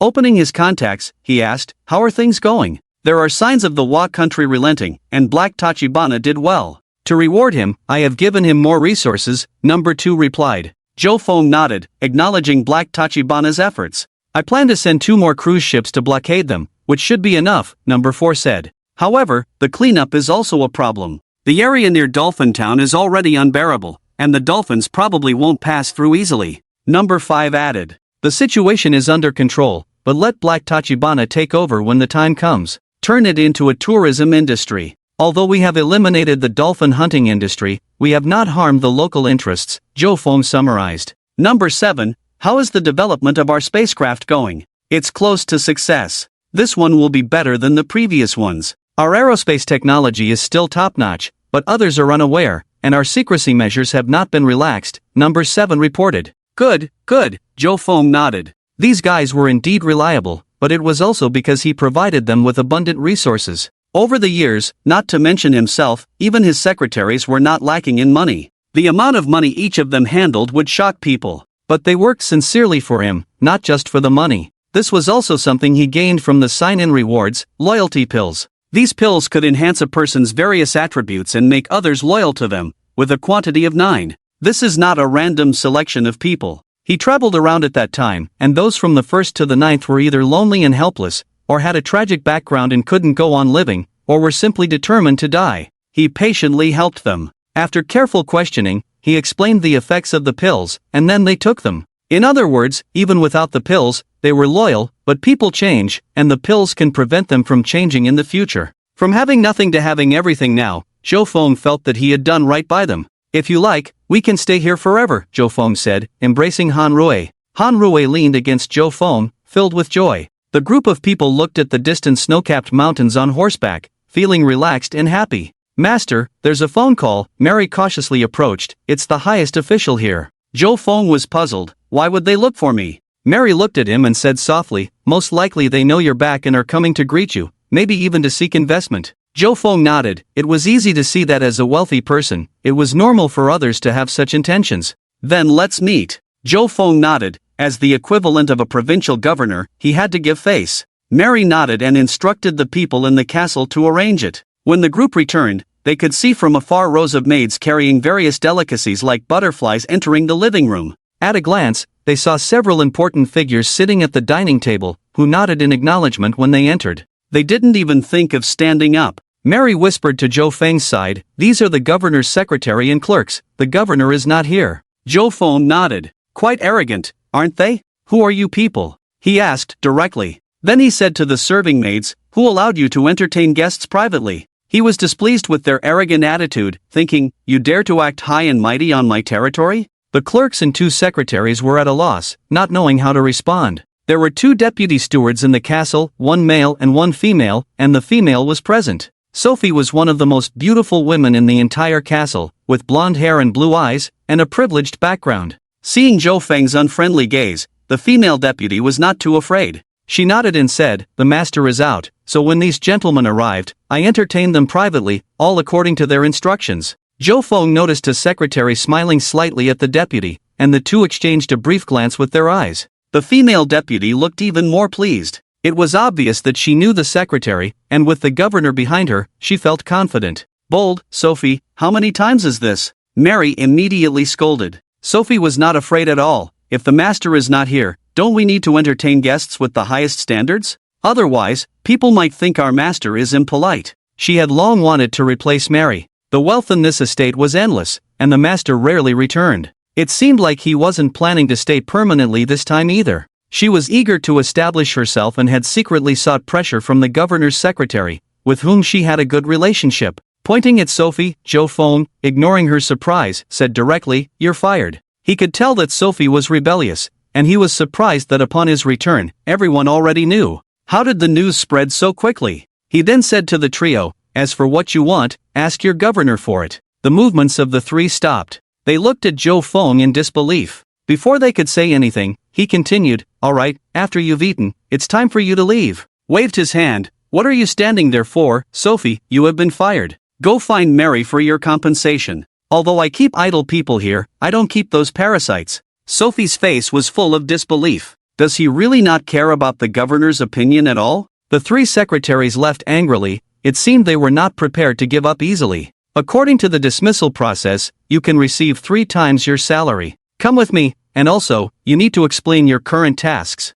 Sophie's face turned pale. Her new boyfriend could only see her back now. But she had been here for several years. Living in a mansion, driving a sports car, stepping on expensive Persian carpets, and eating delicious food. Leaving all this behind, she ran to Zhou Feng and knelt down directly in front of him. I was wrong, please forgive me this time, master. Zhou Feng didn't even look at her. He walked past her, saying, I'm hungry, Mary, arrange something. He turned to the people in the hall. I haven't spent much time in this estate, but remember, I am the master here. If you have any inappropriate thoughts, I won't give you a chance. I just noticed that there are too many people in this estate. I have looked into it these days, not everyone is loyal. Mary, it's up to you now, make sure to investigate thoroughly, reduce the number of people, quality over quantity. Many people looked fearful. Mary sighed, nodded, and asked 2 male servants to take Sophie away. Zhou Feng turned to his wife, Han Rui, and said gently, wife, let's have dinner, ignore them. Han-Rui nodded. She wouldn't interrupt when Zhou Feng was speaking. Alaska's highest administrative office. Looking at the three people in front of him, Edward was somewhat disappointed. Who told you to act recklessly? For a woman, you dare to act so arrogantly? He was quite angry. As the governor, he naturally knew that the owner of the estate had some influence, but he had the government backing him, so he wasn't afraid. This estate had been left there for years without the owner returning, so he naturally had some ideas. But if he wanted to make things difficult or create problems, he had a plan to implement. But now these fools, for a woman, for their own desires, directly came to provoke. Didn't they just alert the enemy? It was more trouble than it was worth. Come, apologize to me. The three of them looked bitter. They were used to being domineering. Losing face like this was not good. Seeing their expressions, he naturally understood what they were thinking. With a cold snort, he said, "You have become more and more outstanding over the years. I'll give you a chance, otherwise, get out." The three of them were stunned, and quickly expressed their loyalty. That night, the governor presented a letter of introduction and came to visit.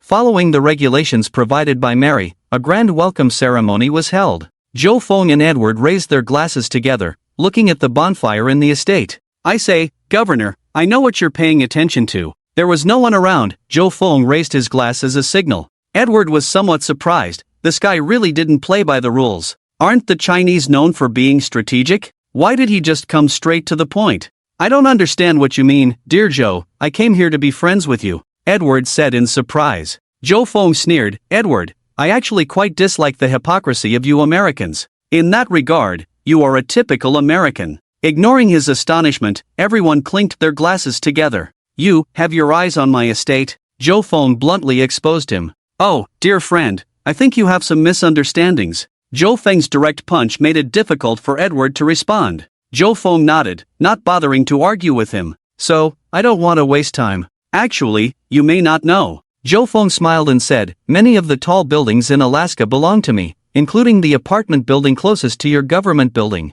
Edward's mouth dropped open in shock. After a moment, he said, "I can't imagine, my dear friend, that you own so many enviable properties. These are nothing. I just want to say, if you truly want to be friends with me, I can help you accumulate achievements quickly. But if you have other ideas, I can make you step down," Zhou Feng said nonchalantly. Edward's eyes widened, ignoring the jovial faces around him, and stared intently at Zhou Feng. Zhou Feng remained indifferent, looking back at him calmly. Edward placed his wine glass on the table and propped his hands on it. After a moment, he said, "I have worked hard for nearly 30 years and have not acquired even a tenth of the wealth you possess, so I am quite dissatisfied. I admit I have been cautious, but facing people like you, I have to put on a smile, so sometimes I wonder if I have taken the wrong path," Edward continued. Zhou Feng nodded and said, "I understand, but I don't agree. Many people have not had it as good as you, yet you never look down, only admire those higher up. Even if you get what you want now, will you be satisfied?" Zhou Feng asked.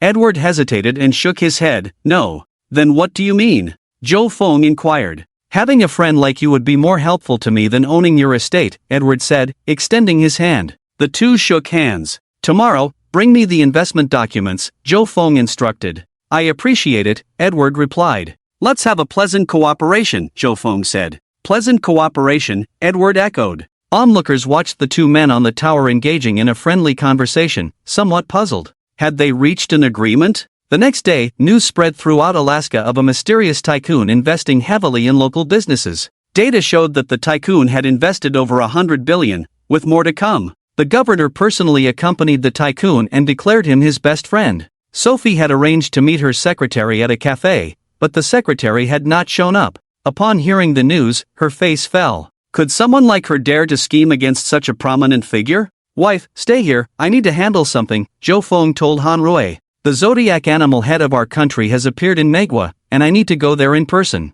Han-Rui nodded. "No problem. Since we own this estate together, there are many things I haven't seen yet. Come back soon, I'll have Mary and the others show me around." Zhou Feng nodded and took out his phone. "I've received the message, I'll do my best." The call was from an elderly man with the compound surname Huangfu in Longdu. Although he didn't know the man, he had learned about him through Han Rui's live broadcast. The man directly stated his purpose. The zodiac animal head is a treasure of Huagua, and now that the dragon head has appeared, the old man knew he had the means to bring it back. This news had caused some trouble internationally. While domestically, many believed it was stolen by invaders and should not be auctioned off. This sentiment only fueled the arrogance of others. The owner claimed the starting auction price was $3, and if it failed, the national treasure would be destroyed. After some thought, Joe Fong decided to go there himself. Sotheby's was originally founded by the British but had also established an auction center in Manhwa. Upon arrival, there was already a huge crowd outside. Some were protesting the action, while others were giving speeches. The general sentiment was that this was a robbery, and the fact that it was being auctioned off openly was disgraceful, leading to protests and calls for others not to bid. There are many Chinese people, but there are also very few from other countries. Joe Fong didn't look too much. Naturally there were staff to lead him in. Sharp-eyed Chinese people saw the manager of Sotheby's personally receiving an Oriental person. Immediately someone called out, "Do you see, is that a person from Hua country? Looks like it. It's a Chinese person." The manager just spoke to him in Chinese. Obviously a high-end client. What is he doing? Discussing cooperation? While we are struggling here, this person is going in to discuss cooperation with Sotheby's? A biased person shouted. Joe Fong, with keen ears and eyes, naturally heard it. He waved his hand and the manager of Sotheby's quickly came over. Someone below saw this and stopped shouting. In no time, the manager hurried over and handed Joe Fong a microphone. Joe Fong tried it out. "No problem. First of all, I declare that I am Chinese." No one below spoke. "As for whether I went in to discuss cooperation, that's none of your business. As for that biased guy just now." Joe Fong pointed to the 28 or 29-year-old man. "Are you slandering your compatriots by saying we are struggling here? Isn't it true? We are all protesting against this Sotheby's auction house." The manager nodded and bowed to invite you in. "Didn't you spend money?" Joe Fong chuckled. "Whether I spend money or not, what does it have to do with you? Also, don't think you are so great. Ask yourself, is your protest effective? I can say a word more useful than you. Why do you have the confidence to question me? I respect your actions and hold respect, but your baseless suspicion and slander of others really don't interest me." The man was about to say something. Joe Fong smiled. "I'm only saying this much to you out of respect for my compatriots. Ordinary people don't have the qualifications to make me say so much." After that, he said to the manager, "I want to see the dragon head. How is it prepared?" The manager looked embarrassed, but still said, the seller said, "No Chinese people are allowed to see it." A rare hint of anger appeared on Joe Feng's face. He took a deep breath and asked, "What country is the seller from?" This was originally business privacy, but the person in front of him had a big background, showing signs of an imminent outburst. "He is an extremely wealthy merchant from Egypt." Joe Fong nodded. "I originally wanted to take the dragon head, but since he said I came to do business, then I will do business. Send out a message. I want to auction off 2 mummies, said to be a pharaoh and his queen's mummies. Can't let the Egyptians watch, and also, dogs are not allowed. I'm afraid of spirits." The manager was shocked. Auctioning off these things? These are national treasures of Egypt. But Sotheby's, known as the best, was not afraid, and quickly made arrangements. These mummies actually have a market. Not only will the Egyptians definitely want to reclaim them, but there are also people with a taste for the macabre willing to pay high prices to acquire them. 2 at once, and they are the mummies of a pharaoh and his queen? This must be publicized. In fact, there were many reporters outside Sotheby's, and even a group of people doing live broadcasts domestically, so the news here was known in China shortly. When Joe Fong stood at the entrance of Sotheby's, loudly reprimanding the man, many people still felt disdainful. "Yes, you have money, you are great, but the country does not lack people like you," and some even criticized this person as a parasite of the country. Look, when everyone is united in wanting to reclaim the dragon head, this person from Hua country is going against everyone, even proudly walking into Sotheby's to do business and discuss cooperation. This is a disgrace to the people. Then someone directly said they wanted to take back the dragon head. Some cheered, but more were disdainful. The buyer didn't even allow Chinese people to view it, so what qualifications do you have to directly take it back? Are you going to buy it with money directly? Sorry, we don't care. It's an insult to us to buy back things stolen by robbers with money. When Joe Fong said he was going to auction off the mummies, everyone was shocked, but most people still didn't believe it. The mummy has only been unearthed in one place, and that country considers it a national treasure. Even though it's a corpse, there's no reason it could be passed down abroad. No matter how much money you have, how could you possibly own this thing? It's just a fairy tale. Joe Fong didn't waste any words and directly made a phone call in front of everyone. "Iris, it's me," Joe Fong greeted. "Oh, Gio. What do you need from me?" "I need the 2 mummies you have in your collection. Those are my beloved items." Joe Fong pursed his lips. "I know, I'll pay more. 20 years ago, I spent $20 million to acquire them from someone else. How much are you offering now that you need them?" Joe Fong wasn't afraid of anyone and directly threw out a price. "I'll offer $1 billion. On the other end, upon hearing this offer, there was a hearty laugh. That won't do. The people below were all surprised. $1 billion wasn't enough, truly a sky-high price. Then a very serious sentence came from the other end. I need $1. What kind of operation is this again? Joe Fong thought for a moment. Okay, I agree. Help me deliver them, and I'll have someone specifically bring you the $1. Iris on the other end seemed to have accomplished something extraordinary, laughing happily. Okay, I'll have them delivered to you. Is it from Sotheby's? There was murmuring below. What's going on now? $1, why the long consideration? Is this guy here to play tricks? Could it be the paleontologist Iris you're talking about? The Nobel Prize winning Iris? It's quite possible. I heard a long time ago that he had 2 mummies and had been negotiating for a long time to get them back, but the other party remained indifferent, claiming they didn't have them at all. Even if they did, they were bought, not stolen or taken, so they won't return them. What a bold move. This paleontologist has many scientific achievements, has won multiple awards, and is treated as an esteemed guest wherever he goes. Who would have thought he would be easily dealt with by a person from Hua country? Not long after, the sound of helicopter propellers filled the sky, and a luxurious helicopter arrived, carrying 2 ancient coffins. Mr. Gio, Professor Iris sends his regards to you, a stylish blonde woman on the helicopter called out to Joe Fong. Directly take them to the top of the building. Joe Fong replied, and the helicopter slowly ascended. The people below looked a bit dumbfounded. This was no joke. What a grand gesture. Joe Fong nodded and went straight in. The protesters outside, upon seeing this scene, were dumbfounded, some looking at their companions. Is this it? Are we still protesting? The person next to them rolled their eyes. Protesting this? Forget it, let's go home and sleep. At the same time, the news of the auction of mummies at Sotheby's caused a sensation worldwide. A Chinese person, whose wealth doesn't need to be mentioned, but who could easily make a national treasure-level paleontologist from Manhwa give up his cherished collection, this in itself speaks volumes. Discussions and negotiations were happening everywhere. It was obvious that this was a retaliation by the Egyptian businessman, selling the 12 zodiac animal heads acquired at Sotheby's and specifically prohibiting the Hua people from viewing them, which angered this Hua person, who directly brought the mummies, also stating that the Egyptians were not allowed to view them. This was a blatant act of disrespect, but no one would say so. Instead, they were eager to try. Except for the Egyptians. This is a blatant insult to us. In the president's office, the current president was so angry that he pushed everything off the table. I don't care, you must retrieve the remains of the ancient pharaoh at all costs. This is our dignity, not to be tarnished. The people in front of the table nodded in agreement. The president calmed down a bit. Have the military intelligence department investigate who this Mr. 9 is, and that Iris has someone backing him up. We can't touch him. This Mr. 9, he. The Minister of Military Affairs muttered to himself. Could it be that Huawei is still inferior to Manhwa now? Huawei's protection of its own is internationally recognized. Moreover, if we can't touch Iris, can we touch this Mr. 9? The descendants of the pharaoh are really getting worse with each generation. The whole country of Huawei was boiling. The people of Huawei like to watch the excitement, and the whole world knows it.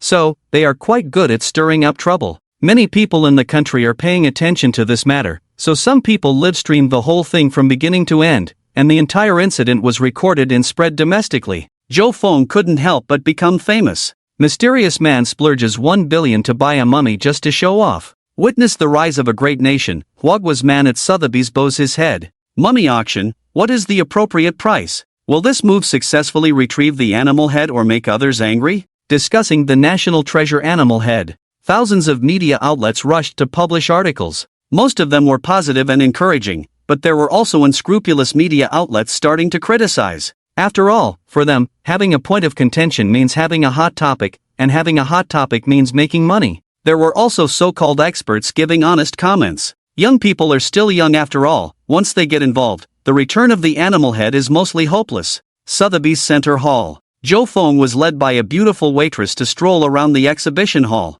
Mr. 9, do you need to see the mummy you auctioned? As one of the 3 Sotheby's gold card holders, Joe Fong has his own exclusive room and lounge in all Sotheby's auction houses around the world, as well as exclusive service staff and drivers. Just a dried-up corpse, there are 3 that can be viewed. Joe Fong shook his head. Take me to see the animal head. Lena didn't hesitate, bending over to reveal a hint of snow-white skin. Please, sir. She is the exclusive service staff for gold card holders, and whatever she is asked to do, she must do. Even if it goes against the company's interests, everything must be based on the orders of the gold card holder. Not everyone has this honor, becoming a service staff for gold card holders. The animal head was delivered yesterday. It's an Aji person, the supervisor calls him Bobby, seems to be a very famous professional hunter. If you have a conflict with him, sir, be careful. Zhou Feng nodded. I understand. Wei Wei, you are considerate. He understood that the manager in charge here could not violate the company's rules, so he took him to see the animal head, but couldn't refuse his request, so he had to compromise and let the exclusive customer service Wei Wei take Zhou Feng to see it. Seeing that the door of the vault was not closed directly, with a key inserted, he knew how well the manager had done. The two entered the vault, facing cubic meters of gold bars without any desire to look at them, and directly focused on the 12 zodiac dragon animal head on the display stand. Although he no longer had much feeling for these things, the animal head was different. Looking left and right, it was truly a masterpiece of craftsmanship. When can I take it away? Wei Wei squinted. After the auction, or if the seller dies, but I can apply to the company to have this animal head sent back to Huagua for you in the highest specification. Zhou Feng nodded. He took out a phone from his pocket. He sent a message directly on it, with a completely unrecognizable number. Number 2, send out your elite to take out the seller of the animal head. Also pay attention to the Aji Special Forces, see if they will make a move against me. What, do they dare to do that? You just need to do what I say. Zhou Feng replied impatiently.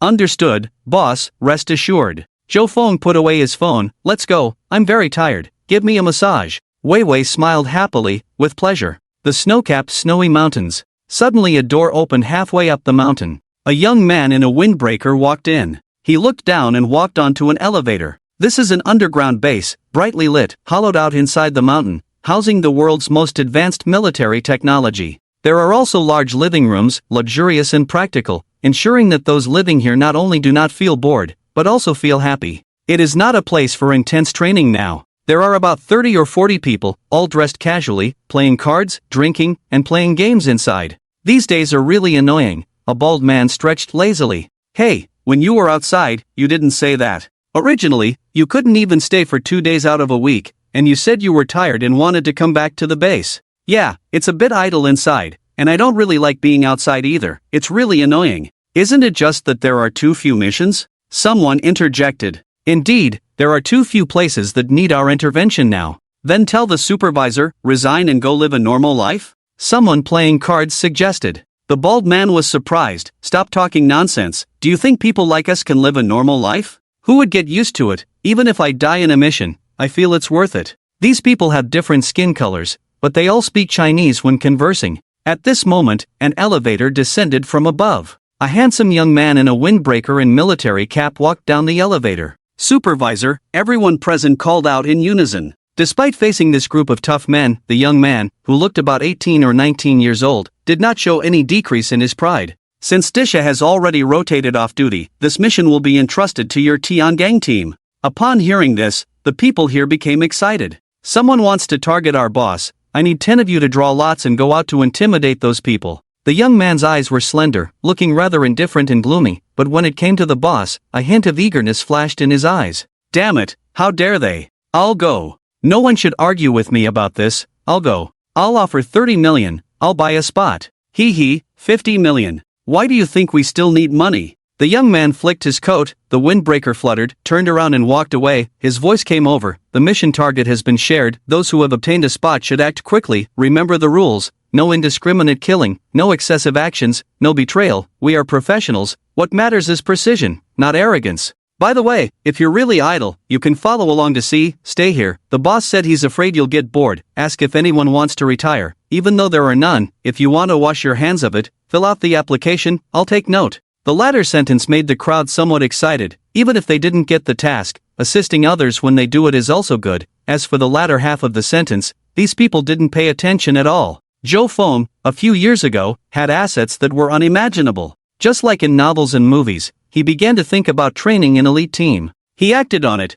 choosing someone who resembled a sergeant major to be in charge. Recruiting talents from around the world. After 2 years, they dug out several bases in remote snowy mountains. Finally, they selected the final 108 people from the most elite, creating a group of 36 Tiangang and 72 Disha. The organization took shape. These people all have their own identities in reality, just not the kind that are often seen. Due to the high configuration and excessive spending, these bloodthirsty individuals instantly felt like they had entered a company with high salaries and the ability to enjoy life. With high security, great benefits, and high freedom, this organization has become a unique phenomenon in the gray society, with many big shots in the underworld wanting to squeeze in at all costs. So far, out of 108 people, only 2 unlucky ones have died due to bad luck, and not a single person has voluntarily left. Scenes like in novels and movies where killers get tired of that life, want freedom, and then get hunted down by the organization simply do not happen.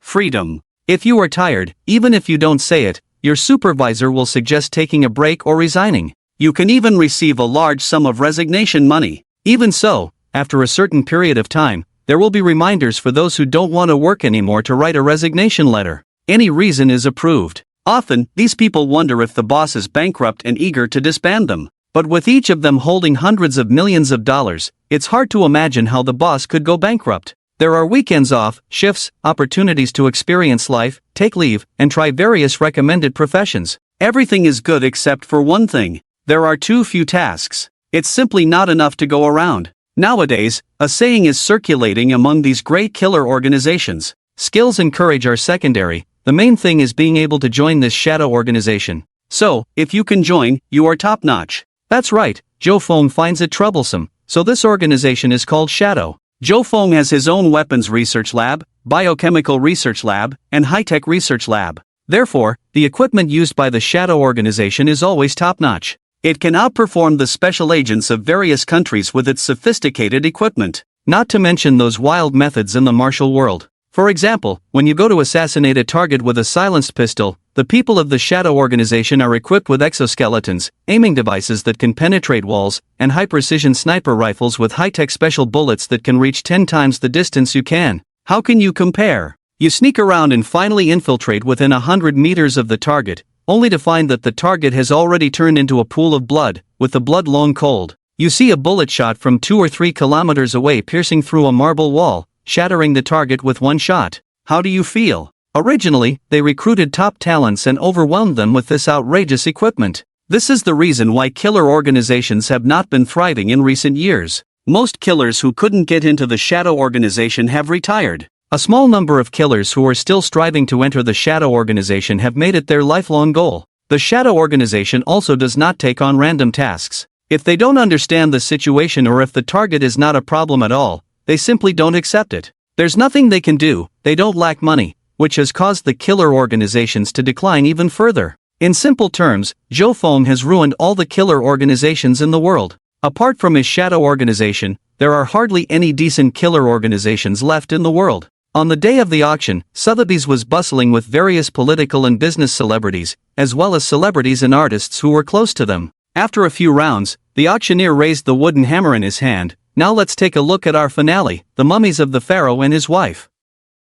According to authoritative certification, these are genuine. It is said that the mummies have magical powers. A businessman representing the Egyptian delegation felt that something was off as the auctioneer continued, as if it could be used for medicinal purposes. Unable to hold back, he interrupted, "Wait, if this is the finale, then it should be the last item. I came all the way here to see the 12 zodiac animal heads." The auctioneer paused, and the manager stepped onto the stage to explain. Not long ago, the seller unfortunately had an accident and passed away. Fortunately, they left a will to return the animal head artifacts to the original owner. We have already arranged for them to be airmailed back, and they should have mostly arrived in the hands of the Huagua government by now. We will absolutely keep our promise, and this can be verified with the Huagua authorities later. Damn, who needs you to prove that? It's unbelievable. The seller passed away unexpectedly, yet managed to leave a will to return the items to the original owner? This operation, passing away unexpectedly and leaving such a sudden will? They were deliberately targeting the Huagua people earlier. Now even in death, they have to return everything. Is this to atone for entering the heavenly kingdom? Wow, if we didn't know this was also considered a robbery, we would have been moved. There is definitely an insider in this matter. Someone stood up and criticized. I need someone to explain this. Yes, there is definitely a problem. The manager solemnly said, the will has been verified by the notary office. If there are any issues, you can contact the police. If you think it's a conspiracy, feel free to provide clues to the police. This is an auction, let's not discuss this now. We protest, this is a conspiracy. There is definitely more to this than meets the eye. We demand that the auction be stopped until this is clarified." The person said we, but when they turned around, there were only 2 or 3 people. Faced with the intimidating gazes from above, they slowly backed down. "Since that's the case, please have the staff make a record of this. You will be blacklisted from now on, and Sotheby's will no longer welcome you." The nearby staff quickly began recording. There were a few who were about to leave, but seeing how serious the situation was, they obediently sat back down and remained silent. Joking aside, this is the most high-end auction house in the world. Being able to enter here is not just a symbol of status, but also a chance to interact with the world's elite. Those who can protest are likely the ones who need such a place to stand out. On the other hand, those with connections were indignant, but for others, it was just a spectacle. Most of the wealthy are indifferent. The death of a few insignificant figures doesn't even cause a ripple in their hearts. Besides, that person wasn't a good character anyway. But now they started probing each other. The wealthy merchants all have their own status and reputation, and Zhou Feng was quite unfamiliar to them. However, judging from the manager's respectful attitude towards him, this person must have a strong background. At least no one here could make the headquarters manager act this way. What is the identity of that Huagua person, to make Sotheby's protect them like this? The power behind this is astonishing. It's clearly biased. I heard Sotheby's introduced a VIP membership card. Who doesn't know that? I only have a green card. Hee, a green card. There are a total of 5 types of cards, green being the second to last. But there is one card above the 5, which hasn't been publicized at all. What card is that? The gold card. It's said that there are only 3 in existence. One is in the hands of Sotheby's founder, and the other 2 are missing. But I suspect this Huagua person holds one. Is the gold card very influential? Not very. Let me put it this way, it allows access to funds of up to hundreds of billions at any time, and assets from branches can be accessed at any time. This is the headquarters after all. Otherwise, if they say they want to take away the animal heads, Sotheby's would directly compensate the seller as promised. That makes sense. As the room gradually quieted down, the manager signaled and raised the auction hammer. Bang! We are now auctioning the mummies, as introduced earlier. There are 2 mummies that cannot be separated, starting at a price of $1 billion, with increments of no less than 50 million. 10. 5 billion. Someone raised their paddle. 11 billion. 12 billion. Alright, bidder number 3,349 bids $12 billion, the auctioneer announced loudly. The quotation of $2 billion is also a wealthy entrepreneur, but this time he doesn't actually need these 2 mummies himself. He was entrusted by AG, with the aim of definitely obtaining those 2 mummies. Previously, he had been loudly condemning Zhou Feng for selling mummies, but now he seemed a bit timid. What he feared most was being recognized. Everyone knew that AG was determined to get those 2 mummies, so if he was recognized, most likely the price would skyrocket, causing them to pay a hefty sum. However, he had not contacted anyone on the other side privately, and had never shown any signs of connection before, so most likely no one would know. Zhou Feng watched the auction from a private room.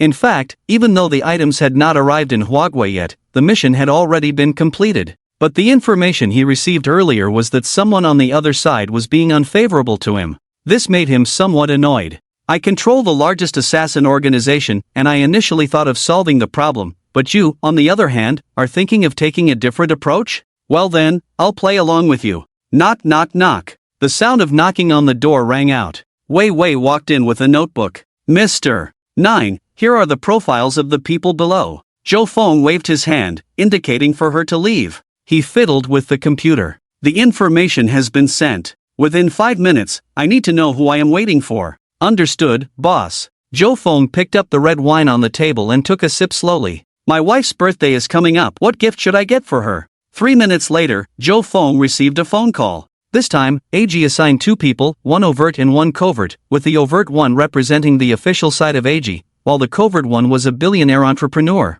A sly smile appeared on his lips. Alright, number 3,278 bids $6 billion. $6 billion once, the auctioneer enthusiastically shouted from the stage, looking affectionately at the audience below, as if encouraging them to continue bidding. I bid $8 billion. The man representing AG's official side raised his paddle calmly. Alright, $8 billion. The auctioneer exclaimed excitedly. I bid $3 billion. A faint voice rang out, as Zhou Feng walked slowly with a glass of red wine, raising his glass in a gesture towards the young official. Wow, $3 billion, my goodness. This is incredible, such a huge increase in one bid. The young official's face showed an angry expression. Up to this point, there were hardly any more wealthy bidders. They were prepared to stage a little drama and take the items directly. Although the price was not small, it was acceptable. What, can't bid? Did I break the rules? Joe Fong chuckled as he sat back in his chair. The auctioneer naturally wouldn't interfere with others. This gentleman bids $3 billion US. My goodness, a generous gentleman, 3 billion once. 1 billion, the official gritted his teeth. Joe Fong deliberately looked like he was about to bid, and someone preempted him. 3 billion US. The official glared at the person, but the person seemed unfazed. In Zhou Feng's eyes, he almost burst out laughing. You two are putting on a show, thinking I don't know? He didn't bother with them and just nodded and smiled at the person. The entrepreneur was delighted. Didn't expect this, I'm an undercover agent. This guy thought we were on the same side, how naive. It is said that this Huagua person has amazing connections, so this incident could be used to make some connections. Thinking of this, he trembled with excitement. 5 billion US. AG's representative squeezed out the words from between his teeth. The final amount given to him was 4 billion US. Any more in AG's official funds would be stretched thin, affecting development.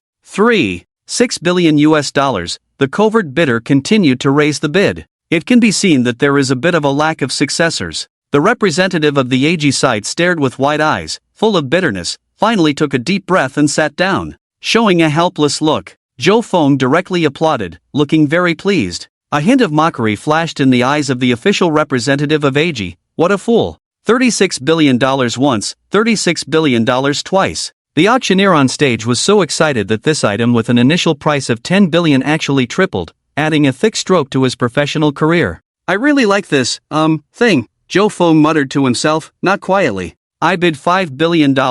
As soon as this was said, the scene fell silent. This is really not treating money as money. The key is, buddy, it seems like you brought it out yourself, and at that time, hundreds of people were watching. How come you look so confident? It doesn't look like you're bidding for someone else. Didn't you see that the AG side has given up? Money can be willful. The happy rich man, his expression froze instantly, as if a hen with its neck caught, unable to make a sound. What's going on? Did he notice our performance? It doesn't make sense. Could it be true that after bringing it out, he regretted it and wanted to buy it back himself? It's crazy. Even if you have money, you don't burn it like this. About to close the deal at $50 billion. The tax for the two transactions would be astronomical. Seeing everyone looking at him as if he were a fool, Joe Fong turned the red wine in his hand, then threw the expensive crystal glass into the nearby trash can. There's no way, I have too much money, I just can't use it all. This sentence shocked everyone present. The glass he poured, everyone mentally gave it a high score. So, do you still want to continue? I have a lot of money, you can do as you please. The auctioneer on stage couldn't speak. This surprise came too suddenly. This split is enough for him to live a wealthy life. Looking at Zhou Feng's mocking eyes, the spy sent by AG felt a cold sweat on his forehead. He found out. Originally, this was risky, but the reward was amazing, but the premise was to definitely win. Now it seems that there might be crazy retaliation later. After receiving a phone call, the official representative of AG stood up with an ugly face. I bid $100 billion. What happened before was our fault. Please don't take offense, sir. After speaking, he bowed to Zhou Feng. Clap, clap, clap. Applause rang out. Zhou Feng clapped as he walked upstairs. Although it's still a bit lacking, it's not bad. The auctioneer on stage was almost fainting. Happiness came too suddenly. This incident quickly spread to the country. Mummy sold for $100 billion. Bought for $1, sold for $100 billion. Mysterious man from Hua country overpowers AG forces. Sotheby's latest news, sold for a low price of $10 billion, final price $100 billion. What is this mysterious treasure? Such news filled everyone's eyes. Major media outlets rushed to report. The experts and professors who were negative before are nowhere to be seen now. There's no way, the face slapping was too quick. No one dared to criticize. The truth is always unexpected. It is said that the recovered national treasure, the beast head, is already on its way back. And the cost is zero. And just then, someone else jumped out. This person is kind-hearted, even in death, he still wants to present this beast head to the Hua country, truly understanding righteousness, a scholar said. Immediately, his personal social media account was shut down due to criticism. These so-called scholars are just book-smart. It's obviously done by that mysterious person, and they're thanking the dead robber. Someone sighed. But the return of the beast head is worth celebrating. There are also revelations. That mysterious man, isn't he the husband of the most popular anchor on Douyu? Someone suddenly remembered. Yes, that's right, why didn't I recognize him earlier? I can't believe the husband managed to pull off such a big thing. Hurry, ask the anchor to start the live stream and find out what her husband did. Let's go quickly, maybe we can see the anchor's husband. The news spread like wildfire, and many people remembered the husband who occasionally appeared in the live stream room dedicated to loving her husband in life. Wasn't he the one who stood in front of the Sotheby's gate making grand statements? Anchor, start the live stream. Silly anchor, start the live stream. Anchor, we want to see your husband. Something big is happening. Anchor, why aren't you starting the live stream? Everyone rushed to Han Rui's live stream room, urging the anchor to go online. Even though the live stream hadn't started yet, there were already tens of thousands of people chatting happily in the live stream room with a black screen. But Han Rui was completely unaware of this. At the Douyu headquarters, Dai Weicheng and Ho Baolian looked at each other in surprise. Manager, have you ever seen anything like this before? Ho Baolian asked with a wry smile. Dai Weicheng said, should I call and inform them? It's a waste to have so many viewers waiting. We can't do that. With the husband being so wealthy, do you think they really care about this live stream? You're right. Dai Weicheng scratched his head. In the afternoon, the air transport of the beasts had arrived. Zhou Feng received a call immediately. It was Huang Fu Tianhe calling. Young friend, well done, number one is also praising you. Zhou Feng always believed that it was his duty to do something for the country. It's nothing, elder, this is what I should do.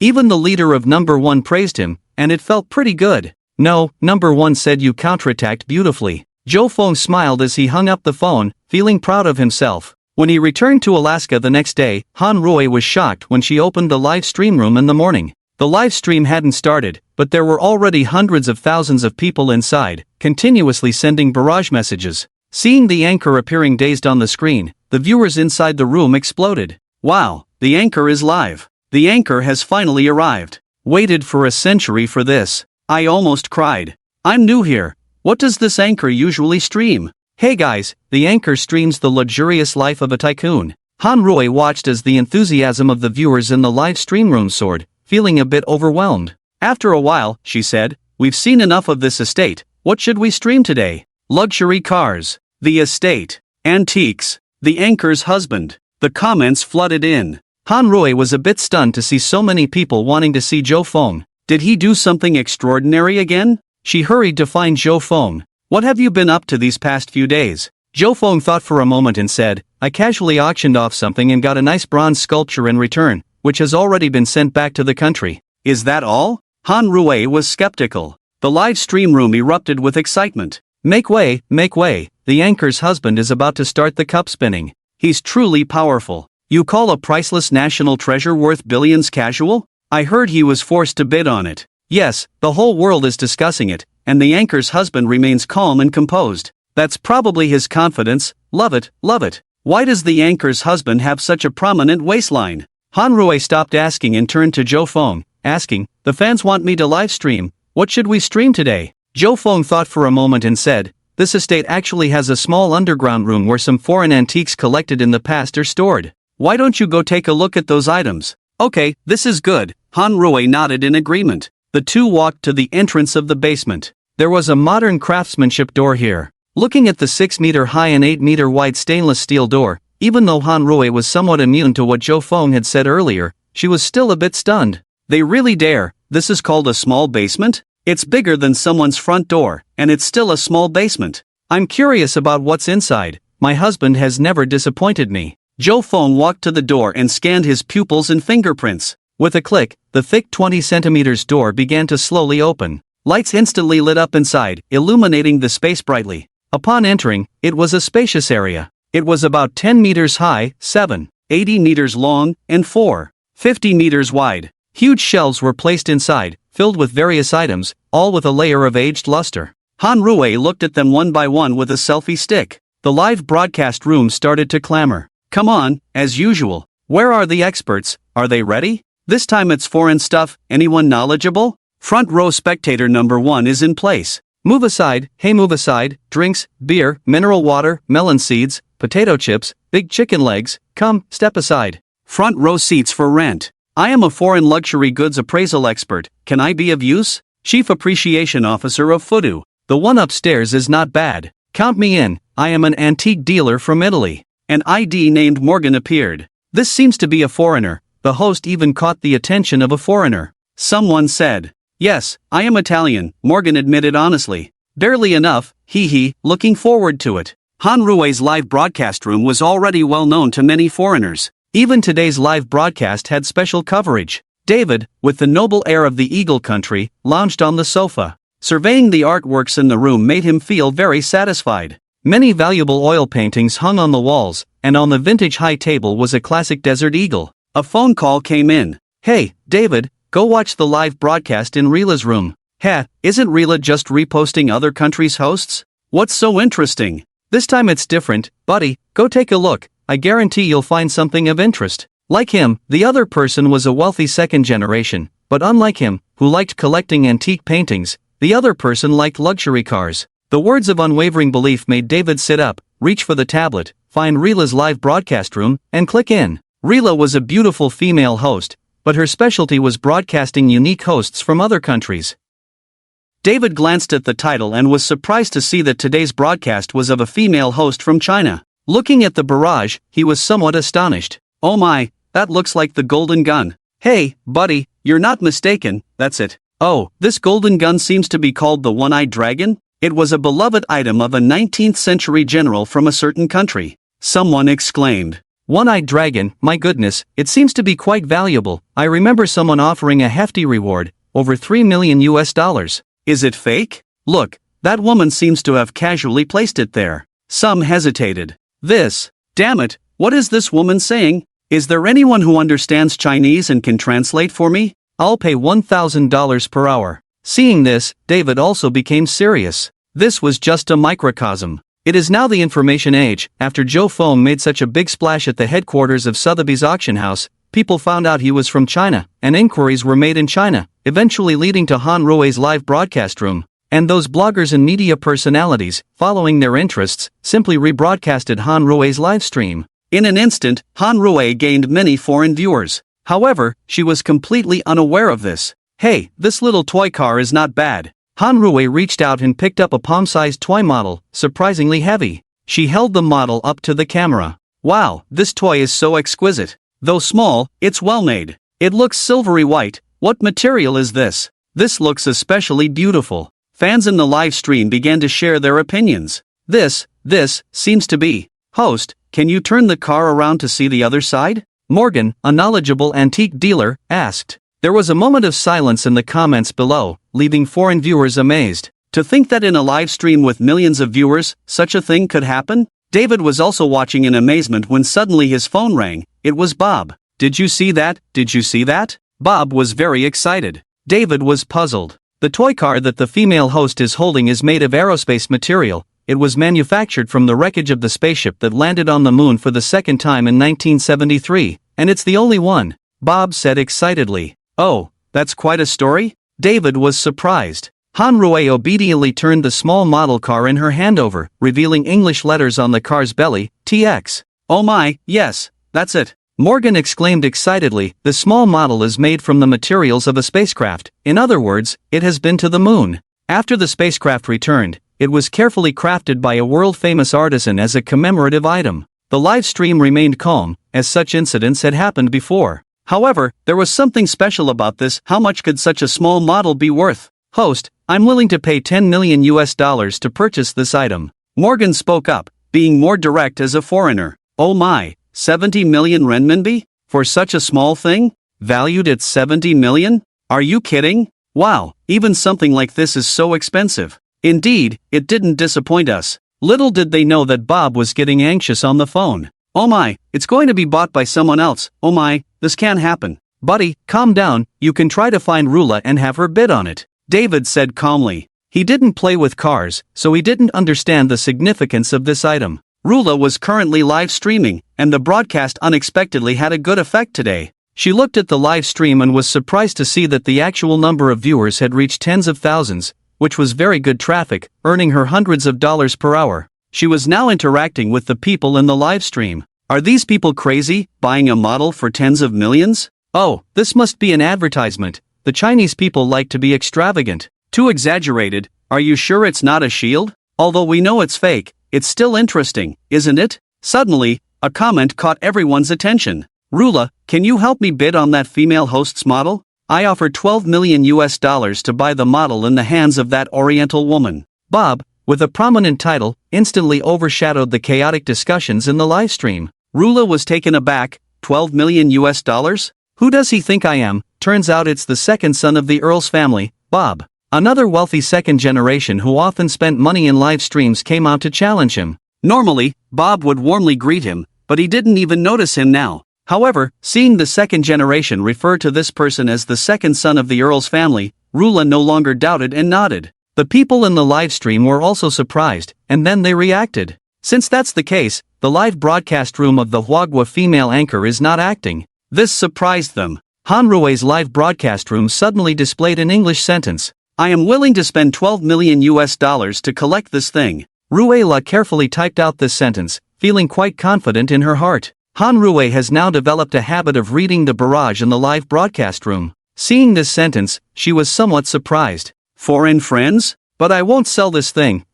I can give it away in the future. Ruela was stunned when she saw this sentence. A thing worth $12 million. You won't sell it, you want to give it away? Is this world so crazy? I am still proud of myself for earning a few $100s an hour. As a broadcaster, shouldn't you start giving away gifts worth tens of millions? The people in Rue LA's live broadcast room were also a bit dumbfounded when they saw this scene. Oh my, is this crazy? This can't be true, right? What do you think? This Eastern woman is lying. I don't believe it. This can't be true. Who would do such a thing? Bob and David were still on the call, and when they saw this, they both fell silent. They had a feeling of not knowing what to say. Ruela said cautiously, Sir, I'm sorry. The other party refused decisively. Bob directly sent tens of thousands of dollars worth of gifts without saying anything. This made Ruela ecstatic. Han Rui took a few more glances at the small car and finally left it there. A scabbard military knife caught her eye. She carefully placed her phone down and reached out to take the military knife. It was heavy, weighing about 7 or 8 caddies. Han Rui carefully drew out the samurai sword. The blade, over a meter long, was slowly pulled out, revealing a hint of cold light. As the tip of the sword finally emerged, a crisp sword sound rang out. Holding the samurai sword, Han Rui felt a chill and a sense of sharpness. This is a samurai sword. Looking at the blade, it's not rusty at all, probably not an antique. Han Rui said. Some people in the live broadcast room couldn't stand it anymore. Anchor, let me explain, some swords have excellent craftsmanship and won't rust even after 100 years. The anchor's daily friction with intelligence. If it doesn't rust, it's not an antique. The anchor is really something. Han Rui blushed as she read these comments, and a barrage came in. If I'm not mistaken, this is a sword from a famous warrior in the Huagua Warring States period. Looking at the hilt and scabbard, it seems to be from Kimura. This is an artifact. I suggest returning it to Huagua. When everyone in the live broadcast room saw this,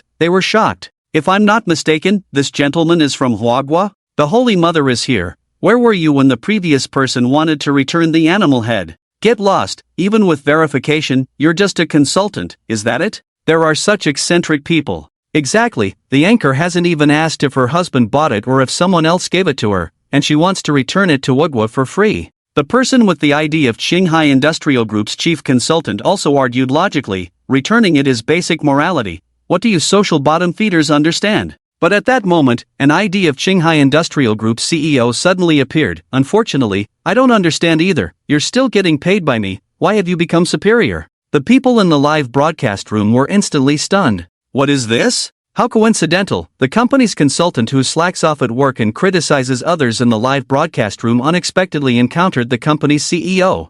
I'm sorry, you're fired. The account of the CEO of Qinghai Industrial Group continued, misjudgment of people, I apologize to all the fans. The superior person fell silent. The live broadcast room couldn't hold back anymore. This is hilarious.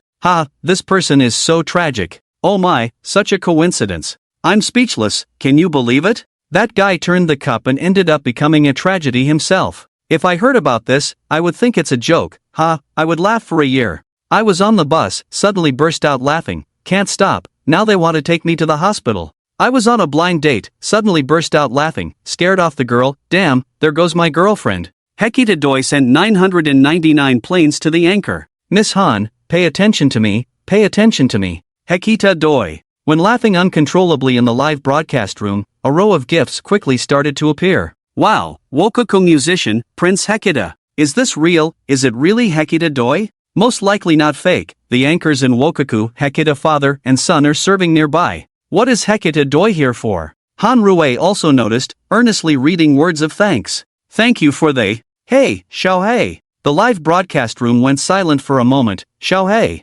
Xiaohei? These two words instantly flooded the screen. Hekita doi and Wokoku also had a furrowed brow, quickly typing on the tablet, but soon got overwhelmed. He had to spend 100,000 to send a message with a dazzling light. Madam, I would like to ask how much you are willing to sell this wooden samurai sword. Before Han Rui could speak, an expert in the live broadcast room spoke up. This samurai sword is preserved very well, it doesn't even have a hint of age, it's a famous sword from the Wokoku Sengoku period, a renowned sword, estimated price is at least $20 million. Hekita doi naturally saw this too. I know it's a bit difficult, but this sword is very important to our family, I would like to sell it for $40 million. I hope madam will agree. Wow, $40 million in US dollars. Learn something new again. Let's rename the live broadcast room to the Godly Collection Exhibition. The poor are trembling with envy. Getting one will lead to the peak of life, but these, they actually have such a large underground basement. People are really something. It's infuriating. Money is really good. Han Rui originally wanted to refuse outright, but the impression left by Hekita father and son was not bad. Reluctantly speaking, they were also under Zhou Feng. My husband said I can make decisions about the things here. I won't ask him. I'll sell you this sword, but thank you so much, madam. Please go ahead. Han Rui pursed her lips. I heard you have many fans in Huagua, but you never perform abroad? I don't need your money, but I want you to come to Huagua and hold a grand performance for free. Wow, the anchor really loves the fans, love it. I don't follow the anchor, but seeing this, I have to pay attention. 666, the anchor's IQ has soared. So touched, $40 million directly given to the fans for charity. The anchor is generous, with such a valuable item, calling it a welfare is indeed a welfare. Han Rui smiled, waiting for Hekita doi's reply. Since the fans are so enthusiastic, I have no right to refuse, right? I agree, friends from Huagua, please take care of me when the time comes. Hekita doi is causing a disturbance. Wow, amazing. Great, Hekita doi is coming to Huagua, I'll tell my sisters. Grateful to the anchor, thank you, thank you. The heat in the live broadcast room soared, surpassing 15 million viewers. Many media personnel are now regulars in Han Rui's live broadcast room. Anything they casually film will trend, and this time is no exception. Han Rui smiled and nodded, put down the samurai sword, and started to look at the next item. Looking at the item in front of her, she frowned. It was a broken wristwatch. The crystal on the watch face was broken, but the hands inside were still slowly ticking. As the hands of the clock moved, a pleasant ticking sound came, as if there was a magical power that could make people purse their lips and reveal a gentle smile. This seems to be something extraordinary. Han Rui reached out and picked up the watch. The strap was made of an unknown animal skin, and even after being stored for so long, there was still a faint fragrance emanating from it. She turned it over, and the back of the watch case was exposed. The case was made of a black unknown material, with some inscriptions that were incomprehensible. Does anyone recognize this thing? Looking at the watch held up in front of the camera, the live broadcast room fell silent. Surprisingly, no one recognized it. Could it really be an inconspicuous item, but it didn't make sense for Zhou Feng to leave it here? Anchor, please wait, I'll ask my teacher to take a look. Suddenly, an ID spoke up. Han Rui marveled at how many foreign fans her friend had gained. The moment she looked, she saw a string of English comments, clearly from a foreigner. Then, to show sincerity, the ID directly sent a gift of 100,000. This generosity. Everyone in the live broadcast room subconsciously clicked on his profile. Turns out he's a Rolex engineer. He's a real big shot in the watch industry. It seems like he's figured something out, but he's not sure. He probably has. Tom hurried out of his office, ignoring the nods and bows of his employees, and went straight to the rest area on the second floor. Teacher, wake up, I seem to have found something incredible. He didn't care that his teacher was resting, and knocked on the door directly. After the door opened, a white-haired white man in his 60s walked out. Tom interrupted him directly. Teacher, come and see, I think I've found the king of watches from the last century. What? Where? Take me to see it quickly. The old man had been studying watchmaking for decades, and he knew better than anyone what the title Watch King meant. In a live broadcast room of a woman from Hua country, I just saw it. Live broadcast room? A live broadcast room of a person from Hua country? The old man reached out to touch his head, checking if he had a cold. "Teacher, come on, I'll show you and you'll know." Tom grabbed the old man's hand without letting go. When they arrived at Tom's office, the old man still seemed somewhat skeptical. How could the king of watches appear in a live broadcast room of a person from Hua country? "I'm back, I brought my master, please show the watch you just had." Han Rui nodded, feeling curious as well. The old man, who had been somewhat impatient just now, was immediately drawn to the broken watch in Han Rui's hand. This. The old man pointed at the broken watch. "Master, is this the Edward wristwatch you told me about?" The old man's voice trembled. "Yes, that's right, it's very likely." He pointed at the watch, his voice trembling. "Do you see its dial? Is it starry blue? This is a natural blue crystal polished, just this blue crystal alone is costly, and more importantly, it represents its significance. This is the last masterpiece of the master watchmaker Edward's life. He spent 7 years, using the money he saved from watchmaking to buy some unique materials, and later, by chance, he obtained that blue crystal, so he created this watch that represented the top level of the industry at that time. But unfortunately, when World War II broke out, he didn't have time to take this watch back to give to his wife, and he died in the chaos of war. This watch has been sought after in our watchmaking circle for more than half a century." The old man sighed. Tom nodded, somewhat regretfully saying, "But, this watch is damaged." "No, you don't understand, nothing is perfect. This damage can better witness the cruelty of the war at that time, it has historical value." The old man was somewhat angry. "No, I have to inform those old buddies," the old man said and immediately picked up the phone. On the other side, Han Rui waited for a while. Seeing that the foreigner didn't speak, she simply placed the watch there and started looking at other things. She enjoyed this feeling, like treasure hunting, digging out the hidden truth with the people in the live broadcast room. This oil painting. Several experts or connoisseurs in the live broadcast room became excited. "This is a work by Leonardo da Vinci, absolutely." A foreign scholar frantically typed in the live broadcast room. "It must be. It is said that a painting by Leonardo da Vinci depicting love has been missing, and it turns out it's here. I am so honored to be able to see this painting in person." At the same time, the nobleman David of the Eagle country was already shivering in his mansion. Not out of anger, but excitement. For a collector like him who is obsessed with collecting oil paintings, Da Vinci's works are their greatest desire. Not to mention that this is a painting that has long been rumored to be lost, the significance is different. "I must have it," David vowed, never more excited than he was now. "I bid $2 billion to collect this painting." Someone in the live broadcast room started bidding. It started at $2 billion. $2 billion won't do, I offer $4 billion, and you, the host, will gain the friendship of the Earl of Ford. This is a masterpiece by Da Vinci. I am willing to offer $6 billion. I offer $7 billion. I offer $8 billion. The audience in the live broadcast room was stunned. The bidding was terrifying. This is real money. $2 billion more, all in dollars. However, most people from the Hua country remained quiet. At this level, it was no longer a simple profit or loss, nor a matter of genuine liking. After all, due to cultural differences, although they knew it was good, it hadn't reached the point of exaggeration. David gritted his teeth, happily bid a sky-high price of $6 billion, thinking that was about it, but he didn't expect to be surpassed in a blink of an eye. Looking at the already soaring bid of $13 billion, he was stunned. The oath he had just made was mostly shattered. Han Rui looked at this scene and also knew that the oil painting in her hand was something extraordinary, so she quickly put it down. After some thought, she said, "Sorry, it's not for sale at the moment, and if it is sold, it will only be sold to people from the Hua country. Additionally, if there are Hua country cultural relics of equivalent value for exchange, or if the value exceeds that of my oil painting by too much, there's no need to worry." Then she pointed to the things in the basement. "I won't let you down." With that statement, her dominance leaked out. The host is mighty, the host is domineering. Ah, that's the confidence, who else can be so bold? Feel free to bring out your items, don't worry that I have nothing to exchange here. The host is considerate. I'm just amazed at how wealthy the host's husband is. How many treasures did he acquire at what cost? I wonder too. Hearing what the host said, David's defeated heart began to stir. There was a chance for an exchange, it wasn't impossible. It's not that there was a chance, it should be said that his chances were greater than others. Just as foreigners look at many precious treasures from the Hua country, people from the Hua country also do not care much about many invaluable things from foreigners. David thought for a moment and picked up the phone. "Father, if I am willing to donate £1 billion, can I select a few antiques and calligraphy from other countries at the Great Eagle Museum?" That's right, this is where his confidence lies. His father is the director of the Great Eagle Museum, and also an earl.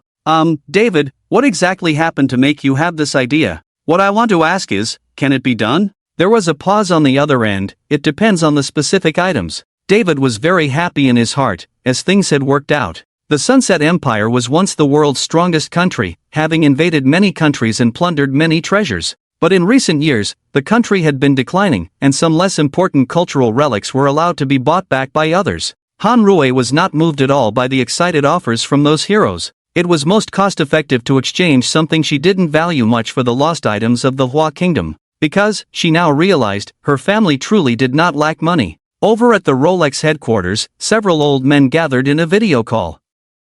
Old Weiss, are you saying the king of watches has appeared? Where? Everyone was a high-ranking figure in the watch industry, and it wasn't easy for them to gather from all over the world. Being able to have a video call together was already good. These old men were designers or engineers of some of the world's largest luxury watch brands. There was Patek Philippe, Vacheron Constantin, Audemars Piguet, and Breguet. It could be said that any of these people could cause a stir in the entire watch industry with just a few words. Thomas, open that live stream, the old man ordered, and Thomas promptly opened the screen and played the video that had just been recorded. The group held their breath as they began to watch. When Han Rui took out the broken watch and displayed it in front of the camera, everyone's breathing became heavier. It's really it really is. Oh my god, it has appeared. We have been searching for it for many years, and it has appeared in the collection of a person from the Hua Kingdom. It's it, no doubt. The few of us hold the largest share of the watch market in the world, and no one is more qualified than us to own this watch. The final old man spoke the ultimate words. Find her and buy it. This watch may not have the highest value, so it shouldn't cost much. Right. So who will go? The group looked at each other, and the chief designer of Patek Philippe made the decision. Let's go together. Han Rui was contemplating what to look at next when suddenly several gifts flooded the screen. The suffixes were all IDs of several world-famous watchmakers, and they directly bid millions. Host, are you willing to sell the watch in front? Thomas asked directly. I am willing to offer $5 million to purchase that broken watch. Han Rui hadn't spoken yet, but they had already started bidding. Han Rui was a bit conflicted. The watch looked extraordinary, but it was indeed broken, that was a fact. With the mindset of recycling, she decided to sell it if she could. What are you waiting for? Do you think it's too little? I offer $8 million, one of the new IDs that had just entered, an engineer from Breguet, said. Han Rui furrowed her brow. She did want to get rid of this watch, but she didn't quite like the tone of this person. Sorry, I'm not selling. Is it too little? Knowing that we are interested, you want to raise the price. That's fine, I offer $10 million, enough for you to live anywhere very well. This is a large sum of money. The ID named Audemars Piguet said in English. They were all elderly people, deeply rooted in their ways of thinking, looking down on the rapidly developing Hua Kingdom, a developing country, and not seeing what Han Rui had just displayed. Before Han Rui could speak, the fans in the livestream couldn't stand it anymore. Who are these people, so arrogant? Yeah, they look very wealthy. Oh, $10 million is a lot. You can live very well anywhere. Ha, this is hilarious. These are some world-famous people, doing such big business, yet so stingy? You don't know, the bigger the business, the more cunning they are. There's no business without deceit. Are these people here to joke around? Listening to the analysis of the people next to them, several big shots in the watch industry were no longer calm. Isn't this $10 million too much? Of course, compared to that unique Edward watch, it's really nothing, but for those who don't understand, this price is not low. But what does it mean to mock together in the live broadcast room? It's really fearless to be ignorant. Several people glanced at each other. The old man, the chief designer of Patek Philippe, pondered for a moment and wrote a line. I bid $20 million to collect this watch. This is my biggest concession. I hope you seize the opportunity. After all, it is already a broken item. If you miss this opportunity, no one will buy this watch. But Han Rui was no longer interested. Sorry, this watch is not for sale. How about this? We can give it away as a fan benefit another day. Do you think that spending a lot of money is actually just a benefit for fans? In my opinion? What are you proud of? Even though Han Rui has a gentle temperament, she also has a bit of a temper. These people's arrogant appearance made her very uncomfortable. As soon as she said this, several people were surprised. Leaving behind $20 million and giving it directly to fans as a benefit? Is this deceiving fools? Who would be so foolish? I think we have shown enough sincerity. Sorry, not for sale, and I don't lack that bit of money. Just this painting. Han Rui picked up the oil painting. Someone has already bid one. $3 billion for it. Thank you, $20 million may be a considerable sum for you, but for me, it's really not a big deal. Hee hee, what kind of painting is worth $3 billion? Does she think that painting is a genuine Da Vinci? Several people started discussing in the video. Thomas actually entered the live broadcast room later and didn't even notice Han Rui's initial actions. So he also thought that the other party was just bluffing and raising their price. Old Weiss thought for a moment, why don't we offer a sincere price? 20 million is indeed a bit low. The chief designer of Patek Philippe gave him a sideways glance. This is not a matter of sincerity, she is disrespecting our status. Check for me, see where this female anchor is. Breguet's chief engineer directly issued the order with a wave of his hand. They had the confidence, these major watch companies basically controlled 80% of the global watch industry, and the profits were unimaginably huge. The amount of tax evasion alone each year is enough to cover the entire profit of a large multinational company.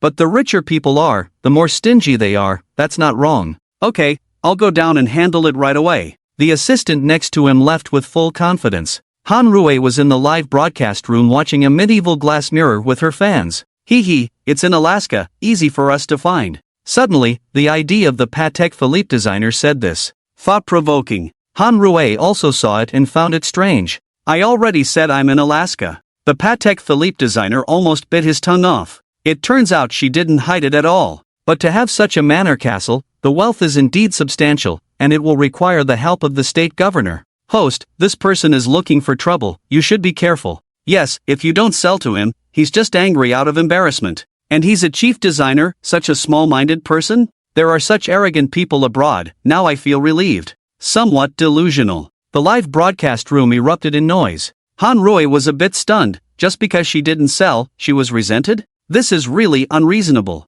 Edward has been very comfortable these past 2 days. A wealthy Easterner came to the estate. This was somewhat novel. And this Easterner is very clever, generous in spending, which is quite surprising. I am happier to become friends with such people. Yes, Edward understands it this way. He and Joe have become friends. Watching GPD grow crazily, he has to drink several glasses of Lafite red wine every night to fall asleep. After all, he is too excited. At this time, the assistant ran in. What's the matter? Just by looking at his appearance, he knew something had happened. The 5 major watch companies are investigating your friend Joe and want to seek cooperation with us, the assistant said directly. After the matter is settled, they will send you a few pairs of precious limited edition watches. Edward lit a Cuban cigar. Thanks to Joe's influence, his life has become more refined now. Oh, is that so? Edward furrowed his brow. It seems unusual. No, I have to inform Joe. He never even considered agreeing to their request. Joking, as a May countryman, he had long been in contact with those capitalist, cunning and stingy people. There are no Eastern friends to make him feel at ease. Only a fool would cooperate with them. As for doing something, Edward said he wouldn't. Being able to inform himself of the current friendship is already good enough. Oh, dear Joe, I have to remind you, someone is investigating you and wants to harm you. Hearing Edward's exaggerated expression on the phone, Joe Fong was also puzzled. I haven't caused any trouble, why are they targeting me? He really didn't know about this matter. After all, there is only a thief for 1,000 days, not a guard against thieves for 1,000 days. Since that's the case, he has to find out about them. Are they selling watches? Most likely, Han Rui was seen benefiting during the live broadcast, which led to unwanted thoughts, right? Wife, did you encounter a few watch sellers during your live broadcast? In the evening, the two lay together, and Joe Fong asked. Han Rui thought for a moment and said angrily, yes, there was such a thing. I saw a broken watch in the basement, they made a direct offer, and their attitude was not good, so I didn't sell it. It's okay, wife, let's not get angry, they are just a few country bumpkins pretending to be big shots. Joe Fong comforted, let that thing rot there, we won't sell it, we don't need that money. Now that the characters are confirmed, it's easy. A hint of a cold smile appeared at the corner of Zhou Feng's mouth. Rolex headquarters. Thomas, the general manager and engineer, was playing some fun games with his secretary in his independent office. Knock, knock, knock. The sound of knocking on the door rang out. Shit. Who is disturbing him now? Doesn't this time belong to his dead man's time? Thomas's face turned red as if he had been pumped with air. The handsome white young man quickly got off his lap and adjusted his posture. Come in. Suppressing his anger, he shouted as the assistant came in and felt his boss's dark expression, and when he looked at the white young man next to him, he naturally knew what was going on. But he had no choice, who else would come to disturb at this time? General manager, something has happened. Thomas took a sip of coffee, feeling a bit cold, waved his hand to signal the secretary to change it. What could have happened? You must explain clearly why you are so panicked. Here, this is the report. From this morning until now, our brand has had 17 incidents. 17 incidents? What kind of incidents? Thomas stood up at once. Counterfeit goods, defective products, and non-compliant inspections have occurred worldwide. What? Thomas was shocked, snatching the file from the assistant's hand. The events listed on it were alarming. Many countries have labeled our brand as untrustworthy, causing our stock price to plummet significantly. So far, the company has lost billions of dollars. The assistant sounded somewhat powerless. Thomas slumped on the sofa. After such a serious accident, if not handled properly, he would be directly dismissed by the board of directors. Call everyone for a meeting. At the same time, at the headquarters of Patek Philippe, the CEO looked grimly at the documents in front of him. Can anyone tell me what exactly happened? Just now, someone very professionally released many documents. There were comparisons between their costs and selling prices, and from a cost perspective, the selling price exceeded the cost by hundreds or even thousands of times. Although they were a high-end brand with already frightening profits, having it so blatantly exposed made people shocked and dispelled many people's reluctance. Patek Philippe has never been something the common people could own. But the richer one is, the more they care. Especially when it was revealed that the costs were low and yet they were sold at exorbitant prices. Then this brand is no longer a symbol of vanity pursued by the wealthy. After all, no matter how symbolic one's status is, once someone mentions the actual cost, it instantly drops several levels. Investigate, find out who did this. The evidence provided was comprehensive. It was simply impossible for an outsider to have done it. And it was someone in a high position. Faced with the anger of the top executive, everyone felt somewhat defeated. Even if they found out, what could they do? They had already lost a significant portion of their consumers. Regaining consumers' confidence in a product is a very troublesome matter. After this incident, Patek Philippe's brand took a nosedive in the market, holding press conferences every day, but with minimal effect. Even Audemars Piguet was targeted. Someone took out hundreds of our brands and is selling them everywhere? The president was incredulous. What kind of operation is this again? No. To be precise, in the countries and regions where our market share is relatively large, there are people selling our brands, and the quantity is extremely high. The secretary next to him said. What a joke. What's the use of this? The president couldn't help but sneer. Several senior executives sitting in the office couldn't help but shake their heads. Indeed, a family business is extraordinary. This president is just a fool. This will disrupt our market and lower our brand's prestige. In fact, it has already been disrupted. We have received many requests for returns, and because the service we provide is very customer-oriented, we have already refunded many orders. All of a sudden, so many of our watches appeared. Has anyone checked to make sure they are genuine? Otherwise, who is so bold as to harm the enemy by harming oneself? The manager next to him analyzed. The secretary looked bitter. In fact, those buyers have all checked for us, and there are certificates, they are all genuine. The president sitting behind the desk finally understood the situation. He slammed the table. Who is behind this? We must investigate this matter thoroughly. At this time, the executive secretary walked in. Phone call, Mr. President, it's from the family. The president's hand holding the phone trembled. Even he knew that this matter was of great importance, and the family might be dissatisfied with him. Sure enough, a steady voice came from the other end of the phone. You come back and rest first. As for the company's affairs, we have found someone to take over and get through the current difficulties. He instantly deflated like a balloon losing air. Okay. The same thing was happening continuously among several major watch companies. They were already overwhelmed. It seemed like a day of disaster for several major watch companies, with accidents of varying degrees occurring, each one serious and flawless. A chief designer from Patek Philippe stepped forward. He made a statement, essentially claiming that they were deliberately being attacked, and called for everyone to unite and resist together. But it was of no use, as the major watch companies were already colluding with each other. How could they unite further? And those small and medium-sized watchmakers have been oppressed by them all along. Now unite and face the outside? Sorry, it's really impossible. So not only did someone secretly trip them up, but some colleagues felt that the opportunity should not be missed and began to take action. Without complete statistics, just in one day, the shares of several major watchmakers plummeted, resulting in direct losses of billions of dollars. How big a sum of money this is? It directly attracted international attention. But no matter how much investigation was done, it gradually faded away. There was no way. Some people spared no effort. targeting these major conglomerates without much technical content. What can be done about this? They didn't cause overall economic losses to the national people. They are just overbearing, and this matter cannot be managed. At the David Museum of the Great Eagle, David heard about this and had a guess in his heart. Could it be that the female anchor took action?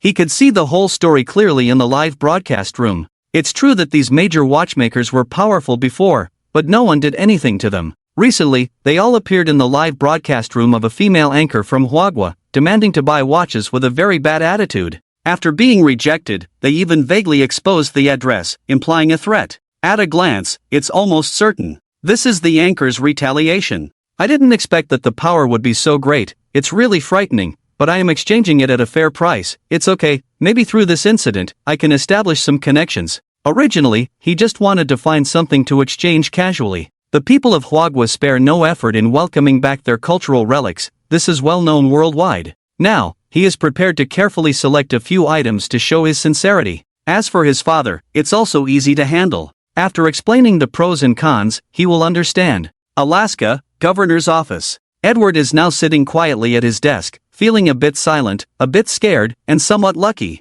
No one understands better than him who exactly targeted these world-famous watchmakers. And he knows. He almost couldn't resist revealing this secret to someone. He had previously plotted to take over someone's estate, but fortunately, they didn't want to confront him. It could also be because it's on his territory, to avoid the hassle of changing governors again? Edward increasingly feels that his speculation is correct. Maybe they don't want to confront him because changing governors again would be troublesome. With the means of Zhou Feng this week, ordinary people really can't handle it. At least Edward is far from being a match. Well, none of this matters, now that he and the other party are not enemies, right?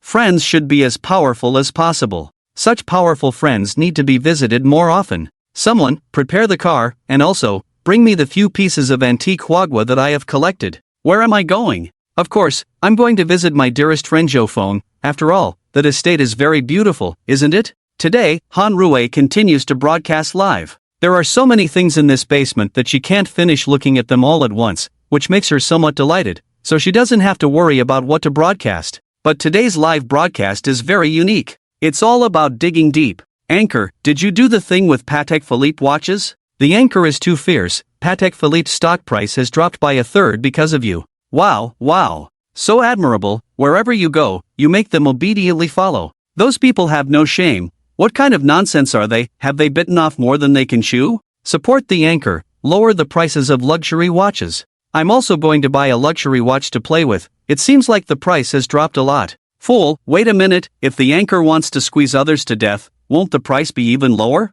Anchor, today we are lowering the prices of luxury watches. This is a real price reduction. Most of them are domestic fans who have seen a glimpse of Zhou Feng's strength. By comparing the events happening now with what happened before, they naturally understand what's going on. Although not certain, I guessed it was highly likely. This news instantly boosted the national pride of the people in Hua country. Their confidence soared. Han Rui looked at the information in the live broadcast room with a smile, neither denying nor confirming. Although everyone understood what was going on, they still felt excited. But Han Rui was not foolish. If Zhou Feng didn't say it, how could she admit it? As the saying goes, never admit defeat, that's the principle. After the previous events, more and more foreign countries were broadcasting Han Rui. According to the data from the headquarters of Douyu, there were approximately 1 to 2 million people overseas following Han Rui's live broadcast room. This was an impressive figure. Unlike in the country, rebroadcasting in foreign countries would definitely not have the same effect. Supervisor Dai Weicheng and manager collectively decided to purchase a foreign server and expand the live broadcast area themselves instead of having others rebroadcast. This was done quickly. So, more foreigners flooded into the live broadcast room this afternoon. Some of them understood Chinese. Looking at the barrage in the live broadcast room, the foreigners were stunned. It was as if they had discovered some incredible secret. Hiring Chinese translators at high salaries, just to translate the barrage in the live broadcast room. A foreigner directly typed this line in the live broadcast room. It seemed like he was wealthy because he used a banner that cost 30,000 yuan. Forget it, just translating the barrage in the live broadcast room. Someone joked. Yeah, there are dozens or even hundreds of messages per second. The workload is huge. Can't do it. More and more people flooded into the live broadcast room. Finally, some foreign netizens discovered the issue. Oh my, is this because of the anchor? No way, you guys must be kidding me. How could a small anchor have such a huge influence? It's a habit of Hua country people to boast. They should change it. Exactly. Wait, just now that armor, someone bid millions of dollars for it. I know that person, he's a very wealthy gentleman from country FA. Yes, I came earlier and found a golden revolver. A Spanish noble bid $30 million for it, but the anchor said it was a dangerous item and refused to sell it. Look, it's in the box leaning on the anchor's left hand. Millions of dollars, oh my, it's so crazy, my god. What dangerous item? Aren't our firearms well regulated? Oh, the anchor doesn't even know about this. I think she probably doesn't want to sell it, right? The language of these foreigners is so lacking. Indeed. However, the news eventually spread. Several major international watchmakers, who were at a loss, were dumbfounded when they received this news. What, in a live broadcast room? A female anchor from Hua country? Sorry, I can't even tell Asians apart, I have face blindness. At this moment, some elderly people looked at each other. Let's go and see. Let's see who this anchor is. Anyway, there's nothing we can do now. You guys go see. I'm thinking that I'm losing tens of thousands of dollars every second. I really don't have the mood. So, several major watchmakers grandly arrived at Han Rui's live broadcast room. But she was unaware of this. She just followed Zhou Feng's instructions in the live broadcast room and displayed a large banner. Please communicate in Chinese. I understand Chinese, but I just won't use it. Hey, I'm just playing around. A foreign friend playfully asked in English. The next second, this person was kicked out of the live broadcast room. Damn, you guys are discriminating. Someone cursed, and in a blink of an eye, this person was also kicked out, and with foul language, this account would never be allowed back in. The super admin this time was particularly strict. One after another, they kicked out hundreds of people without hesitation. After being kicked out a few hundred times, these people finally reluctantly accepted this setting. It's okay not to understand, just don't speak. Like recruiting translators won't get kicked out. Several world-renowned watch brands came to the live broadcast room, some were stunned. Looking at the numbers, there were unexpectedly 15 million people online at the same time. Since Douyu rode on Han Rui's traffic and opened international live broadcasts, the number of viewers sharply decreased, but not really decreased, just turned the previously exaggerated parts into real data. But 15 million people watching at the same time is still quite terrifying. The gifts in the live broadcast room have never stopped. Since Han Rui knew she was rich, she directly refused others from sending gifts. But if others insisted on sending, she couldn't do anything about it. At this moment, Han Rui picked up a stick that looked like something from Barba Papa. What is this? Han Rui held the object in front of the camera, then muttered to herself.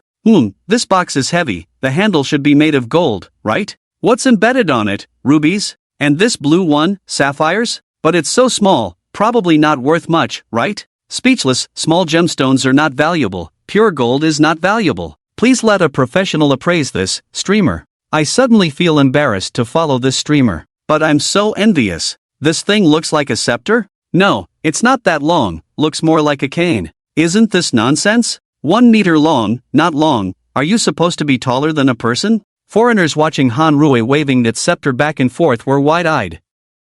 Such things are relatively unfamiliar to the people of Hua Nation, but they have seen this kind of thing a lot from childhood to adulthood, whether in books or picture albums. It really is a scepter. Damn, what did I just see? Wow, this thing exists, and it's just placed on a shelf everywhere? Oh, my god, if I own this, can I become a king? This can be collected. This is probably the most amazing streamer I've seen. Streamer, I need it, name your price. Streamer, I'm from Sotheby's, do you want to auction off what you have? We only charge a very low commission. Go away, can't we just auction it off here? I bid $1 billion.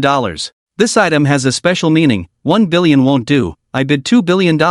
In my opinion, this is the scepter lost by that small European country, although it's a small country, it's indeed very precious, said a knowledgeable appraiser. I'm very sincere, I bid $3 billion. The major watch brands were also stunned to see this scene. Why aren't they discussing the recent major events? But such a live broadcast room is indeed rare to see. As for authenticity, the few who just bid have official certifications, and some have higher net worth than them, so there's no need to fake it here. This is truly an extraordinary live broadcast room. The newly appointed CEO of Brigatside. Yes, if it weren't for the recent unfortunate events, I would also like to stay and see the magical collections of the streamer. Relatively speaking, I do believe this streamer seems to have the ability to target us. Yes, that's right, but what I'm more curious about is how we provoked such a character. The CEO of Patek Philippe pondered for a moment. It seems that something good was discovered by the five elders, causing a conflict. Let's take a look first. The CEO of Vacheron Constantin said after a moment of silence.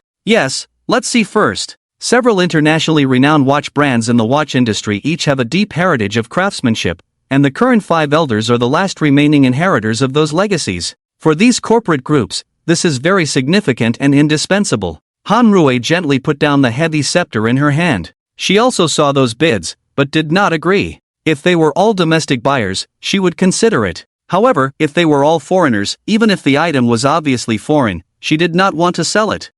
Exchanging is a good idea. Just then, a voice came from outside. Madam, the governor is here. The host is chatting with him nicely, and the host received many items from Huagua as gifts. The host is happy and said to bring him to the basement to see. Oh, Edward? Alright, I have no problem with that, Han Rui replied. She calmly faced the camera and said, let me show you the governor here, he is also an extraordinary person, take a look. The live broadcast room exploded. Wow, is he taller than the domestic officials? He is a provincial governor, with much greater authority. What qualifications does he have to be featured in such a high-end live broadcast? No, when the governor appears, I will send several rounds of gifts to make him thank me for the gifts.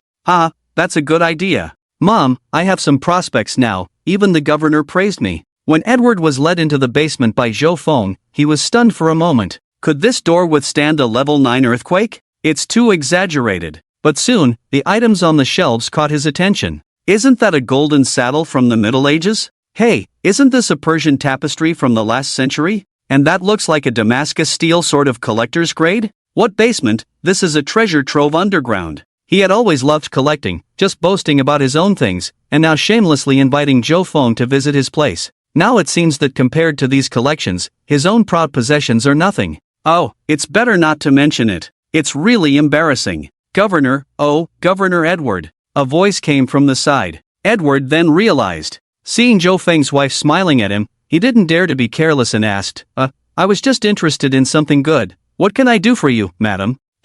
I'm live streaming. The audience is curious about you. Can I say hello? Oh, live streaming. I can do that. Edward's Chinese was also excellent, and his own daughter was a popular blogger, so he was familiar with this. Seriously leaning towards the camera, he coughed and said, Hi, friends from Huagua. Hello, I'm Edward, a friend of Zhou Feng, now the governor of Alaska. Welcome friends to visit Alaska. After saying this, he was shocked to see the data in the live broadcast room. Wow. 17 million viewers. Is my hairstyle okay? Oh, he's a handsome guy. Yes, Uncle Manhwa. Very manly. Come on, brothers and sisters, let's send some gifts. Then the gift animations started dominating the screen, one after another. Edward hadn't left the camera yet, so he had to say, thank you for the gifts from Big Nose Dewdrop. Hey, Lulu is great. Thank you for the gift from Autumn Maple. Thank you, President Howard, for the gift. Oh, what's this? As he read these out, the gifts became more exciting. After a while, Han Rui couldn't stand it anymore and asked everyone to stop.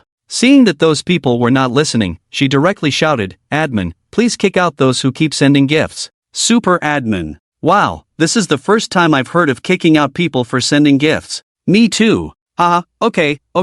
Anyway, it's quite speechless. No need to say anything, let's watch the live stream seriously. Han Rui finally saw that it had stopped and said to Edward, the governor is so approachable, I decided to take him to see something. What thing? Edward was puzzled, looking at Zhou Feng. He thought it was something prepared for him. Zhou Feng shook his head, indicating that he really didn't know about this, and he was also curious to see what Han Rui, his mischievous wife, was up to. Han Rui led them to the first shelf. Pointing to that thing, she said, some people call this the Edward watch, and you are also called Edward. I wonder if there is any connection? Edward watch? Several major watch giants who were watching the live broadcast were instantly shaken. Could it be the legendary thing? Zhou Feng and Edward looked at the broken watch in front of them, exchanging glances. This thing. Edward watch. My name is Edward, not Edward as a surname, the governor quipped. But at that moment, as they watched Han Rui turn over the watch, the inscription below caught their eyes. It was a capital L.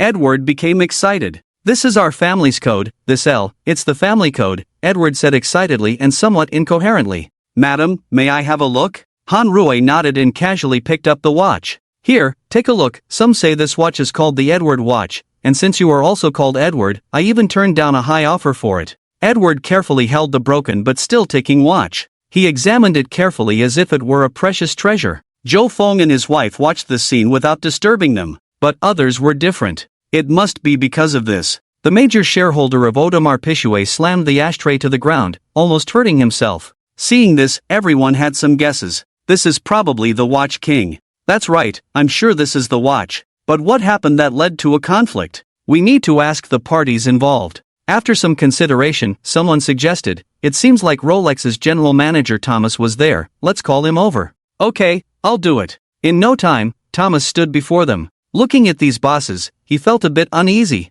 It seemed like they weren't discussing anything good. Tell us, the president of Patek Philippe pointed to the large screen showing the live broadcast. How did you get into a conflict with this anchor? Seeing his silence, the boss of Vacheron Constantin snorted, I advise you to tell the truth. Unable to hide it any longer, Thomas reluctantly began to speak. As he narrated, the faces of the leaders present showed mixed emotions. The Watch King, offering $5 million, they really mean business. Another $10 million, seems like they are being generous. What were they thinking? The key is, they refused to sell, and their threat was clear, but what they didn't know was that the other party was wealthy and could confront us at any cost, without any pain. These people spoke grandly, but it was all because something had gone wrong, otherwise, things wouldn't have escalated so much. They had been involved in such incidents many times before. Thomas, step down and submit your resignation letter sooner rather than later, the CEO of Rolex said bluntly. Although you tried to distance yourself, we can imagine that without you, those old folks wouldn't have been watching the live broadcast.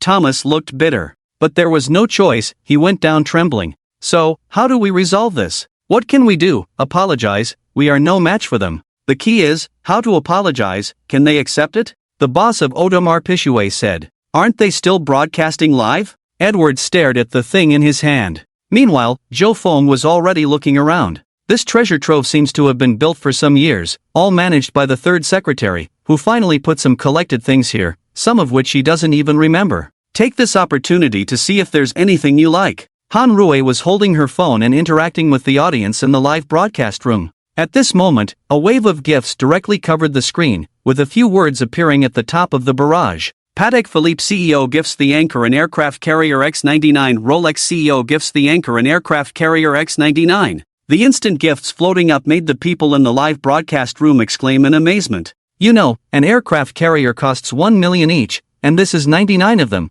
which is 99 million. Several people are swiping together. Instant income exceeds 1 billion. What's going on? Yeah, this suddenly happened. Aren't the stocks of these major companies plummeting now? How come they have so much money to give the anchor so many gifts? Could it be for product placement? I knew it. Once the anchor gets popular, they will do product placements. I'll buy the products too. Others may not believe it, but I trust the anchor. Isn't it wrong? Weren't we discussing how the anchor ruined several international watch brands before? Most likely they are here to apologize. Right, those above lack intelligence. Yeah, I think it's an apology. Let's watch the show. The melon seeds and small benches in front are ready. Front row eating melon, what a big melon. I am a new media person, today's frontline author. I'll take a screenshot later and wait for the bonus. Han Rui frowned. What is this about? But soon, she understood. Because a banner that cost 10,000 directly pulled up. Patek Philippe apologizes to the anchor, hoping the anchor can forgive.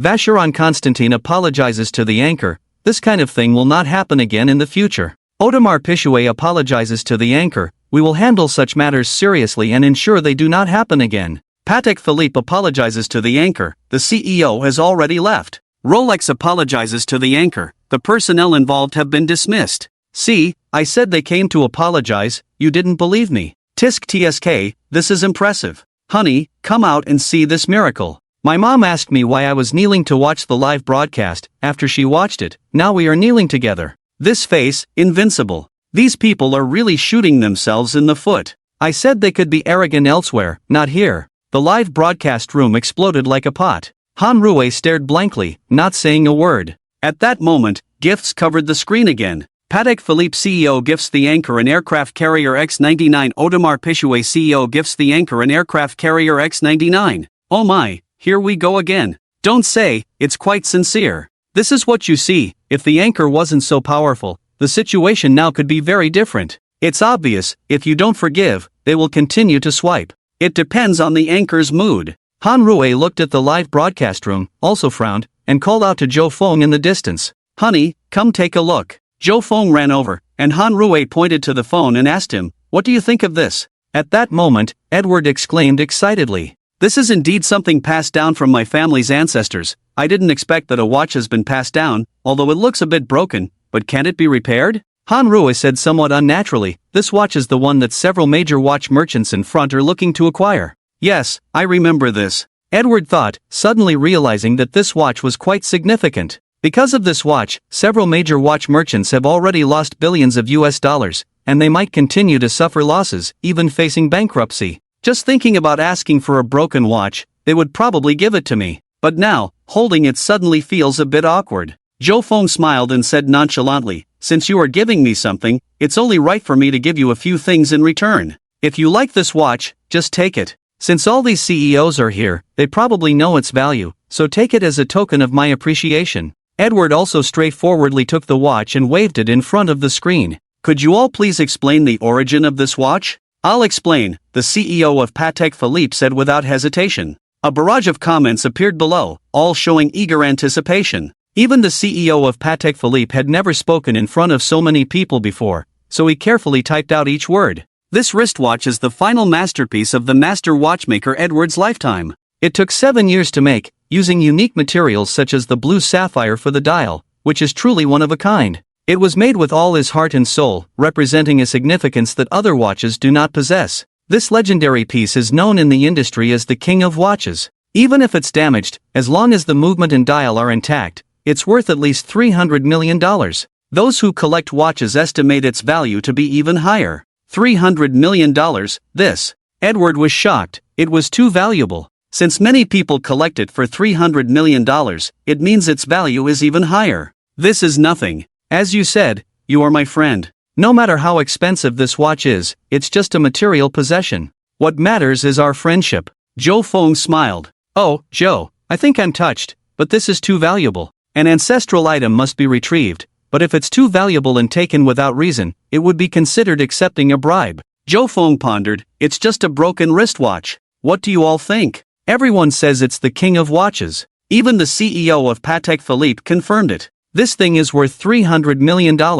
How can it be considered broken? Even if it's broken, I still like it. Why do I sense a familiar taste?" Suddenly, a large red banner appeared. "Zhou, I'm sending out a 1 billion yuan red envelope in the live broadcast room. Come and grab it." Zhou shouted, "This broken watch has caused everyone trouble, please take a closer look." Is this okay? I knew there was a familiar taste. You must be new here. Here we go again, another familiar routine. Ha, I can't resist this, unlike other coughs. Yes, it's just a broken watch. No one wants this thing even if it's thrown away. Don't you think it's too cold to give it to your friend? Foreign netizens were shocked. Can it be played like this? You see, everyone says this thing is worthless, but since it's an heirloom, I'll give it to you. I hope you won't look down on it. The major watch merchants were all stunned. They thought their sincerity was enough, but now it seems that people are casually giving away billions of dollars and sending out $1 billion in red envelopes. This is a real tycoon. The group looked at each other, feeling a bit helpless. Edward, seeing the situation, pounded his chest, said nothing more, and carefully put the watch in a box. Looking at the live broadcast room, Zhou Feng pondered. Since you sincerely apologize, let's have an event to see your sincerity. The major watch merchants, who were at a loss on how to establish a relationship, were somewhat pleasantly surprised at his words. 88,998, 201,000, 999, 400, 3, 1 yuan? Raj, how can a brand name watch cost 1 yuan? Are you trying to trick me? Just go inside the factory. This media is getting more and more sensational every day. Oh, why didn't you tell me earlier? I'm going. Even 1 yuan is a trick, come trick me a few more times. Anyway, Han Rui's live selling this time has become extremely popular, spreading all over the country. It's not surprising that few people recognize the Hangzhou horse. If you haven't visited the Love Husband Love Life live stream room, then you are truly rare. I won, I spent 1 yuan and got a Vacheron Constantine. Me too, I bought a Brigitte, I gave it to my wife, she was so happy. I didn't win, feeling upset. Next time I will definitely win, next time for sure. The barrage of comments quickly filled the entire live stream room. Ho Baoliang, the head of the Douyu headquarters, is starting to sweat a little now. This Love Husband Love Life live stream room is using up 80% of all the data. If it weren't for the recent server upgrade to open up foreign markets, it would have definitely crashed by now. Checking the back end, the number of people in the live stream room has reached a terrifying 30 million. What kind of concept is this? Some medium-sized countries don't even have that many people. Ho Baoliang glanced at Dai Weiqing next to him. Seeing him looking so pleased, he couldn't help but feel annoyed. You have the nerve, a dignified supervisor, not only hanging out in the live stream room but also participating in the lucky draw. Dai Weiqing didn't care at all. You're just jealous that I won, hee hee, Patek Philippe, I have it too now. Ho Baoliang sighed. This guy, he's just making himself angry. But at this rate, the bonuses and such are going to be very lucrative. 1 yuan? Are these guys crazy? Won't they lose billions of dollars? As watch merchants themselves, they have been oppressed by these big shots for years. Now that they finally have a chance, they naturally don't want to see them doing well. Lose money and gain publicity? Trying to save it? Unfortunately, the building is about to collapse. These people are not optimistic about the major watch merchants. But the results that day prove them wrong. The live stream room was so popular that this move actually helped to improve their reputation. By the end of the night, the stock prices of the major watch merchants had risen by a full 10 percentage points, which was quite remarkable. Just the increase in stock prices alone was worth the money spent on gifts in the live stream room, with plenty left over. Seeing this, the major watch merchants realized that this was a good deal. They gained some reputation points and made money. It was a successful move. So they agreed with Han Rui to hold such events every month, but with a slightly reduced quantity. After all, too many low-priced goods flooding the market would disrupt their pricing. But after this incident, the stock prices slowly started to rise again, which was an undeniable fact. It was a perfect solution to the crisis. He's a terrifying person, we must not offend him. He can easily control the life and death of an industry, we must not be his enemy. David found his father, the Earl of Ford. I want the Luo Xinfu painting. Are you crazy? The Earl of Ford lowered his voice. Don't you know that this painting is a treasure even in our Great Eagle Museum? But isn't this a way to show our sincerity? Besides, what does that person have in his hands? A painting by Da Vinci, or one that was said to be lost before? Are you sure that what he has is authentic? Yes, I'm sure. The treasury is full of rare treasures. There's no reason for that painting to be fake. David was very confident. Alright, let me check his background first. But we can't hand over the Luo Xinfu. If it's really a work by Da Vinci, we can consider making a move. The Earl of Ford narrowed his eyes, a hint of cold light flickering in his eyes. If they could collect a painting by Da Vinci, it would be a great surprise. Under David's shock and fear, his voice was trembling as he spoke. What are you going to do? I advise you not to act recklessly. His power exceeds your imagination. Lord Ford touched his beard and said, Why are you so timid? He's just a collector from Hua country, nothing to be afraid of. Don't you watch the news or pay attention to important events? The recent near bankruptcy of the 5 major international auction houses, don't you care? David was somewhat annoyed.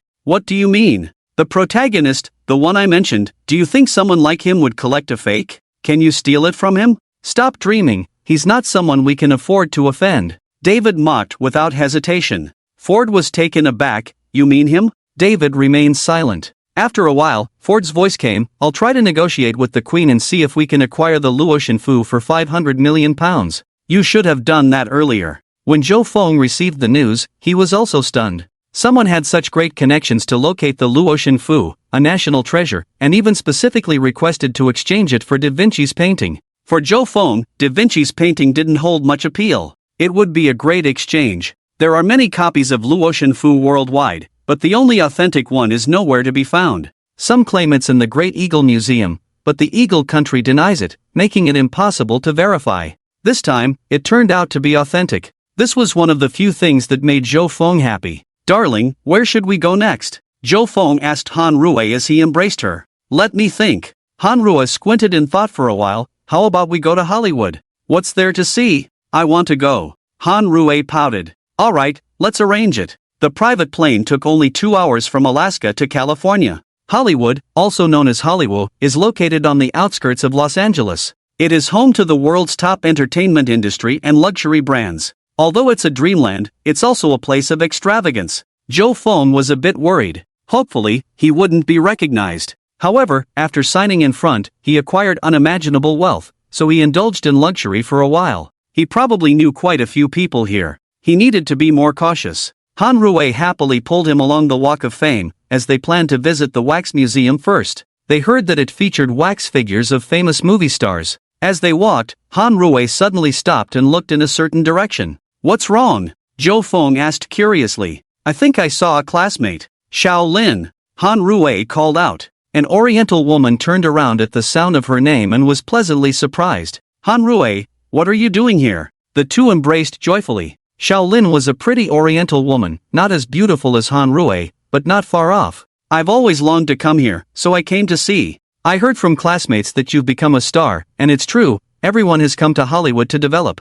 Zhou Feng greeted them from the side. "Not at all." As the two chatted, a voice suddenly interrupted them. "What are you still doing here? Hurry up and go for the audition." A bearded white man saw Xiao Lin and scolded her directly. Xiao Lin didn't mind and winked at Han Rui. "I have a very important audition. Leave me your number, and I'll find you after the audition." "Okay," Han Rui replied. Zhou Feng looked puzzled. Han Rui explained, "She's my college classmate, we have a good relationship, and she has helped me a lot. We lost touch after graduation, and I didn't expect her to come here to develop." Zhou Feng nodded. "Your classmate has great potential and is a good seedling. Yes, she should become successful." Zhou Feng nodded, thinking about the various industries he had invested in back then, now forgotten, quite annoying. Xiao Lin pumped herself up outdoors. Today's audition only allows for success, not failure. She may not look as glamorous on the surface, but in the adult world, everyone showcases their best side. The current production is a big one, with a famous director and generous funding, so it has the potential to be a big hit. She must seize this opportunity. "Well, you performed well. Barring any unexpected circumstances, the role of the second female lead is yours. Congratulations, Miss Xiao," the assistant director next to her said, making her quite happy. Even if it's the second female lead, in such a big production, she will be recognized by the audience. At this moment, a flamboyant figure approached. Xiao Lin noticed her quickly. She was the female lead in the play, Eva, a well-known female star, an award-winning actress. She politely greeted her, "Miss Alicia, hello, please take care of me in the future." Alicia glanced at Xiao Lin, whom she knew, a second-rate actress from Hua country. She nodded and walked away. The assistant director immediately approached her. "Miss Alicia, is there something you need?" Alicia squinted and said to the assistant director, "I have a friend who wants to act in this movie. I want you to give him the role of Tao Gu, the second female lead." The assistant director looked embarrassed, but the second female lead in this script is of Eastern descent, and besides,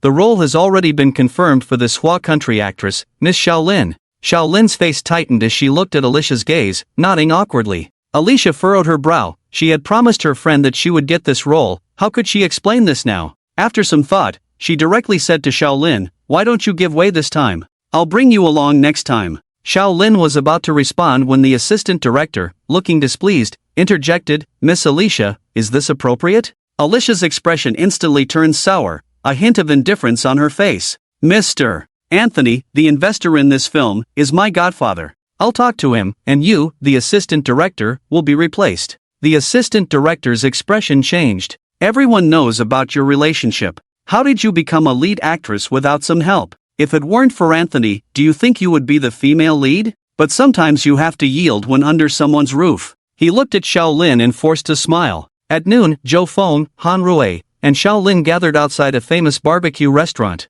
Xiao Lin's agent, the white man, was also present. Zhou Feng noticed that Xiao Lin's mood didn't seem great, but he didn't ask. The bearded white man beside them also seemed a bit down. They sat in a private room at the barbecue restaurant. Han Rui, not naive, asked, "What's wrong, Lin Lin? What happened?" Nothing. After lunch, I'll take you guys around. I know this place well." Xiao Lin forced a smile. "That won't do. We have an audition to attend this afternoon," the white man next to her said. Han Rui was surprised. "What's wrong? Didn't you pass the audition? You made a call earlier." Xiao Lin smiled awkwardly. The foreigner was more direct. "It's no use telling you." Xiao Lin had passed, but that bitch Alicia snatched it away to give the role to her friend. "Bill, watch your words," Xiao Lin scolded. "I, a top agent, have sunk to this level." Bill didn't listen, full of resentment. "She's just a bitch. Everyone knows how she became an award-winning actress." Zhou Feng furrowed his brow. Just then, the door swished open, and a glamorous woman stood at the entrance. Behind was an equally exquisite woman with a mocking expression looking inside. "Damn, who do you think you are, cursing at me?" "Alicia." Xiaolin was a bit panicked, realizing that her cursing had been overheard, which was very embarrassing. She quickly stood up. Miss Alicia, this is a misunderstanding. It's all a misunderstanding. Haha, a misunderstanding? I'll remember you. You won't get any work in Hollywood in the future, just wait and see. Alicia said arrogantly, turning to leave. Meanwhile, Bill, who had just been arrogant, was now shrinking, unable to say a word. Wow, you're so tough? A voice rang out. Zhou Feng was feeling uneasy. Xiaolin was a former classmate of his wife and had helped Han Rui a lot. It seemed that she was a decent person, and he shouldn't have looked at her like that. Zhou Feng, please, don't say anything, we can't afford to provoke them, Xiaolin advised. Han Rui quickly grabbed Xiaolin. It's okay, let him handle it. And who are you? A Hua nationality, a yellow-skinned monkey? Alicia looked at him with disdain, mocking him. People nearby chuckled at the commotion. But then, a loud slap was heard. A slap landed directly on Alicia's face. Touching her face where she was slapped, Alicia looked at Zhou Feng in disbelief. The people nearby were also shocked. Oh my, this person just slapped Alicia. He's a Hua nationality, how dare he? This is going to be interesting. I bet this Hua nationality won't be able to leave Hollywood. It's probably the first time Alicia has been slapped. This will be hot on social media. Hua nationals are indeed barbaric. At that moment, a voice came from a nearby private room. Alicia, what are you doing? Why haven't you come in yet? It was an elderly voice, filled with impatience. Alicia finally reacted, covering her burning cheek, and let out a roar. How dare you hit me? She shouted towards the private room. Godfather, I was hit by someone, by a Hua nationality yellow-skinned monkey. Another loud slap was heard. The onlookers were stunned, their mouths wide open. Silence. A deathly silence. How dare you insult me? You are the first person to insult me to my face. Very good. Zhou Feng's face showed a cruel smile. The door of the private room was opened with a bang. An elderly gentleman with white hair walked out. Alicia, what's going on? Why haven't you come in yet? Where is your good friend? Although he appeared elderly, he exuded a natural aura of authority that made people dare not meet his gaze. This is Mr. Anthony. Mr. Anthony, it seems that he is Alicia's godfather. This is going to be interesting. Mr. Anthony is actually dining here. I feel honored. The person who came out was none other than Anthony. He was a true heavyweight in Hollywood. He may not have appeared in magazines much, but most of the stars who regularly appeared in magazines and social media relied on his support to survive. He was one of the most famous film investors in Hollywood, holding a vast amount of resources. A simple word from him could determine the fate of most people developing in Hollywood. He was undoubtedly one of the top giants. Like Alicia, there were 5 or 6 other leading actresses under his control. Most of them had untold stories with him. It could be said with certainty that he was one of the underground rulers of Hollywood. What's going on? Looking at the scene in front of him, it seemed like Alicia had been slapped. This puzzled him. Here, who didn't know that Alicia was his mistress? Who had the audacity to touch her? Xiao Lin was frightened, constantly swallowing saliva. She had only heard of such big shots before and already felt a bit overwhelmed, but now she was facing one directly. Lord Anthony, this Hua nationality person hit me. Anthony then turned to look at Zhou Feng. Who are you, don't you know? The words in his mouth didn't continue. When he spoke again, it had turned into Chinese. You, Anthony, such a grand demeanor, how have you been? Zhou Feng looked at him expressionlessly. Anthony's expression tightened, almost kneeling down. Boss. What's going on? Oh my god, am I hearing things right? The esteemed Lord Anthony actually calling a Hua nationality person boss. Oh my, have I had too much to drink? You heard right, I'm very sober, I can prove it, he is indeed called boss. The people in the private room were also shocked. Bill and Shaolin looked at the young man in front of them in disbelief. Bill swallowed saliva and muttered, this is too crazy. Alicia looked puzzled. Lord Anthony, what are you saying? He's just a yellow-skinned monkey. Smack. The slap was muffled, but the person who slapped used all their strength, causing Anthony to stagger and almost fall. The bodyguard behind quickly stepped forward to support him. Alicia on the ground still looked incredulous, but she looked at Anthony with fear. Boss, you're back. Anthony ignored Alicia, standing respectfully in front of Zhou Feng. Zhou Feng had no expression on his face, accompanying my wife for a stroll. Anthony quickly bowed to the inside, not knowing who the boss's wife was. Perhaps both of them? This is not the place to talk. Boss, shall we go somewhere else? Anthony tentatively said. The person in front of him was really extraordinary. No amount of politeness was excessive. Zhou Feng nodded and shouted inside, how's the food? Should we let Anthony arrange something for us? It should be better than here, right? This last sentence was clearly directed at Anthony. Anthony wiped the cold sweat from his forehead, nodding humbly, of course, of course. If it weren't for Alicia wanting to introduce him to her sister today, Anthony wouldn't have come here. A Rolls-Royce Phantom was parked outside, and the bodyguard was about to sit in the driver's seat when Anthony stopped him, asking him to follow in a taxi behind. He himself opened the back door, welcomed the few people in, and then sat in the driver's seat. Not to mention the shock of Shaolin and Bill. The passers-by nearby were speechless from the scene. What did I just see? Anthony is driving himself? Unbelievable. Anthony is in the driver's seat but invited a few Hua nationality people into the car. That person is Bill, right? He was actually invited by Anthony to sit in the back. Hey, buddy, what kind of eyes do you have? Bill is just an accessory. The most important is that male Hua nationality person. I've never seen Anthony be so polite to anyone. No, it's groveling, totally trying to please. This is definitely a big news. It can shock people's eyes. Hee, this is indeed a big news. But who dares to leak it out, huh? Let's forget it. I want to live a few more years. Right, no one dares to talk about it. You all know Anthony's methods. Anthony's residence is on the top floor of the Hollywood Roosevelt Hotel. This is one of the best hotels in Hollywood, luxurious all the way in. Watching Anthony personally lead a few people into the hotel, the service staff inside were dumbfounded. This level of treatment, even the president can't enjoy it, right? These people are clever enough to make Anthony do this, which is also a big deal. They quickly reported to the boss. The boss is called Roosevelt. In the past few years, he suddenly became stubborn, as if he had received help from a mysterious person, and for a while, he gained unstoppable momentum and quickly established a foothold. It is not an ordinary person who can own a hotel in Hollywood. Of course, Roosevelt is not an ordinary person. Their family manages most of the hotels in the country, and Hollywood is just a part of it, which in itself is a huge power. But the Roosevelt family is very modest, always saying that they are managing on behalf of others, not the actual owners of the hotel. This made many people smile knowingly. It was just a cover-up, too modest. What, that old man Anthony respectfully bringing people into the hotel? Roosevelt is now in his 60s, but his good physical condition indicates that this guy is still exercising. Pushing aside a female star next to him, he quickly straightened his clothes. The beautiful female star next to him is the female lead in the recent global top 10 box office hit.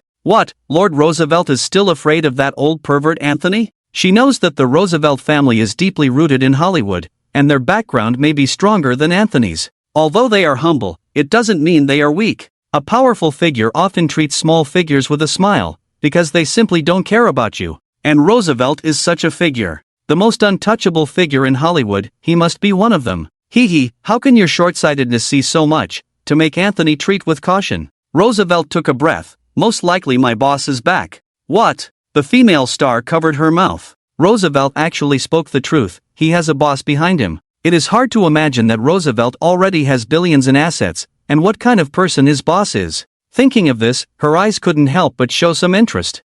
Don't think too much, someone like you, others won't even spare a glance. I advise you not to have inappropriate thoughts. Roosevelt dressed very appropriately and quickly arrived at the hotel, learning from the front desk that Anthony had already taken people to the top floor. He sneered, such a flatterer. He quickly took the elevator to the top floor.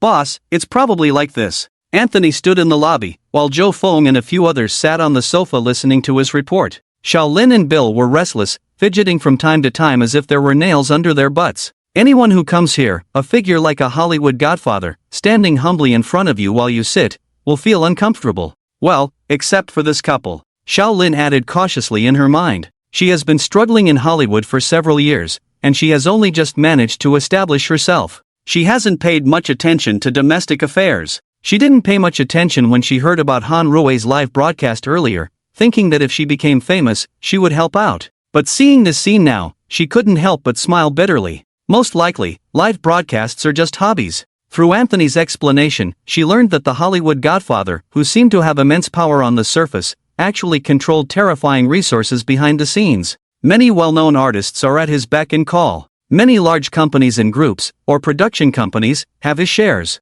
truly deserving of the title of godfather. Not bad, it seems like you haven't been idle these past few years. Joe Fong nodded. Anthony hurriedly said, it's all thanks to the boss's support. I have been working hard all the time, thinking of expanding the boss's business. What does that mean? The implication in his words, are all these industries Joe Feng's? The two people next to him started to speculate randomly again. Hee, are you and that Alicia also working for me? Zhou Feng sneered. You may not know, no one has ever cursed me to my face, well, behind my back, as long as I know. Puff. Anthony heard Zhou Feng's complaining voice and couldn't help but kneel down. It was also by chance that he received the news that the most powerful shadow organization in the world was also the boss's industry. This was also something Zhou Feng inadvertently let them know. After all, they were all foreigners, as the saying goes. Different tribes have different hearts. But this guy was also a talent, so he wasn't replaced. Boss, rest assured, you don't need to worry about this matter, I will handle it. Anthony, who was in his 60s, was now facing Zhou Feng with great trepidation. He knelt down without hesitation. Zhou Feng gave him everything, allowing him to become a local emperor in Hollywood. This was something he couldn't give up. To achieve this level, he naturally wasn't stupid. Although he was important, in the boss's eyes, he was just a talent that could be used. If necessary, he could be replaced at any time. So even if his posture was low, it was acceptable. The Chinese are known to be soft-hearted, as the world recognizes, as long as one maintains the right attitude, the boss won't have the heart to remove him. In addition, he had never seen the boss angry, let alone take action directly. Thinking of this, a hint of cruelty appeared on Anthony's face. Since that's the case, then Miss Alicia, don't blame father for being ruthless. Zhou Feng glanced at Anthony and understood what he was thinking, but Zhou Feng was too lazy to say anything. He would handle this matter himself. He might not be so angry at being insulted, but if someone used derogatory language about his nationality, he couldn't tolerate it. Shaolin and Bill beside him were silent. A figure as prominent as Zhou Feng kneeling down directly? It seemed like the world was collapsing. It was a bit mind-boggling. There used to be a saying, what ordinary people see is just the tip of the iceberg. You will only see what you see. Everyone knew that Chinese people couldn't make it in Hollywood and were not welcome here. But no one expected the renowned godfather of Hollywood to kneel down in front of a young Chinese man in his 20s. The key was, if this incident were to be revealed today, no one would believe it. This world is too crazy. Han Rui, on the other hand, didn't care. She had slowly gotten used to it, walking back and forth in the room, feeling quite comfortable. She checked the surroundings from the terrace outside, trying to figure out where it would be best to stay. At that moment, the doorbell rang. Zhou Feng picked up the remote control and pressed a button. A black face appeared on the screen inside the room. Despite being black, he exuded a masculine aura and spoke fluent Chinese. Boss, Roosevelt is unaware of the boss's arrival and has been disrespectful. He requests to see you. Shaolin and Bill were stunned. They looked at each other. Wasn't this Roosevelt? A legendary figure. A black man from Africa who had come to work, and in no time, had become one of the most prominent figures in Hollywood. He had the courage and was an extremely hard-working person. There had been a movie made based on the life of this legendary figure. He was also an idol for many who came with dreams. Oh my God, Mr. Roosevelt. Foreigners were less reserved, and seeing his idol, Bill couldn't help himself. He used to be a top agent and had the privilege of meeting Roosevelt once, a meeting he still cherished. You know him, then you go open the door, Zhou Feng said to Bill. Watching him happily run to open the door, Zhou Feng glanced at Anthony and said, "Get up." Anthony got up as if granted amnesty and stood up quickly. He understood that the boss didn't want him to lose face in front of Roosevelt. Even though he didn't care much, it wasn't ideal. But because of this opportunity, the boss didn't hold him accountable, which was a pleasant surprise. Roosevelt was welcomed in by Bill with an excited expression. Seeing Zhou Feng sitting on the sofa, he respectfully bowed to him. Roosevelt has met the boss. Good, you all don't need to stand, please sit down. Zhou Feng nodded. He was more satisfied with Roosevelt than with Anthony. This black man who had been through tough times had been working diligently since he was helped by Zhou Feng, showing discipline in his physical fitness. Such a person, even in his eyes, was quite promising. Anthony and Roosevelt exchanged glances and sat on opposite sides. Xiaolin pulled Bill up, smiled, and said, "Let's go see how the accommodation arranged by Han Rui is." These were all important figures, discussing business matters, although they might not be avoiding them. But they should have self-awareness, right? In fact, Zhou Feng didn't think much about it, he didn't care. Just a word from Han Rui made Xiaolin more important than the others present. "Boss, this is our turnover." Roosevelt took out a stack of reports and carefully handed them to Zhou Feng. Zhou Feng nodded but didn't look much, as Roosevelt would deposit this money into the account every month. Audit? He didn't have time for that. "Alright, you've done well, from now on, take 10% as a reward." This wasn't a matter of tens of millions or billions. Roosevelt quickly waved his hand. Boss, I've earned a lot already. If it weren't for you, I'd still be sleeping in the warehouse. He was content with his current life, worth hundreds of billions, with countless resources under his command. Plus, he managed star hotels throughout the May country, elevating his status and overshadowing Anthony. Zhou Feng nodded. You have indeed done quite well. The people you employ in those hotels are not your relatives but capable individuals, which I find very commendable. In the future, you can manage things in the Eagle country. A reward is necessary. You said people in your hometown are not living well, right? You can try investing in your hometown. It's a way of giving back. Zhou Feng pointed him in the right direction. In the end, Roosevelt nodded, looking grateful for the opportunity to help his suffering compatriots in Africa. As for you, Anthony, you do things well, you have the ability, but you lack self-discipline and seek enjoyment. Since they had finally made it here, although he didn't care, he still had to say what needed to be said,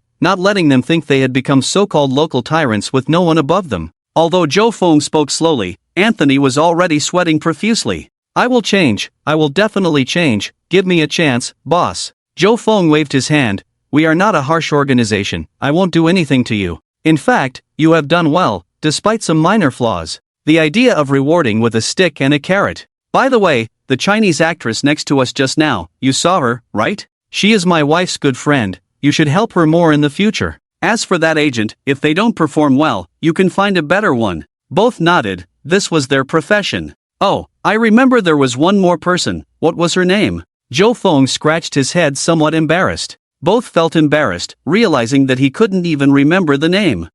Elisa probably doesn't know you're here, boss, she's not here, she flew to Washington to attend a meeting. Roosevelt replied, thinking, if Elisa found out that the boss couldn't even remember her name, she would be quite sad. Elisa, who is known as the Queen of Hollywood, is actually a girl under 27 years old, but she has an amazing network of contacts. She can be considered a true Queen of Hollywood, with outstanding looks and figure, attracting admiration from many high-ranking individuals. However, Elisa has fallen for a mysterious man from the Hua country, a secret she has never revealed. Roosevelt and Anthony, who know about the situation, dare not speak of it. Zhou Feng nodded. Elisa seems to be doing well recently. I remember she is young, has she gotten married? The two were embarrassed. No, boss, forgive me for being blunt, Elisa has always liked you. How could she get married? She has never even had a boyfriend. Anthony glanced at Roosevelt and secretly gave him a thumbs up, as he dared not say such words. Zhou Feng was taken aback. Oh, really?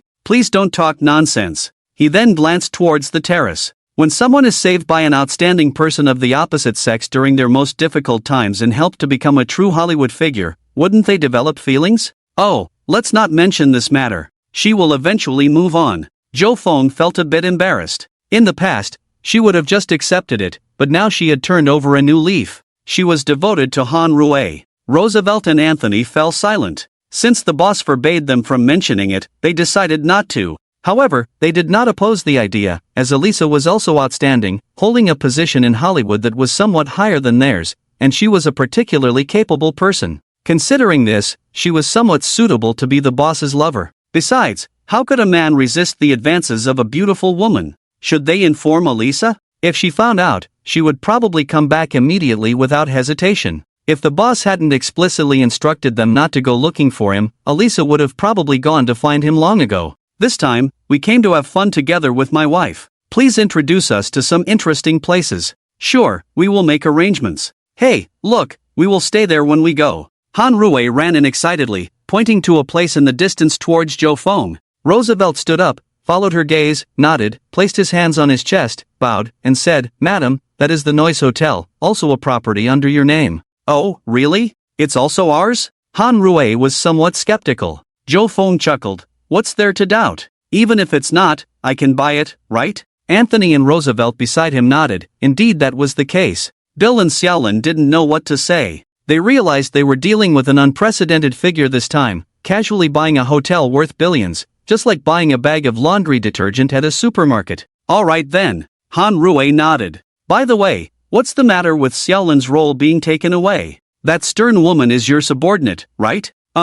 What's your name again? The couple had trouble remembering people's names. Anthony quickly said, Oh, that was my oversight, but it's fine now. That woman won't be in the movie anymore. From now on, this Miss Xiaolin will be the leading lady, not only in this movie, but in any project we invest in. Ha! Xiaolin was a bit at a loss. Han Rui, this isn't right, it can't be like this. Your acting skills are already very good. If you didn't get popular, it's because of these people playing tricks. It's because you're from the Hua country that you're being treated unfairly. Han Rui said. Zhou Feng nodded, they will help you in the future, but how far you go depends on your abilities. He pointed to Roosevelt and Anthony, and Elisa would probably lend a hand as well. With the support of these three most powerful figures in Hollywood, as long as you're not too foolish or beyond redemption, you will become the hottest star. A huge sense of happiness swept over, almost suffocating Xiaolin. The surprise came too quickly, like a tornado. No, it could be said to be a hurricane. Bill beside her was also excited,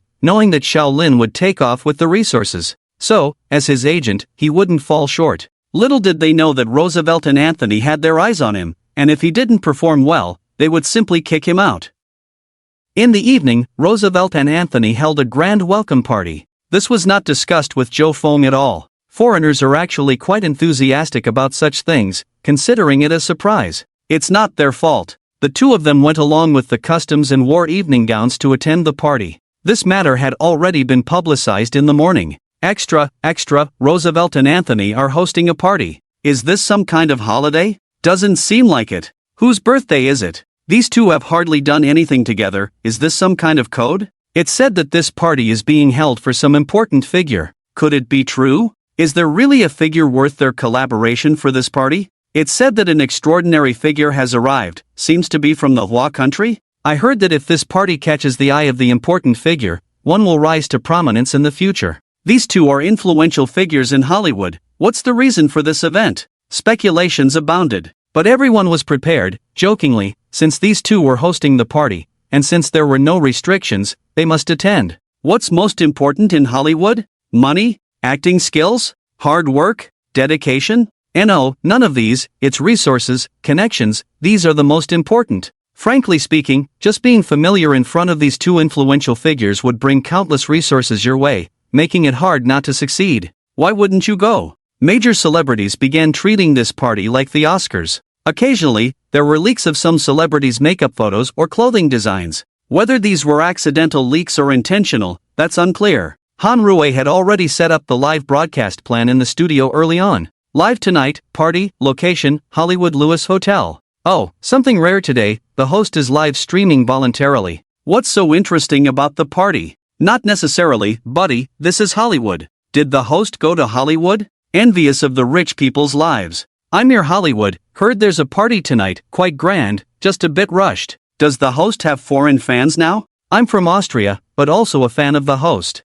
Wonder which celebrities will attend. Probably not many, seems like a private party, not a public event. Don't watch the party, I want to see the treasure. Bro, don't even think about it, the host won't listen to fans. But it must be good, the host has never disappointed us. By 6:30 in the evening, it seemed rehearsed. Couples walked from the mansion gate to the hotel entrance, the 100-meter red carpet becoming a place for stars to show off. Roosevelt personally took Han Rui's phone selfie stick, faithfully fulfilling his duty of live streaming. This made Anthony secretly complain for a while. Damn, what a bootlicker, moving so fast, just to step behind, such a good job should have been Anthony's. This Roosevelt is really something. Zhou Feng and Han Rui were dressed in luxurious evening gowns, watching the artists arrive from the high platform. The people in the live studio were indeed happy. The host is amazing, even found someone to hold up the phone for live streaming. They even laid out 100 meters of red carpet, so high-end. This arrangement seems to be the best of everything. This hotel is really luxurious. Hey, look, isn't that Leonardo DiCaprio coming this way? Wow, it really is. Hey, why did he walk up to the camera and bow? Wow, he's waving. Is he waving at us? Oh my, so honored. Here they come again, the Smiths? Hey, they're bowing and waving too. Is the host's reputation that big? They're all international superstars, walking over to bow, not getting angry at being live-streamed, and even saying hello? The atmosphere in the live broadcast room was exhilarating. Everyone was excited, the stars were smiling like butterflies, each one greeted the live broadcast room. Some even introduced themselves directly. The person holding the phone just nodded, indicating to come in, very high class. Live streaming has become so upscale these days? Unbelievable. The live broadcast room is always full of talent. Gradually, the people in the live broadcast room noticed something. These foreign stars are so polite. Someone immediately retorted, the moon is round in foreign countries. Stop arguing, I noticed something. Let me guess, do you guys see it too? I suspect that these stars are bowing to the person holding the phone. Yes, I noticed that too. It seems like they are showing special respect to the person holding the phone. Oh, so it's not about the host's reputation, it's about someone else's reputation. Hey, are you out of your mind? The host can make such a prestigious person act as a human selfie stick, and you say they don't have a big reputation? Oh my, when you put it that way, it makes sense. Sitting in the front row, watching the stars greet me. The surprises from the host never cease to amaze. The host is mighty. I made a bowl of instant noodles, placed my phone in front, and many internationally renowned stars came over to greet me. It's really nice. 666. Jo Fong and Han Rui, a couple, stood on the side. Many stars looked at them standing next to Roosevelt, nodding friendly. They were all guessing who this Chinese couple were, and how they qualified to stand next to Roosevelt. Although curious, no one dared to ask. Since they were standing next to Roosevelt, they were probably friends of his. Given the circumstances, no one dared to offend Roosevelt's friends. Oh, I see an international star. A Chinese martial arts star, dressed in a decent suit, walked slowly. Although he didn't bring a female companion, he exuded a unique aura. Wow, Li Lianjie, he's my favorite star. Li Lianjie is really handsome. His demeanor is impeccable. Exactly. He's been my favorite star since I was young. Me too, I've been watching his martial arts movies since I was little. Li Lianjie slowly approached, raised his hand to greet Roosevelt, and was about to walk past. The woman with an oriental face who had been standing next to Roosevelt suddenly spoke. Han Rui enthusiastically said, Wow, Li Lianjie, I'm your fan, it's so great to see you here. She looked for a while, suddenly seeing a Chinese person, feeling a sense of familiarity. Oh, she's speaking Chinese, could she be Chinese? As a globally renowned star, Li Lianjie was unaware of when a pair of Chinese stars had emerged in China. But since they could stand next to Roosevelt, they were naturally not ordinary people. Moreover, meeting a fellow countryman in a foreign land gave him a sense of familiarity. He warmly responded, It's great to meet a fellow countryman here. Jo Fong also nodded, indeed quite nice. Han Rui took the opportunity to ask, Are there any other Chinese stars here, will they come? Li Lianjie nodded, There are still 2 or 3 more. Quietly in his heart, he added, There are a few more, but they won't come, the wait is not enough. This time, Roosevelt felt that he was not enthusiastic enough towards this Chinese male star, and took the initiative to say, Madam, shall I help you take a photo together? Li Lianjie was surprised, Madam? Han Rui nodded, asked for Li Lianjie's opinion, and happily took a photo with Jo Fong. Thank you for coming to my party, Han Rui said, showing off the just taken photo to the audience in the live broadcast room. She was not concerned about those with greater fame. At the banquet where Li Lianjie arrived, a bald man walked over. He was also an international star, and had acted in many movies with him. They were good friends. He was even more popular than Li Lianjie. Hey, Li, do you know who those 2 are? Jess pointed to Jo Fong and his wife who were chatting and laughing over there. Oh, I don't know either. First time seeing them. No, Li, you talked to them. Among so many celebrities, they were very interested when you approached them. There are rumors that today's party was actually organized for them. Li Lianjie was surprised, suddenly remembering the last sentence, Thank you for coming to my party. It seemed to be true. He didn't expect that there would be such influential people from China who could make it big in Hollywood. The key is not only that, the so-called godfather of Hollywood, Anthony, also put in a lot of effort for this party. Except for Hollywood's Queen Elisa's absence, the 3 giants of Hollywood are all here. It's really hard to imagine who they really are. Jess sighed. Oh, that's a bit surprising. Li Lianjie looked back. Indeed, no matter how big the celebrities were, that couple seemed unfazed. It was more like watching animals at the zoo than watching celebrities. Those stars seemed to be like peacocks, trying hard to show off their figures. A vivid metaphor suddenly appeared in his mind, and he couldn't help but smile. Oh, Li, what are you laughing at? Li Lianjie happily clinked glasses with him. Such powerful people are also very friendly to me, shouldn't I laugh? Watching the celebrities coming and going. These celebrities are quite glamorous, Han Rui suddenly said. Jo Fong thought, Aren't you seeing the less glamorous side of them? Honey, I suddenly want to make a movie too, Han Rui suggested.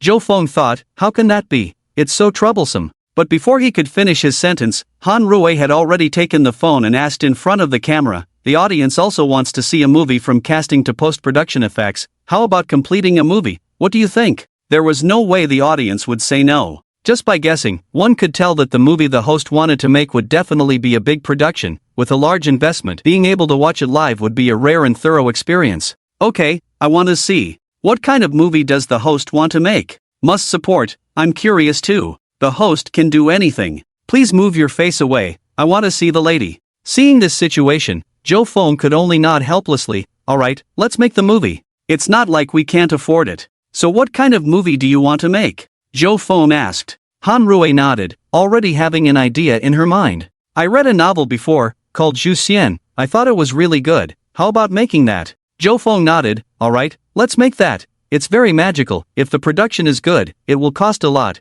How about investing 10 billion first? That should be enough. But for the stars, it's an Eastern theme, so we need to find Chinese actors, right? Han Rui said. These are not problems, as long as you like it. Roosevelt on the side heard this and thought for a moment before saying, why don't we also find a few actors on our side to take a look? Alright, you handle it. Joe Fong nodded. Latest news, Roosevelt Anthony announced that he wants to shoot an Eastern fantasy movie called Zhu Xian. If it performs well, they promise they won't have to worry about not having a film to shoot in the future. Foreign celebrities collectively became excited and immediately started searching for this novel. Why shoot Eastern fantasy? We have no experience with this at all. Yeah, I just read the novel, and it seems like they mostly want actors with Eastern features, right? Some of us could also fit the bill, but mostly as villains. Doesn't matter, I have to give it a try, even if it's just to become familiar in front of those two. Eastern fantasy, I should be able to do it, right? You better not go. I heard the decision maker is from Huagua, and Huagua people really dislike Huagua people. Li Lianjie, who was drinking, heard this news and felt a stir in his heart. Eastern features, could he be the one? Jez patted his shoulder and said, go give it a try. They say they have deep pockets, announcing to allocate billions of dollars to prepare for this movie, and there's more to come. The news spread quickly, just one sentence. Money talks. To shoot a suitable Eastern fantasy film with billions of dollars, it's undeniably attractive. However, for these Hollywood stars, what's even more attractive is the promise from the two big shots, which is more useful than anything else. Just then, the sound of helicopter blades could be heard. A small helicopter landed outside. Immediately, a woman in her late 20s walked in from outside. All eyes in the room turned towards her. Although she was dressed in a professional suit, her stunning beauty and perfect figure couldn't be concealed. Who is she? She exudes such a powerful aura. As soon as she entered, all the stars paid attention. Wow, what a beautiful woman. She looks like a queen. The live broadcast room was abuzz. There was no way around it. Even through the phone, that kind of presence was conveyed. She's the strongest person in Hollywood, truly deserving to be my queen. Jez murmured. Hollywood queen, Alisa. Wasn't she invited to attend a council meeting? Why did she rush back in such a hurry? At the same time, another message was sent out. The host is preparing to make a movie, currently holding auditions for actors. As long as you have good acting skills, you have the opportunity to collaborate with Hollywood stars. This message caused a stir throughout the media. If this news had come from elsewhere, most people wouldn't have believed it, but this was a message from legendary live broadcast. That made it true. The whole Huagua was shaken. Those who felt confident began to prepare, eager to show off and catch the attention of the host couple. Back at the hotel's evening party, the imposing Alisa walked towards them, her eyes scanning the crowd. Occasionally, some self-assured guys would go up to exchange a few words, but under her cold gaze, they would walk away on their own. Finally, she saw Joe Fong, her eyes lit up. She was about to run over joyfully, but then she noticed a woman standing next to Joe Fong. She pursed her lips, feeling a bit aggrieved, but she tossed her hair, composed herself, and walked over with determined steps. Hey, boss. Alisa waved coolly. Who knows how happy she was to know he had returned here, leaving everything behind and rushing back. Unexpectedly, it was understandable. The boss was such an outstanding person, it wouldn't be practical for him to be without a female companion. It's better to silently like him. Alisa. Joe Fong finally saw the woman he hadn't seen in years and naturally felt excited too. I got married, let me introduce, this is my wife, Han Rui. Wife, this is the Queen of Hollywood, Alisa, my good friend. Han Rui happily stepped forward and shook hands with Alisa. Joe Fong often mentions you, saying you are outstanding. Roosevelt and Anthony next to them almost covered their faces. If I remember correctly, Joe Fong almost forgot about Alisa yesterday. But it doesn't matter, the lady likes to talk, and Alisa likes to listen. But Alisa is very happy. The boss often mentions her, that's good. A bunch of celebrities gathered together, but their eyes kept lingering on their group. Oh, the three big shots are all here, quite impressive. Even the Oscars didn't have such a complete lineup. Who is that man from Hua country? Why does it feel like that Hua country person is the protagonist? What do you mean feels like? He is indeed. That's the reason why Anthony's boss, tonight's party is held for them. Zhou Feng and the others found a quiet corner to chat. Only Han Rui, like a girl, was still holding her phone, continuing to livestream. The people in the livestream room also noticed something. So, the host is actually the biggest star. Look at those celebrities occasionally glancing over here, obviously wanting to come over but not qualified. Exactly, I saw the famous Smith looking over here too. Those people are actually looking at the so-called three big shots of Hollywood. These big shots call the host's husband and boss, so in other words, the host's husband. Wow, how much resources does he control? Unimaginable. Stop talking, I'm already kneeling to watch the live stream. By the way, the host mentioned auditions, are you interested? They said they want a special skill, should I show how to cook? That's what I'm good at. Stop talking so much, let's see what they're saying. Yes, just a casual hint from these big shots is enough to excite us for a while. But Han Rui quietly walked away. Since she came to see the stars, she might as well see more. With you three here, I basically don't need to worry. You're all doing great, Zhou Feng praised. The others naturally expressed deep gratitude. It can be said that without Qin Feng's help at the time, they wouldn't be where they are now. Their gratitude towards him cannot be expressed in words. The party began with singing and dancing. There was no broadcast or filming here, it was all spontaneous. Except for the audience in Han Rui's live stream room, others couldn't see it. Wow, McDonald just sang so well. I love it, I love it. Hey, isn't that person an actor? How come he's singing, and singing so well? He originally debuted as a singer, then transitioned to acting. I asked everyone in the dorm to watch, they didn't believe it at first. Thanks to the host, we get to enjoy this kind of benefit. The praises in the live stream room were endless. Zhou Feng was also very pleased to see this, his subordinates were thoughtful. The party continued until midnight, and this grand event finally came to an end. Some commented that this was a party higher than the Oscars. Some said it was the most genuine performance. The number of attendees and their status were difficult to reach under normal circumstances. No matter how high the praise, in reality, it was just to welcome someone. Han Rui lay on the bed, flipping through her phone. Honey, remember we talked about holding online auditions for actors? It's getting lively now, people showcase their talents every day, and they even tag you to watch. Zhou Feng looked at his phone seriously. Shall we make this game more fun? Han Rui asked, how do we play?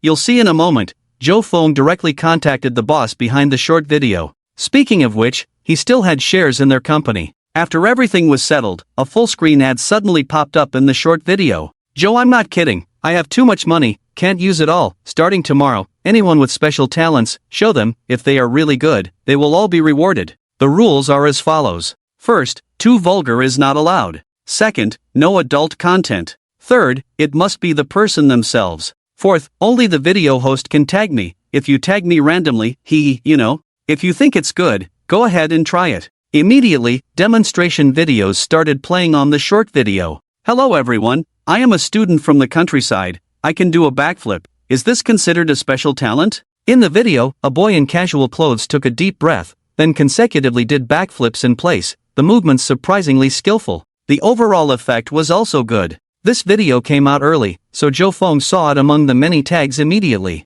Not bad, quite unique. If you have a good foundation in martial arts, you can play a role in my movie in the future. After leaving a message, Zhou Feng waved his hand and sent 1 million renminbi. He had a plan to create a media company that collects such special talents. This should be fun, right? Another girl started to show off a special talent. She peeled a dragon fruit larger than a man's fist, directly stuffed it into her mouth. Her facial expression was vivid, somewhat resembling a monkey. After being tagged by Zhou Feng, he couldn't help but comment with a sweating emoji.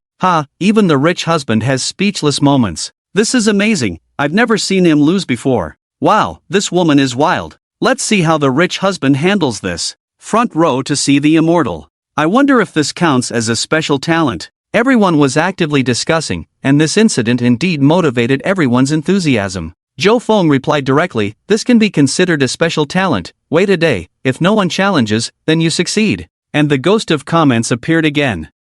This seems unsatisfactory. Can't help it, if it were me, I wouldn't be satisfied either. It does look a bit ugly. It's already good that the rich husband didn't reject directly. Zhou Feng left, thinking of finding a place to wash his eyes. It was indeed a bit too much just now. A top-ranked video appeared. Since it had so many likes, let's take a look. The video was posted by a girl. Inside, a girl was dressed in ancient style, with somewhat neutral clothing, delicate features but not soft, giving off a very handsome feeling. People often say she's very cool. The girl was dancing with a sword in a bamboo forest. Her movements seemed professionally practiced, not only graceful but also with a very appropriate temperament, giving off a feeling of a martial artist. After watching, Joe Fong was also amazed. The comments below were exploding with praise, and the girl patiently replied to each one. Wow, this girl is really cool. I'm a fan now, this girl is really amazing. Hurry, tag the rich husband. Only the video host can tag, that's what they said at the beginning.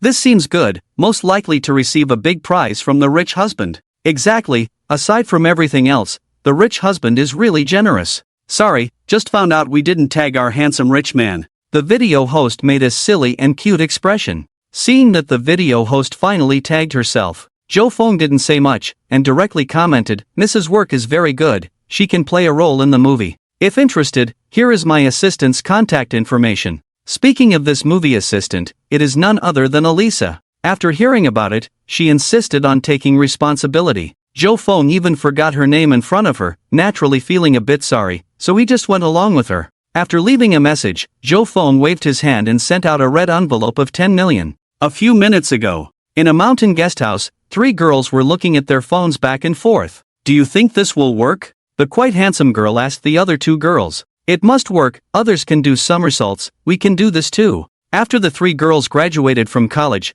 they had the idea of running a guest house, but the lack of understanding from their parents and family made it difficult for them to move forward. Due to lack of promotion, few people came here, and the number of guests gradually decreased. The girls frowned, lamenting that their dream was about to shatter, when a message caught their eye. As long as you show your special skills, or something very interesting, I will pay you. This must be fake, who would spend money like this? Yeah, this person has too much money. You're wrong this time, this person really has too much money, he is a true rich man. But, what special skills do we have? Have you forgotten? We learned swordsmanship from a female monk in the mountains before, combined with our previous dance training, let's do sword dancing. Besides, this activity is an extension of the rich man's movie shooting, which is a fantasy movie, maybe we accidentally fit in. They acted on it, bought costumes and props with little money, and chose the green bamboo forest on the back mountain with a good view. After trying several shooting methods, they were busy for 2 days before feeling somewhat satisfied. After finishing the video shoot, they edited it and sent it out with anticipation. Wow, have you heard? That rich man's husband dropped 50,000 in a video, but it was just a performance of walking on hands. And this one, he dropped 20,000. This 1 million. The more they watched, the more shocked and confident they became. They believed that their filming and efforts were no worse than others. But surprisingly, the so-called rich man's husband did not comment on their work. Wow, he didn't tag us, quick, hurry. Sure enough, after tagging him, in no time, that important figure actually commented, with higher praise than what they had seen from others, which made them ecstatic and hopeful. Making a movie was something for the future, the immediate reward was the most important, as they were running out of living expenses. The last bit of money went into these costumes and accessories. The red envelope is here, the red envelope is here. Wow, it's real, so excited. The 3 looked at each other, feeling like crying at that moment. The girl who danced with the sword tremblingly clicked on the video red envelope. After shaking a few times, the red envelope burst open, leaving a string of numbers. 1, 2, 3, 4, 5. This is 7 zeros, followed by a 1, it's 10 million, oh my god. Thank you. This scene was happening at any time, and just one morning, Joe Fong distributed 1 billion red envelopes, and also had a lot of fun, some videos even made him feel refreshed. But not all were of high quality, some were poorly made. There were imitations, and some took the sexy route. Joe Fong didn't bother with these, he just left a dislike and moved on, purely a waste of time. There are also those who sell misery and cry poverty. Joe Fong handles it the same way. It's okay to be poor, but if you put your heart into making a video, Joe Fong will be generous. However, if you keep crying poverty, then sorry, he won't do that kind of charity. Overall, it's all good. After sorting out his thoughts, Joe Fong looked at Han Rui beside him, who was also constantly tapping on her phone, shaking his head with a smile. Wife, how much have you given away? Han Rui looked at the balance recharged in this app and happily said, over 6 billion has been given away. There are many interesting things. Keep it up. There's still over 100 billion to be given away per person. Joe Fong laughed. I guess by then, the cast for the movie we're preparing will be almost complete.